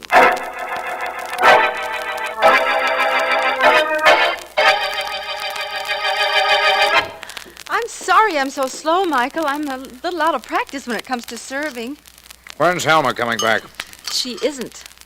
That is, she'll be in the morning for her money. But she walked out this afternoon when I couldn't pay her. It was pretty embarrassing, Michael. Well, I can't be bothered with that right now. I've got other problems. Grace, my life has been threatened. What? A tough character came into my office and told me he worked for somebody named Professor Powell. He threatened to kill me unless I paid him $10,000. Oh, Michael, no. No? Oh, yes. And he sounded like he... Oh, Michael, who can that be at the door? Is it Professor Powell? No, it's probably Stanley James. He left word at the office he'd be here tonight. I'll go to the door. I'll get rid of him in a hurry. I know what he wants. Oh, please, Michael, you're upset enough. Don't do anything you'll be sorry for. I'll do something he'll be sorry for. Just because he's a dentist, too, he thinks I'm supposed to help him. Well, he'll find out. Hello, Dr. Butler. Well, Dr. James, what is it? And if it's about that money you want to borrow, the answer is no. Can't I even come in and discuss this with you, Doctor? It's really urgent. I said no to you yesterday, and I'm telling you the same thing now. What right have you to think I'll lend you money? I loaned you money when you were just starting. Dr. Butler, you've got to help me. You've got to. Oh, I do, huh? Well, that's your opinion only. I think differently. Good night, Dr. James. Wait. Don't close the door. Dr. Butler, you're going to wish you had loaned me that money. Yes? Yes. Believe me, you are.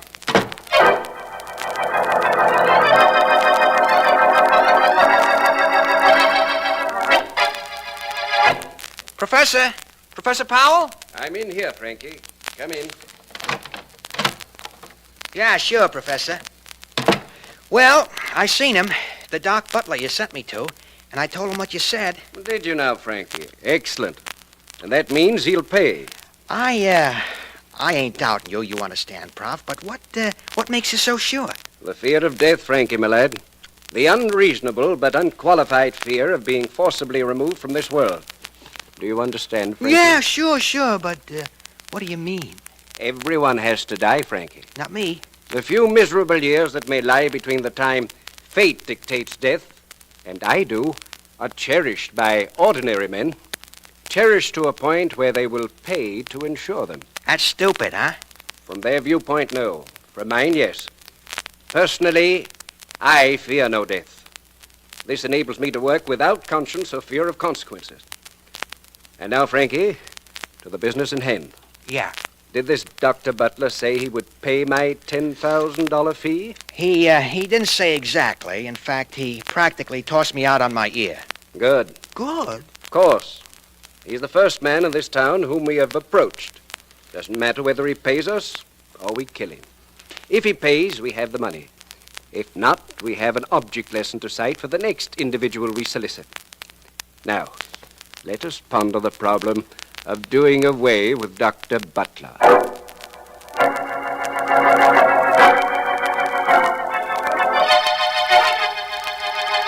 Philo Vance is outside. By all means, Miss Williams, ask him to come in. I've been expecting him. Vance, it's a pleasure to see you. Come right in. Thank you, Markham. Thank you. Glad you called me. I hope I didn't get you here under false pretenses, Vance. When the district attorney sends for his friend, a private investigator, how could the pretenses be false? Well, for one thing, Vance, I have no case for you to work on. At least I don't think I have. My call was sort of a precautionary measure.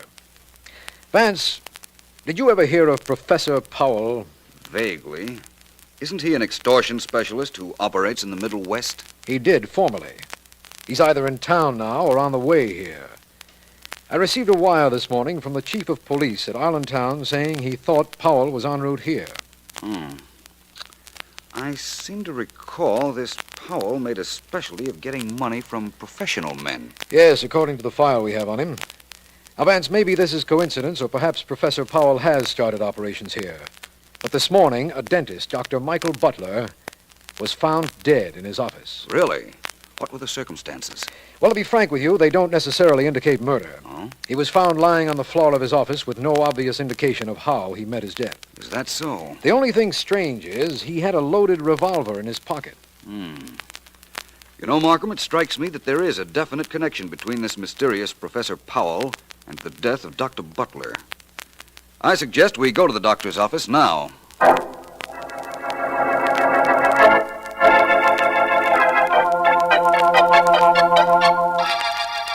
Would you close the door to the reception room, please, Markham? All right, Vance. I want to take a look around Dr. Butler's office.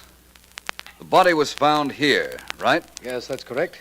And his dental instruments are in the sterilizer ready for the day's work to be started.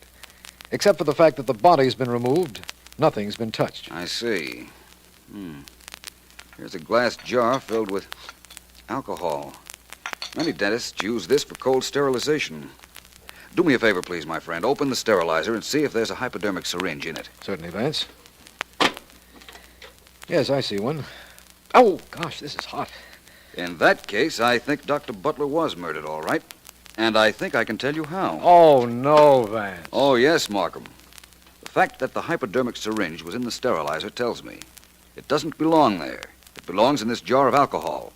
Otherwise, there'd be no reason for the jar of alcohol. I understand that, but not what makes you think this was murder, nor how you know how Dr. Butler was murdered. I think the murderer came in here, took this hypodermic, which is generally used to shoot Novocaine into a patient's gums, and filled it with poison. Then he used it on Dr. Butler and returned it to the sterilizer. But if the murderer got the hypodermic syringe from the alcohol jar, why return it to the sterilizer? Very simple reason, Markham. Our murderer was pretty clever. He thought putting it back in alcohol would preserve the poison, but that putting it in the sterilizer would destroy all traces of the poison. It was natural that the hypodermic be put into the sterilizer. That would cover up the crime beautifully, or so it was imagined. Well, Vance, it seems to me that if this is so, and I'm not doubting it, mind you, that you have encountered Professor Powell and have won the initial victory. Perhaps, providing that the professor is responsible for this. Personally, I'm not convinced it was he. I'm going to Dr. Butler's home. He was married, you said? Yes, he lived alone with his wife. Well, I'm going to phone and ask if I may come out to see her. I'll be in touch with you as soon as I have something important to tell you. Vance, with you on the job, that won't be too long. I'll be waiting.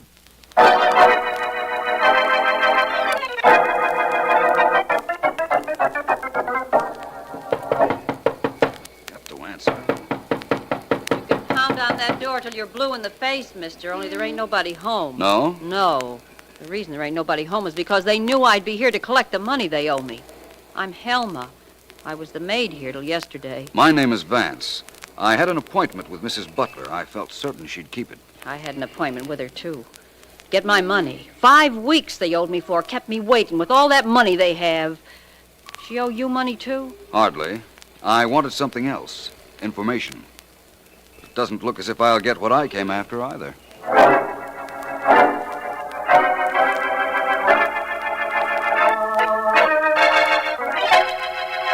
All I can tell you, Markham, is that I had an appointment with Mrs. Butler, but she wasn't at her house when I got there. So I came back to the office. Can't understand that, Vance, but I'm sure we can pick her up if we want her. I'd like to be assured of picking up Professor Powell, though. You'll get him too, Markham. Well, thanks for letting me know that the medical examiner found that poison had been injected into Dr. Butler. It's nice to know I was right. Aren't you always? You know, the hypodermic left such a minute hole, it just wasn't detected until you asked that it be looked for particularly. Sometimes... Excuse me, Markham, for breaking in on something I know I'd enjoy hearing, but there's someone at the door, and Miss Deering's out. I'll call you back. Do that. Bye. Bye. Come in. Mr. Vance, Yes? I'm Grace Butler. How do you do? I'm sorry I wasn't home as I said I'd be. I just can't stay in that house anymore now that Michael... That's understandable. Please come in, Mrs. Butler. Thank you. May I sit here? Please do. Mrs. Butler, when I spoke to you on the telephone, you told me your husband had been threatened by a mysterious Professor Powell. Mrs. Butler, was your husband very wealthy? Yes, I suppose you would say he was wealthy. And you inherit most of his money? Yes. You're not trying to... I'm not trying to do anything except establish a clear picture of this case. You also told me of a threat made by a Dr. Stanley James to whom your husband refused to lend money. Yes. He hated my husband. And my husband expected trouble, Mr. Vance. Before he left home this morning, he put a loaded revolver in his pocket. Yes, I know. We've withheld that fact from the newspapers, but we found the gun. Now all that remains to be done is to find your husband's murderer.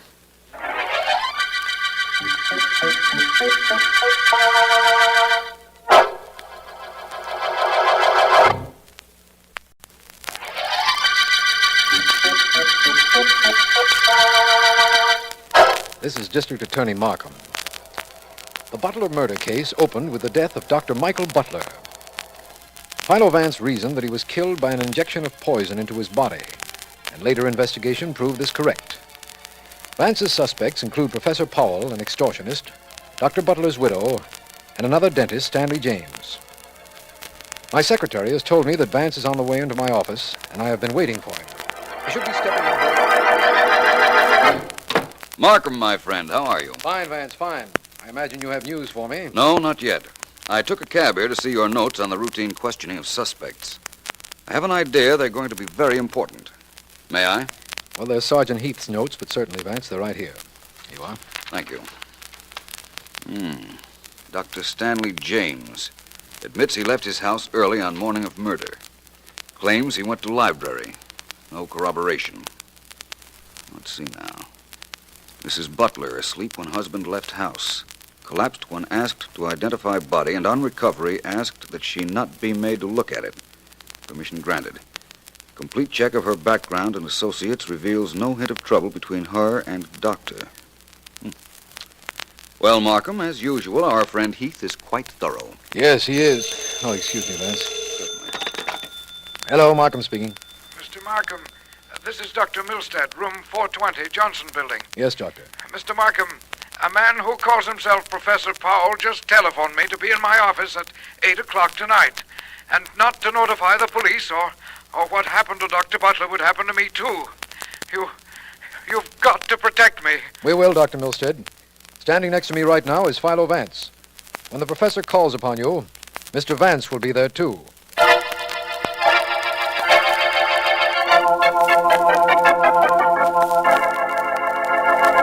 It's just 8 o'clock, Mr. Vance, and to be honest about it, I'm a little nervous. No need to be, Dr. Milstead. I'm quite sure I can handle our friend Professor Powell when he arrives. Oh, I'm sure you can. And thank you, Vance, for coming here. No trouble at all. I've been wanting to meet the professor for some time. Oh, that must be he now. Professor Powell? It is I, Doctor. Will you come in here, please? Oh, thank you, Doctor. Thank you. I thought you had another patient in here with you, and I didn't want to interrupt. I think you might prefer talking to me, Professor. My name is Vance. Philo Vance. Philo Vance? Well, I have an odd compliment for you, Mr. Vance. You, the mere fact that you are in this city, postponed my coming here for several years. Oh, thank you. Of course, I realize it is no coincidence that finds you here in this office, Vance. Dr. Milstead, Would you leave Professor Powell and myself alone for a bit? Oh, of course, Mr. Vance. I'll wait out in the reception office. Thank you, Doctor. Not at all. Well, Vance, this is indeed a compliment to my intelligence. Apparently, you wanted to meet me, eh? Definitely. I'm rather glad about it, by the way. You see, I think you're a killer, and I'm going to prove it. You mean Dr. Butler, of course. Well, it's quite possible that I didn't kill him, you know. He must have found out by now about his wife and that other dentist who hated him. As a matter of fact, I have. My compliments on providing suspects along with your murders, Professor Powell. Very considerate of you. By the way, what are your intentions in regard to Dr. Milstead? There are so many other doctors, Vance, and after all, Dr. Milstead did bring us together. He's perfectly safe, believe me. I'm sure he will be, now. Well, Professor Powell, I'm certain that this is au revoir, but we'll meet again. Believe me, we will, Vance. But the next circumstance may not be so pleasant for you.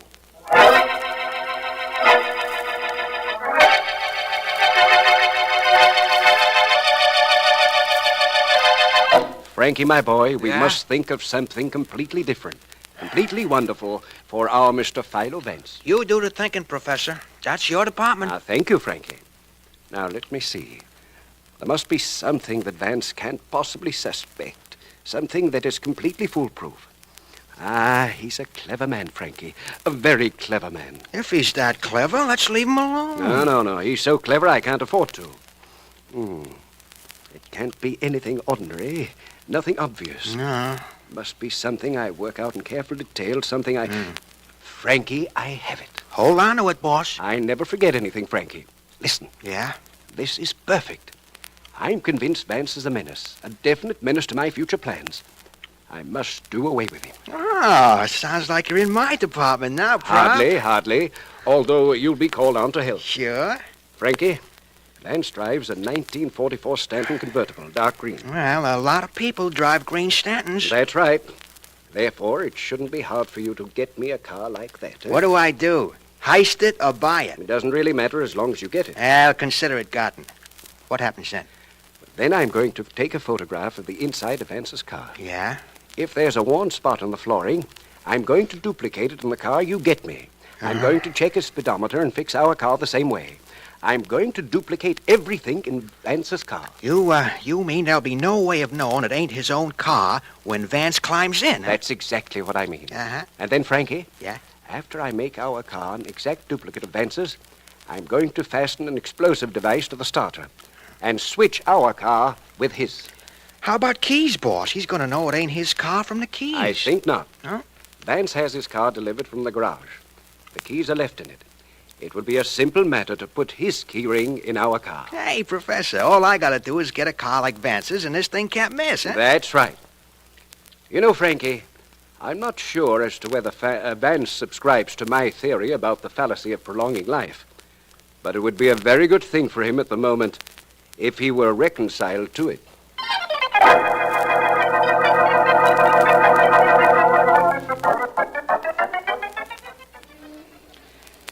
Gee, Professor, I sure did a good job of getting a car that was just like Vance's and of fixing the inside just like his, didn't I? Huh? Yeah, take a look at that bus in front of his door there, and the one we're in, and you couldn't tell them apart. I even put his own radio back in our car. You did an admirable job, Frankie. Thanks. Now, all that remains is to wait here until Vance leaves the building. Tell me once more what you did so I know there's no slip-up. Yeah, okay.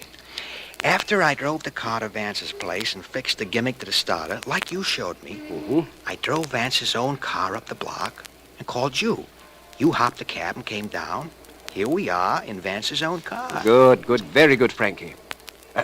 Here comes Vance and his friend, the district attorney, out of their building now. Yeah, boss, and they're heading for the car we gimmicked up. I don't think it would be wise for us to be in this vicinity after the explosion, Frankie. Perhaps it would be better if we left right now. Okay, boss, if you say so. Well, here goes. On with the ignition. Better hurry, Frankie. Yeah. Vance and Markham are getting into this car. On with the starter now. Here we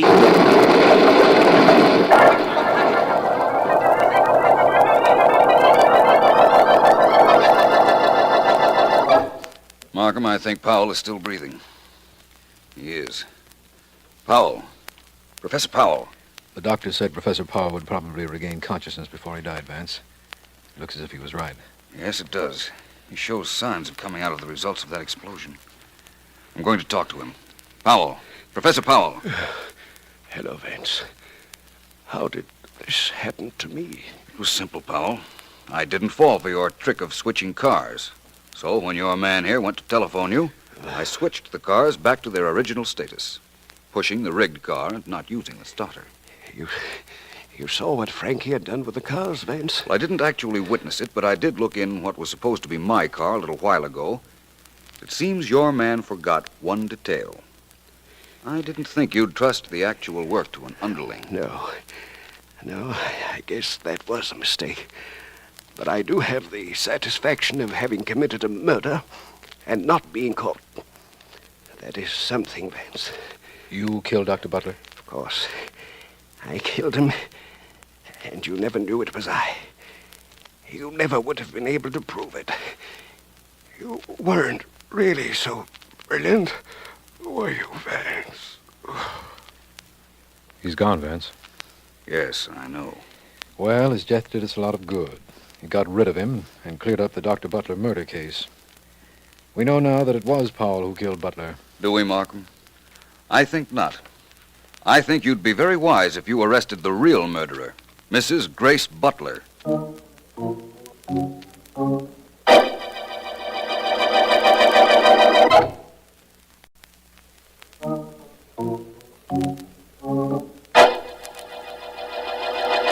Let's start with the motive, Markham. It was money. Dr. Butler was very rich, but Mrs. Butler was continually being embarrassed by lack of cash. When she heard about Professor Powell's threat to her husband, she decided to make sure the doctor died, knowing Powell would be blamed. That's reasonable enough. Of course. So she stole out of the house as he was dressing on the morning of the murder, came to his office, and waited for him with the hypodermic in her hand. She hid the hypo in her hand, put her arms around her husband as if to embrace him, and shoved the needle into him.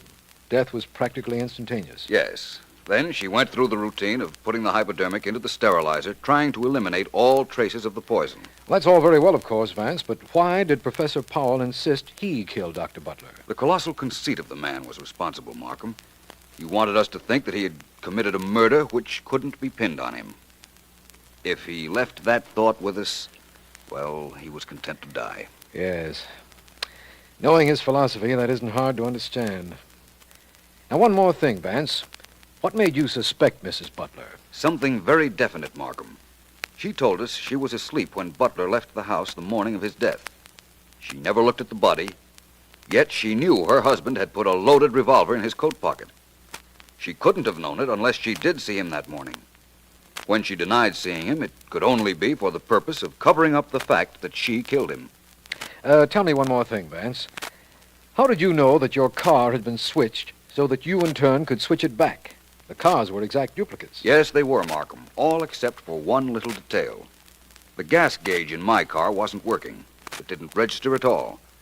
When I got into the car in front of my door, turned on the ignition, and saw the register indicate it was half full of gasoline. I knew it wasn't my car. Oh, I see. Then I looked down the street, and there was my Stanton. So you figured out the professor's plan. Lucky for both of us I did, don't you think? Luck had nothing to do with it, Vance. Remind me never to commit a murder when you're around. You're reminded, my friend. And incidentally, while we're on the subject, you're also reminded that this is the end of the Butler murder case.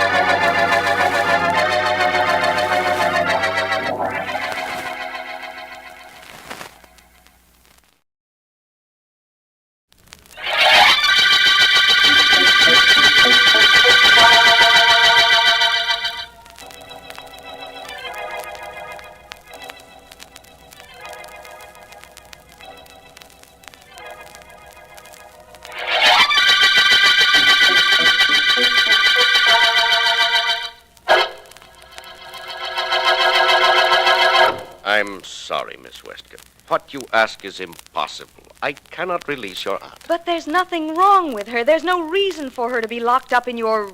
whatever you call this place. It's a rest home, Miss Westcott. The finest in the East. Our patients have every comfort, every care. Maybe. And if they're ill, maybe that's what they need. But not my aunt. There's nothing wrong with her. She's a wealthy woman, and her family had her put here so that they could get her money. I'm sorry. Well, that may be so, but your aunt has never said she was unhappy here. Never asked to be released. Apparently, she's quite content. The only person making trouble, as far as I can see, is you. Excuse me. Yes? Yes, I'll see him. Send him right in. I'm sorry, Miss Westcott. I'll have to ask you to leave. To leave this building and these grounds. I have an appointment with my chief assistant. With your chief guard, you mean? I've seen the way he treats Aunt Alice. Mr. Ward, believe me, I'm going to do something about this place and about you. You got company, I see. Miss Westcott was just leaving. Good day, my dear. We'll keep you informed as to your aunt's condition. There'll be an improvement in that condition with her out of here, and I'm going to see to it that she does get out. I promise you that. I promised that to Aunt Alice. And what's just as important, I promised that to myself. She's really got a beef, ain't she, boss? She thinks she has. Durant, I sent for you because there have been complaints about your tactics. You're a little too rough with our guests. Guests? Stop kidding. You know, I've been meaning for you and I to have a talk, Ward, and this is as good a time as any. Oh? You got a good racket here. I want in on it. Racket? Don't raise your eyebrows at me. I work here. That kindly little kisser of yours and your pretty snow-white hair don't fool me. This joint's practically a prison for people whose families want 'em out of the way. You ain't such a nice character as you look, Ward. Well, that does call for a little talk between you and me, Al. Shall we say this evening?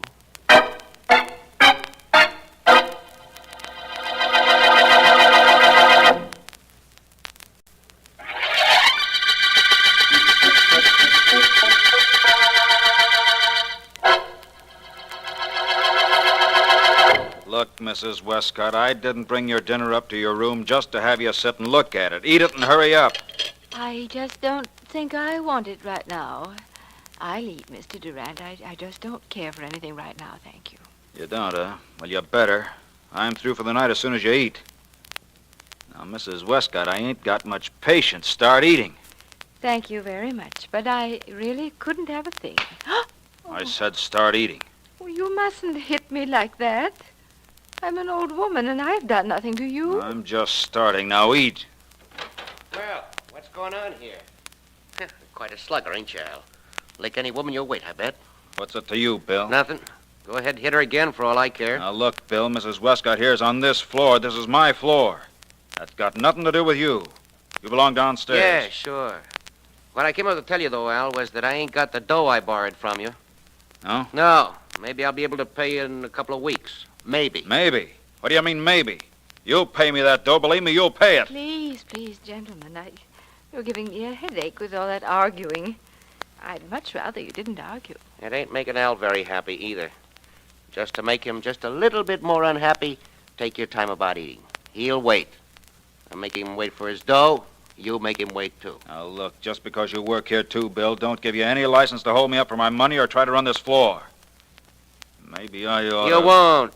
You ain't got the guts. You wouldn't take a chance of taking a poke at me.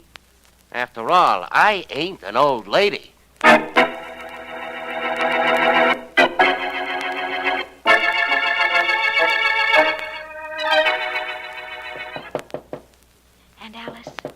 Alice, please wake up. Aunt Alice.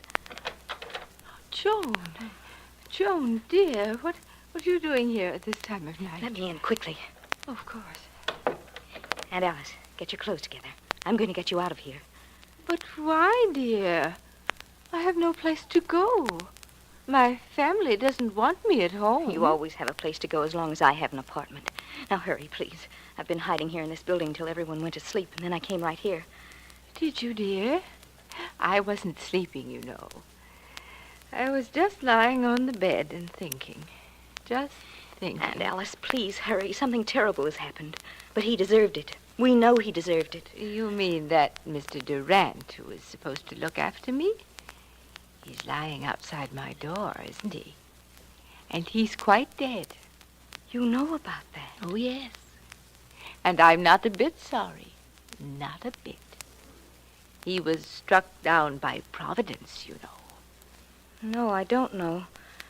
I only hope that's what it was. Oh, it was. Of course, sometimes, like in this case, Providence has to have a little outside help.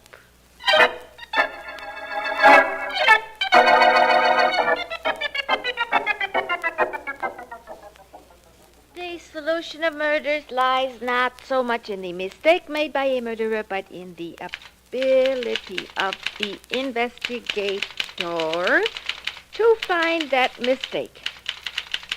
Well, I got that, Mr. Vance. That's good, Miss Woods. Now, let me see. How am I doing since Miss Deering's been away seeing her mother, Mr. Vance? Great, huh? Adequate. Adequate but refreshing, Miss Woods. Mr. Vance, you seem a little unoccupied. Something on your mind? No, nothing. That's the reason for my being preoccupied, I imagine. I heard over the radio a little while ago of an unusual murder, and it disturbs me that my friend, the district attorney, hasn't called me. Who got killed? The guard at a private sanitarium. I don't understand why Mark... Well, I'll get that myself, Miss Woods. It's probably Mr. Markham. Hello? Mr. Vance? Yes? This is Joan Westcott. Mr. Vance, there's something you must do for me. Is there? Yes. I'm calling from the Ward Sanitarium where that guard was murdered. I'm being held here because I tried to get my aunt out last night. Mr. Markham is here and Sergeant Heath. I heard Mr. Markham say that he was going to call you. And you're calling for him? No. I want to beg you not to work on this case, Mr. Vance. Please don't. The man who was murdered deserved to die. I'm afraid that isn't within your province to judge, Miss Westcott. I'm glad you called and told me Markham was there, though. It gives me every reason to go up. Goodbye, Miss Westcott.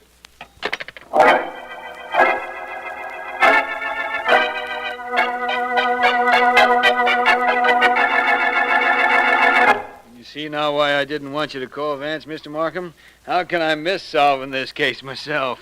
I don't know how you can. I just hope you don't. And I did phone Vance, Heath, only he wasn't in.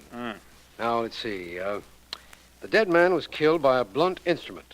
Blackjack, probably. And in his hand, you found 3 black hairs. Yeah, he probably yanked him out of his murderer's head when he was struggling with him. Now, I talked to everybody in this joint that's got any sense. And there are 3 suspects, and all of them got black hair. First, that Joan Westcott, the young dame who got locked in Mr. Ward's private office there. She's a brunette. Quite attractive one, I'd say. It all depends on how old you think she is. On the contrary. It all depends on how old you think you are. Maybe. Well, my second suspect, anyhow, is her aunt. She's a little touched, I think. She's a patient here, and she's old, but her hair is pitch black. Yes, I saw that. And the hair of Bill Williams, the guard you suspect, is black, too. Sure. So, all I have to do is take samples of their hair, send them down to the police lab with the samples taken from the dead guy's hand. Whichever checks, well, that's our killer. Somehow I'm sure that Vance would have another theory. Mr. Markham. Mr. Markham. Yes, what is it, Mr. Ward? There's a Mr. Philo Vance outside. He says you're expecting him, or rather, that you should be expecting him. I'll go out.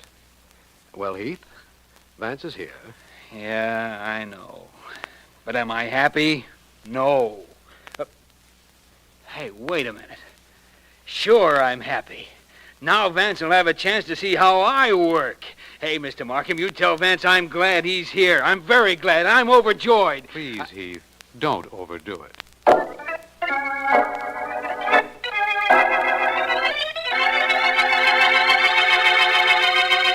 Thanks, Markham. You're welcome. Just give me a few minutes in Mr. Ward's office with Joan Westcott and that other guard, Mr. Williams, and I'll be satisfied. All right. You know, of course, that the reason you didn't reach me on the phone was because I was on the way up here. Of course. My fault for calling late. Go right in, Vance. I'll wait for you here. All right. You know, murder in a sanitarium is such a delicate thing. I'm really gratified that you did come. Right, and thanks again. It's all right. Well, hello, you two. Hello? Hiya. My name is Vance. Oh. I've a purely academic question to ask both of you. Miss Westcott, did you kill Mr. Durant? So you came after all, didn't you, Mr. Vance? Even after I begged you not to. I told you I would. Mr. Williams. Don't bother me. I'm sorry, but I must, Mr. Williams. What's that?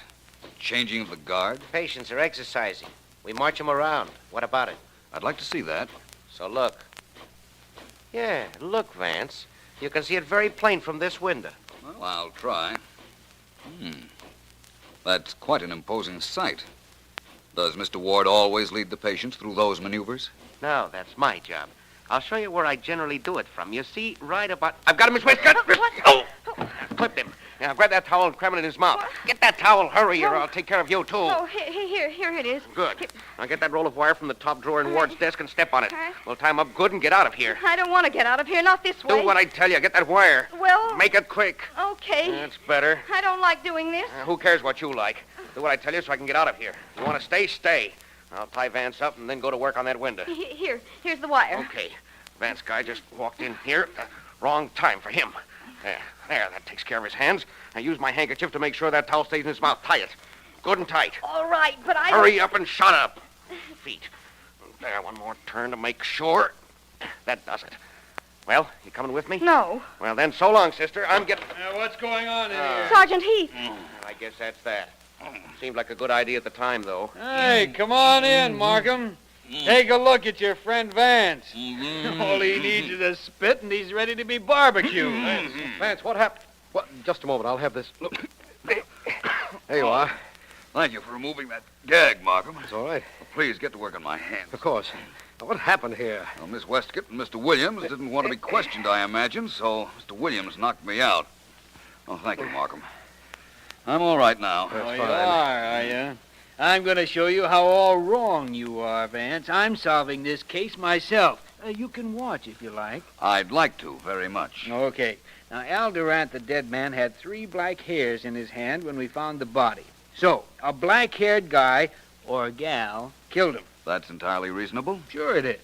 Now, I'm taking samples of the hair of this black-haired gal and this black-haired guy. Yeah, hold still, you. Hey, what are you doing to my head? Just taking a couple of hairs off it. You won't miss 'em.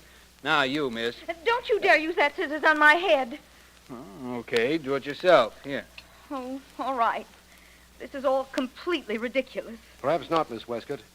Sergeant Heath is going to have your hair compared down at the police laboratory with the hair found in Al Durant's hand. And if it checks, I'm afraid you're in rather a serious spot. I'm not afraid. Heath, let me ask you something. Yeah? Suppose, just suppose, mind you, that you find that neither of those hair samples match the ones you took from Durant. Then what? Well, then that old Mrs. Westcott's hair will match. It's got to be one of these 3. Just supposing it isn't, though, Heath. Well, then I'll take samples of every black-haired person in this place. Even you agreed it had to be somebody here who killed Durant. Yes, we're reasonably certain of that. Well, okay, then. One of them killed that guard, and that one's hair will match the sample we got. Then we got our killer. As simple as that, eh, Heath? Sure. How much longer are you going to keep me here, Sergeant Heath? I don't know. Miss Westcott, you're a rather contrary person. As I understand it, you wouldn't leave this place before Mr. Durant's death. Now you're quite anxious to go. Yes, I am. I want to get out of here and take my aunt with me. I never want to see this awful place again. Well, Miss Westcott, I wouldn't be so anxious to leave here if I were you. In the event that Sergeant Heath's hair test points to you, you'll be going to a much more uncomfortable place, I assure you.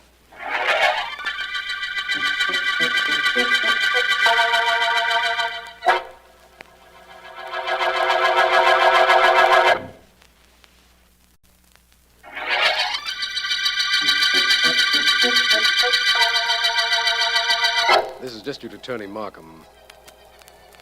The Blackjack murder case began when Al Durant, a guard in the private sanitarium run by a Mr. Ward, was found dead.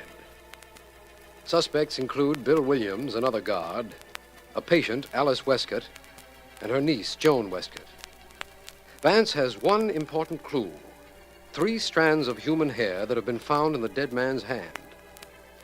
Vance told me he was on his way to interview Mrs. Westcott, and he should be there about... You sit down, Mr. Vance. Please do. Thank you, Mrs. Westcott. Yes. I have a few questions to ask you. I don't mind. Really, I don't. Only you won't slap me if I don't answer them, will you? I'd rather not be slapped, Mr. Vance. I won't slap you, Mrs. Westgate. In fact, I'd like to see anybody raise his hand to you while I'm around. Mr. Williams, the other guard, made Mr. Durant stop hitting me the day Mr. Durant was murdered, just before they quarreled.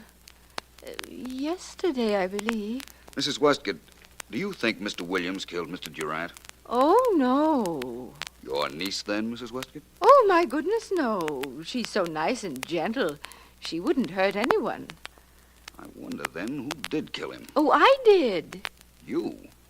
You killed Mr. Durant? Yes, but he was mean and very rude to me. He slapped me. I'd rather not be slapped, Mr. Vance. I know. You told me that before. How did you kill him? I opened the door, and there he was, and he had a blackjack in his pocket. I took it out of his pocket and hit him with it. I'm sorry if I've caused everybody so much trouble, but nobody asked me until now whether I killed him. All they wanted was a few strands of your hair. Is that right? Yes, but I don't know why. You're sure of what you just told me, Mrs. Westgate? That you hit Mr. Durant with his own blackjack? Oh, I'm positive. I used to kill him very often. Every night, right after I fell asleep, I used to kill him. And always the same way. So you see, I know I did it. I see. I'll tell you one thing, Mrs. Westgate. You've confused me, and very nicely.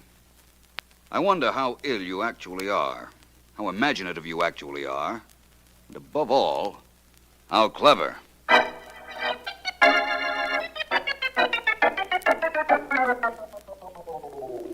What a case this is, Mr. Markham. The only clue is a couple of hairs, and listen to this report the police laboratory sent me. You can listen too, Mr. Ward. Well, thank you, Sergeant Heath. Go ahead, Heath. I sent him the hairs we found in Al Durant's hand, and the hairs from our 3 suspects. Now, listen. Sergeant Heath, this is to inform you that there is no similarity between the samples taken from the heads of your suspects and the original hairs found in the dead man's hand. Signed, Morgan Police Laboratory. Looks like we haven't gotten very far in this case, doesn't it, Heath? Yeah, sure does. A fine time for your friend Vance to run out on us. Oh, he'll be back. I know that. You know it, but what do I know? All I know is a black-haired guy killed Al Durant. Well, I'll leave you with Mr. Ward. I'm going to go looking for another black-haired guy. And see you later, Mr. Markham. Mr. Ward. Right. How soon will the police leave here, Mr. Markham? Well, they've spoiled my discipline, my routine. They've ruined this office. How do they ruin it, sir? By using it? Look and see. Papers helter-skelter, the desk moved, everything topsy-turvy. Nothing is in its proper place. Everything must be in its proper place, Mr. Markham. Yes, I know. And the reason we've made such a mess out of your office, Mr. Ward, is because we're trying to put a murderer in his proper place. Behind bars.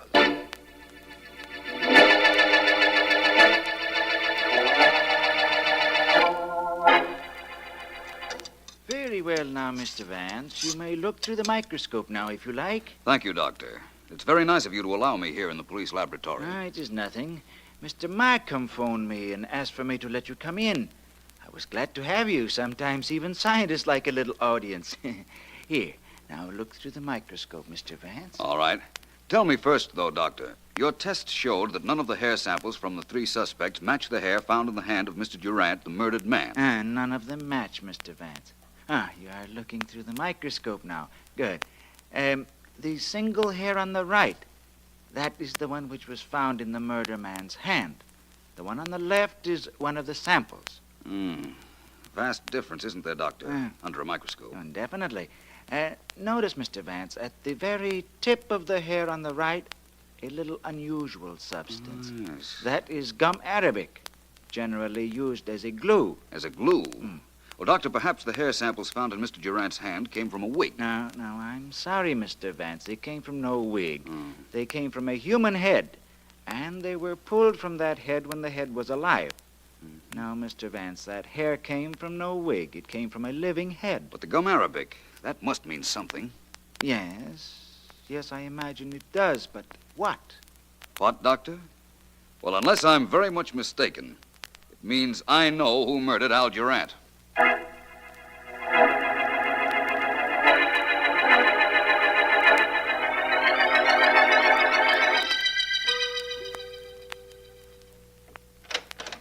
Well, Vance, welcome back. Thank you, Markham. Any progress on the murderer of Mr. Durant? No, none at all. Frankly, I've been waiting for you. I've an idea you'll be glad you did. Where's Heath? He and Mr. Ward are gabbing in Ward's office. You know, Vance, I was thinking that perhaps an outsider killed the guard. That is possible, you know. Undoubtedly, only I'm quite sure that isn't what happened. Where's Joan Westcott? I'd like to see her. She's in that room right there, Vance. It wouldn't surprise me any if she were about to break down. I'd like to talk to her, Markham. I'll meet you in Mr. Ward's office in a few minutes, all right? Certainly, Vance. I'll be there with Ward and Sergeant Heath. Hello, Miss Westcott. What is it, Mr. Vance? Why were you crying, Miss Westcott? Any reason I might do something about? No. Perhaps there is. I'd like to tell you something. This is no trick, believe me, but I know that neither you nor your aunt murdered Al Durant. You know that? Very definitely. Now, will you tell me why you were crying? Oh, Mr. Vance, I didn't mean to break down, but the hopelessness of this whole thing just got me. It just got me, that's all. I thought my aunt had killed Mr. Durant, and that's why I couldn't tell you about this place. I'm afraid I don't know what you mean. Well, if she had killed your aunt, I wanted you to think that she was insane, that she belonged in a place like this. Only this isn't a rest home or a private hospital, Mr. Vance. It's a prison. None of the patients here have anything wrong with them. I'm beginning to understand a lot of things now, Miss Westcott. The one thing missing from this case so far was a motive. I believe I have that now.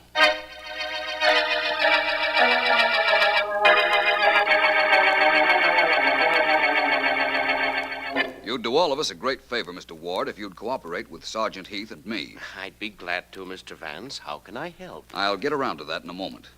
First of all, as I understand it, Mr. Durant, the murdered guard, wasn't too gentle with his patients. Well, in this sort of institution, sometimes it's necessary to use force. Of course, Mr. Durant knew what kind of institution this was. What? I don't understand. I think you do. And I think he did. I think he knew you were operating this place as a wide-open racket, keeping certain people in it because of the convenience that might provide to others. Mr. Vance, do you know what you're saying? Sergeant Heath. I don't know either. All I know is he generally does. Thank you, Heath. Mr. Ward, this Durant came to you the night of his death. Probably came to your room and demanded money in return for keeping his mouth shut. What? You quarreled, and you killed him. Then dumped his body outside Mrs. Westcott's door. Ridiculous. This guy's the murderer, Vance? That's right. Joan Westcott thought that perhaps her aunt had done it, so she wouldn't talk, and in fact tried to keep me off the case. The aunt thought Joan had done it, so she pretended to be slightly insane and confessed. But I have proof that it was Ward. Vance, the murderer is a black-haired guy. That much we know. Ward's hair is snow white. I think Mr. Ward's hair, what's left of his own hair, is black. Take that toupee off his head, Heath. Keep away. Don't touch me. Vance says that's a toupee. Now get your hands down or I won't touch you. I'll scalp you. Hey! Hey, Vance. It came off in my hand. It is a wig. So I see. What's left of his original hair is black. And I think you'll find the black hair matches the ones you took from Durant's hand. I'll get you for this, Vance. If you live to be 1,000, I'll get you. I doubt that, Mr. Ward. I doubt your getting me. I doubt my living to be 1,000. And I doubt that you'll live to your next birthday. See to that, will you, Heath?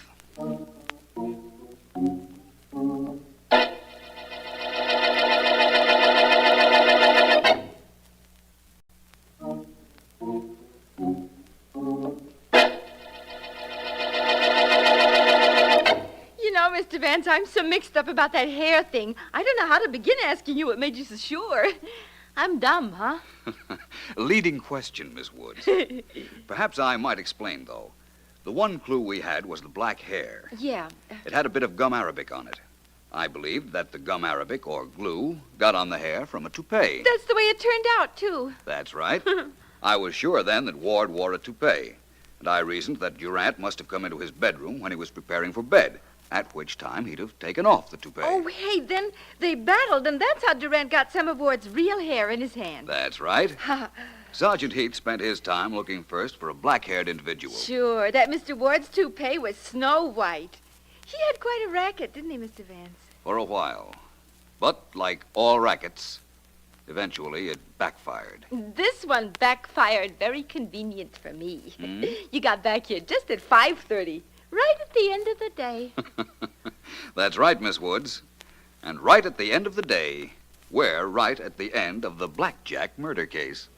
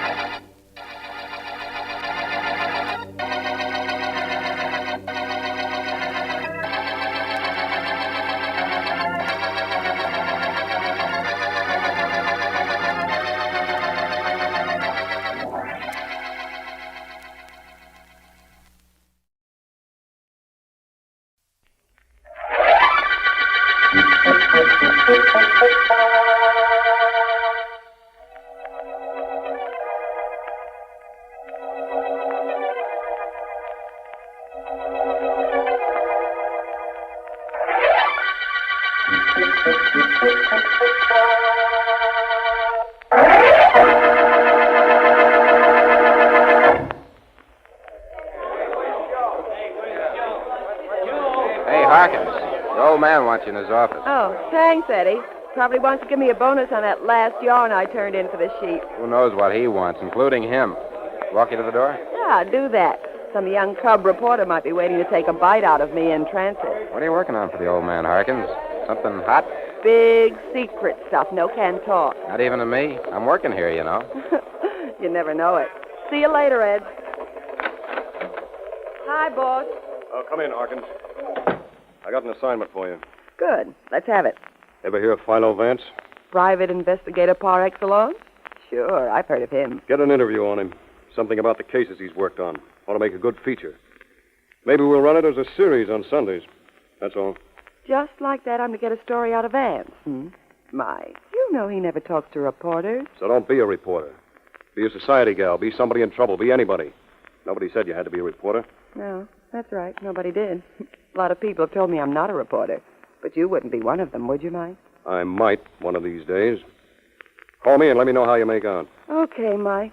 By the way, that yarn I was on this morning, nothing doing on it. NGNS. No story. What one's that? That thing about the concert pianist, Lillian White, inheriting $500,000. She denies it. She denies it, so there's no story? Maybe I should have sent Henderson. Wait a minute, Mike. Keep your top down. Did dig up something on the White gal. Found out she was once married to a man named Joe McGuff. Mean anything? Not to me. Did you knock out what you have? Yeah, here it is on this paper. Only it isn't much, and you can't use it. But here it is, such as it is. Only I'm telling you now, it's no yarn, it's no nothing. Well, if you got nothing except that she was married to a guy named Joe McGuff, it sure is no story. Okay, leave it and I'll look it over. Go on now. See what you can find out from Philo Vance. I'm on my way. Only from what I've heard of him, I've got an idea he'll find out more about me than I will about him.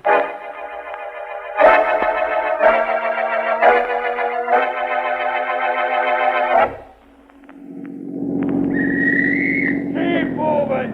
Keep moving there! Keep moving! Hey, you, what's the idea of parking in the middle of a busy street? Move that cab out of there before I give you a ticket. Hey, officer. Officer, I gotta talk to you. Come here, please. Hurry. Okay, what's with you in that taxi? Officer, look in the back of my cab. There's a girl there. I picked her up in front of the bulletin office 10 minutes ago. What about it? She's dead. She's been murdered. There's a knife in her heart.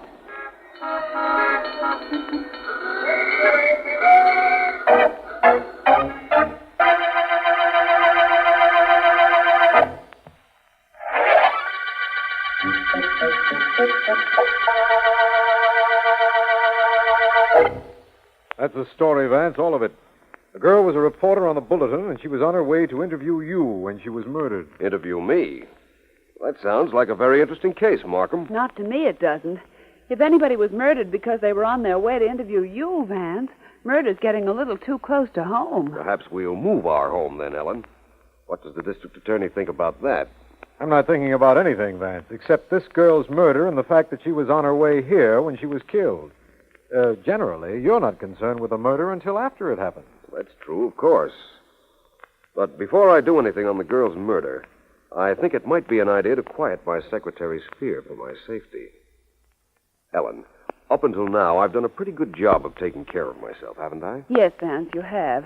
But it only takes one mistake to bring your average all the way down to 0. Well, I'll try not to make that mistake. Come on, Markham, let's get going. We'll make the newspaper office our first stop. I don't know a better place to pick up some news.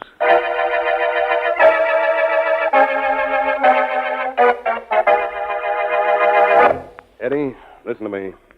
Somebody murdered one of our staff. Reporters have solved crimes before, but this one we've got to solve. I'd like to get my mitts on whoever knocked off Harkins, Mike. She was one of the best newspaper men I've ever worked with. Well, go on. Get going, Eddie. There must be some connection with her death and the story she was working on. Well, you'd know what yarn you gave her, Mike. What was she on? Nothing at the moment. Nothing but a straight assignment. An interview with Philo Vance. What was she working on before? Nothing. That item about a concert pianist named Lillian White inheriting some money. Nothing important. Nothing, except that you took that story and put it on page 1.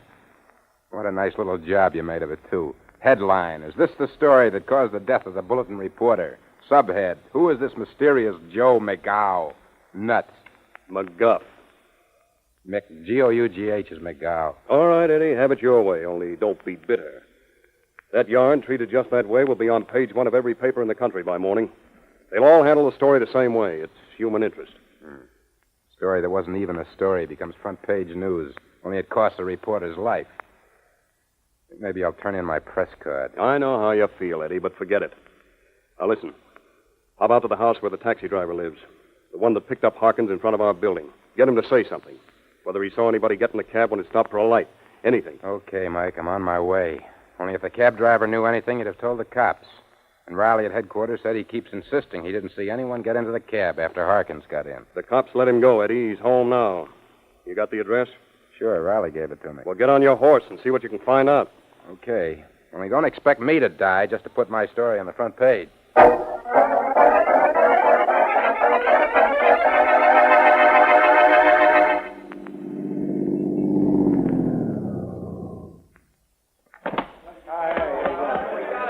Hi, Johnny. Hi, Eddie. Hey, what is this? Every newspaper man in town waiting to see that taxi driver? Looks like it, don't it? We can't get in, though, Eddie. Cops have been there since I got here. Flash your press card? I could have left it home. Sergeant Heath's in charge. Heath? Yeah. Heath's on homicide. What's he doing here? Well, Harkins' girl's death wasn't any accident, you know. And if you really want to know what Heath is doing, ask him yourself. Here he comes out the door now. Hey, Heath! What'd he say, huh? Did you get anything on it? All right, shut up. Shut up, all of you. Okay, quiet. Hey, Heath, all we want to know is whether that cab driver talked. Did he say he saw anybody get in his cab while he was driving the girl? Yeah, what'd you get from him? I said shut up, and I mean it. The cab driver didn't talk. What's more, he ain't gonna talk. Now or never to nobody. He's dead. What? Yeah, killed the same way as the girl was. We don't know who knocked him off, either.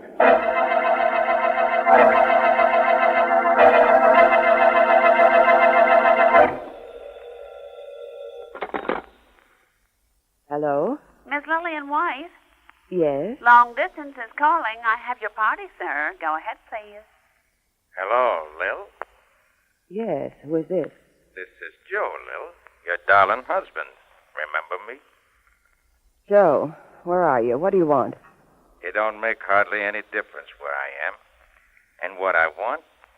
Well, that don't make hardly any difference either. I just seen the papers. But, Joe, I don't know how that reporter found out that you were my husband. I didn't tell her. No, I don't suppose you would, hardly. But she found out. Only I don't care about that. I care about $500,000 you inherited, according to the story. I want in on that dough. I'm entitled to it. I'm still married to you. Remember, kid? Joe, that story isn't true. Maybe. maybe not. Anyhow, I'm hopping a plane in a few minutes, and I'll be in to see you in a couple of hours. Just don't be too surprised when I walk in. I hardly want to surprise you, honey. Hardly.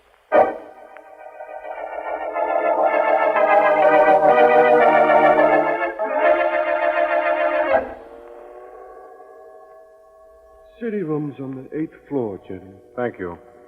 Well, we're finally on the way to the bulletin office, Vance. Sorry we were held up. That taxi driver's death didn't help us any, Markham. Apparently, the same person killed Miss Harkins. Find the one murderer, and you solve 2 murders. Sounds like bargain day. You know why the taxi driver was killed? I think so. And I think I know why Miss Harkins was killed, too. Well, I'd say she was killed because of a story she was working on. Someone didn't want that story in print, and if that's true, when we see her editor, we'll find out what she was working on, and we'll have our suspects. The general idea is a possibility. The cab driver's death is pretty easily explained. He probably did see someone in his cab with Miss Harkins, didn't tell the police, but instead figured he'd try a little blackmail. Oh, when will people learn, I wonder? He won't learn anything anymore, I'm afraid. Well, here's the 8th floor. City room straight ahead. Right. You know, Vance, I think this case is going to give us trouble. I just have that feeling. All cases give us trouble, Markham. In every case we ever work on, somebody has committed a murder they've thought out pretty carefully. In their intelligence lies the extent of the trouble they cause us. And I'm sure our murderer this time isn't stupid. And my hunch was correct. Probably. We'll know very shortly, as soon as we know what story Miss Harkins was going to print. Come on in with me. I beg your pardon. Yes. What is it? I'm Philo Vance. This is District Attorney Markham. How are you? Oh, hello. Hello, both of you. I'm Eddie Henderson. Can I help you, Vance? Perhaps. I'd like to see the city editor. Where do I find him? Oh, in that office back there. The first one on your right. Walk right in where it says private. Everyone else does. Thank you. Oh, by the way, which desk was Miss Harkins? That one there. First one you see. Why? I don't imagine we have to explain why, do we, Mr. Henderson? Oh, no, of course not. I'm sorry. Well, I gotta get this copy to the boy. Excuse me. Why didn't you tell him why we wanted to see Miss Harkins' desk, Markham? A very complicated reason, Vance. You didn't tell me why we wanted to see her. Well, here it is. Now, let me see. Every newspaper writer I ever knew kept a carbon of every piece he wrote. Generally, in the top drawer. Miss Harkins was no exception, apparently. There are her carbons. We're going to take a look at the last few, just for luck. Nothing on the first one except a note to interview me. We knew about that. Yes, of course. This one? Lillian White denied today that she had inherited $500,000, although the bulletin learned from authoritative sources that she had. Miss White, famous concert pianist, was the wife of Joe McGuff. Have you heard of him, Markham? McGuff. How do you spell it, Vance?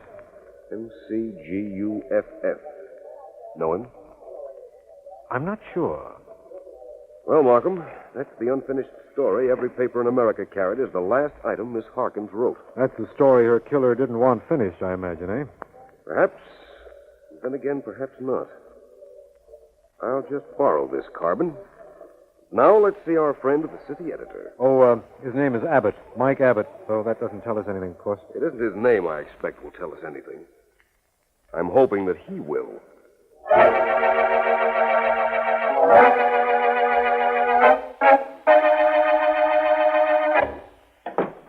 Hello, Miss White. Eddie. Eddie, what are you doing in my apartment? Talking to you. I don't know why I'm bothering to. I've done a lot for you in the bulletin, Lillian. But I didn't like what you did to pay me off. Please, Eddie, don't I have enough trouble now? I don't even know what you're talking about. Don't you? It wouldn't be that you wanted to make sure Myrna Harkins never got any more information about you, would it? And that you killed her. I killed her? Who sent it to me with that made-up story about an inheritance that I never got?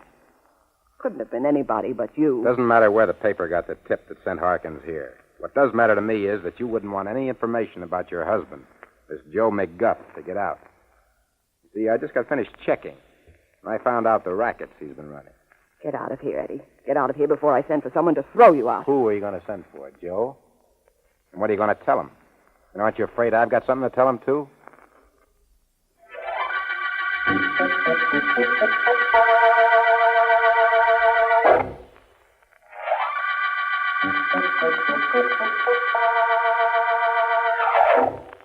This is District Attorney Markham. The Bulletin murder case began when Myrna Harkins, Bulletin reporter, was found stabbed to death in a cab. Philo Vance visited the Bulletin office where he talked to Eddie Henderson, reporter, and Mike Abbott, editor. Neither could throw any light on the murder, but the police believe that a story Miss Harkins was writing, and which was later published unfinished, is a clue.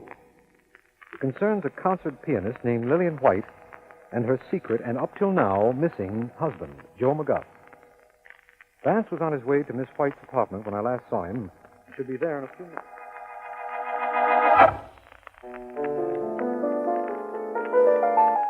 What's the matter, Lily?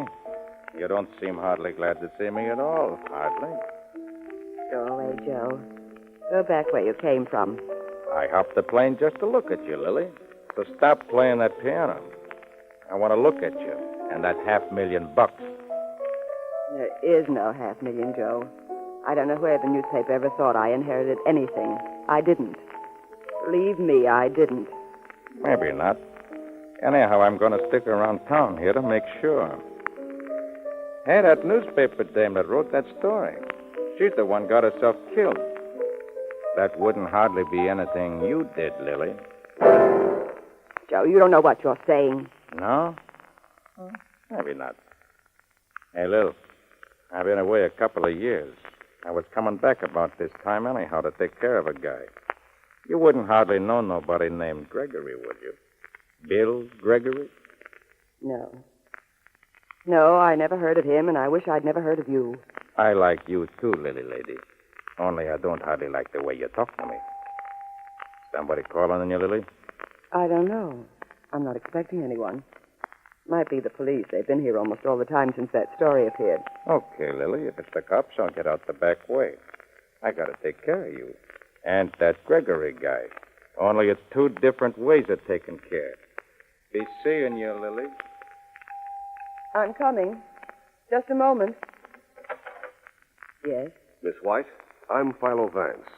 May I come in? Yes. Yes, of course.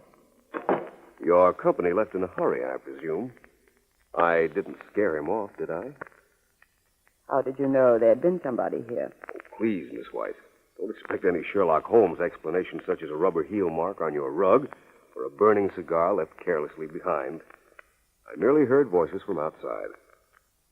Oh, magnificent piano, this. What do you want, Mr. Vance? Well, under any other circumstances, I'd want to hear you play. But right at the moment, I'd like to know about a man named Joe McGuff. What the papers printed about him was true. He's my husband. McGuff, eh? M-C-G-O-U-G-H? Yes. Then the papers had the spelling right. I wondered. By the way, it wasn't he who was here a little while back, was it? Yes, it was. He left the back way.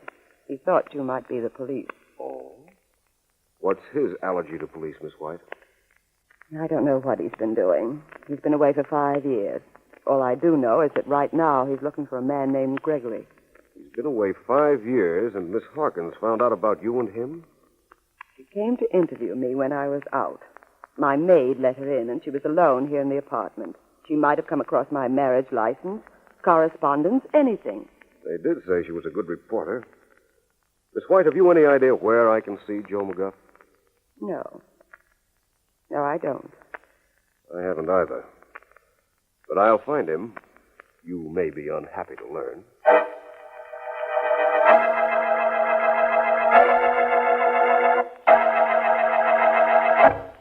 I think that will be all, Miss Deering. My notes are up to date on the Bulletin murder, I believe. Read me the last item again, will you please? Certainly, Vance. With the knowledge of the above facts, detailed in chronological order, it is very evident to me who murdered Myrna Harkins, and as a consequence, Arthur Allen, the taxi driver. Oh, that's it, Vance.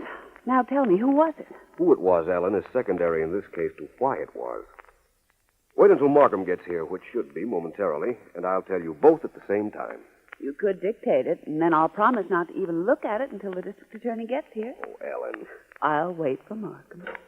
Hello, you two. Here I am, right on schedule. Practically on cue, and I'm glad you're here. Really? Well, that's very complimentary. Vance, I've got some information. Joe McGuff is at the Rex Hotel. Heath tracked him down, only McGuff doesn't know that. Good, Markham. That's really good news.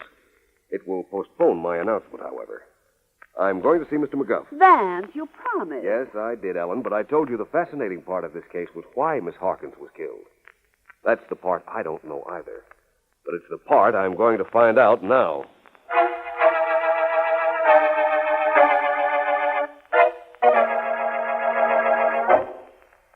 I could kick you out of here, Vance.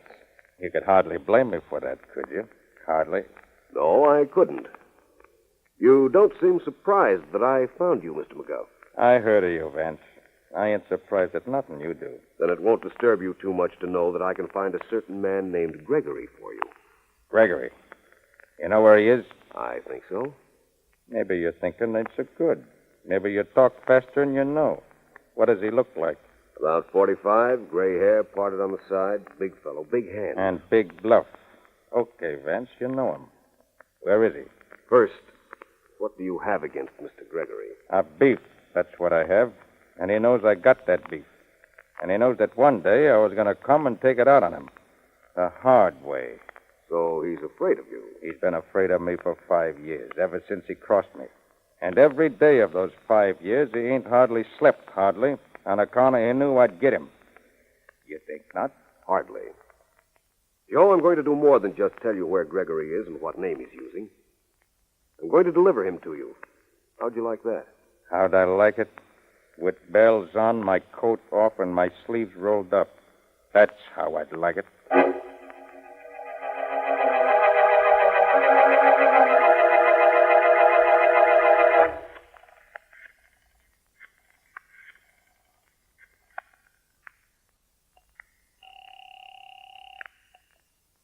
Hello?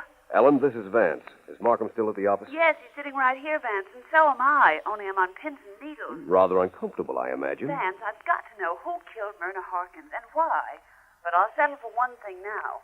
Were the police right in their original premise that the story about Miss White's inheritance was the reason Miss Harkins was murdered? You mean was Miss Harkins killed to prevent that story from being printed? Yes. We've never been more wrong in our lives. That murder was committed in order to make certain that that story appeared.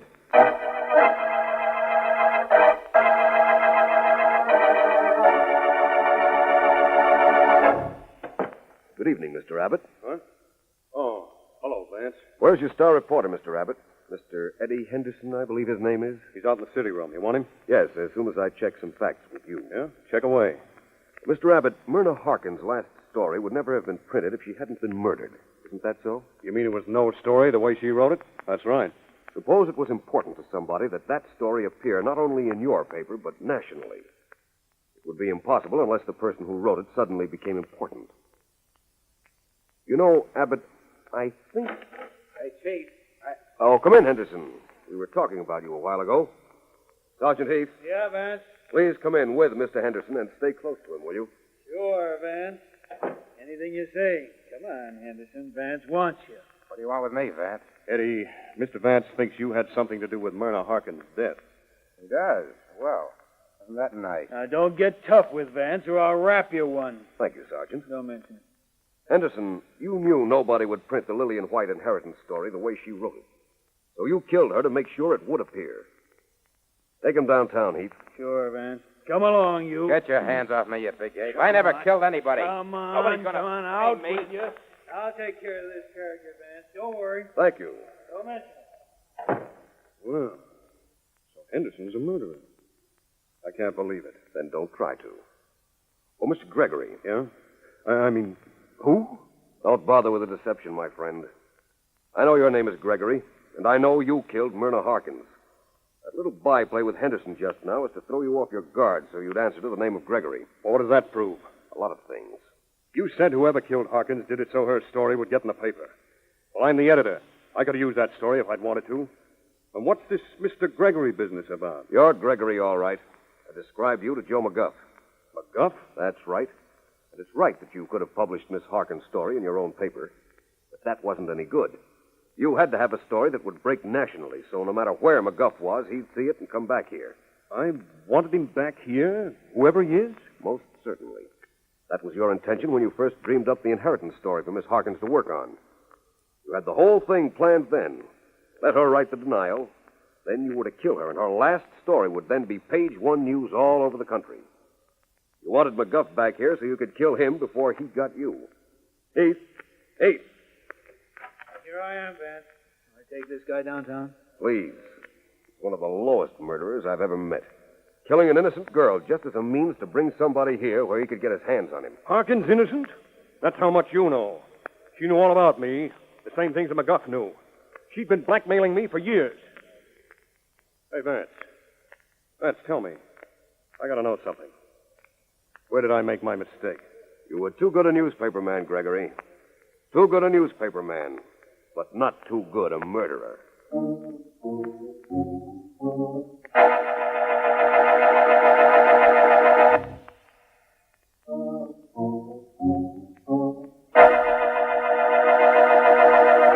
Well, Ellen, any questions? Just one, Vance. What pointed to Mr. Abbott, or Gregory, as the murderer? I'll tell you. When Myrna Harkins wrote the story of Lillian White's alleged inheritance, she spelled McGuff M-C-G-U-F-F. Yes. Her editor, who'd sent her on the story in the first place, knew the correct spelling was M-C-G-O-U-G-H.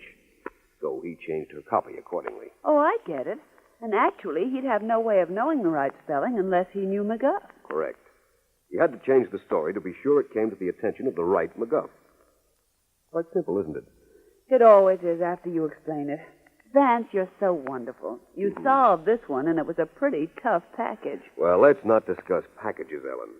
Let's understand only that this is the end of the Bulletin murder case.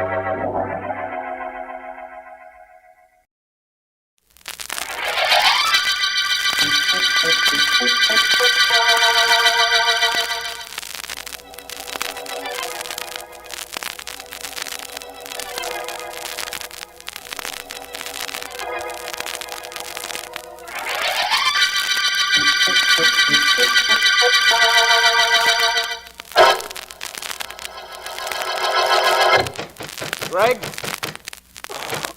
Wait a minute. Wait a minute. What's all the excitement about? Oh, it's you, Johnny. That's right, Greg. Of course you realize you woke me up.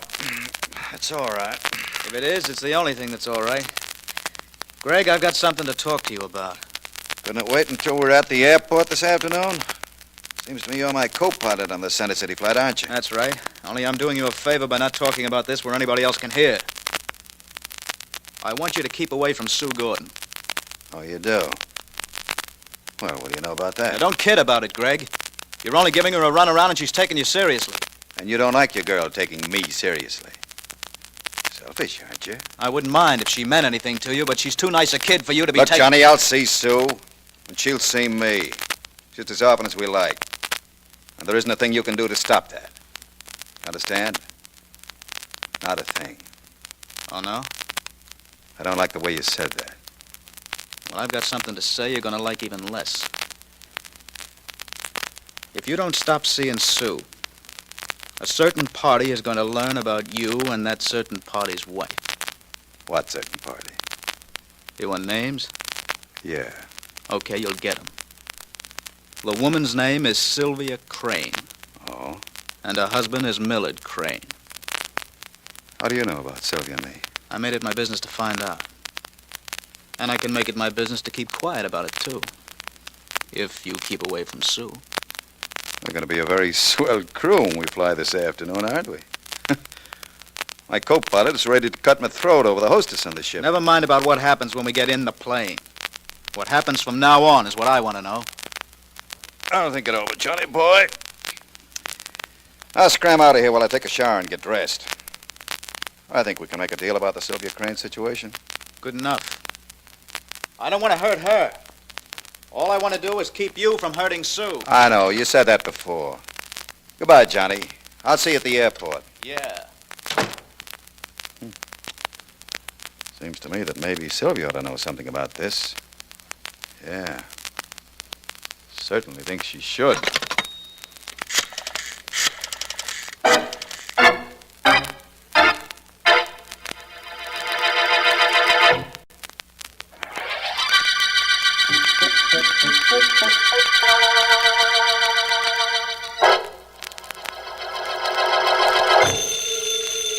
Shall I get it, Sylvia, dear? Don't bother, darling. Go on with your packing. I'll take it. Hello? Sylvia, this is Greg.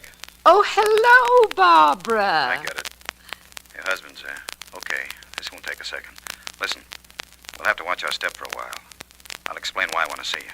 Why, certainly, Barbara. Luncheon tomorrow at the Barton Room. I'll be there. Goodbye. What did Barbara want, Sylvia? Oh, luncheon tomorrow, Millard, that's all. I'll help you finish packing. You won't need more than one shirt, will you, Millard? I think not, darling. I'll pack the other things I need myself. I'm going to miss you, dear. No, darling, I'll be back tonight. I'll get in the plane in an hour, be at Center City in 2. I'll be back before you know. But I like the idea of you missing me. It's good for my ego. If you knew how much I miss you, you'd never be able to get your hat on. Ooh, that reminds me. One hat needed. Oh. In the closet there, please. Sure. Hope you close the deal, darling. It won't be any trouble. I still don't see why you don't send one of your men. That's what they're for, isn't it? Here's your hat. Thank you, dear. Yes, I have salesmen and good ones. But this is one thing I'm going to take care of myself. All by myself. Hurry back, darling. And please take care of yourself. Oh, I will, Sylvia. Don't worry about that. And I'm not only going to take care of myself, I'm going to take care of somebody else, too.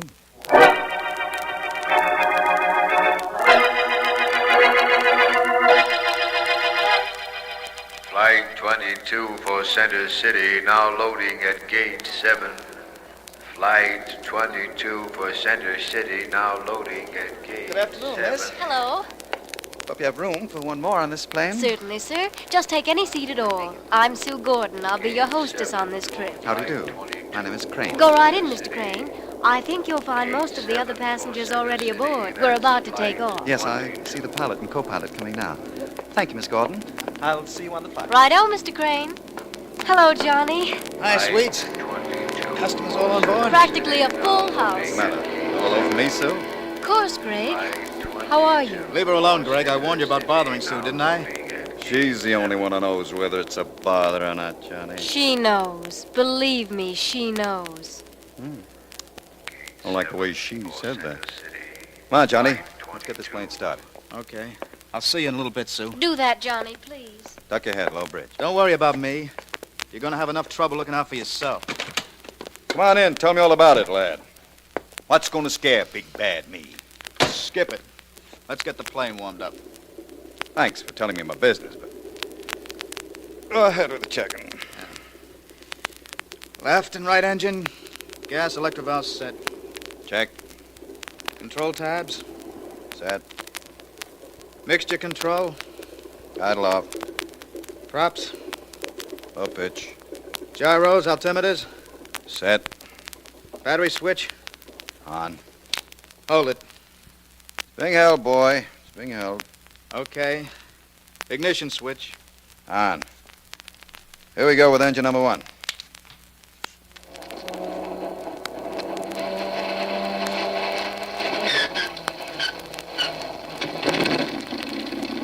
Burn like a kid. Engine number 2. Listen to that. Hand me that microphone, will you, Johnny? I'll get instructions from the control tower. Yeah. Thanks. Flight 22 to control tower. Pilot, Flight 22 to control tower. Engine missing badly. What do you want us to do?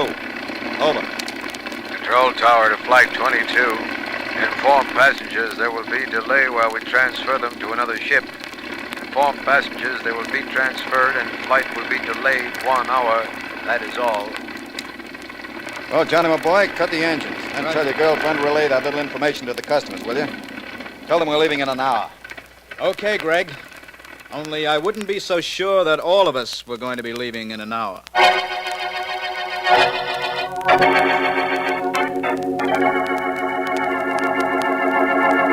What I want to know is this, Miss Deering. Are you happy in your work? In my work? Yes, Vance, I'm very happy. A job with the greatest private investigator in the country? Who wouldn't be happy? You'll forgive me for momentarily reveling in that compliment and secondarily questioning the sincerity of it. Your face sort of belies that happiness. You said you might call me last night, Vance. What happened? Did Markham call you about a murder? No such good luck, Miss Deering.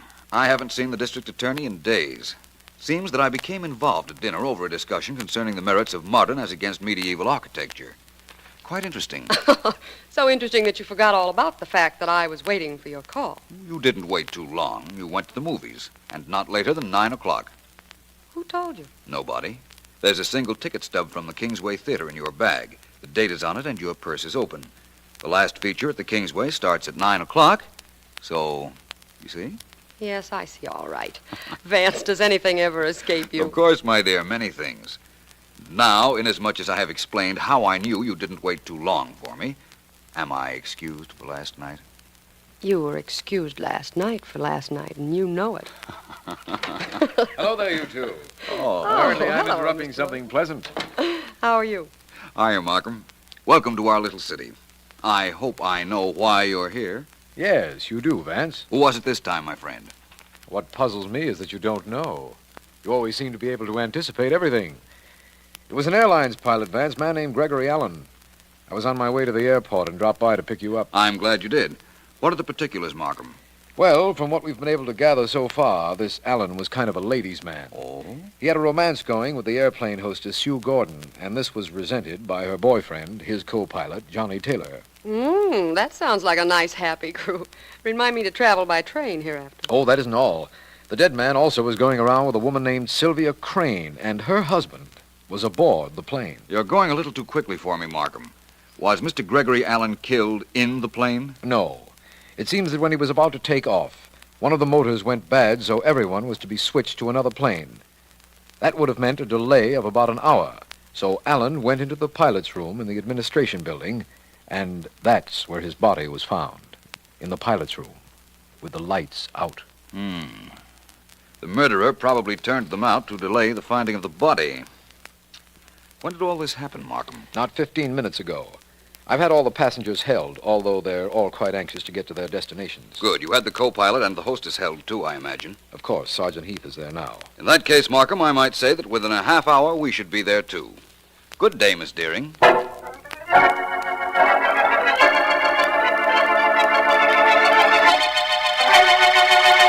I have the co-pilot and the hostess outside, Vance, just as you asked. Are you ready to question them now? Not at the moment, Markham. I want to look around at this murder room a bit. Of course. This room was built for tall men, Markham. The top shelf on that bookcase is out of the reach of an ordinary-sized man. Pilots are generally tall, Vance, and only pilots were permitted in here. Yes, I know. That light switch is back pretty far and very high on the wall. And even the easy chairs seem to be built to accommodate long-legged individuals. No question about that. Tell me, Vance, how long do you want the passengers held? Some of them are complaining about being held up. Well, I don't believe I'll have to see them all, Markham, although I'll know better after I talk to the co-pilot. Ask him to come in, will you, please? The hostess, too? Might as well. Right, Vance. The co-pilot's name is Johnny Taylor, and the hostess is Sue Gordon. I'll tell them to come in. Oh, Mr. Taylor. Yeah? Miss Gordon. Yes? Please come in here. It's all right, dear. I'll handle everything. Vance, this is Mr. Taylor and Miss Gordon. Philo Vance. How do you do? All right. Miss Gordon, tell me something. Were you ever in this room before? No, neither hostesses nor passengers are allowed in here, Mr. Vance. Only pilots. That means that you've been here, Mr. Taylor. That's right. Vance, you're wasting your time with us. We don't know anything about who killed Greg. No? What makes you think I ought to believe that? Because there's somebody being held outside who had a real reason for killing him, Millard Crane. Greg was fooling around with his wife. Oh? Well, that's very interesting. Markham, would you ask Mr. Crane to be out in the hall in a moment, please? Certainly. I'll get him there, Vance. I understand the late Mr. Allen also liked you, Miss Gordon. Yes, I believe he did. But you are supposed to be Mr. Taylor's girlfriend. She is my girl. The only reason I told you about Crane was so you'd know who your real suspect is. Is that so? Yeah. You'd better stop, Mr. Taylor, because you're beginning to sound like my real suspect at the moment. Oh, Vance, Millard Crane, the man you wanted to see, is right outside the door. Good. Come on, Miss Gordon. All right. Mr. Taylor. Right. Thanks, Markham. Right. Right this way, everybody. Okay.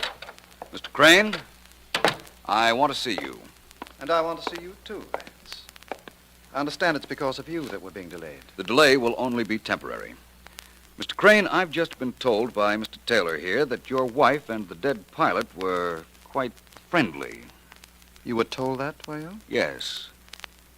Well, if they were friendly, Mr. Vance, I didn't know a thing about it. I don't believe him. You're the young man who told that to Mr. Vance, aren't you? That's right. What about it? You really ought to have proof before you make a remark Don't talk like to that. me about Hold proof. it, both of you. I was under the impression that I was conducting this investigation. Let me understand something. Are all three of you going on that flight to Center City? I'm co-pilot on the plane and Sue's the hostess. And I've got to get there on business. Very well, then. Go ahead, all three of you. You're all free to go. Come on, Sue, let's get out. All right, John. Vance, I don't think I understand why you let them all go. They were your principal suspects. That's right. And they're all going to Center City. But they'll all be back. Markham, would you see what you can do about getting me a reservation on that plane? You think you can find out something about this murder in Center City? Possibly. Besides, I haven't been to Center City in almost a year.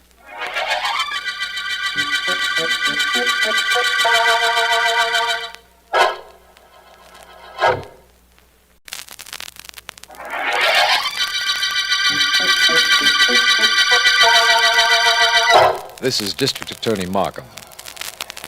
The flying murder case opened when airlines pilot Greg Allen was stabbed in the pilot's room at the airport. Philo Vance's suspects include Sue Gordon, airlines hostess, her boyfriend, co-pilot Johnny Taylor, and Millard Crane, whose wife was friendly with the dead man. Vance took a plane trip to Center City with all three suspects, but has returned to town where he is again in the airline's administration building, questioning Johnny Taylor and Sue Gordon. You see, Mr. Taylor and Miss Gordon, Yes? there isn't anything I can ask you that would help me. But I am quite certain that there is something that you can tell me that will be important. I don't know who murdered Greg, Mr. Vance. If I did, I'd tell you. Believe me, I would. At the moment, I'm not quite as anxious to have you tell me who murdered him as I am to have you supply me with some proof. What does that mean, Vance? It means I think I know who killed Mr. Allen. Where are you going, Miss Gordon? Stop! Sue. They can't make me talk. I won't let them. I'm going to get out of here. Well, she had nothing to do with the murder, Mr. Vance. She's just scared, that's all. Honest, that's all it is. That might be the reason she left here so suddenly. It isn't terribly important, though. I can have Markham pick her up almost any time. Mr. Taylor. Yeah? What can you tell me about Mr. Millard Crane? I've told you about Greg and Crane's wife. What else could I tell you? You might tell me that you saw Crane fooling with one of the motors on the plane that was originally scheduled to take him to Center City. But I didn't. And besides, what would that prove? It would prove that Crane wanted Flight 22 delayed so he could murder Greg Allen while the new plane was being readied. That means you know that Crane killed Greg? No, but I can understand how you might want me to think that. Oh, I see what you mean. Look, Vance, maybe I was sore at the way Greg treated Sue. But I wouldn't murder him for that. No. There have been murders for less reason, Johnny. In fact, this might be one of those murders.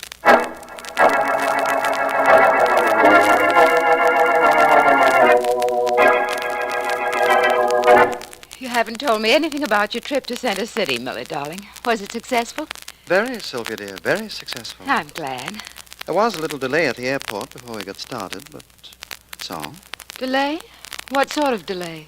Oh, one of the engines on the plane went bad, and we had to wait around an hour. Oh, well, that wasn't too bad, was it, dear? No, but it seems that while we were waiting around, the pilot on the plane was murdered. The pilot? Yes. Didn't you read about it? Or hear it on the radio? I've been out all afternoon shopping. What pilot was it, Millard? Oh, dear, please, don't be so upset. Of course, it was too bad, but after all, he was a stranger. He was a stranger, wasn't he, Sylvia? Who was it, Millard? What was his name? The pilot's? Greg Allen. Greg! Oh. You knew him? How unfortunate. For him. Millard, did you know I knew Greg Allen? Did you? Maybe. You did know it, Millard. You killed Greg. Now, please, dear. You're hysterical. Of course I'm hysterical. Greg didn't. You killed him. You killed him. I wouldn't say I killed him. Philo Vance and the police have 3 suspects. Of course, I'm one of them. But the other 2, Johnny Taylor and Sue Gordon, both had pretty good reasons for killing Greg. I don't care how good their reasons were. They didn't kill him. You did. Sylvia, dear, you were the principal motive if any of the 3 of us killed your friend Greg. And if, as you believe, I killed him, it would be only a self-preservation for me to kill you, too. You wouldn't dare. I'll tell... Oh. Yes, dear? You were saying? Nothing. I'd better answer the door. I think you'd better control yourself and wipe away those tears. Don't you? I'll be in the library. Good evening, Mrs. Crane. Why, yes. Mrs. Crane, I'm Philo Vance. Is your husband at home? Why, yes. Would you please tell him I'm here? All right, Just one moment, Mrs. Crane. Yes. I notice you're upset. I hope not too upset to corroborate one fact. What is that? Were you and a man named Greg Allen friendly? I'll tell Mr. Crane you're here. Thank you, Mrs. Crane. And thank you for answering that question by not answering it. Millard. Millard, dear. Come in.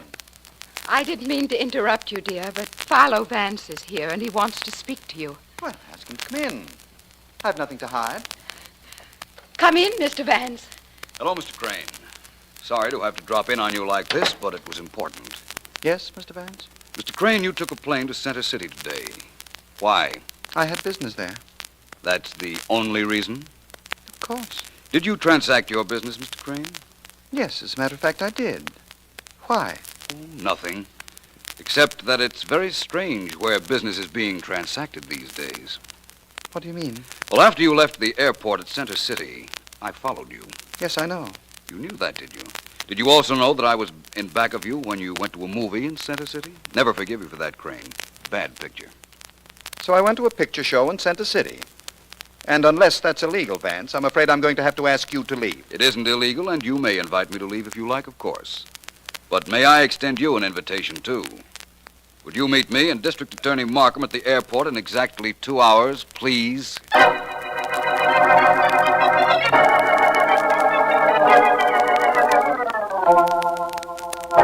Bring in that airplane hostess, Miss Williams, and then come back here to take notes, please. Yes, Mr. Markham. Miss Gordon, come in, please. Very well. Sit down, Miss Gordon. Yeah, that's better. Now then, I have a list of several questions I want to ask you. Miss Williams will take down your answers, so please remember to tell the truth. What do you want to know, Mr. Markham? I've already told you why I ran away from Mr. Vance at the airport. I was afraid he'd have me arrested, and I didn't want to be arrested. You're not arrested, Miss Gordon, merely held for questioning. If your answers are satisfactory, you may be released. Now, tell me, were you ever in the room where Greg Allen was found dead? Never. That room was only for the pilots. Nobody else was allowed in. I told Mr. Vance that. I just wanted it on the record, that's all. Now, another question. Did you hate Greg Allen because his intentions were not serious? No, I didn't.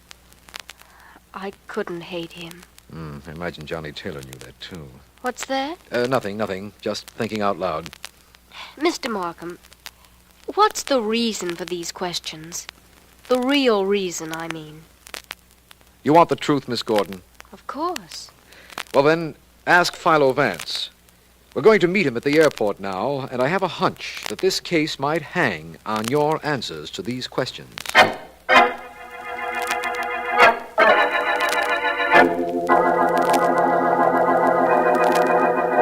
Oh, Markham.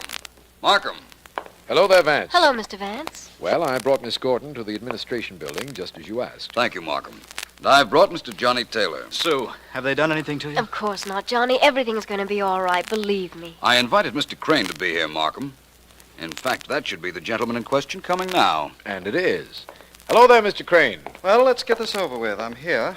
Somebody please tell me why. I will, Mr. Crane. Now listen, everyone, please. We're standing at the door of the pilot's reading room. In this room, Greg Allen was stabbed to death. Is that supposed to be news, Vance? Hardly. For purposes of my own, I find it necessary to bring you all here. The lights in the pilot's reading room are off. I'm going to open the door leading to it now. Now, this is beginning to be funny, Vance. I wouldn't start laughing just yet if I were you, Miss Gordon. I ask you all to look into the room from this doorway.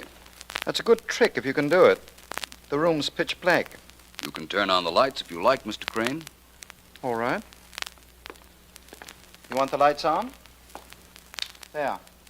Thank you. Now, Johnny, would you go in and turn them off? Sure. Is that all you want me to do? There. Close the door, Markham, please. Of course. Now what, Vance? Now, Markham, I have proof to convict the murderer of Greg Allen. Markham, you can arrest Mr. Millard Crane.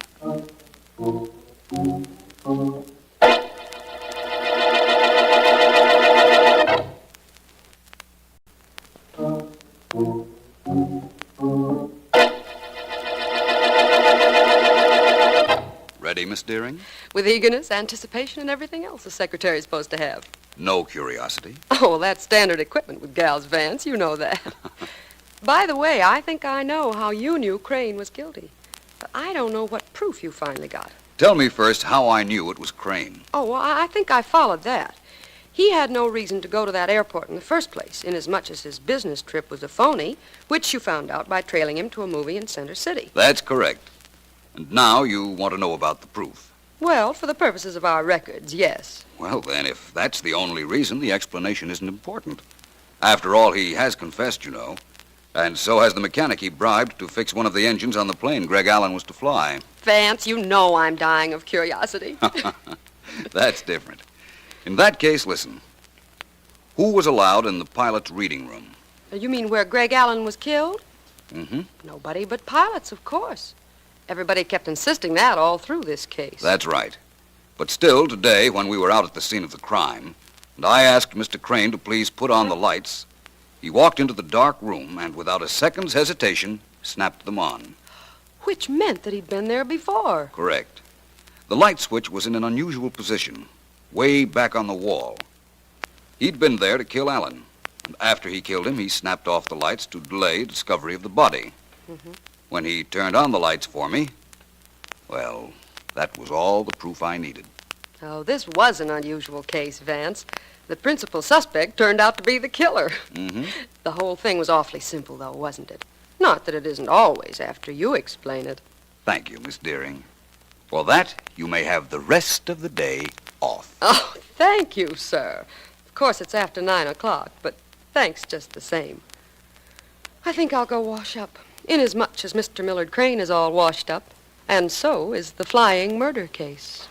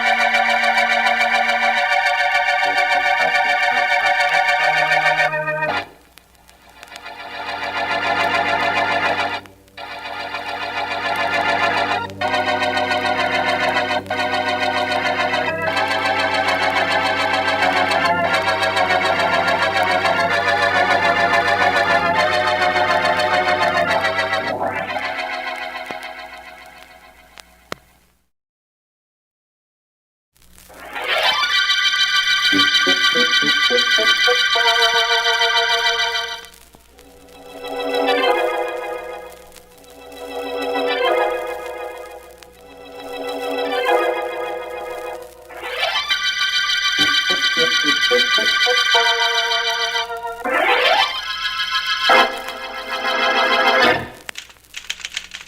Deering, do you think you might stop typing for a moment and listen to me? I could try. Thank you.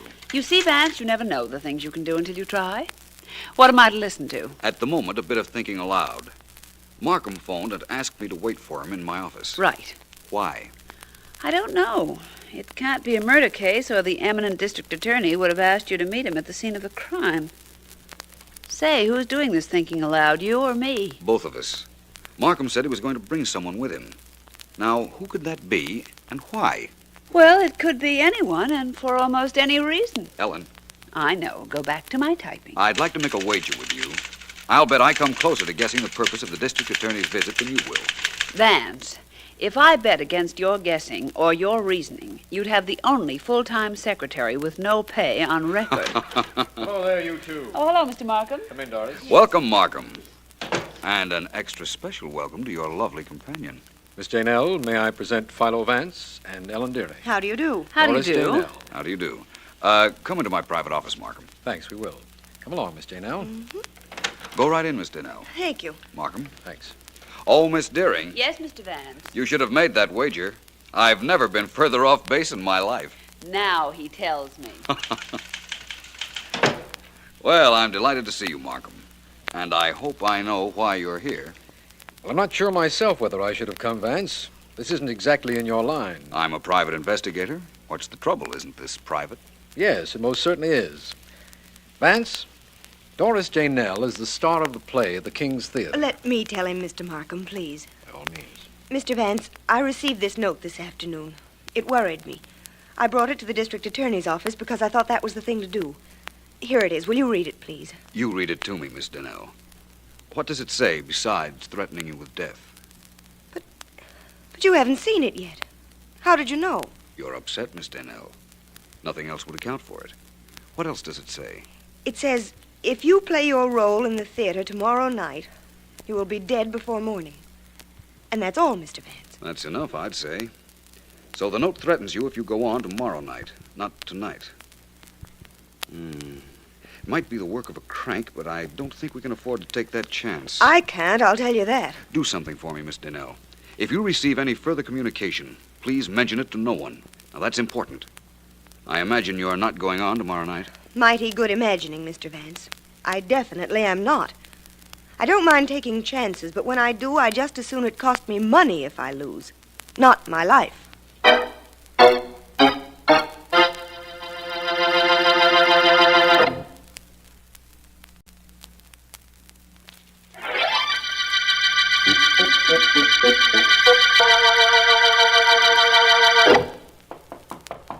Yes, who is it? It's Betty Wheeler, Miss Danell. May I come in? Sure, come on. You wanted to see me. Badly. Betty, how long have you been my understudy? About 3 months, I'd say. And you've never had a chance to go on? No. Well, you've got one now. Here, throw this towel in the laundry bag, the one hanging on the door. Catch. Is this your laundry bag? It isn't anything Santa Claus is waiting to pick up.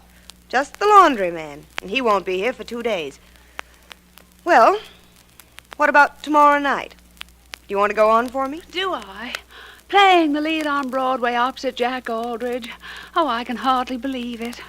But may I ask one favor? Sure, kid. What? May I use your room? Why not? I've never used a star's dressing room. The joint's yours for tomorrow night. Take it with all the trimmings. Yes? Hiya, decent, Doris? Sure. Come on in, Peters. As if there was a way of keeping a company manager out of the dressing room. Hi, Doris. Hello, Betty.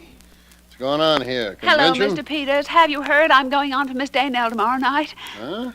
What's the matter, Doris? Don't you feel good? I feel fine, but I'd like to stay that way. I got a note threatening my life if I work tomorrow night. What? Maybe it's a gag, but I'm not taking any chances. Just one performance? That's all the note said. Peters, Betty here is your star for one night. Well, this show is getting jinxed. I'm sure of it. First it's robbery, now it's this threat. What's this robbery routine? Somebody steal a bow? Stealing a bow. Somebody stole the receipts from the office 2 nights ago. Over $4,000. And the cops are going crazy because they can't find any evidence of anybody breaking in. Inside job, huh? That's the way it looks. But that doesn't help this threat business any. Doris, you wouldn't... No, I wouldn't. That's what I thought. Mr. Peters, are you in there?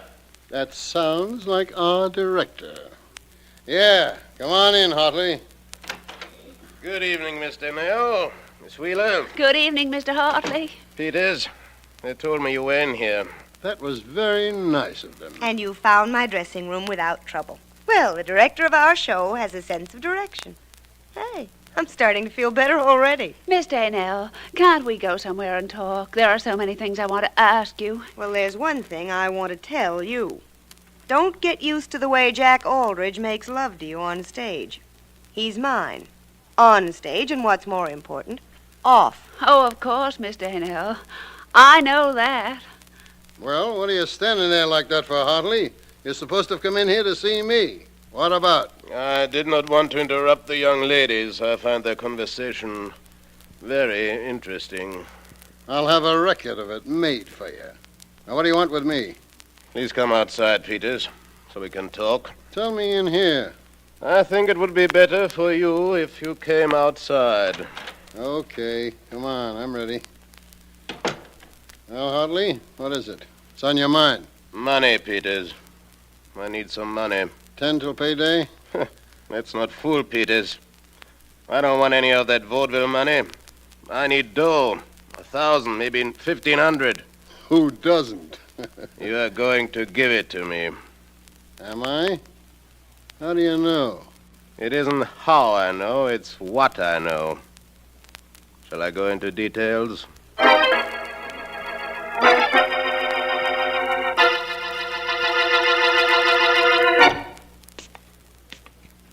Jack, you know, I think I'm being a sap for believing that threatening note I got was on the level. Maybe you're right, Doris. I just don't know. Nothing happened at tonight's performance. It wasn't supposed to be tonight that anything happened. I worked a little with Betty Wheeler, and tomorrow night, maybe the understudy gets her big chance. I told her she could, but now I'm not so sure. I'll miss you, honey, if you don't make it. You might miss me permanently if I work tomorrow night. But I'm not sure yet that I won't go on. Something tells me maybe I ought to. Well, here's my apartment. And you've got to make the long walk to the next one all by yourself. Think you can make it? I can make it this once. You're not nervous? No, not a bit. If anybody bites me, I'll scream for you, and you can come and bite them back, okay? Sure is. 2 more weeks and no more good nights, right? Right. Just 2 weeks till the wedding. Night, darling. Oh, you one extra good morning kiss for the one we missed tonight. Well, I'm kind of going to want you to pay that little debt, honey. Good night.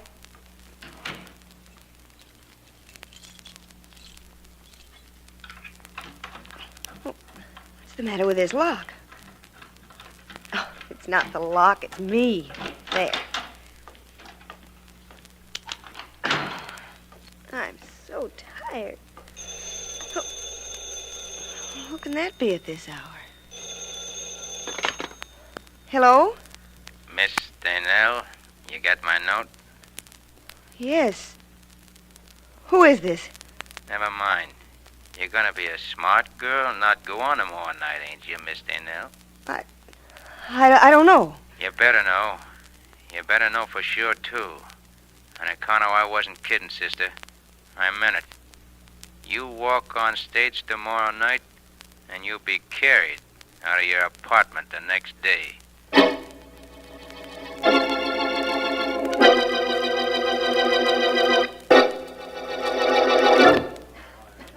Hey, everybody. 20 minutes to rehearsal time. 20 minutes.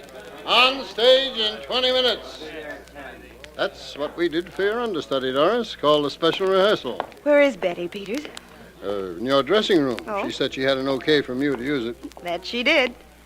Is Jack around? I don't know. I haven't seen him. Well, here's my room. I saw Betty come in about half hour ago. Wait, I'll knock.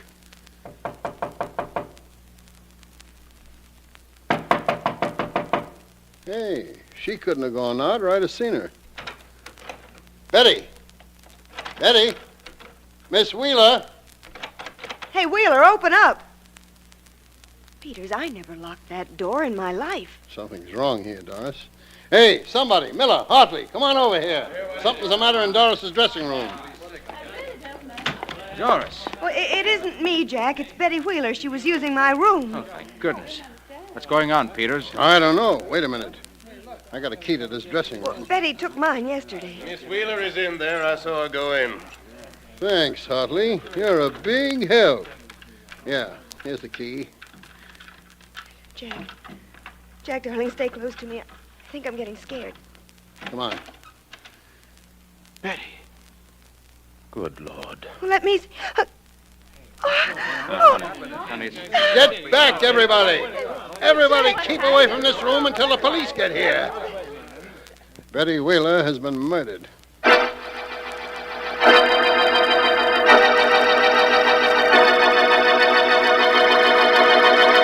This is her dressing room, Vance. Nothing has been touched, but the body has been removed. So this is it, eh, Markham? No possible lead on the killer? Nothing Sergeant Heath could find, Vance. You know about the robbery here a few nights ago? When the night's receipts were taken? Yes. I know about it. Heath believes that was an inside job, doesn't he? From what I understand, it had to be. No one broke in, and the receipts were missing, over $4,000. That kind of money will be hard to trace. All small denomination bills. It would also make a pretty sizable package, but I don't suppose that matters. What does matter most now is this murder. Vance, do you think there's a connection between the murder and the robbery? Possibly. Let me see. Doris Dennell received a note threatening her if she went on stage for tonight's performance. And then her understudy, Betty Wheeler, was murdered in Miss Dennell's dressing room. What's that? Sounds like a fire warning. Fire! Everybody get out! There's a fire in the theater! Everybody, Markham, includes us, I suppose. Doesn't anything ever upset you or your routine, Vance? Certainly. I was about to leave, wasn't I? Neither of you gentlemen need leave. There is no fire. I beg your pardon. I'm Oscar Hartley, Mr. Vance. There is no fire. Well, that's an absurd complication. Fire alarm, but no fire. Thank you very much, Mr. Hartley. Oh, apparently you know Mr. Vance. I'm Markham, District Attorney. Oh, how do you do? Somebody set off the fire alarm, but there's no fire. Vance, what's going on here? I haven't the slightest idea. Let's lock this dressing room, Markham. No one's been in here since the murder. No, it's under guard until the police are able to go through it properly. But are we leaving, Vance? Yes. We're of the theater now, Markham. And tradition, it seems, insists that the show must go on. Well, so must we.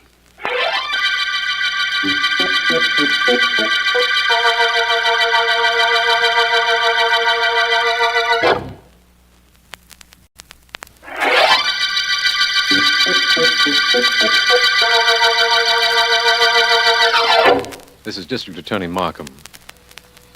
The backstage murder case began when Doris Daynell, stage star, received a note threatening her life if she played her role the following night. The threat came after the theater office had been robbed of $4,000 in small bills. Vance appeared at the theater after Betty Wheeler, Miss Daynell's understudy, had been murdered, and met Peters, company manager, and Oscar Hartley, director of the show. He has yet to meet Jack Aldridge, Miss Daynell's fiancé and leading man.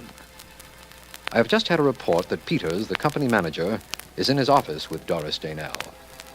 It's just about the time for the curtain.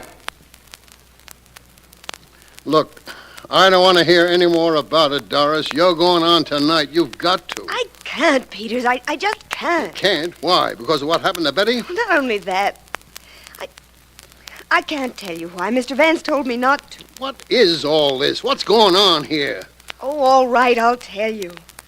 I got a phone call last night. It warned me not to go on.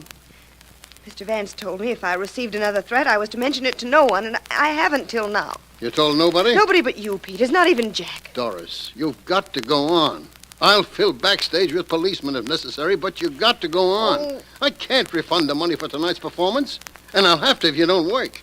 We're in a financial jam as it is. What with that money being stolen? I know, and I'm sorry, but I Doris, simply I can't... know how you feel, and I'm sorry, too. But please, do this for me, for yourself, for the rest of the company. You've got to do it.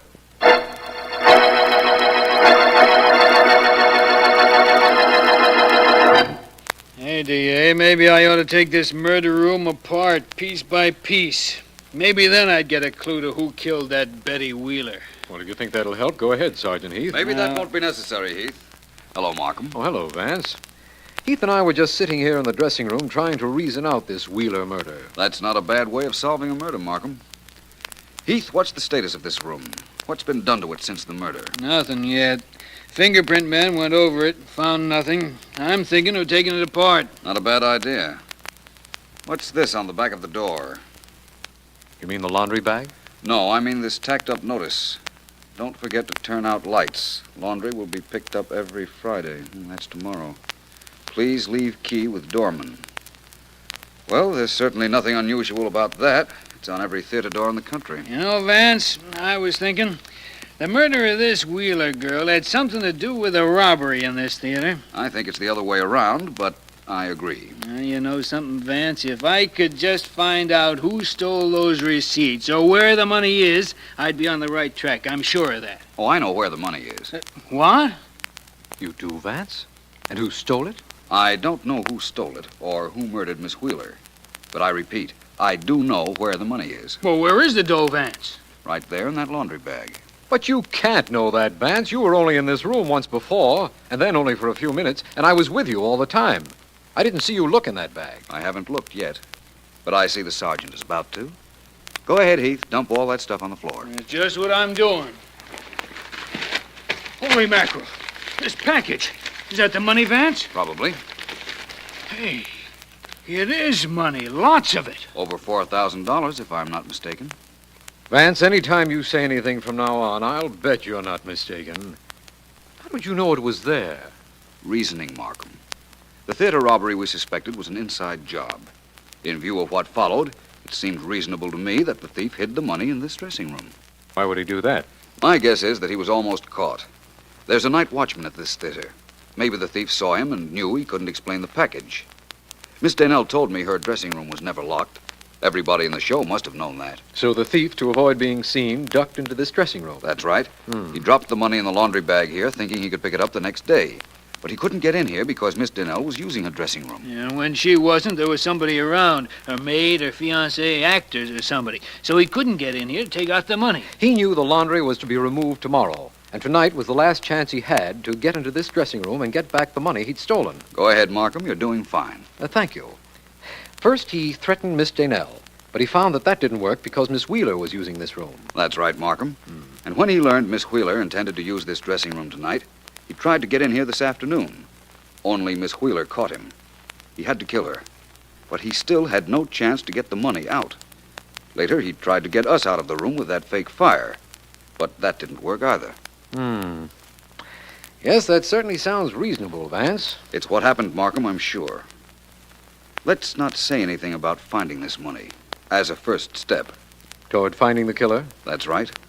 And, Markham, what a big step that's liable to be.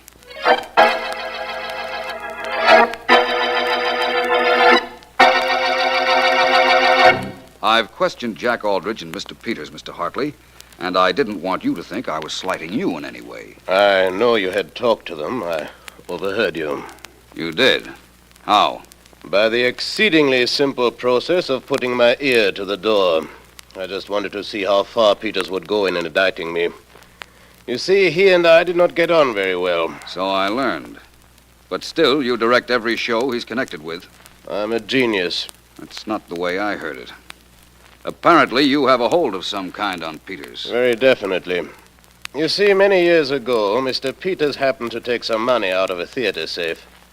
The producer caught him. Peters was allowed to put the money back when he swore it was his first offense and would never happen again, so nobody was hurt, nor any the wiser. Except you.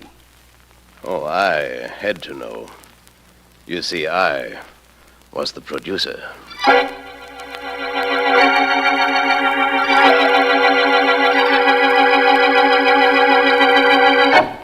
It's an hour before curtain time, Vance. Aren't you going to the theater to watch Doris Daynell if you decide she is to go on? Probably.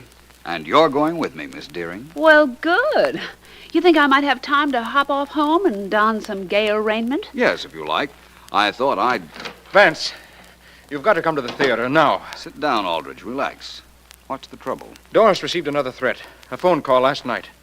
The murderer insists that she doesn't go on and that there be no performance tonight. No cause for your excitement, Aldrich. No cause for excitement. After what's happening in our theater, I love that girl, Vance, and all this is making a wreck of her. She says she'll go on if you tell her to, but you can't take a chance with her life. I'm sure the murderer intends to strike again. That sounds like a line out of a play. But very well, Aldrich, I'll go. I'm sorry, Ellen. You won't have to bother about changing your dress. I'm going to see a murderer about changing his mind.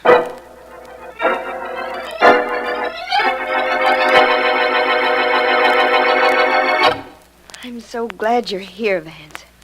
When you're around, I feel much safer. That's hardly a tribute to my romantic appeal, but I like it, Miss Daynell. I'm just taking a little inventory.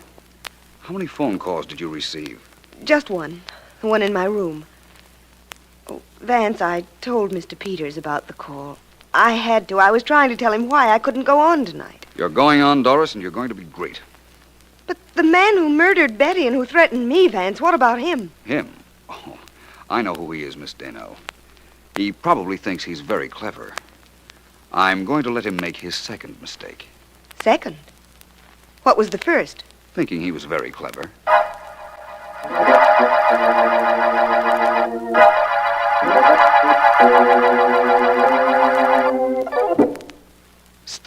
Sergeant Heath. Right here, Vance. Can't see you very well in the dark, though. Just keep your eyes straight ahead, Heath. There'll be a light showing any minute now. Huh? A light? A match or a flashlight. Match, probably. It doesn't attract as much attention and suits the purpose. You're sure everybody connected with this show thinks we haven't examined the late Miss Wheeler's dressing room? Sure, I'm sure. I practically announced it to 2 cops so that everybody could hear. Did a good job, Vance. On the corridor. A light. It's a match. That's what I expected. Do I grab whoever's carrying it? That's right. I'd sure love to know who it is. There goes the match in the dressing room, plus the man that's carrying it. Go get him, Heath. And get a look at him yourself. I promise you a great surprise.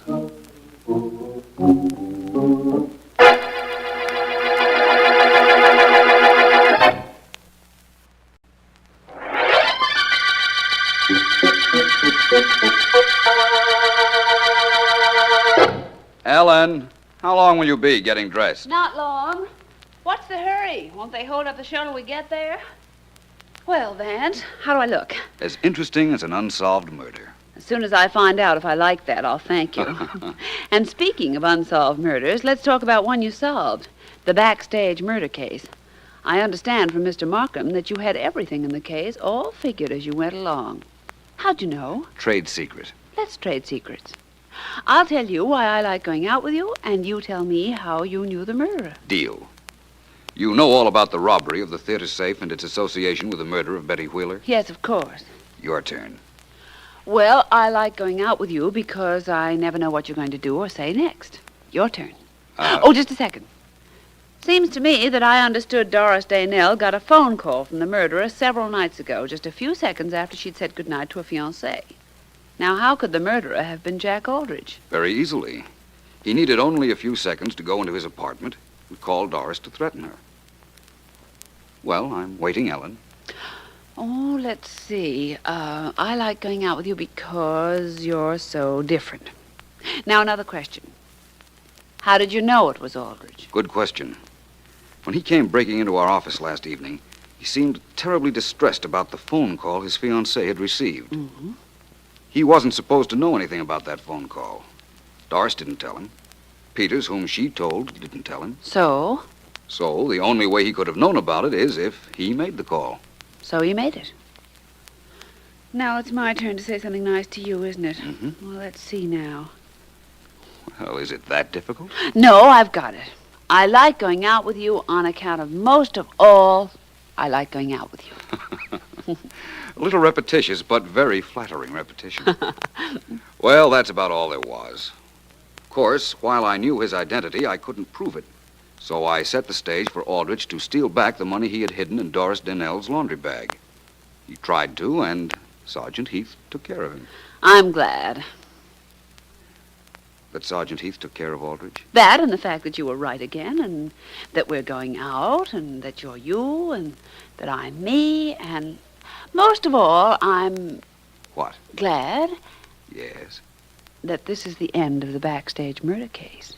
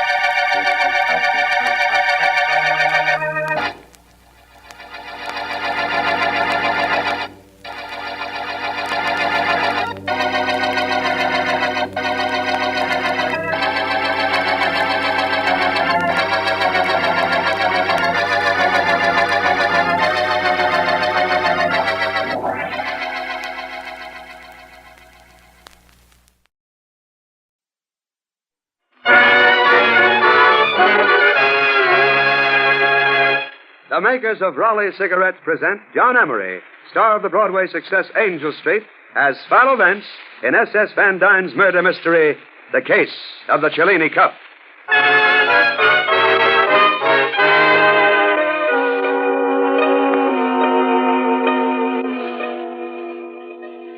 Good evening. I am Philo Vance, occupation criminologist. And tonight I'd like to tell you the adventure of the Cellini Cup. As I pieced this fantastic and incredible story together later, it started something like this.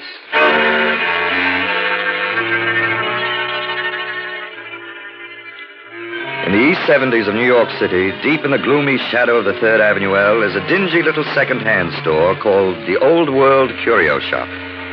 It's about 10:30 at night. The front of the store is filled with the usual miscellaneous rubbish, but in the back there's a good workshop.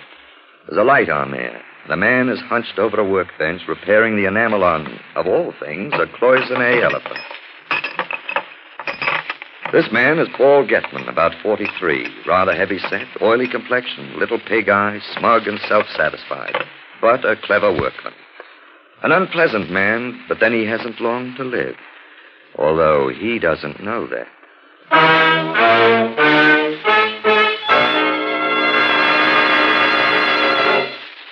There's a discreet knock on the door at the front of the shop. Oh. He gets up and walks through the store to the door.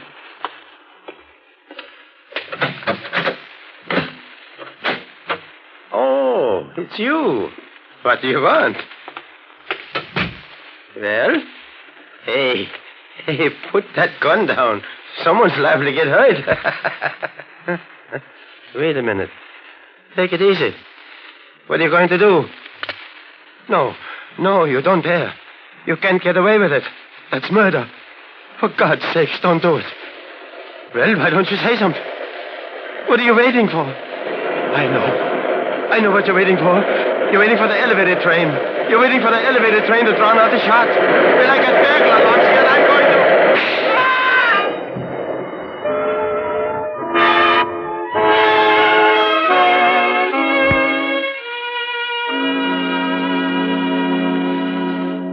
Philo Vance will be back in a moment. But first, you know when a friend of yours gets a new house, you naturally want to go and see it.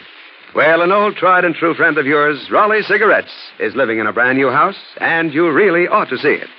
Because Raleigh's new house protects you by protecting Raleigh's. How? This new house is an exclusive new package which gives up to 400% more protection than the package on other leading brands. This means that Raleigh cigarettes come to you factory fresh. Never harsh and bitter, always rich in flavor and fresh. Smokers, you'll thank me for this if you follow my suggestion.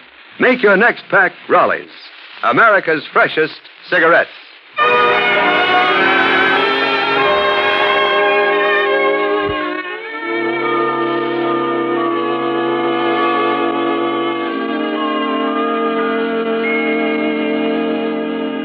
And now, here is Philo Vance to tell you the story of the Cellini Cup. Thank you, Mr. Shirley. Well, to explain how I got involved in this, John F.X. Markham, the district attorney, is an old friend of mine, and bright and early the morning after Getman was murdered, much too bright and much too early, Markham came over to my apartment and dragged me over to the Old World Curio Shop to view the mortal remains of Paul Getman. Sergeant Heath of the Homicide Squad met us at the door, a businesslike frown on his broad, pugnacious features, and gestured toward the body. Well, here he is, shot through the heart. Doc Baker examined the body and pulled a .32 slug out of him. I would have bet my shirt it was a .45. Made a big hole going in. So it did, Sergeant. No signs of a struggle. Who found the body, Sergeant? The patrolman on the beat. The burglar alarm went off and he came running. Looks like Getman set it off himself. There's a button right here on the counter, and we found Getman's thumbprint on it. Look at this, Markham. What's that, Vance? This utterly atrocious tie Getman was wearing. Imagine the embarrassment of being caught dead wearing a purple horror like this. I thought it was kind of snappy. Sergeant, you distress me. I've never seen you out of your uniform, but I'll wager you're a panic. Now, Vance, let's not get into a discussion of what the well-dressed corpse should wear. Calm yourself, Markham. What have we here? A little circular bit of charred cloth. Must be a clue, eh, Sergeant? I already seen it. I figured whoever came in here to bump Getman off hid the gun under something. Maybe a handkerchief. And when he fired, this piece of cloth was blown off. Figured that out myself. Not bad, huh? Sergeant, you've been going to night school. Suppose you tell us what you found out about the late Mr. Getman. Okay, he was in his early 40s. He owned this shop. He did repair work on fancy art objects for the museum and art dealers, and he was pretty good at it, I guess. He had a little apartment at the Windsor Arms, and that's about all. Hey, looks like a customer at the door. That's his second today. Markham, isn't that George Henry Howard? Yes, it is. The art collector? Yes, but there's more of the collector than the artist in him. Before the war, he traveled over Europe sweeping up statues, porcelains, tapestries, and so on like a vacuum cleaner. Between George Henry Howard and William Randolph Hearst, the museums on the continent were left looking a trifle seedy. Let him in, Sergeant. Okay. Well. Mr. Vance, isn't it? How are you, Mr. Howard? Fine. Never better, thanks. Mr. Markham, our district attorney and champion of justice. Oh, how do you do, Mr. Markham? And Sergeant Heath. How are you? How do you do? Is Mr. Getman here? Yes, but he's not speaking to anyone. He was murdered last night, Mr. Howard. Murdered? Really? Oh, definitely. Well, that's too bad from my standpoint as well as his. I wanted to buy a group of items in here. Will his death interfere with selling them? Well, that would depend on whether there were any heirs and so on. Oh, yes, of course. Well, there seems to be a few pieces of some value in this case. Let's see, there's the triptych, the cloisonne vase, a copy of the Cellini Cup, this beautiful German horizontal clock with hunting scenes in relief, circa 1600, I'd say. And quite right you are, Mr. Vance. By the way, Mr. Markham, I'd like to put a deposit of, say, $4,000 on the contents of this case just to ensure my getting it. I'd top any bid by $250. Could I do that? Well, we'll have to take that up after the investigation is concluded. All right, fine, Mr. Markham. Thank you very much. If I can be of any help. Thank you. Right, all right. Goodbye. Goodbye, Mr. Vance. Goodbye, Mr. Howard. Goodbye. $4,000 for that stuff? I could do better at the 5 and dime. Yeah, worth about $2,000. Oh, Sergeant, you mentioned another customer. Oh, yeah, before you got here. A man by the name of Hans Hendricks. An art dealer, he told me. Oh, yes, the Hans Hendricks Galleries on 57th Street. Anyway, he came to pick up an art object Getman was repairing for him. He had a receipt for it, so I let him in to make sure it was here. But I didn't let him take it. Oh, I'll answer it. Maybe my office.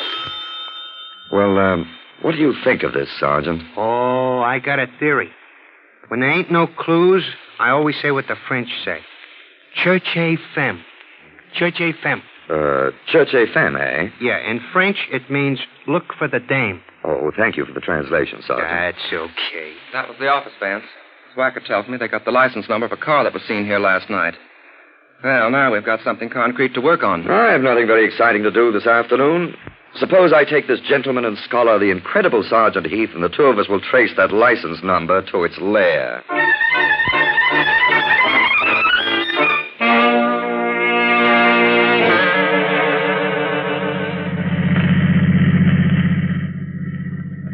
It's like I tell you, Mr. Vance. You don't have to be no genius to solve murders. All you do is ask the right people the right questions. Providing one can find the right people. Well, we sure got a lot of information so far.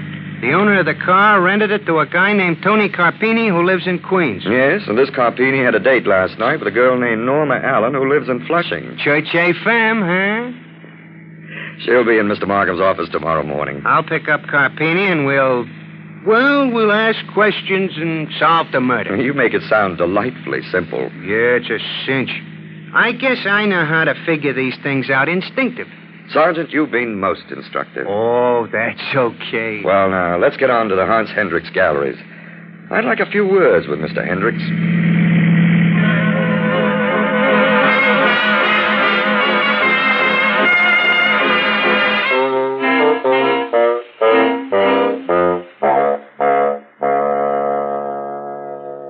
Please sit down, Mr. Vance and Sergeant Heath. Thanks. Now then, I'm at your service. Well, Mr. Hendricks, I'm looking for one of your messengers in connection with the Getman murder. A guy called Tony Carpini. Ah, so. Unfortunately, he is no longer in my employ. You mean you fired him? Yes, this morning. So you are looking for Tony, eh? I'm glad I got rid of him. If I'm not too inquisitive, Mr. Hendricks, why did you dismiss him? I did not trust the man. And, of course, you had excellent reasons for not trusting him? He had quite a temper. Just lately, he was very surly. Not a man to trust with a gun. A gun? Did he carry a gun? My messengers often deliver valuable pieces. I believe I saw in the papers that the bullet was a .32. Yeah, that's right. You may be interested to know that Tony's gun was a .32. I have it here in my desk. Well, right in your desk. Now, that's convenient, Mr. Hendricks. He turned it in when I discharged him. Yeah, there you are, Sergeant. Thanks. I'll just take this along. Where did Tony keep the gun? After work, I mean. In his locker with his uniform. I presume he had a key to the delivery entrance? And he could get in at night if he wanted to? Easily. Uh-huh. Well, thanks, Mr. Hendricks. Oh, say, before I go, my wife wants an extra chair for the living room, and I noticed that one by the door as we came in. The sergeant sat in it, bounced in it, slumped in it, and finally decided he and the chair were soulmates. It's that carved chair with a needlepoint upholstery. Of course, I know the chair. How much are you asking for it? It is priced at $575, I believe. Holy cow, I can get the same thing at Ludwig Bauman's for $31.75. Well, thanks again. Not at all. Goodbye, gentlemen. Goodbye. All right. Now we're really getting somewhere. And without none of that fancy psychology of yours either, Mr. Vance. That guy Hendricks was pretty helpful. Wasn't he, though? Almost too helpful.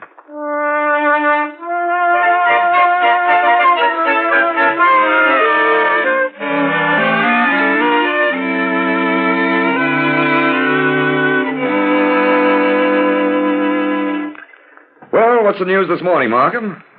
You look like the cat that swallowed the canary and went proudly around hiccuping feathers. Well, Vance, Sergeant Heath's out tracking down our man now. I told him to bring him in as soon as he located him. And who is the man? I never thought I'd hear Philo Vance ask that question. You usually know who the man is. So nice of you to say so, old fellow. You know, Vance, a gun scratches its individual signature on bullets that leave the barrel. So we compared the bullet that killed Getman with a bullet fired from the gun that messenger, Tony... here it is. Tony Carpini. The bullets match perfectly. Looks like he did it. My dear Markham, it only proves that a bullet fired from his gun brought about Getman's untimely demise. Vance, you're splitting hairs. Splitting hairs is a hobby of mine, Markham, old boy. A hobby that I thought I shared with all members of the legal profession. Yes, Mr. Markham. Send Miss Allen in. Yes, sir. Ah, that would be our femme fatale, the Cleopatra of Flushing. From Swacker's voice, I'd say she left him goggle-eyed. Ah. Oh, come in and sit down, Miss Allen. Yeah, thanks. I'm Mr. Markham, and this is Mr. Vance, a sort of special assistant of mine. A pleasure, Miss Allen. Likewise. We'd like to have you tell us what happened the night of the murder. Well, I had a date with Tony, and we drove around a little, and then we parked, and he started talking about me going out with Mr. Getman. He got sore, and I told him that we would have to consider our acquaintanceship at an end because I had become engaged to Mr. Getman. Gee, I've only been engaged 8 days. I didn't even get a ring. And what was Tony's reaction to the news of your engagement? He was wild. He was mad. He threatened to kill me and Paul. That's Mr. Getman. So I asked him to be so kind as to take me home. Yes, what time was it he brought you home? About 7:45. Oh, he did it all right, Mr. Markham. Well, thank you very much, Miss Allen. And now... Just a moment, Markham. Miss Allen, how long have you been, dating Mr. Getman? Oh, about 4 months, I guess. I met him when Tony had to deliver something to his shop to be repaired after hours, and he took me along. Paul fell in love with me at first sight. I'm considered very attractive by men. Well, obviously. And you liked Mr. Getman very much, I presume. Oh, indeed. Indeed, yes. I've always wished to travel, and he was going to take me to South America after the duration of the duration. Paul knew lots of important people, too, if you know what I mean. I'm afraid I don't. Well, like Mr. Howard, the art collector. Paul took me to one of Mr. Howard's cocktail parties. Gee, it was swell. Nobody was there who wasn't somebody. Vance, don't you Just be patient a moment, Markham. I even talked with Mr. Howard himself in person. Oh, he was swell. And he showed me some of his collection. You know, etchings and things. When I told him Tony worked for Mr. Hendricks and I knew all about art from what Tony had told me... I see. And you and Mr. Howard got along very well together? Oh, sure.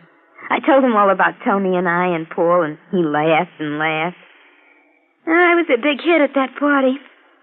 Gee, I guess I'll never get to travel after what Tony done. Oh, I imagine another man will come along and be blinded by your charms, Miss Allen. Yeah, I suppose so, but maybe he won't be no gentleman like Mr. Getman. Hey, will you stop shoving me around? Tony. Here's Carpini, Mr. Markham. He was out on the town last night, but I grabbed him when he came back to his room. Had his bags packed and was all ready to skip town. Tony, what did you do it for? What did you do it for? You spoiled everything. I didn't kill him. You did, too. You said you were going to. Shut up, will you? I hate you. I'll never give you another date. Will you shut up?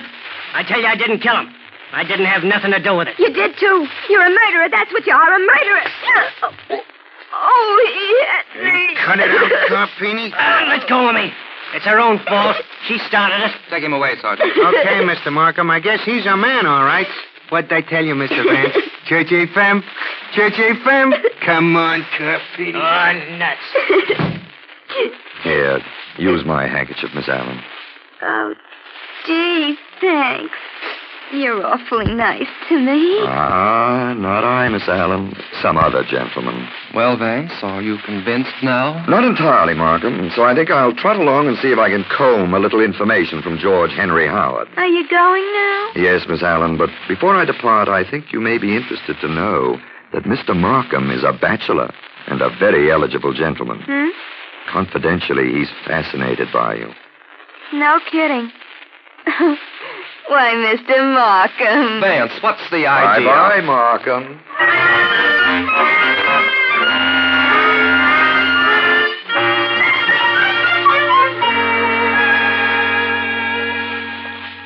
Oh, sit down, Mr. Vance. Thank you, Mr. Howard. A very pleasant den you have here. Yes, I like it. I see the cases along the walls are filled with the ripe fruit of your continental travels. Some beautiful things. You like them, eh? Well, when I saw something I wanted, I got it. Of course, these cases represent only a fraction of my entire collection. Now, these two curved swords are nice. Creases, they're called. I picked them up in the Malay States 10 years ago. Sharp as razors. And an exquisite pair of old dueling pistols. I suppose they are dueling pistols, aren't they? Oh, yes. I got them in France. Beautiful inlaid gold work on them. And you'll notice they're identical in weight, shape, trigger pull, everything. Had to be, to make the duel fair. Amazing. And I suppose these little cloth patches are for cleaning the guns. That's right. That's quite right. Well, what have we here in this case? It looks like a copy of that Cellini cup in the Metropolitan Museum. Yes, it's a good copy, too. Yes, it is. You have a whole case of ivory figurines, I see. Mm-hmm. I collected them for a while. Only a few of them have any real value. By the by, Mr. Howard, I came to ask about Hans Hendricks. You've had dealings with him, I suppose. Oh, yes. You see, Getman's murder is pretty well pinned on one of Hendricks' messengers. It was his gun. Please don't repeat this, but it occurred to me that Hendricks also might have access to that gun. Oh, I see. Do you happen to know whether Hendricks and Getman got along all right together? Well, as far as I know. Of course, Hans is a shrewd Dutchman, and he's an art dealer, too. Well, I gather your opinion of the integrity of art dealers is not too frightfully high. You never can tell, Mr. Vance. You never can tell. Well, thank you, Mr. Howard. You've been most helpful.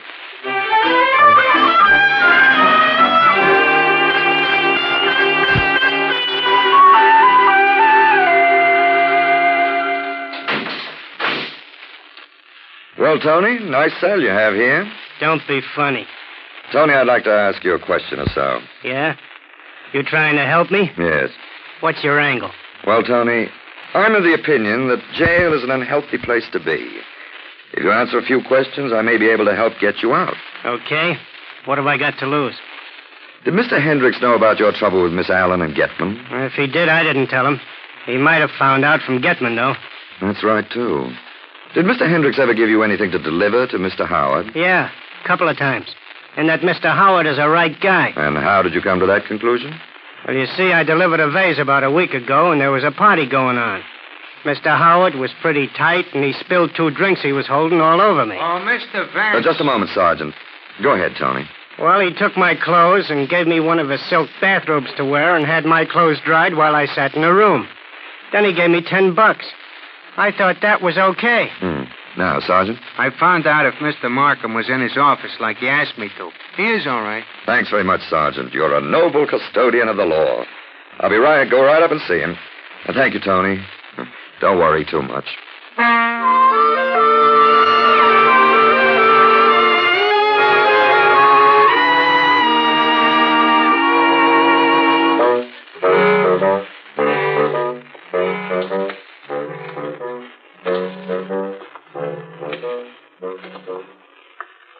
Vance, for heaven's sakes, what did you bring me here to the museum for? Stop fretting, Markham.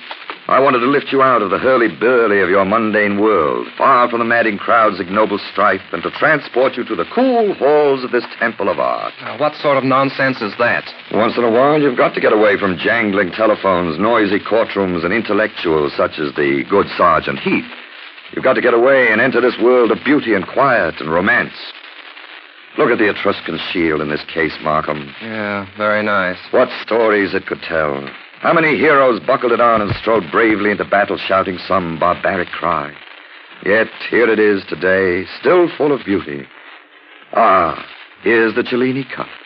Remember, there was a copy of it in that case in Getman's shop. Benvenuto Cellini. Artist, writer, swordsman, adventurer, the gay lover of the Renaissance.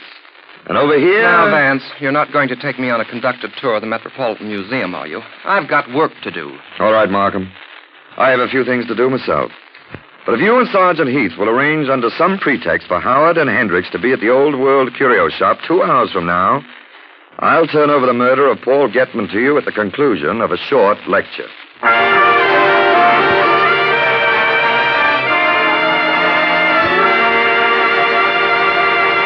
While Philo Vance is preparing to expose the murderer of Paul Getman, may I take just a moment to speak about freshness and its importance in cigarettes? That's why Raleigh's are living in a brand new house. Raleigh's new house we speak about is a scientifically developed, highly protective inner lining that seals the Raleigh package. Protects Raleigh's more expensive, more golden tobaccos against flavor-stealing dryness. Preserves Raleigh's full, rich, satisfying flavor. This extra safeguard provides up to 400% more protection. Yes, Raleigh's goodness is sealed in because dryness is sealed out. And this extra protection ensures Raleigh's perfection. Next time, get America's fresher cigarette, Raleigh's.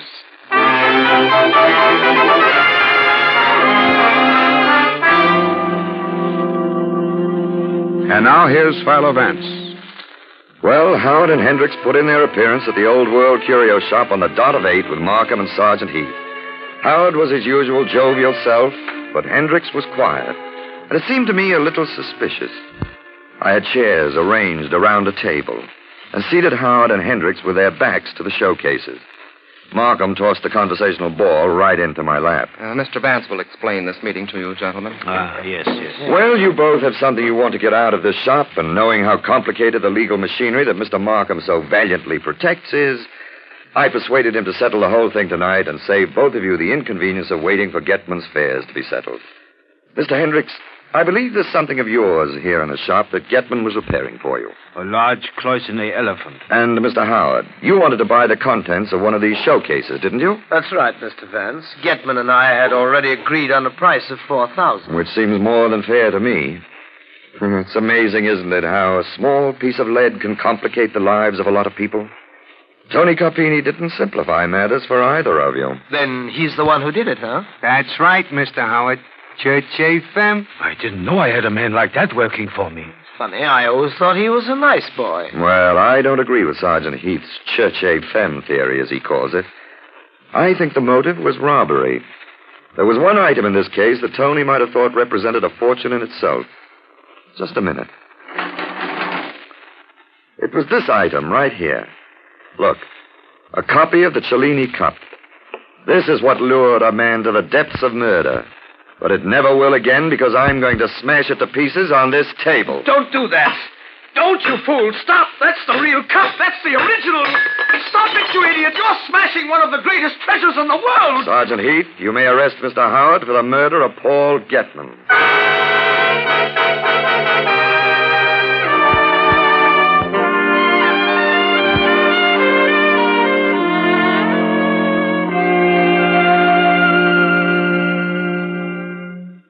Well, Markham, the Admirable Curry has just informed me that he will serve dinner in 3 minutes.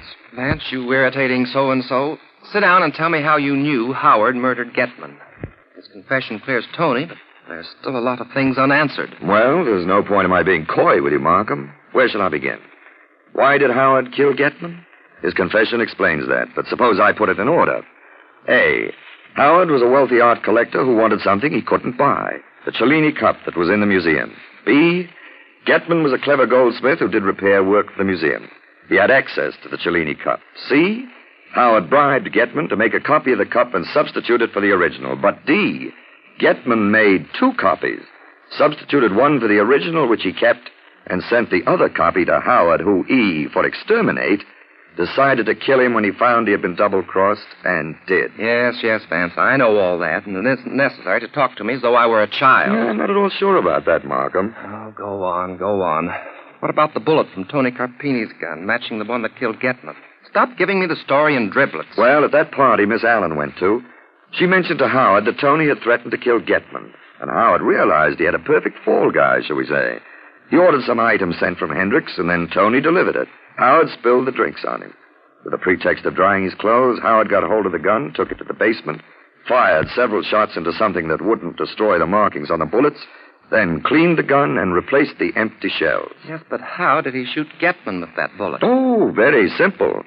Howard owned a pair of muzzle-loading dueling pistols, and he loaded one of them with the bullet from the gun. Remember that charred piece of cloth that was near the body? Yes. That was used to tamp the powder down. And remember Sergeant Heath remarked about the hole the bullet made? That it was large, and he'd guessed the bullet was a .45? Well, the .32 bullet was a little small for the gun, and it wasn't going straight when it hit Getman. Howard was an ingenious devil, wasn't he? Come, Markham, don't give him all the applause. Save a little for me. All right, you too are an ingenious devil. But what made you suspect Howard? A number of things. First, my suspicions were aroused when he offered twice as much for the contents of that case containing the Cellini Cup as they were worth. Then it seemed strange that a man of Howard's position would invite Getman and his lady love to one of his parties. Of course, though, they were partners in crime. Yes, that seemed odd to me, too. It bothered me, and I dropped in to chat with Howard about it. Saw the dueling pistols and the little cloth patches, and also discovered to my surprise that he already had a copy of the Cellini Cup. Why should he want another? So you took another look at the one in Getman's shop, found it was the original, and dragged me over to the museum where you saw a copy in place of the original. Excellent. An astounding piece of deduction, Markham. I exchanged the cups with the full cooperation of 2 dazed directors of the museum, then pulled the psychological rabbit out of my hat. But why did you have me bring Hendricks over here to the shop, too? Well, there was a possibility that Getman might have gone to Hendricks with the cup. hoping to sell it to him and get some money in addition to what Howard had already given him. Who knows? Perhaps he did. And Hendricks had access to Tony's gun. But I was sure that a man who was willing to risk his life and reputation for that cup couldn't sit quietly and see it smashed in front of his eyes. Vance, you're an amazing person. I'm also hungry. Come, Markham. I see Curry signaling that dinner is served. I hope the chicken tetrazzini is good. Catching a murderer has given me quite an appetite.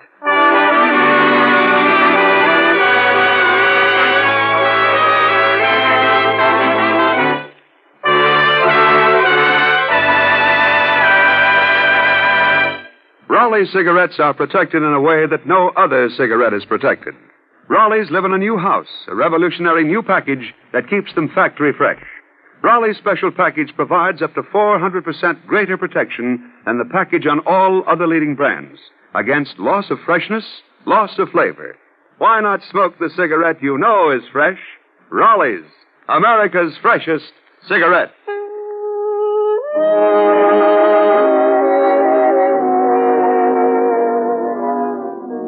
Next week at the same time, the makers of Raleigh cigarettes will again present Philo Vance to tell you and your friends another exciting story.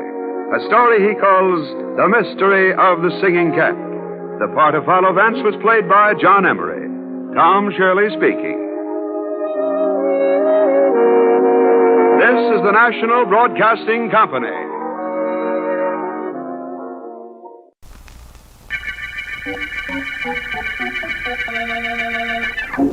This is District Attorney Markham.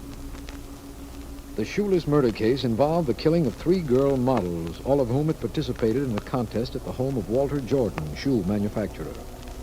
First to die was a girl named Inez Stone, killed while a contest was going on. Later, 2 other models were murdered, and their shoes stolen, a factor which we can't understand. We do know that one of the models still alive, Edith Graham, has a boyfriend who has a record. And Vance has an idea he can entice the killer into the open with 2 letters he wrote. But that's all. Whom the letters were to go to or what was in them, we don't know. Morning, Edie. Hi. Just come by to take you to breakfast. Well, that was nice of you, Joey. Sit down. Oh, thanks. Be ready in a minute. Okay. Bring your mail up with me. Just 1 letter. Yeah. Thanks, Joe. Wonder who this can be from. Let's see. Joey, listen to this. Listen to what, Edie? This letter, here's all it says. Miss Edith Graham, I got what you want. Meet me tonight, 10th and Culver Streets, midnight. And it's signed Shoes. Uh-oh. What does it mean, Joey? What do you think it means? I know, honey. And I'm stupid. Only not stupid enough to think that you don't know what it means, too.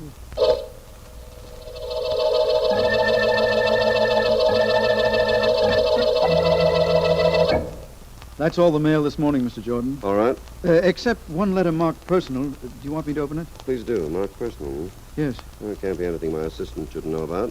Go ahead, open it and read it. Yes, sir. It says, Mr. Jordan. What is it? You'd better read this yourself. Here, let me have it. To Walter Jordan, I got what you want. Meet me tonight, 10th and Culver Street, midnight. Signed Shoes. Doesn't make sense to me, Mr. Jordan. Does it to you? Yes, I'm afraid it does. Very good sense.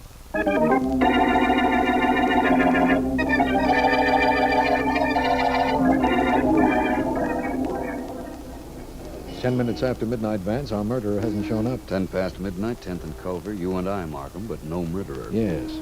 I've got something to confess to you. What's that? Either I'm not as clever as you've always insisted, or our shoeless killer is a very smart individual. Because he didn't fall for this plan? Well... Why did you think he would? He had to, Markham. Don't you see? He was killing to get a certain pair of shoes. A pair which was worn by one of the girls in that bathing contest. But he didn't know which girl wore them. He tried to kill one of the remaining models the night before last. That means he hadn't gotten what he wanted up until now. Logical enough. I offered to give it to him in a letter. He should have risen to the bait unless our suspect list isn't complete. I'm pretty sure that if we could find the reason for those shoes being missing from the victim's feet, we'd have our murderer. Seems as if that's right, doesn't it? Yes. Well, it may or may not be so, but one thing I know is definite. I know where I'm going. On this case? I wish I did know that.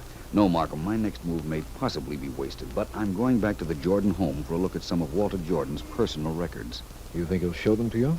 Or do you want me to do it legally for you? I'd rather you didn't, Markham, thanks just the same. I'd rather Jordan didn't know I was doing it either. I want to look at his records off the record.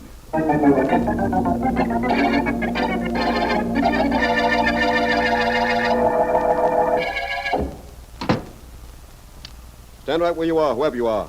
Turn toward me with your hands up. Do as I say now, before I shoot. Mr. Jordan. Do as I say. Caught you in my library. I could shoot without giving you this break. Turn toward me, I said. Why, Vance. Hello, Mr. Jordan. I must apologize for this. Well, I certainly think you ought to, Vance. Oh, I didn't mean to you. I meant to myself for getting caught. Now, the bungling of me. Then I've never done anything quite like this before. Quite like what? Like looking through a man's personal papers and checkbooks. I'm rather glad I did, though. I've uncovered a lot of interesting information. I'll tell you what you found. You found canceled checks made out by me to Inez Stone. Correct. Yes, and Inez Stone was murdered in this estate of yours, the first of the shoeless murders. She was blackmailing me. I admit it. And I admit I paid her. In view of the evidence here, you couldn't do anything else but admit it. Do you also admit you killed her? No. I'm glad you said that. It makes this case even more interesting. There's a stub in your checkbook here I'd like to know about. It's one dated yesterday and indicates a check made out to Edith Graham. $10,000. What was that for? She knew Inez was blackmailing me and threatened to tell the police. How did she know? I can't figure that at all. I can understand her not saying anything to the police. It would destroy her chances of continuing to blackmail you. Very interesting, Mr. Jordan. I have an idea I'll be seeing you again after I see Miss Graham.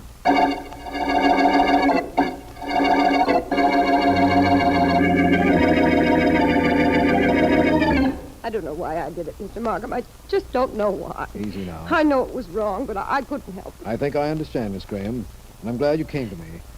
How much money did you get from Mr. Jordan? Just one check for $10,000. I cashed the check, but I'll return the money. I'm sure we can straighten this out, and I'm very glad you came to me. So Jordan was being blackmailed by Inez Stone, the first of the girls to die. Yes, he was, and after she was killed, I thought I could do the same thing. I'm happy you changed your mind. You know, Vance has you on his list of suspects. This might do quite a bit to change his mind. Perhaps, Markham. Oh, Vance. Hello, Vance. Miss Graham. Mind if I intrude, Markham? You're not intruding, Vance. Miss Graham was just reporting something very interesting to me. She was telling you that Inez Stone was blackmailing Jordan, and that after Miss Stone's death, she took over. That's right. How did you know? Markham, I left Walter Jordan about an hour ago. At that time, I found out about Miss Stone and Miss Graham here. But she didn't know that. She came down to my office to tell me what she'd been doing, without knowing you already knew, Vance. That's fine, but incorrect.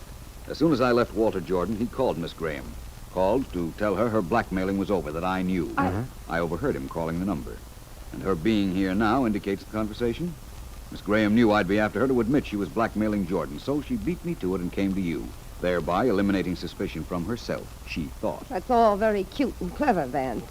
But now what? Now I want you to tell me how you knew Inez Stone was blackmailing Jordan. Vance, please, I'm sorry, but how can that be important? Why should it have resulted in the deaths of two other models? The answer to the question I asked, Markham, will tell you what you want to know. Miss Graham, how did you know Inez Stone was blackmailing Jordan? I overheard her fighting with him. It all came out while they were arguing. Where were they and you at the time? I was putting on my bathing suit. The pool bathhouse has a roof, but there's an opening between the floor and the walls. An opening about 2 feet high, running right around the bathhouse. And so you could hear what was going on outside? That's right. I see. That's all, Miss Graham, except for one thing. I'll want you down to that bathhouse tomorrow morning. And bring your friend Joey with you. Oh, you know about him, huh? Of course we do. We'll expect you and him there tomorrow morning, Miss Graham. Okay. Can I go now? Vance? Yes, but you're entitled to know this. Mr. Jordan will be invited to his own bathhouse tomorrow morning, too. And Markham and I will be there. Planning a party, Ending a party, Miss Graham. It's high time our killer stopped having a good time out of making fools out of us.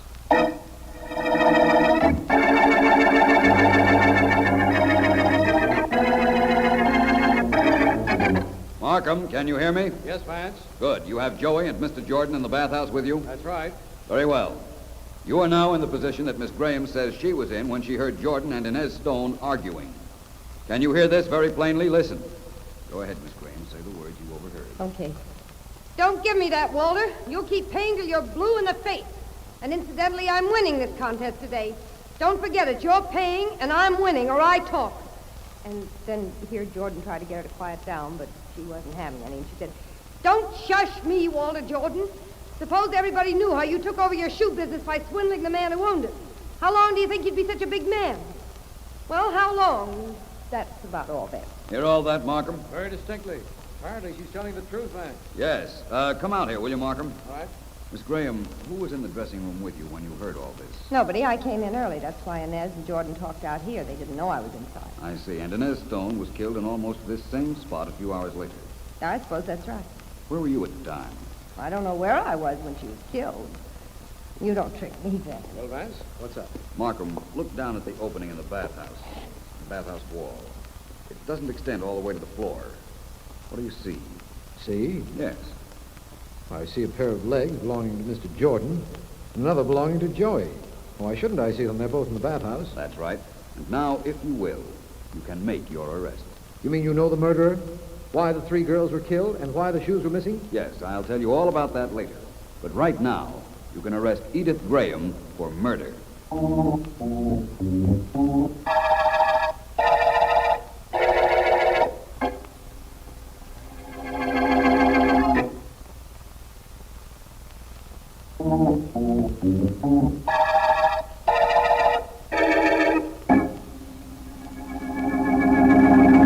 Wait right there, Markham. I know. I'm coming out of the pool. Very invigorating. It certainly looks good. Nice of Mr. Jordan to let me use his pool. Yes, it was.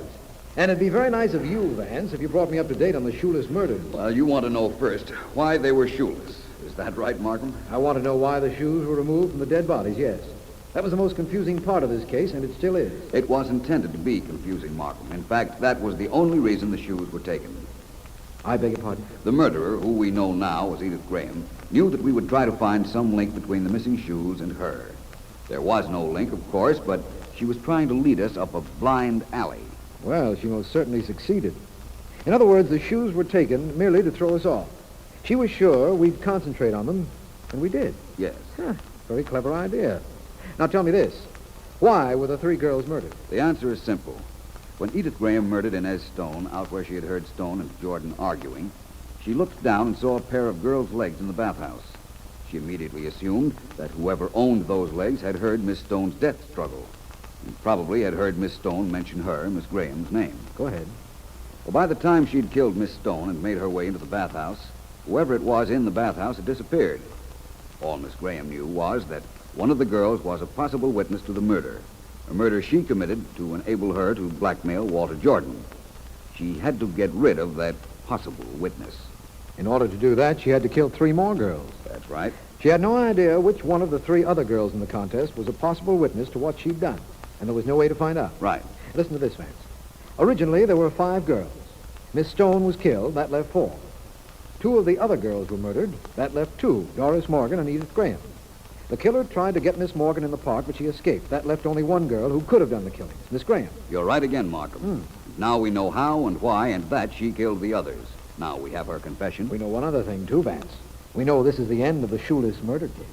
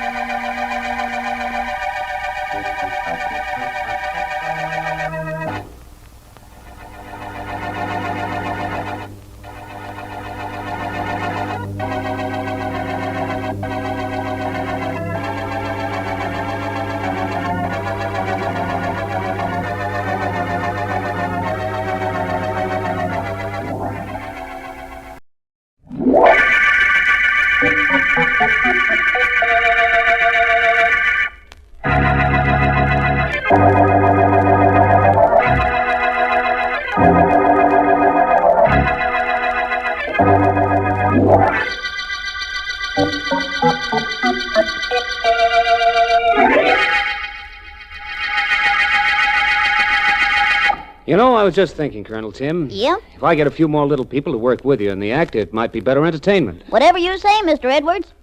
Say, I know someone who might do. A young lady. A lady, Midget?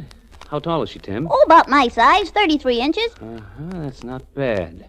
We could bill you two as the smallest Mr. and Mrs. in the world. Sure. I'll think it over. But right now, let's get on with our rehearsal. Okay. Take your song from the middle. I'll give you a pickup. Here.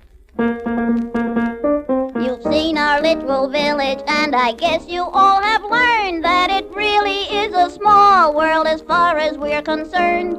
I've taken you through Shiny Town, my eeny, meeny, miny town.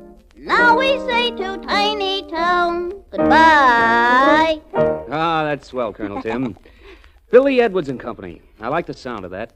You, La Belle Louise and her trapeze, Andy Anderson, the human giant, and Duke Miller and his magic. Not bad, not bad. Sounds good to me. Think of it, Tim. 2 more weeks of rehearsal, then 6 months in theaters booked solid. If all goes well, we could go on the road 2 weeks from Tuesday. Yes, Mr. Edwards, but that is, if all goes well.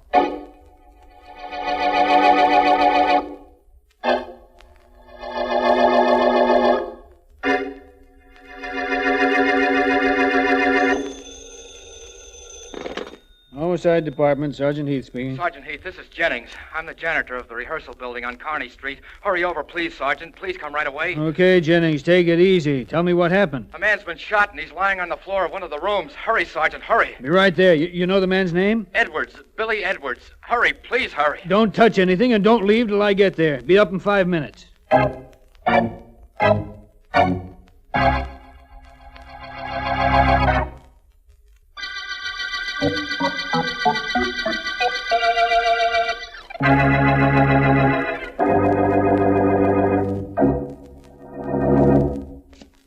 Our friend, the district attorney, should either not have an office on the 8th floor or else see to it that the elevators in this building run all night. Oh, right, Vance. I'll suggest that to Mr. Markham, Ellen. Stairs a little wearying for you? I'm allergic to them. Whew. 8th floor. At last. Mr. Markham's office. Finally. That's you, Vance? Right. And it's me, Ellen. Hello, you two. Hello. Sorry to get you down here at this hour, Vance, but I thought you'd be sorrier if I hadn't. I'm fairly certain I would be. What is this, Markham? What did you mean when you told me on the phone that there hadn't been a murder yet? I meant there still hasn't been one. But there has been a shooting. A theatrical manager and pianist named Billy Edwards had been shot when I called you. He's at the hospital, unconscious and in pretty bad shape. Just a shooting? I don't see why you called Vance. You'd never have forgiven me if I hadn't, Ellen. Vance, Edwards was rehearsing a vaudeville act featuring a midget, Colonel Tim. Mm-hmm. And he was shot with a midget gun. We found the gun. It's no more than 2 inches long. Could a gun that size mortally wound a man? Very possibly, Ellen. That type of weapon was invented in France. It uses a tiny pellet quite capable of killing a man if fired at close range and into a vulnerable spot. I imagine if Edwards recovers, Markham, he'll be able to tell you who shot him. Unquestionably, if he recovers. I see what you mean. Who else was in the act Edwards was preparing? In addition to the midget, there was a trapeze performer named Louise, a giant named Anderson, and a magician named Miller. A modified circus troupe, eh, Markham? Yes. Well, it does sound different. What was found on Edwards? Anything interesting? The usual things, except for money. Edwards had more than $700 in cash in his pocket. Really? Markham, I want to thank you. For bringing you in on this case, Vance? Yes, of course. And I'd also like to thank you to see that no word of Mr. Edwards' condition gets into the newspapers. Still time to do that? Yes, Vance. You see, I'm beginning to understand how you work. I specifically asked Heath not to release any information. Thank you. Now, if you'll tell me where I can find the people who are supposed to be in Mr. Edwards' act, I'll replace our talking with some action.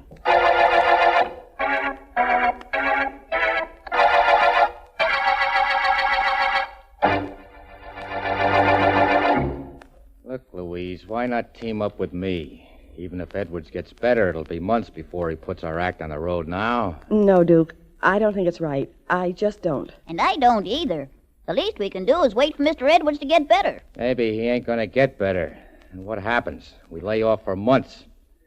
The way I see it, Louise, you and me and the midget here, we got the same act. I'm sorry, Duke, but Don't give me no buts, pretty one.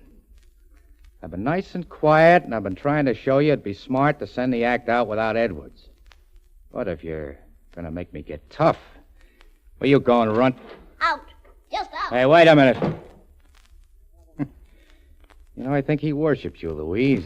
He didn't like the way I was talking to you. Now, let's get back to what you were saying. You were going to get tough. How tough? Not the way you think, baby doll. This way. Suppose the cops were to know Bill Edwards was in love with you when they found out there was a Mrs. Edwards. You're pretty low, Duke. You'd tell them, wouldn't you? I don't know. I don't know anything, except all of us ought to team up and take over those bookings Edwards got. Now, I ain't a bad guy, baby, if I'm treated right. Try me out and see. I always had a yen for you. Get away from me, Duke. Keep away from me. Oh, so that's the way you want it. All right, maybe I can... There, that Andy. midget brought the giant with That's him. why I went for you. Don't let him do anything to Louise. Fix you up. What is this here? He bother you, Louise? Well, now, look, Andy, I was just kind of talking. He bother you, Louise? He bother you, Louise? I break him in half. No, Andy, please. Please, it's all right. She told you, Andy. I didn't do nothing. She told you that. You heard her. Now, keep away from me. Don't, Andy. Don't. You Don't, Andy. fella, you open Andy, door. let go of me. Now I throw skunk outdoor. Now, get your hands off me. Well, this is a very pretty picture. Do you mind if I interrupted a moment? Who are you? My name is Vance, Philo Vance. I want to see all of you about the shooting of Bill Edwards. I throw him out, Louise. No, Andy, no. Don't throw anybody out. Mr. Vance, we've already answered all the questions the police asked us. I know, but I wanted to meet all of you socially before I uncovered evidence that will send one of you to prison for a long, long time.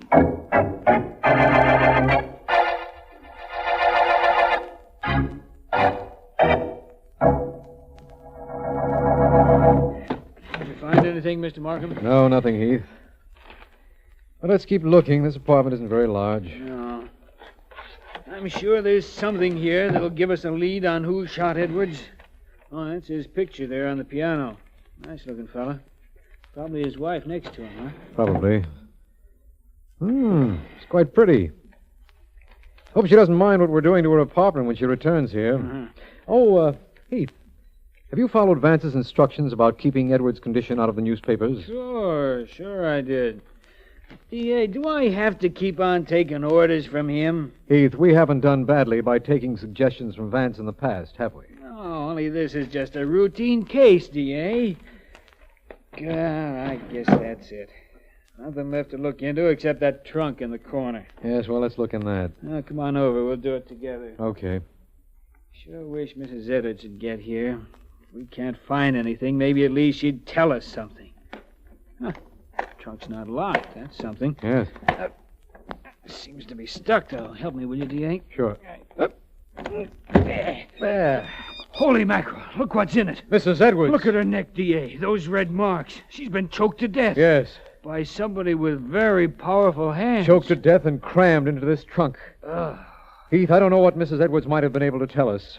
All I know is she'll never tell us now.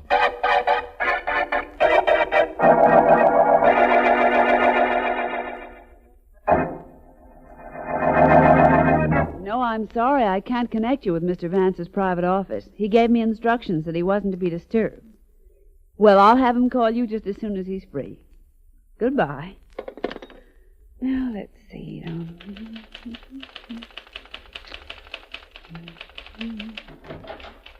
Me want to see Vance. Well, I'm very sorry, but Mr. Vance isn't seeing anybody. You must be the giant in Mr. Edwards' act. That's right. Yes. Vance here? Yes, as a matter of fact, he is. He's in that office there. He's talking to Colonel Tim, the midget. If you'd care to wait, I'm sure he'll be glad to see you when he's through. Me no wait. Me go in now. Hey, wait a minute. You can't do that. That door's locked, and besides, you can't see him, I said. Me don't care what you say. Me take care of locked door like this. Hey! Well, really, what do you think, Andy? What are you doing here? Mr. Anderson, nice of you to break in to see me. Van, shall I call the police? I think not, Ellen. Better go back to your office. Andy, you shouldn't have come here. You broke Mr. Vance's door. Me break lots things, maybe. He bother you, Tim? No, Andy, not at all. He's our friend. Our friend, Andy. You see, Ellen, I'm their friend. Now, please go on back while I find out what other reason Mr. Anderson had for breaking in on me. Okay, Vance. Only there are an awful lot of funny things happening around here. Well, Colonel Tim, would you like to continue? Well, I think not, Mr. Vance. Not now. Andy, I'm trying to help Mr. Vance find out who shot Mr. Edwards. I've just told him that he used to lend money to people in show business. You tell him that? Yep. Why? Well, because it might help Mr. Vance find out who shot Mr. Edwards. What it did, actually, was account for the large amount of cash in Mr. Edwards' pockets, Mr. Anderson. Merely that and nothing else. Yet. Duke Miller, he tell me Mr. Vance want you in his office, Tim. I think maybe he do something to you I do not like. I come here. No. Well, Mr. Vance, there's nothing more I have to tell you, but maybe you'll tell me something. How's Mr. Edwards feeling? I'd say he's doing as well as can be expected. He still not talk? He's not conscious, Mr. Anderson, if that's what you mean. Well, come on, Andy. Come back with me to the hotel. All right. Oh, Mr. Vance, I'm sorry about the door Andy broke. If you let me know how Well, much... don't worry about it, Colonel Tim. Come on, we go to hotel. Come Sure. on, Tim. Goodbye, Mr. Vance. I'm sorry I couldn't be of any help to you. That's all right. Thank you for the information you did give me. Goodbye. Bye. Come on.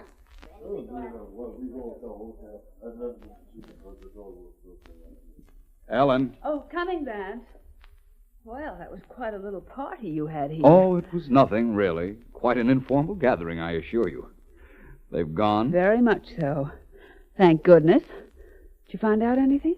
Well, I'll tell you this. I spoke to Duke Miller and Louise, the trapeze performer, at their hotel rooms. Yes? The giant and the little fellow here. Now, I've come to the conclusion that any one of the four could have shot Edwards. Well, you're certainly going out on a limb there, Vance. And so far as the weapon used is concerned, the midget pistol, it might have been fired by any of the four. Same limb, only a little further out this time. Hey, anybody at home in there? Markham, come on in. Well, what went on in here? Brawl? Who broke this glass, Vance? Hello, Markham. Well, not exactly a brawl. A giant came into my office without bothering to open the door. It was really the door's fault. It hit him first. Vance, I've got some news for you. Mrs. Edwards has been murdered. Really? Mrs. Edwards? How, by another midget gun? No, she was strangled to death. Heath and I found her an hour ago. Someone with a powerful pair of hands was responsible, we're certain. There should be very little question about that. Time of death, Markham. Yesterday afternoon, the medical examiner says. Well, then she was killed before her husband was shot. Well, that might mean something, Vance. Everything in this case might mean something if I only knew what. Markham, the midget gun used to shoot Edwards belonged to Colonel Tim. He just told me that. He said somebody stole it from him. He also said that Edwards used to lend money to performers at high interest rates. A show business Shylock. Well, now I've heard everything. So Mrs. Edwards was strangled. Well, I'll see you both soon. Where are you going, Vance? Out. Please excuse me, Markham. I'll only be about an hour if you care to wait. Vance, there are several things we ought to discuss. Later, Markham. I won't be too long. You see, I just thought of something. Goodbye. You think you go somewhere, Mr. Vance? Beg your pardon, but that's my neck. You have your arm around, Mr. Anderson. Vance, you keep away from us. You no bother me, Colonel Tim or Louise, or even Duke. Keep away, Vance. We no like you bother any of us. Understand?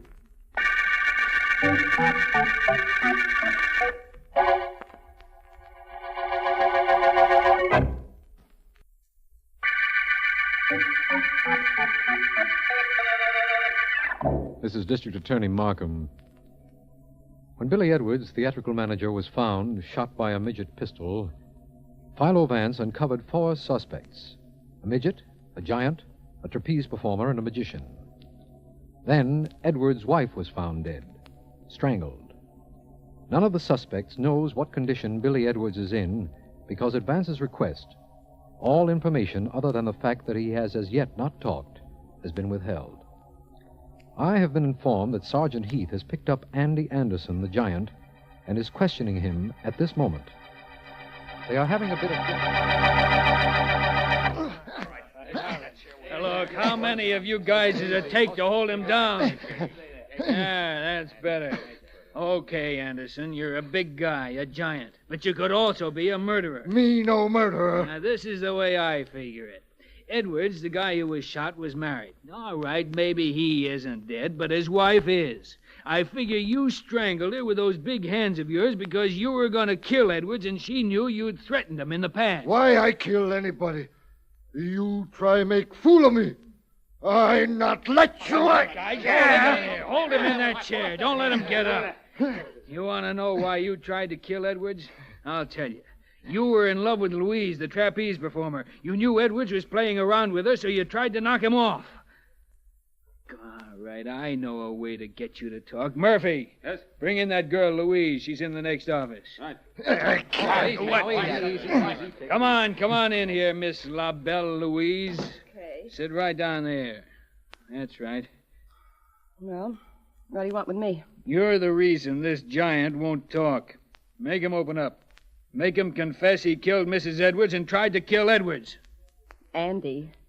Me say nothing. Please, Andy, if you know anything to help the police, tell them. I keep quiet because of you. Yes, I know, Andy. You want me to talk? I talk. Yes. This what I see. Yes, Andy.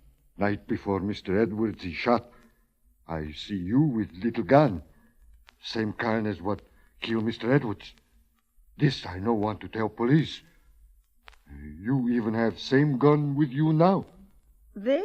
Oh, is this the gun you mean? Yeah. This one on my charm bracelet? Yeah. Oh, Andy. Look, Sergeant Heath, it's perfectly harmless, isn't it? Let's see. Yeah. Oh, sure. That's just a toy. Me thought maybe... Maybe I shot Mr. Edwards? No, Andy, I didn't. Sergeant Heath, how is Mr. Edwards, and when can we see him? He's still unconscious.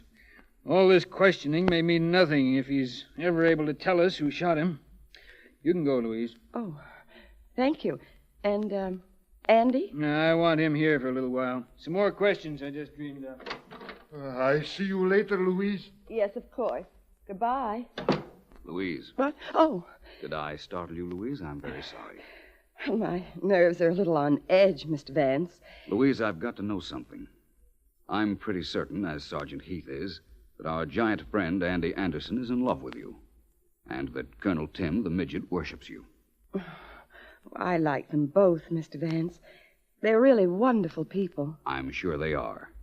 And I'm sure that our magician, Duke Miller, was very eager to become a very good friend of yours, too.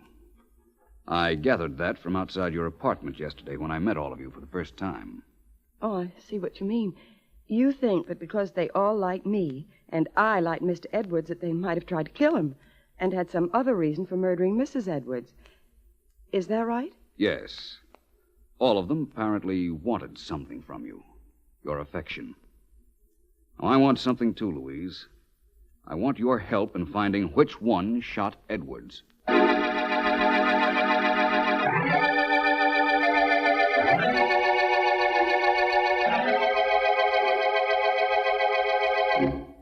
Take it from the middle, Tim, once more.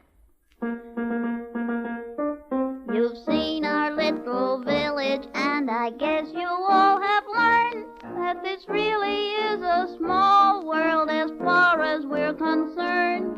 I've taken you to Shiny Town, my eeny, meeny, miny town. Now we say to Tiny Town goodbye. That's got nothing. You know that. Look, I play the same notes Edwards plays. Why don't you sell that song the way you did for him?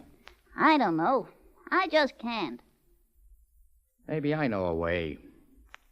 Tim, how much money did you borrow from Edwards? I didn't borrow from him. Don't give me that. I got to look at his notebook the last time I paid him some of the dough I owe him. He kept track of all the dough he loaned guys. Your name was right above mine. I just don't remember the amount. How much was it? A few $100. I was going to pay him back when we started to work. You don't have to pay him back if he kicks off, do you? I don't want him to die. Then why did you shoot him? Me? I didn't. I never did. You can't go around saying things like that. Why, I'll... You'll what, Midge? Shoot me, too? You owed him money and you wanted Louise. You shot him. Yeah, you stole my little gun and you killed him. Who is it? Hello? Oh, Mr. Vance. What do you want here, Vance? Well, I just want to tell both of you that we just got rather good news from the Essex Hospital. Billy Edwards is doing rather well. He's expected to regain consciousness sometime tonight. I've already told Andy Anderson and Louise, so you don't have to bother. And you won't have to worry about any more questioning. Because when Edwards comes to, he'll tell us who shot him.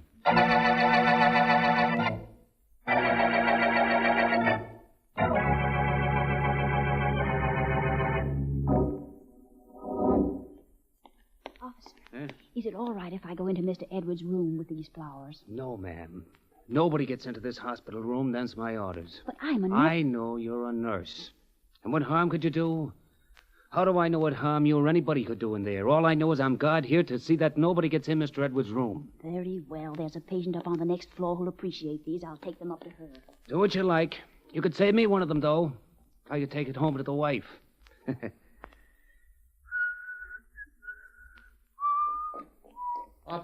Officer, I'm a doctor here. Please come downstairs. Next floor, there's a patient of mine getting violent. I can't restrain him. Please come help me. I can't, Doc. I'm on duty here outside this door. I gotta stay here. But this man's violent, officer. I got him tied to the bed with the sheets. He's going to break loose at any moment. Please come down with me. Nothing can be more important than stopping a potential maniac from getting loose. Oh? Well, I guess this is an emergency. And in an emergency, I'm supposed to forget orders and use my head. Nobody will be coming in here, not in this room anyhow. Lead the way, Doc. Right this way, officer. Down these stairs. If we hurry, we can get there in time.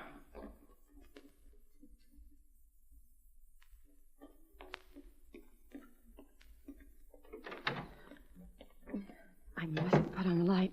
No, I mustn't. That figure on the bed, that must be Billy. He mustn't recover consciousness. This knife will make sure that he never does. All right, Heath, put that light switch on. Right. Oh, Hello, Louise. Completing some unfinished business. Mr. Vance. And Sergeant Heath, whom you've met, of course, but not exactly in this manner. Well, that was quite a cute way you got rid of the officer outside in order to fall for this plan of mine. Who was it helped you, Duke? Sure it was Duke. I had him turning cartwheels. He'd do anything for me. Just as you'd do anything for Billy Edwards, including murder. What? My guess is you killed his wife. But he wouldn't marry you in spite of that. He turned you down. So you borrowed the little gun that Colonel Tim carried and used it on Edwards. You're too smart, Vance. Do you forget that I still have this knife? Now I'm going to use it on you. Oh, no, you don't. Yes, I am. Come You on can't now. get Out away the with door. double murder. How You I say, like open that? it up, will you, Somebody Vance? get a hold of Got a me. cop right outside. Oh, pleasure. Die, you she-devil. Get out that door, Wild. Get out. All right, boys, take her away. All right, I got it. Okay, Vance, we got her. You can shut that door in this case any time you like now.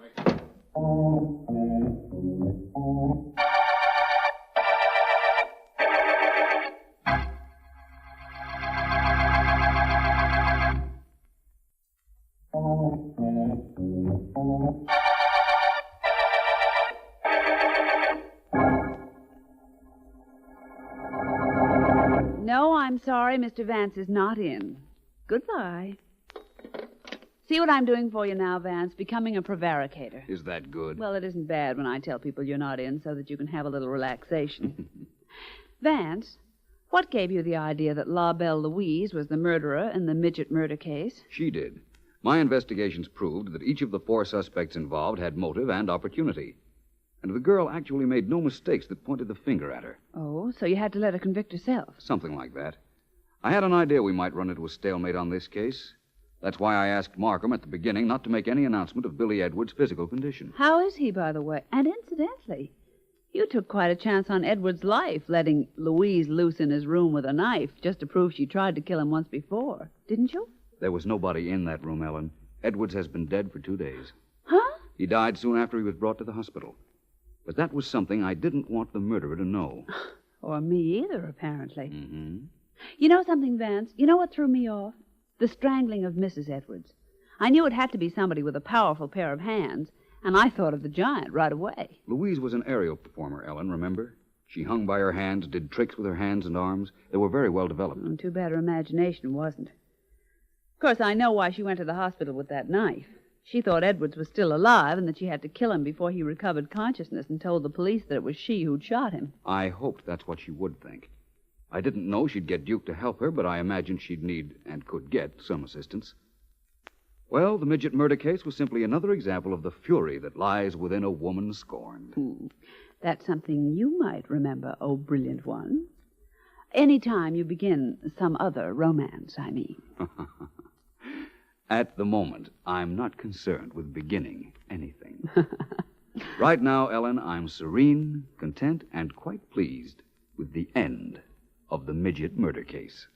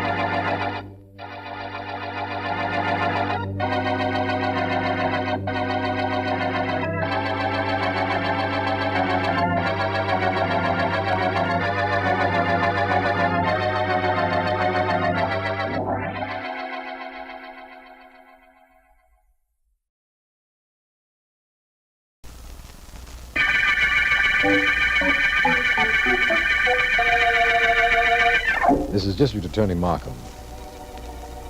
The Big Nick murder case opened when Nick Bramley was found shot, not as we believed by a policeman, but as Philo Vance insisted, by someone else. Bramley's murder was followed by the death of Ears Snyder, one of his gang. 3 people who had reason to want Bramley dead are known to us, and also the possible tie-up between the 2 murders. Our suspects are Mrs. Bramley, Mitzi Courtney, and Nick's brother Tommy, all of whom are still at liberty. Yeah, what a team, Mitzi. What a combination. You and me, the best. And nobody even coming in second, Tommy. What you got for Mitzi? This. Hey, you took something from me. Give it back. And there are silly people in this world that take time to eat and sleep. I'll take another one. Ooh, greedy, aren't you? You hate that, don't you? Oh, not so anybody can notice. Yeah, things are going pretty good for me. You know that, Mitzi. Yeah, I figured it. You got everything your brother owned. His boys, his rackets, his car. And his girl. Yeah. Ah, Nick didn't deserve you. He didn't know how to treat you. Thanks for taking care of him. What? Nothing. I just said thanks for taking care of him. Well, what are you thanking me for? I didn't knock off my brother. Well, wasn't that cop in the alley? Look, what are you trying to do? Say I killed Nick? I knocked off Ears, sure, but I did that because... Hey, you had Ears kill Nick, didn't you? Me? Sure, Ears was nuts about you, nuts about any woman. You'd have done it if you asked him to. I figured that's what happened. Somebody planned this setup, but Ears did the job. Get away from me. Why, what did I do? You don't rig a rap like that on Mitzi. Get away from me. Oh, baby, you don't understand. I don't care. You did me a favor. Do you a favor? I'll break a lamp over your head. Don't you try to make it look like I killed Nick. Don't do that, Tommy. Don't. I can't take any more stuff like that. Baby, what's bothering you? Every 2 minutes you start jumping out of your skin. That skin's too pretty to jump out of. Now relax. Nothing's going to happen to you. No? Then talk to that sister-in-law of yours. Nick's wife? Yeah. What's she got to do with the way you're acting? What's she got to do with it? Yeah. She's got everything to do with it. She comes up here, she calls me, she meets me on the street, she sends me letters. All very simple, all very nice and sweet. But all of them say I killed Nick. You've got to do something about her, Tommy. You got to. Oh, sure. If she upsets you like that, I will. I never liked her anyhow, Mitzi. Come on back here where you were. My shoulder looks kind of empty without your head on it. Gee, Tommy, I don't know what's happening to me. Nick's wife's driving me nuts. You said you'd do something about it, will you, Tommy? Will you? Sure. Now, come here, baby.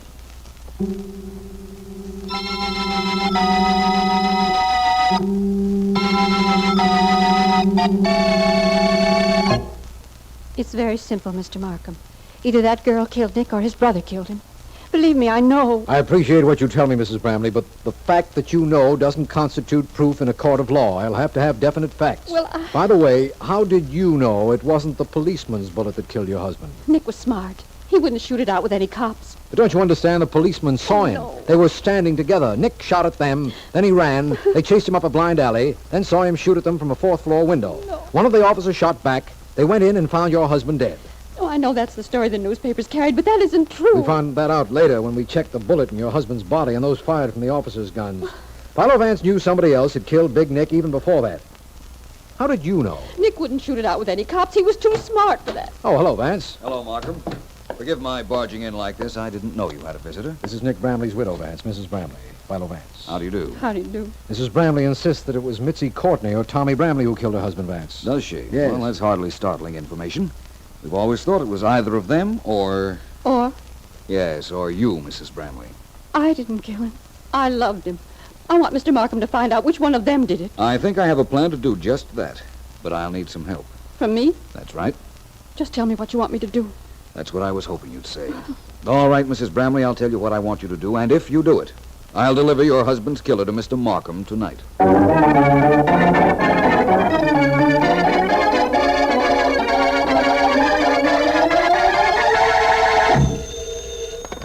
Hello, Tom Branley speaking. This is Mitzi, Tommy. Oh, baby. Listen, Hey, I haven't had a chance to do anything about that little matter we spoke never of. mind what you had. You got a chance now. Mrs. Bramley just called me. She's on the way over to this apartment. What? Now, you get here fast, you understand? Fast. This is the payoff. Hey, every time you talk to that dame or even think about it, you start to blow your brain. Now, will you relax? Come on over, Tommy. She told me on the phone she's coming with evidence that'll send either you or me up for Big Nick's murder. She didn't say which one she had the dope on, huh? No, but... Tommy, Yeah? I don't want that to happen to either of us.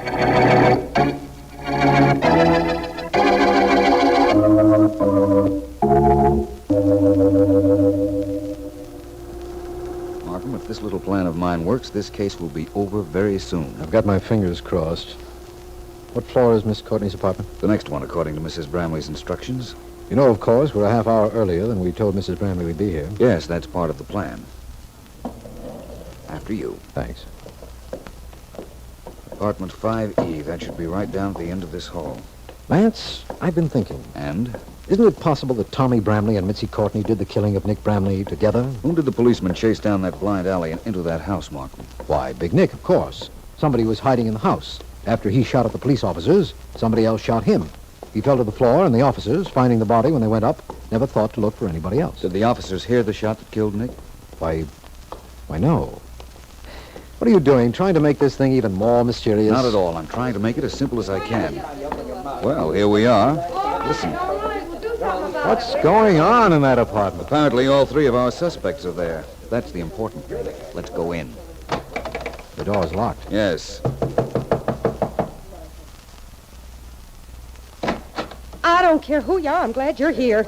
This woman's crazy. She has a gun. She tried to kill the both of us. Lying. All right, the three of you, stop it. Stop accusing each other. Now, first of all, Miss Courtney and Mr. Bramley, my name is Philo Vance. And this is District Attorney Markham. So what? Yeah, I recognize Markham, and I wouldn't care who you are. All I know is I'm glad you got here. This dame, Nick's wife, was going to brain Batty. She was going to kill Mitzi and me. Yeah, that's right. She's got a gun right there in her coat pocket. She put it there when you knocked. Mrs. Bramley? That's ridiculous, of course, Mr. Vance. I did what you told me to, and it worked. Oh. I told them the story you made up, and they believed it. Then they both took out guns. Why, that lying dame, I'll Quiet, scratch her. please. Go on, Mrs. Bramley. Miss Courtney's gun is in her handbag. Tommy's is in the shoulder holster. It is. Take a look, if you like. We'll check, of course. Go on, Mrs. Bramley. I told him that Ears Snyder had spoken to me before he was taken for a ride, and he had told me how these I can't take any more of this. I gotta get that dame. Now, I listen, got take to. it easy. That's an excellent idea. Go on, Mrs. Bramley. I told them what you said for me to say. I'll see That she Ears did. had told me these two killed my husband and signed a paper I wrote out for him indicating just that. Why? They admitted killing Nick. Then they both pulled their guns and made me put my hands in the air. Okay. This has gone far enough. This dame's lying. She got us both here and told us she was working for you. She Yeah. pulled a gun and got both of us reaching for the ceiling. She was going to let us both have it. But just before you came in, she told us she'd killed my brother. Only we were going to get the blame That's for right. it. She was going to say we tried to kill her and she shot first. You don't believe that, of course, do you, Mr. He'd Vance? better I'll scratch his eyes out, too, if he don't. Apparently, I'm faced with a ridiculous situation. Markham. What do we do now? Somebody in this room is lying, but we've got to find out who. How do we do that? Well, she was the one that was lying. Yeah. All right, everybody, please, quiet. Markham, the problem is which person or persons had their hands in the air. The problem is which one had the guns out. All three have guns. They don't deny that. I don't. I have a gun. So have I. You see, it's just as I told you. They held me. You had a gun, too. You were going to use it on Tommy and me. All right, now, we've had enough of this. Markham, it's completely reasonable to you that whoever's lying right now is Big Nick's killer. Yes, apparently somebody in this room did confess to killing Big Nick. Whoever held the gun did that confessing, wouldn't you say? Definitely, but how do we find out which held the gun, or guns, as the case may be? That's very simple. I happened to notice the hands of these three people when we came into this room. Observant, ain't he? Very much so, Miss Courtney. And I'm glad I did, because it tells me which of you is lying. Markham, your murderer is Big Nick Bramley's widow.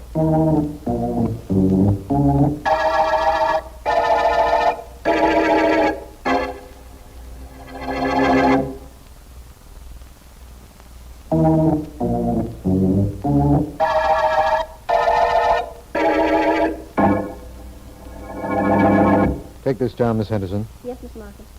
Go ahead, Mrs. Bramley, please. I, Elizabeth Bramley, killed my husband, Nicholas Bramley. He had humbled me, humiliated me, and I shot him with his own gun. Then I called on one of his men, Ears Snyder, to help me. Mr. Markham, I don't know exactly what Ears did. I can fill that in, I think. Ears planted the body in the deserted house and then went out. Fired at the officers and had them chase him. He ran to the fourth floor, stood Nick's body up against the window, and fired down at the officers. How do you know that, Vance? And how did you know the officers hadn't killed him? I'll tell you how, Markham. Just let me finish this thought. Ears fired down at the street after holding Nick's body at the window. He knew he'd draw a gunshot in return, so he yanked the body back immediately after he heard the shot and put Nick's body on the floor. Then he hid. I still don't know how you knew it wasn't the officer's bullet. Nick was shot in the stomach. Now, you can't hit a man in the stomach when he's 4 floors above you. The chest maybe, the face, but not the stomach. Right, Markham? Of course. Please go on with your confession, Mrs. Bramley. Yes. After I killed Nick, I knew I could work on that girlfriend of his. Drive her crazy, maybe. Get her to go after me so that you, Mr. Markham, would think her responsible for Nick's death, too. That's why I came to your office, to be sure I'd be protected. Who killed Ears Snyder, Mrs. Bramley? Tommy, I suppose, for helping me cover up Nick's death. Tommy was Nick's brother, after all. That's right, Vance. I forgot to tell you, Sergeant Heath got a confession from Tommy in the Ears Snyder murder. Now, there's only one thing I want cleared up. And that is? How you knew which of the three people in the room had a gun out. Well... We knew somebody was lying, but you knew it was Mrs. Bramley. She claimed at first that the other two had made her hold her hands in the air. Yes, I know. But did you look at her hands when we came in? Well, that's right, you told me you hadn't. Well, Markham, if you hold your hands in the air for 5 minutes, as somebody in Miss Courtney's apartment did, the blood runs out of the hands and down into the arms. I get it. And when you lower your hands again, they're much more pale than they normally would be. Exactly. When I came into the room, Miss Courtney and Tommy Bramley had the palest hands I'd ever seen. Mrs. Bramley's were normal, so it must have been Mrs. Bramley who held the gun and who lied to us. Very simple now, isn't it? Most of it. Except why you enlisted Mrs. Bramley on our side. I had to force a break in this case, Markham. That's why we got to Miss Courtney's apartment early.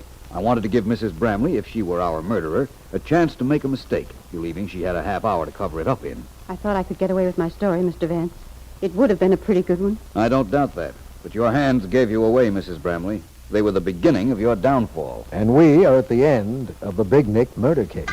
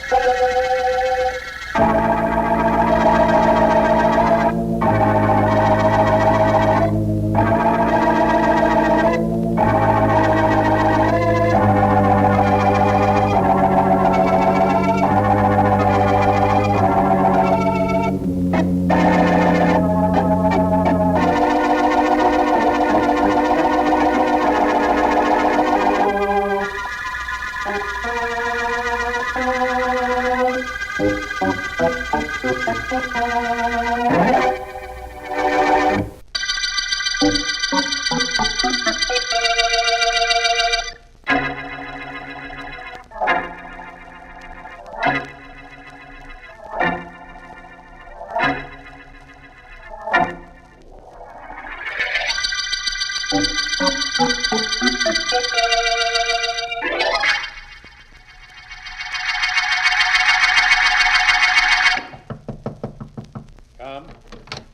Mr. Markham. Oh, come in, Miss Henderson. What is it? Mr. Markham, they're here again in the outer office. Irma and Sarah Wakefield. Oh, no. Yes, sir. And they insist on seeing the district attorney. They say it's very important. All right, Miss Henderson. Ask them to come in. Yes, sir. Would you come in, please? Yes, of course. Of course we'll come in, miss. Thank you. Go right in, Sarah. Indeed I will. Indeed I will. Please sit down, ladies. Indeed we will. Indeed we will. Mr. Markham, we've done it again. Sarah and I have done it again. Have you? Yes. And what is it you've done this time? Listen to him, Irma. What have we done this time? Young man, don't you read the papers? Yes, I believe I do. Well, didn't you read this morning of the gangster Eddie Rogers who was shot and killed last night? Didn't you read that, young man? Yes, as a matter of fact, I did. The police have arrested the killer. Did you hear that, Irma? The police have arrested the killer. How could they have arrested the killer, Mr. Markham, when Sarah and I killed that gangster? Didn't we, Sarah? Indeed we did. Indeed we did.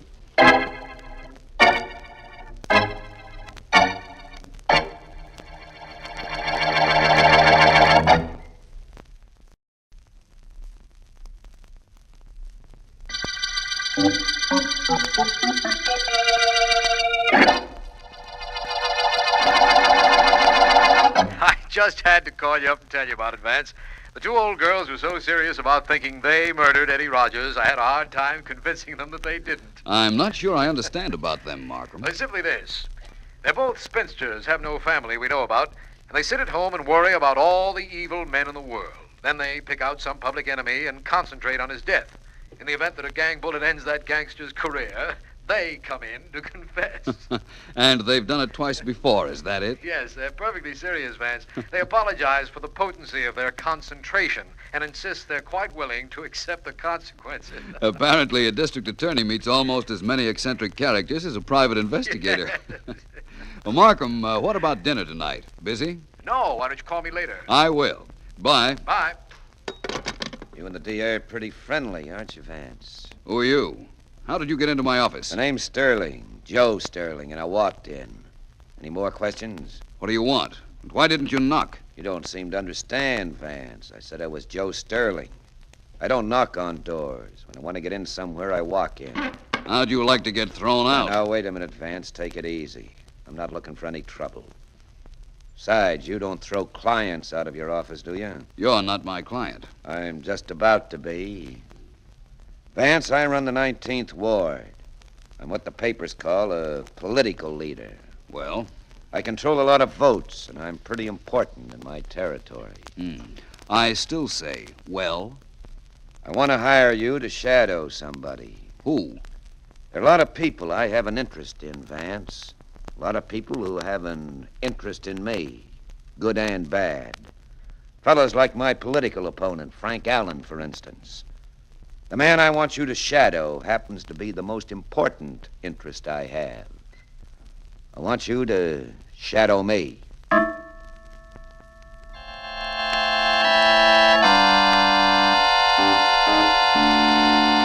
Let me see now. In the 5th Ward, we're a cinch. We figure to cop the 6th, and we'll hold our own in the 7th. That doesn't sound too bad. If you do your part in the other districts, I'm liable to be elected at that. Well, that's just the point. Joe Sterling controls the other districts, and I mean controls.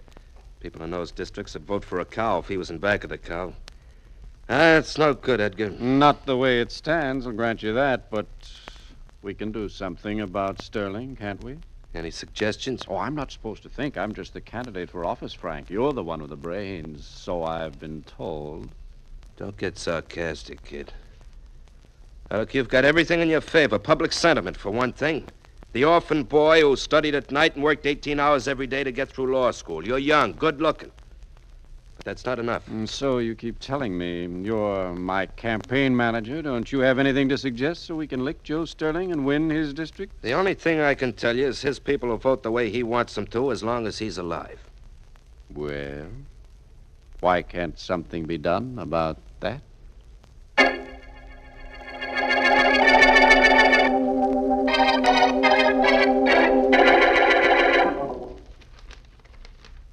Is there anything interesting in the newspapers, Sarah? Indeed there is, Irma.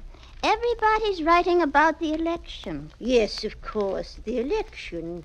How does it look? Does the paper say? Indeed it does, yes. Indeed it does. It says the candidate being presented by Mr. Joe Sterling seems to have the election in... The paper says, in the bag. That isn't good, is it? No. This Mr. Joe Sterling is a very evil man. Indeed he is. Indeed he is. Don't you think we ought to do something about him? I'll gladly do anything. What did you have in mind? Don't you think you and I ought to concentrate on his dying? The way we did about that gangster, Eddie Rogers, and the other bad men? Yes. Don't you think we ought to do the same about Mr. Joe Sterling? Indeed I do, Irma. Indeed I do. And at once.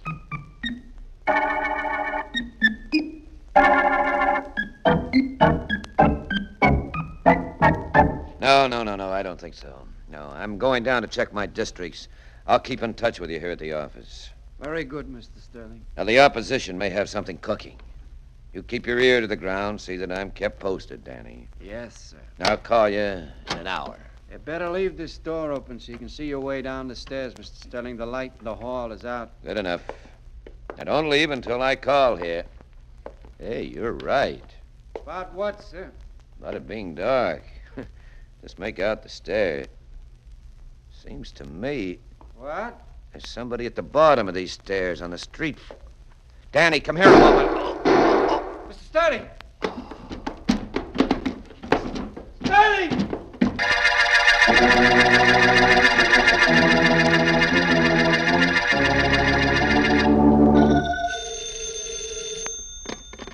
Philo Vance speaking. Markham Vance. We've got a murder. Well, that shouldn't be hard for you to solve. The Wakefield sisters ought to be in to confess the crime as soon as they read about it in the papers. Please, Vance, this is serious. The dead man was rather important politically. He was Joe Sterling. Oh. Well, Markham, he thought he was going to be killed. And he thought he knew who was going to kill him. Who was that? Frank Allen. Oh, campaign manager for Edgar Lessing, eh? Yes. Allen and Sterling were pretty bitter rivals. After what you've told me, I think I'd better have Sergeant Heath pick him up. I wish you'd wait an hour or so, Markham. I want to see him first. All right, we'll wait an hour. Good. What were the circumstances of the murder? Well, Sterling was found at the bottom of the steps leading to the street from his office. He'd been shot, presumably as he was about to go out the street door. Mm-hmm. The only witness, and he isn't a witness exactly, was Danny Moore, who worked for Sterling. What about him? Well, he was in Sterling's office when he heard the shots. We're holding him incommunicado. I don't want any newspapermen to get to him before we question him thoroughly. But the papers do have the story. Yes, headquarters reporters arrived with the homicide police. There'll be an addition on the street very soon carrying all the details we know. I see. All right, Markham, thanks for calling and telling me about it. I'm going to see Frank Allen right now. He's a campaign manager. I guarantee I'll find out if he elected Joe Sterling dead.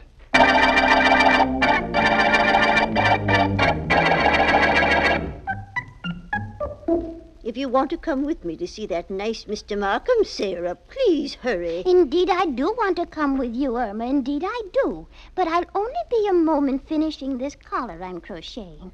Pretty, isn't it? Look. You're very handy, Sarah. Very handy. Thank you, Irma. And I do want to come with you, so just wait 1 minute and we'll go down to Mr. Markham's office and tell him that we killed Mr. Joe Sterling. I'll wait for you. Are you going to wear your new collar? Indeed I am. Indeed I am. I don't want Mr. Markham to see me in this same old dress without something new on.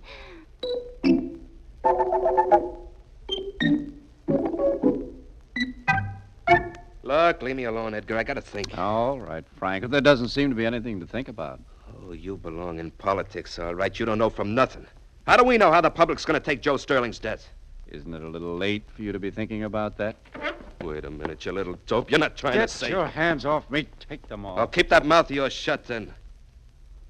Remember this. Remember it now, and remember it when you're elected, if you're elected. You don't do any talking, you don't do any thinking. You just follow orders. You understand that? I know what you're trying to say, if that's what you mean. That's what I mean. So with Joe Sterling out of the way, I think you're a cinch. But you just go through the motions when you get elected. I'll do the thinking. You think you're smart enough to remember that? Yes. Now that you're smart enough to remember that, see if you're smart enough to forget about how important Joe Sterling's removal is to us. Or what I want... Who could that be? What do I know? Go and see. Supposing it's the police. Supposing you had a head on your shoulders. Or is that supposing too much? Never mind. You stay here. I'll go to the door. Stupid characters I get hooked up with. Why don't I turn honest and learn to steal? Yes? Hello. My name is Vance. Philo Vance. Thanks for asking me in. Oh, so you're Vance, huh? I've often wondered what you looked like. And now you know. Aren't you lucky? What do you want here, Vance? I want to see Frank Allen. Well, you've seen him. That's me. Aren't you lucky? Who's the other individual? Oh, wait a minute. I recognize him from those campaign posters all over the city.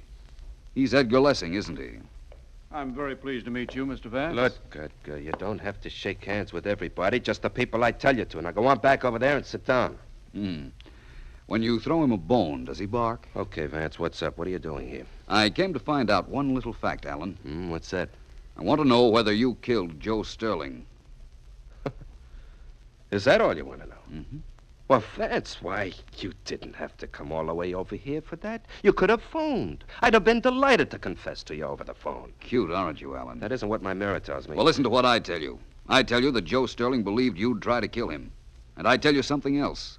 I tell you that if you did, I'll find a way of proving it. Look, Vance, I don't stand inside a doorway and shoot guys as they're about to walk out in the street. What is your type of murder? I better teach you a lesson. I just better. That's all. A lesson like this. Is that all you have to teach me? You'd better learn something yourself. Come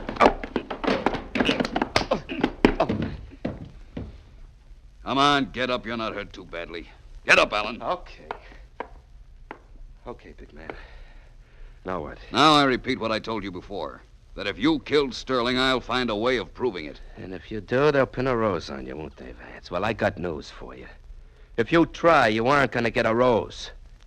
You're going to get a whole bouquet. Laid right on your chest.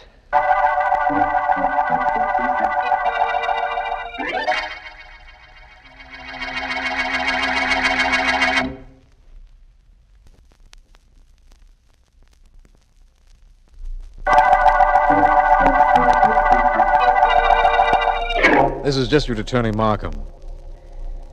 The Sterling murder case opened with the finding of the body of Joe Sterling, political boss. Vance's principal suspect is Frank Allen, who is sponsoring a candidate in opposition to Sterling's. We have no clues to the murder as yet, but we'll have a confession in a moment. A confession from two old ladies, the Wakefield sisters, who feel it their duty to confess to every major crime that's been committed in this city in the last 3 months. They're in my office now, and I've got to listen. So you see, Mr. Markham, we're quite ready to be sent up the river. Indeed we are, aren't we, Irma? Such a vulgar expression. We're ready to pay the penalty for killing Mr. Sterling, Mr. Markham. That's what Sarah means. So I gathered. Well, ladies, I appreciate what you're doing, but, let me ask you a question. By all means. You wouldn't consciously try to make my job more difficult, would you? Why, Mr. Markham? That's what I thought. You see, I have a lot of problems concerned with Mr. Sterling's murder, and only one of them is finding the murderer. I don't think I understand. Legal technicalities. Habeas corpus, ipso facto, e pluribus unum. Very involved legal procedure. Do you understand? Oh, indeed we do. Good. My sister and I didn't mean to bother you. We just wanted you to know that we wished Mr. Sterling dead, and poof, he was dead. Yes, poof, he was dead. Prove he was dead. Well, thank you very much. And now, ladies, if you'll excuse me, I have a lot of work to do. Of course, ipso facto and all, isn't it? Yes. You understand, don't you? Indeed we do. Come, Irma. Goodbye, Mr. Markham. You'll let us know when you want us, won't you? Indeed I will. I mean, of course. Good day, ladies. Good day. Good day. You know, Irma, I don't think Mr. Markham can be bothered with confessed murderers today.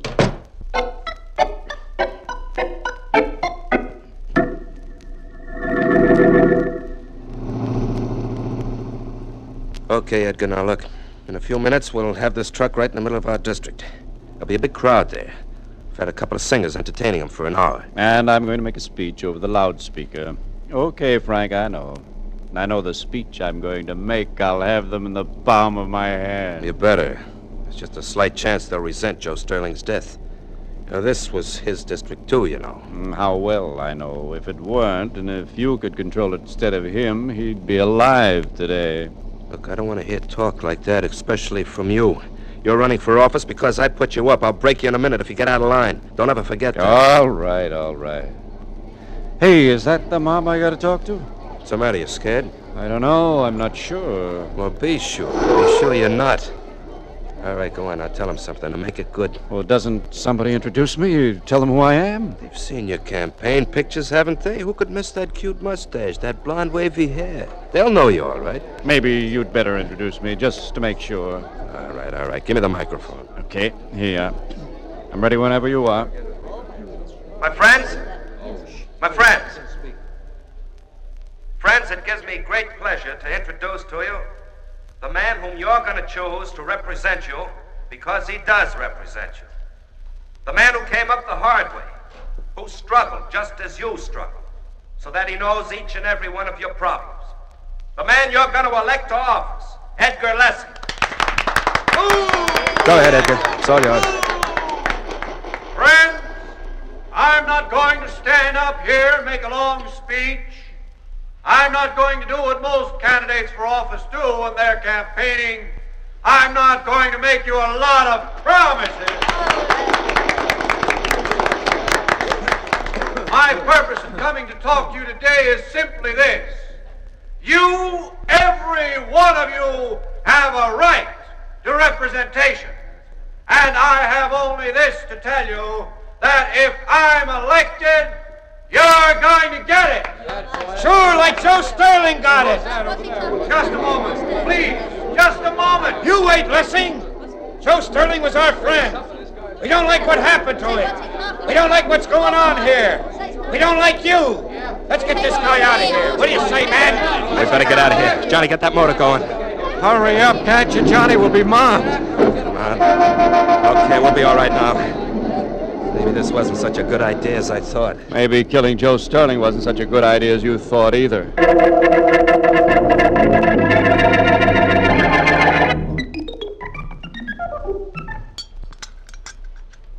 Would you care for another cup of tea, Sarah? Now, let me think. I just don't know. You don't mind if I have another cup? Indeed I don't, Irma. Indeed I don't. He should be here almost any time now, don't you think, Irma? You mean Mr. Vance? Yes. Yes. When he phoned, he said he'd be here at 4 o'clock, and it's almost that now. He's a nice man. I like him. He's wonderful. He's the kind of a man I should have married. No sense getting that particular at our age, Sarah. I think... Oh, that must be Mr. Vance. I'll go. Oh, no, I'll answer the Irma, door. please. I'm the younger sister. I'll go. I'll go fix some more tea in case Mr. Vance would like some. That will be nice. Good afternoon, Miss Wakefield. Yes, indeed it is. Indeed it is. Come in, Mr. Vance, please. Thank you. Where's your sister? Oh, she's in the kitchen. She thought you might like some tea. Oh, she shouldn't have bothered. This is a wonderfully homey room. Well, we tried to make it that, Mr. Vance. Irma and I don't have much else. You're sure you wouldn't care for some tea? Positive. Who's that gentleman whose picture's on the wall? That's Uncle Martin. He's been dead for 20 years. And that's a picture of his son over there on the mantelpiece. That's what you were looking at, wasn't it, Mr. Vance? Yes. Fine-looking lad. About 15 when this was taken, wasn't he? I think so. Miss Wakefield, this is kind of a business visit. I hope you don't mind. Oh, indeed we do not. What is it you want to know? Well, now let me see. As I understand it, there have been several murders in this city in recent weeks. You and your sister have confessed to all of them. That's right. Of course we confessed. We killed all of the men. Why? And how? Well, we killed them because they were evil, and we just willed them to death. Irma and I just sat right down and willed them to die, and they did. You did that to Joe Sterling, too. Oh, of course. He was a very dishonest man. When we read in the papers how he had hurt other people, we just couldn't stand it. So we sat down and willed him to die. And do you know something? At the very moment when the paper said he was killed, Irma and I were sitting right here. Yet we could see him tumbling to his death. Is that so? Yes. Well, Miss Wakefield, you've answered my questions very nicely. I know you'd told everything you just told me to Mr. Markham previously, but I wanted to hear it. Oh, are you leaving so soon? Yes, I'm afraid I must. I'm a little late. Oh, do you have an appointment with someone, Mr. Vance? Not exactly, although I am going to see Mr. Markham. I'm a little late in solving this case, is what I meant.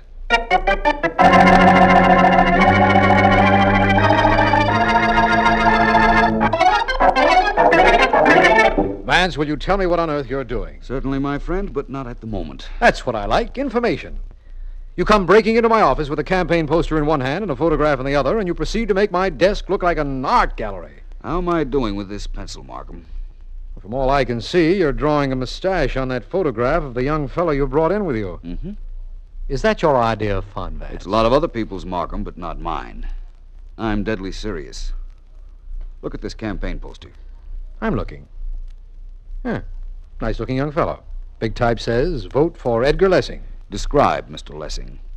Well, nice-looking, wavy blonde hair, little mustache. Fine. Now look at the photograph I've been working on. I saw it when you brought it in. It was a picture of a young fellow about 14, wasn't it? Mm-hmm.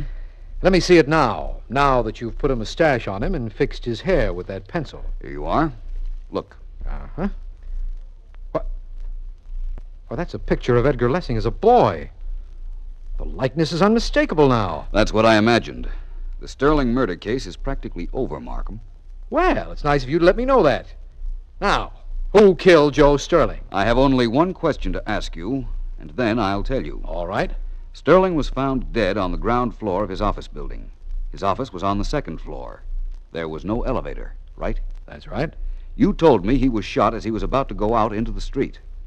Have you had any reason to revise that theory? Well, yes, I've had time to question the man who was in Sterling's office.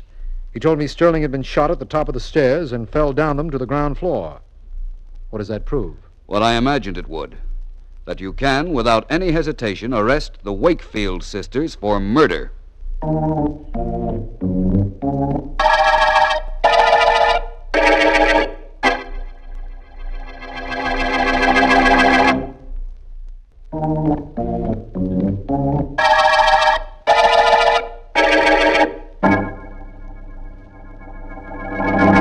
I think, Miss Sarah, that you could have gotten away with your very clever plan if you hadn't made one mistake. What mistake did we make, Vance? I'll get to that in a moment. We know now that Edgar Lessing was your nephew, that you knew you could control him if he were elected, and that he could never be elected as long as Joe Sterling were alive. So, these two women did kill Sterling. But, Vance, how about the other killings they confessed to? That was their plan, Markham. They thought this out months ago when they decided to kill Sterling. They came to your office on several previous occasions and admitted murdering several individuals who had been found dead. Yes. That was just to throw you off. It did throw him off, too, didn't it, Sarah? Indeed it did. Indeed it did. And if it weren't for Mr. Vance, nobody would ever have suspected us of killing Mr. Sterling. We were just two harmless old women who hated anything evil. Or so you wanted us to think. What I want to know, Vance, is why you took that young fellow's photograph from the Wakefield's living room in the first place. You must have been suspicious of them to do that. I was. It was something Miss Wakefield here said to me that gave me the clue. So far as anybody knew, Joe Sterling was killed on the ground floor of his office building. Yet she mentioned that she saw him tumbling down. Tumbling down, Markham. Oh, I see. That's why you asked me if Sterling had been shot at the top of the stairs. Right. I thought he might have been, after I heard what Miss Wakefield said. Uh-huh. Only the murderer would know a thing like that, Markham. It wasn't in the newspapers. Well, all I had to do then was find the motive, which we know now. Yes. And the career of the Wakefield sisters was at an end. The career of these two women, Vance, and also the Sterling murder case.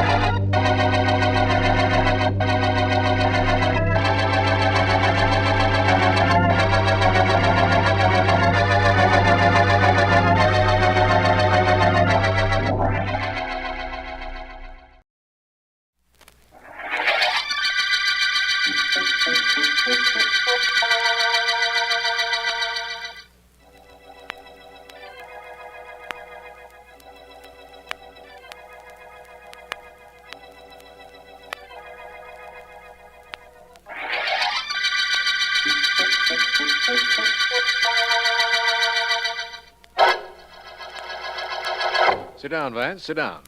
Nice of you to drop in. Well, thank you, Markham. Well, I'm glad that being district attorney gives you the same privilege of working late that my chosen profession affords me. Haven't seen you in a week, Vance. Don't tell me that the public has taken over my favorite private investigator. Oh, I've been busy, but mostly routine cases. Then, this evening, I was driving by this way, saw the light in your office, and thought I'd take a chance that it was you up here and not a cleaning woman. I'm glad you're not disappointed. Or are you? If the cleaning woman had a murder case for me to work on, or if you don't, I will be. Anything unusual going on, Markham? Yes, I'm working late because a young lady phoned me and asked me to wait for her. She said it was urgent. Well, that sounds very interesting, Markham. Perhaps I... Which one of you is the district attorney, please? Please? Well, please come in. I must see Mr. Markham. I phoned him a while ago. It's a matter of life and death. Yours? Are you Mr. Markham? I'm Philo Vance. This is Mr. Markham. How do you do? Mr. Markham, my name is Mills, June Mills, and you've got to help me. Well, I'll certainly try if you'll give me a hint as to how. Oh, I'm sorry. It's just that I'm so upset. I've never done anything like this before, and I don't even know if you can help me. If he can't, I'd like to, Miss Mills. What's the trouble? Well, I know the district attorney is called in to help convict a killer after a murder takes place, but can he help prevent one? That's what I want to know. Can he? He certainly can try. Tell me what it is you're troubled about. It's my boyfriend, Johnny Blake. He works at the soda fountain down at the Kingsway Luncheonette. He's going to be killed. Who's going to kill him? Who? Yes, Miss Mills. Who? Well, I can't tell you. I can't tell you that. I don't dare tell you. Why not? Because they'll kill me, too, if I do. And you won't be able to stop them. They might kill me if they knew that I came here. Oh, I just thought of that. You've got to forget that I was here. Promise me that you will. What about your boyfriend, Johnny Blake? I'll think of something else. I'll have to. Nobody must know about this. Promise me, both of you, that you'll do nothing about it. Please, please, promise me. I'm frightened. You've given us no alternative, Miss Mills. We have nothing to work on. Yes, I know. I'm sorry I came up here. When I heard about... Oh, no, I can't tell you. I mustn't. Remember, you promised that you'd forget what I said. Please forget that I was here tonight. Please. Well... What do you think of that, Vance? I don't know yet. That girl was terrified. Something tells me I ought to see her boyfriend, and I will, first thing in the morning.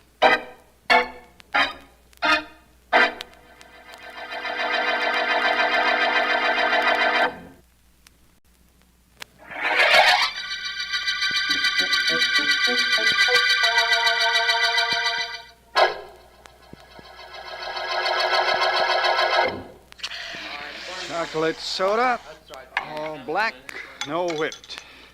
There you are, sir. Thank you. What's yours, miss? Strawberry soda, no ice cream, please. And a bacon and tomato on toast. Right.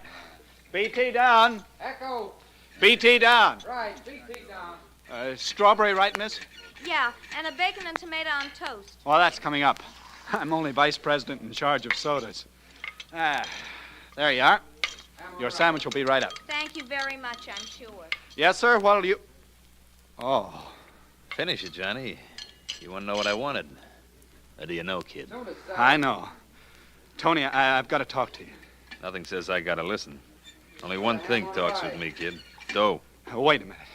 Hey, Dick, take the counter for me for a minute, will you? Yeah, sure, Johnny. Tony, I haven't got what I promised you I'd have. No, Johnny? Not too bad. I'll take a plate of vanilla. Oh, sure, Tony. Coming up. You're not sore, Tony. There. Sore? No, I ain't sore. Only I'm disappointed in you, Johnny. Here you are. White.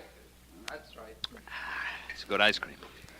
You, promised me something, you don't keep that promise. That ain't right.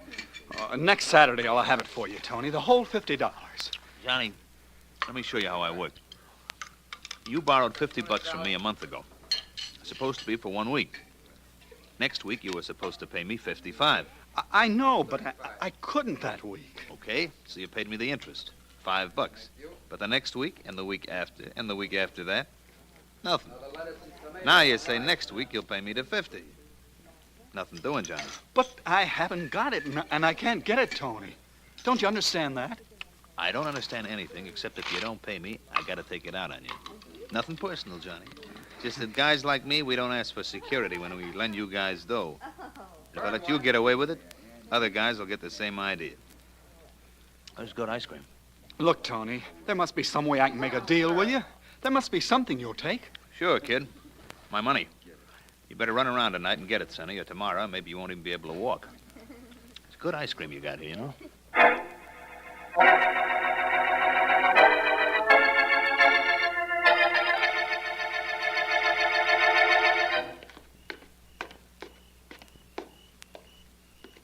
Sit down on the porch for a minute, Johnny, please. I don't want to sit down, June. I brought you home. I've got to leave now. All I need is for your old man to catch me here. Good night. Johnny, wait. What is it? He did come to the store tonight, didn't he? Tony? Yeah, he came in. June, I got to get out of here. Your father... Johnny, the rate of interest Tony charges isn't legal. You could go to the police. Forget that, and quick. That'll only mean more trouble. Hey, where did you disappear to before? Where'd you go, the cops? I went to the district attorney's office. Oh, Junie, you little fool. If you told anything to the DA, I'm cooked. Don't you realize that? You didn't go to the police. You didn't. Johnny, it was for your own good. I know you don't have the money. I knew what Tony would do. I had to go. But I didn't tell him anything. Honest, I didn't. You little dope. Why I told you anything, I don't know. If a cop shows up at that store, Tony will take care of me, sure. June, who's that with you? It's me, Mr. Mills. Johnny Blake. Daddy only took me home. That's all, Dad. That's all. Johnny, you listen to me. I've told you to keep away from June. If she hasn't enough sense to know what kind of a guy you are, I have. Mr. Mills, you don't understand about Understand? us. Why, Dad, What are you please. trying to So do? I don't understand, eh? Let me. I understand this. That you're no good for my daughter, Johnny. You're no good to anybody. And I'm telling you now, as quietly as I can, that if I ever catch you with her again, I'll kill you. Do you understand?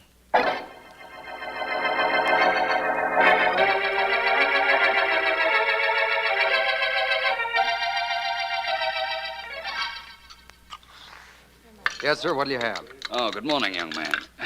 My name is Vance. If you're selling anything, Vance, you better see the manager, Mr. Kelly. He'll be in about a half an hour. My name is Philo Vance. Oh, I'm sorry. I can't do a thing. Philo Vance? The private detective? Well, I'm really a private investigator, but the difference is so subtle we'll skip it. I'm looking for Johnny Blake. Is that you? Nope. I'm Dick Jackman. Johnny ought to be around, though, somewhere. Where's that? Well, I don't know for sure. I just came to work. He gets in before I do. Maybe he's downstairs in the basement grabbing a smoke. Or mixing some syrups or something. What's up, Mr. Vance? I don't know. That's what I came to find out. Which way is the basement? Right down the stairs at the back of the store. Say, I'm off for a couple of minutes. You want me to take you down? I'd appreciate that very much. Okay, just walk along outside the counter, Mr. Vance. Meet you in the back. Well, that's fine. Thank you again. Here we are. Right through this door. Down the stairs. Oh, I'll go first, Mr. Vance. If you will. See, we keep all kinds of stuff down here, Mr. Vance. Syrups, big refrigerators, everything. Hey, Johnny, got company. Yeah, that's funny. Maybe he isn't down here. Oh, no, he's got to be. One of the boys said he saw him go down here about an hour ago. Hey, Johnny! John! Mr. Vance? I see it. Was that Johnny Blake? Sure looks like him from here, Mr. Vance. I wouldn't like to go over there. I would like to look at it from up close. You won't have to, Dick. He's dead. I can tell that. I can see from the way he's crumpled up. What's that on the floor next to him? Well, that's a syrup pump. Vanilla syrup pump. We keep all of them down here in the morning where they can be scrubbed. Well, I'd say somebody hit Johnny over the head with it and killed him. Dick, who was it Johnny was afraid of? Don't ask me, Mr. Vance. I don't know. I haven't any idea who it was. No kidding. I wouldn't know, Mr. Vance. I wouldn't know.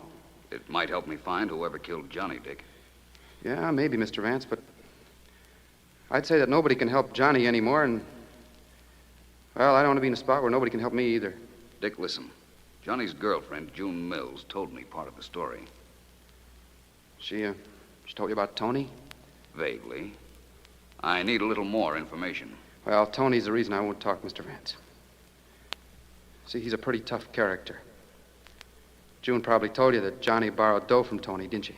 Not exactly, but she didn't have to. And as a matter of fact, Dick, you don't have to do any more talking either.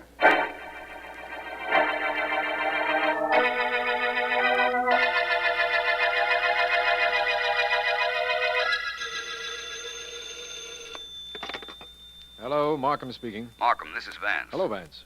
I'm down at the Kingsway Luncheonette. You remember the girl who came to see you last night? Yes, very well. Why? I should have come down here last night, only she begged so hard I postponed it until this morning. What she was afraid of has happened. Her boyfriend, Johnny Blake, has been murdered. What? That's right. He was hit over the head with a syrup pump. A vanilla syrup pump. And his body was tossed in a corner. You'd better get Sergeant Heath and some men down here right away. Yes, I will, of course. So, Vance, it's finally happened. You found a murder and called me in. Well, I hope that's as far as precedent breaking goes on this case, Markham. I'd like to solve this case. Incidentally, I have something to work on. you have? What's that, Vance? Johnny Blake's soda fountain partner, Dick Jackman, told me what it was that Johnny's girl was afraid of. He'd borrowed money from one of those small-time gangsters who lend money to soda clerks and barbers and small salaried office workers who have no security. Yes, we call them Shylocks, Vance. They're usually pretty hard customers. Are they, Markham? Well, I'm going to see this one. Maybe I can soften him up a bit.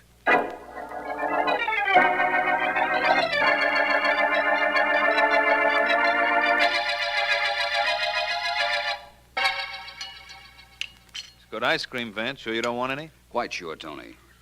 You seem to be enjoying that quite a bit. Why not? I like it. I get ice cream sent up here to my office every day. If I like something, I enjoy it. It's very hard for me to find fault with that logic. Let's talk about Johnny Blake, though. Nothing to talk about. You told me he got murdered. It's too bad. He owed me dough. But I can write it off. Listen, Tony. I found Johnny in the basement, killed with a syrup pump. The basement window had been smashed, and the murderer got in that way. Where have you been all morning? Me? Right here. I got 6 people who'll swear I was here all morning. I have no doubt about that. You admit that Johnny owed you money and couldn't pay it, don't you, Tony? That's right, only I wouldn't knock him off for that. You see, now I'll never get my dough. That ain't good business, Vance. It might be in your line of work, Tony. You might credit it to advertising. That's pretty cute, Vance. You mean other guys will remember that maybe they should pay me what they owe me or they wind up like Johnny. Hey, that's pretty cute, Vance. I should have thought of that myself. Are you quite sure you didn't? I'm positive, but I'll remember about that, Vance. I wouldn't if I were you, Tony. Vance, haven't you got any curiosity? Or haven't you got any nerves? I assure you I have both. Why? You know those sounds you're hearing, your shots. How come you don't ask about them? You'll tell me, Tony. You were just dying to tell me the minute I heard the first one. No wonder you don't eat ice cream, Vance. You don't need any. You're the coolest thing I ever ran up against. You want to know about those shots? Well, let's say you want to tell me about them. Yeah, I do. You see, Vance, those are my boys shooting off those guns. They're practicing. It's my idea. You like it? Not well enough to shout bravo. They have permits. Sure. That's my idea, too. I see. What are they shooting at? Well, right now it's targets. Targets I set up downstairs. They practice so that if they ever get in a jam, they'll be able to shoot straight. I got the idea from the FBI. How do you like it? I like it all right, Tony. Only I have an idea that anybody that commits a crime ought to be caught. That's something I got from the FBI.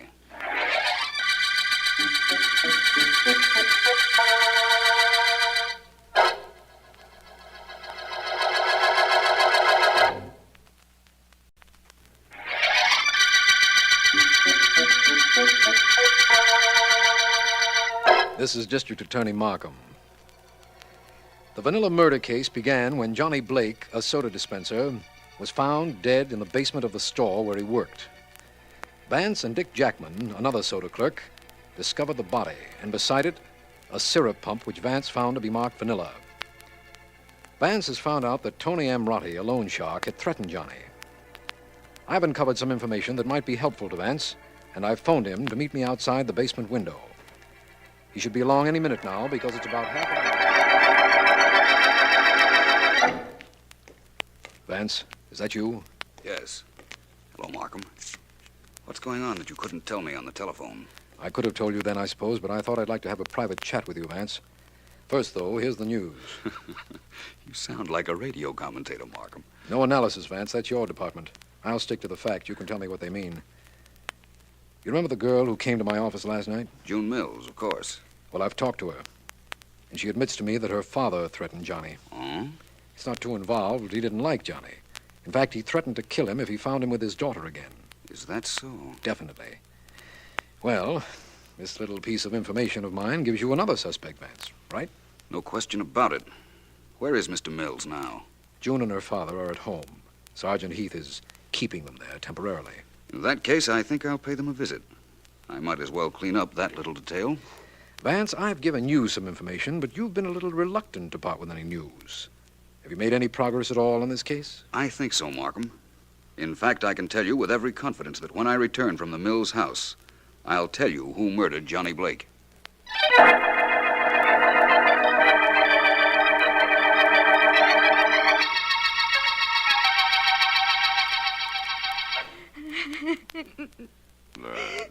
No, stop crying, baby. There's nothing that crying will do that'll help. Let her cry if she likes, Mr. Mills. No. Surprising as it may seem to you, an expression of grief does offer a measure of consolation. Thank you, Mr. Vance. Not at all. Mr. Mills, I'm not going to do any routine questioning about your threatening Johnny Blake. That isn't important at the moment. The only thing that is important is who killed him. Well, it wasn't me. I hardly expected you to sign a full confession just because I decided not to question you, Mr. Mills. But on the other hand, saying it wasn't you doesn't absolve you either. Mr. Vance, I want to tell you now what Johnny was worried about. What I couldn't tell you last night. I don't care what happens to me now. I want you to know the truth. I think I know the truth, Miss Mills. And after this little talk I've had with you two, I think I know something even more important. I think I know the killer.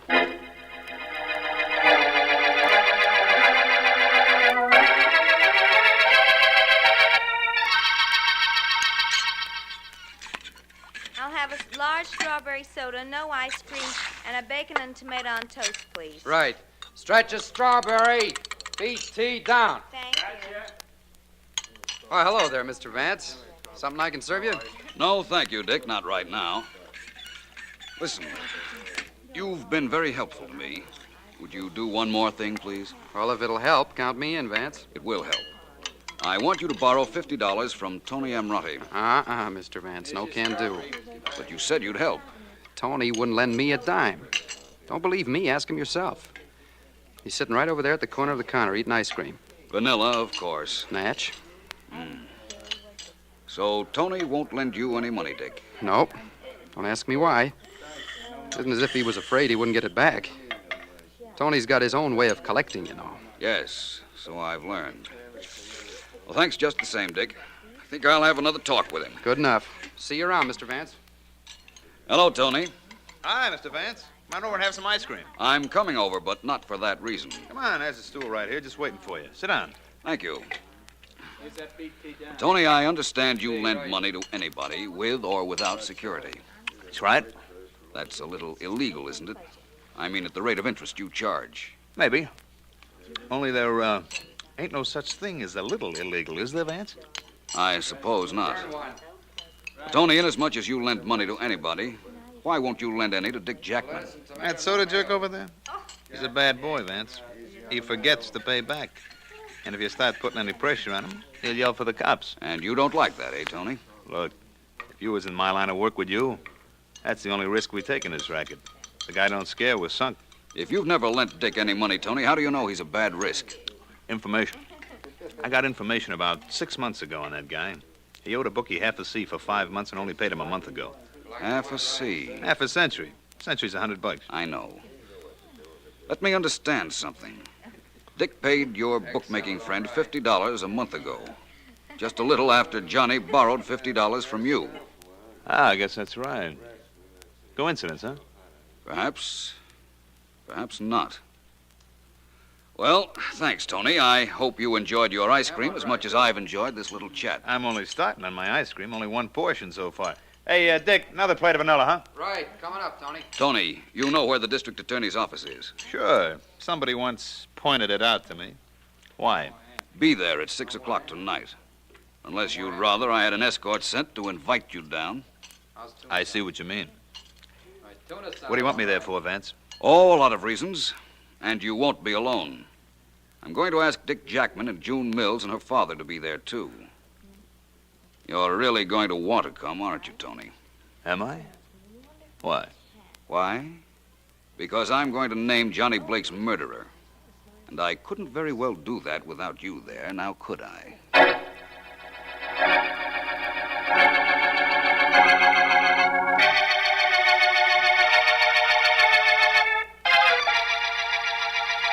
I'm sorry you all are being kept waiting, but Mr. Vance is due here in a moment.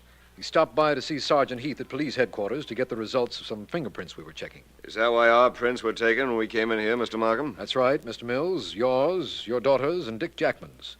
We already had Tony's, didn't we? Don't be so proud. Cops in 6 cities have got my prints. Maybe 7. Let me see now. Yeah, it's 7. Hey, Mr. Markham, can I send down for some ice cream? No, not at the moment, Tony. Ice cream. All I hear all day is ice cream. I'd like to forget that for a while if it's all right with everybody. Listen to him. The kid's getting nerves. Right, Miss Mills? I don't know. I don't know anything anymore. Good evening, all. Oh, here's Vance now. Hi, Vance. Well, I see that all our invited guests are present, Markham. Yes, they are. Thank you all for being here. In a few minutes, I promise you, 3 of you may leave. Now let me bring you all up to date on some details, please. Any way we could stop you? No, Tony, I think not. To begin with, when Dick Jackman and I found Johnny's body, it was lying in the corner of the basement, quite a distance from the stairs. So far, in fact, that Dick wasn't quite sure it was Johnny at first. That's right, Mr. Vance. Dick and I saw the murder weapon at the same time, the vanilla syrup pump. I didn't know what it was at first, but Dick identified it for me. That's right, too. What he didn't know, and what I didn't know then, was that there were fingerprints on that pump. Fingerprints of the murderer. All I know is they ain't mine, unless this is a trick. They aren't your prints, Tony. You see, the fingerprints on the syrup pump are Dick Jackman's. Why not? I handle that pump a lot. Isn't that reasonable? Yes, but you didn't handle it this morning. You had just come to work, remember? And the pumps were downstairs in the basement to be scrubbed. You got your fingerprints on it when you hit your friend Johnny Blake on the head. Oh, no. You can take him, Markham. Oh, no, he can't. Nobody takes me. Nobody gets me. Relax. Quite a wallop you have, Tony. Yeah. Tell that to your friends, will you, Vance? Good advertising. What a chump this Dick Jackman was. Left fingerprints. I'm sorry to have wasted your time in this case, Vance. Inasmuch as there were fingerprints, it actually was nothing but a routine police case. That would be true, Markham, except that there were no fingerprints. What? I beg your pardon? I made up the detail of the fingerprints merely to force Dick into making a break. You see, I knew he was our murderer. You knew Dick was the murderer and there were no fingerprints. How? Just think over the facts for a moment, Markham, and you'll know how I knew, too.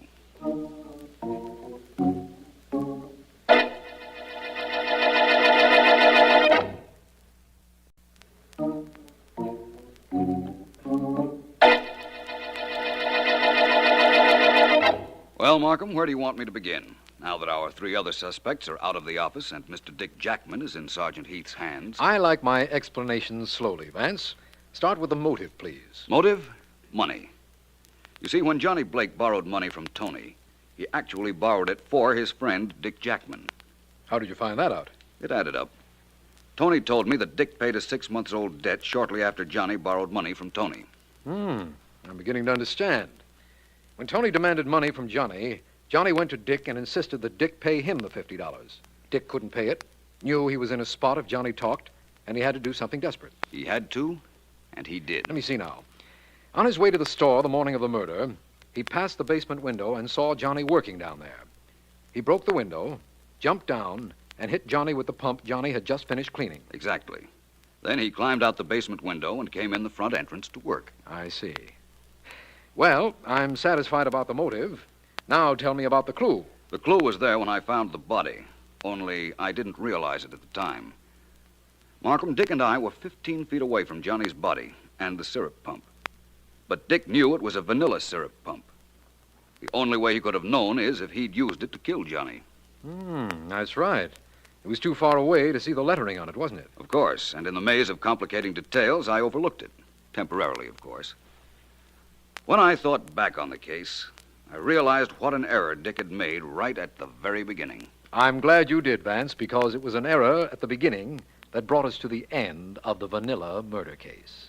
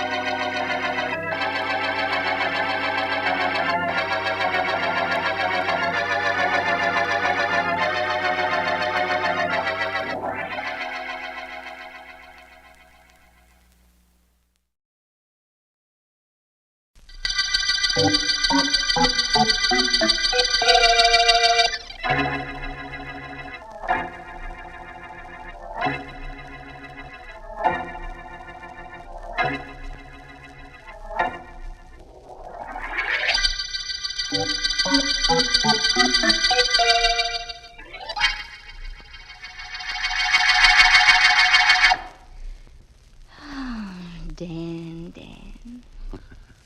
We're not acting like 2 kids, are we, May? Why shouldn't we if that's the way we feel? Who has more fun than kids anyhow? Oh, I wish next week would hurry up and get here. You couldn't do anything about rushing it, could you? No, that doesn't mean I haven't tried. Last night I put on my bridal gown, closed my eyes, and said to myself, this time next week I'll be Mrs. Dan Sanford. Oh, Dan, you've made me so happy. Don't ever disappoint me, will you? I'll try not to. May I have something I want to... No, not right now, Dan. There'll be no talking for the next 30 seconds. That's an order. May, let's stop for a minute and be sensible. Who wants to be sensible? After next week, I'll be sensible for the rest of my life. There may not be a next week if you listen to what I'm going to tell you. Never heard a better reason for not listening to anything in my whole life. Besides, I don't have to listen, Dan. I know what you're going to tell me. You're going to tell me what business you're in. But I already know. You do? Certainly. And I'm going to help you. Even though I know your business is murder.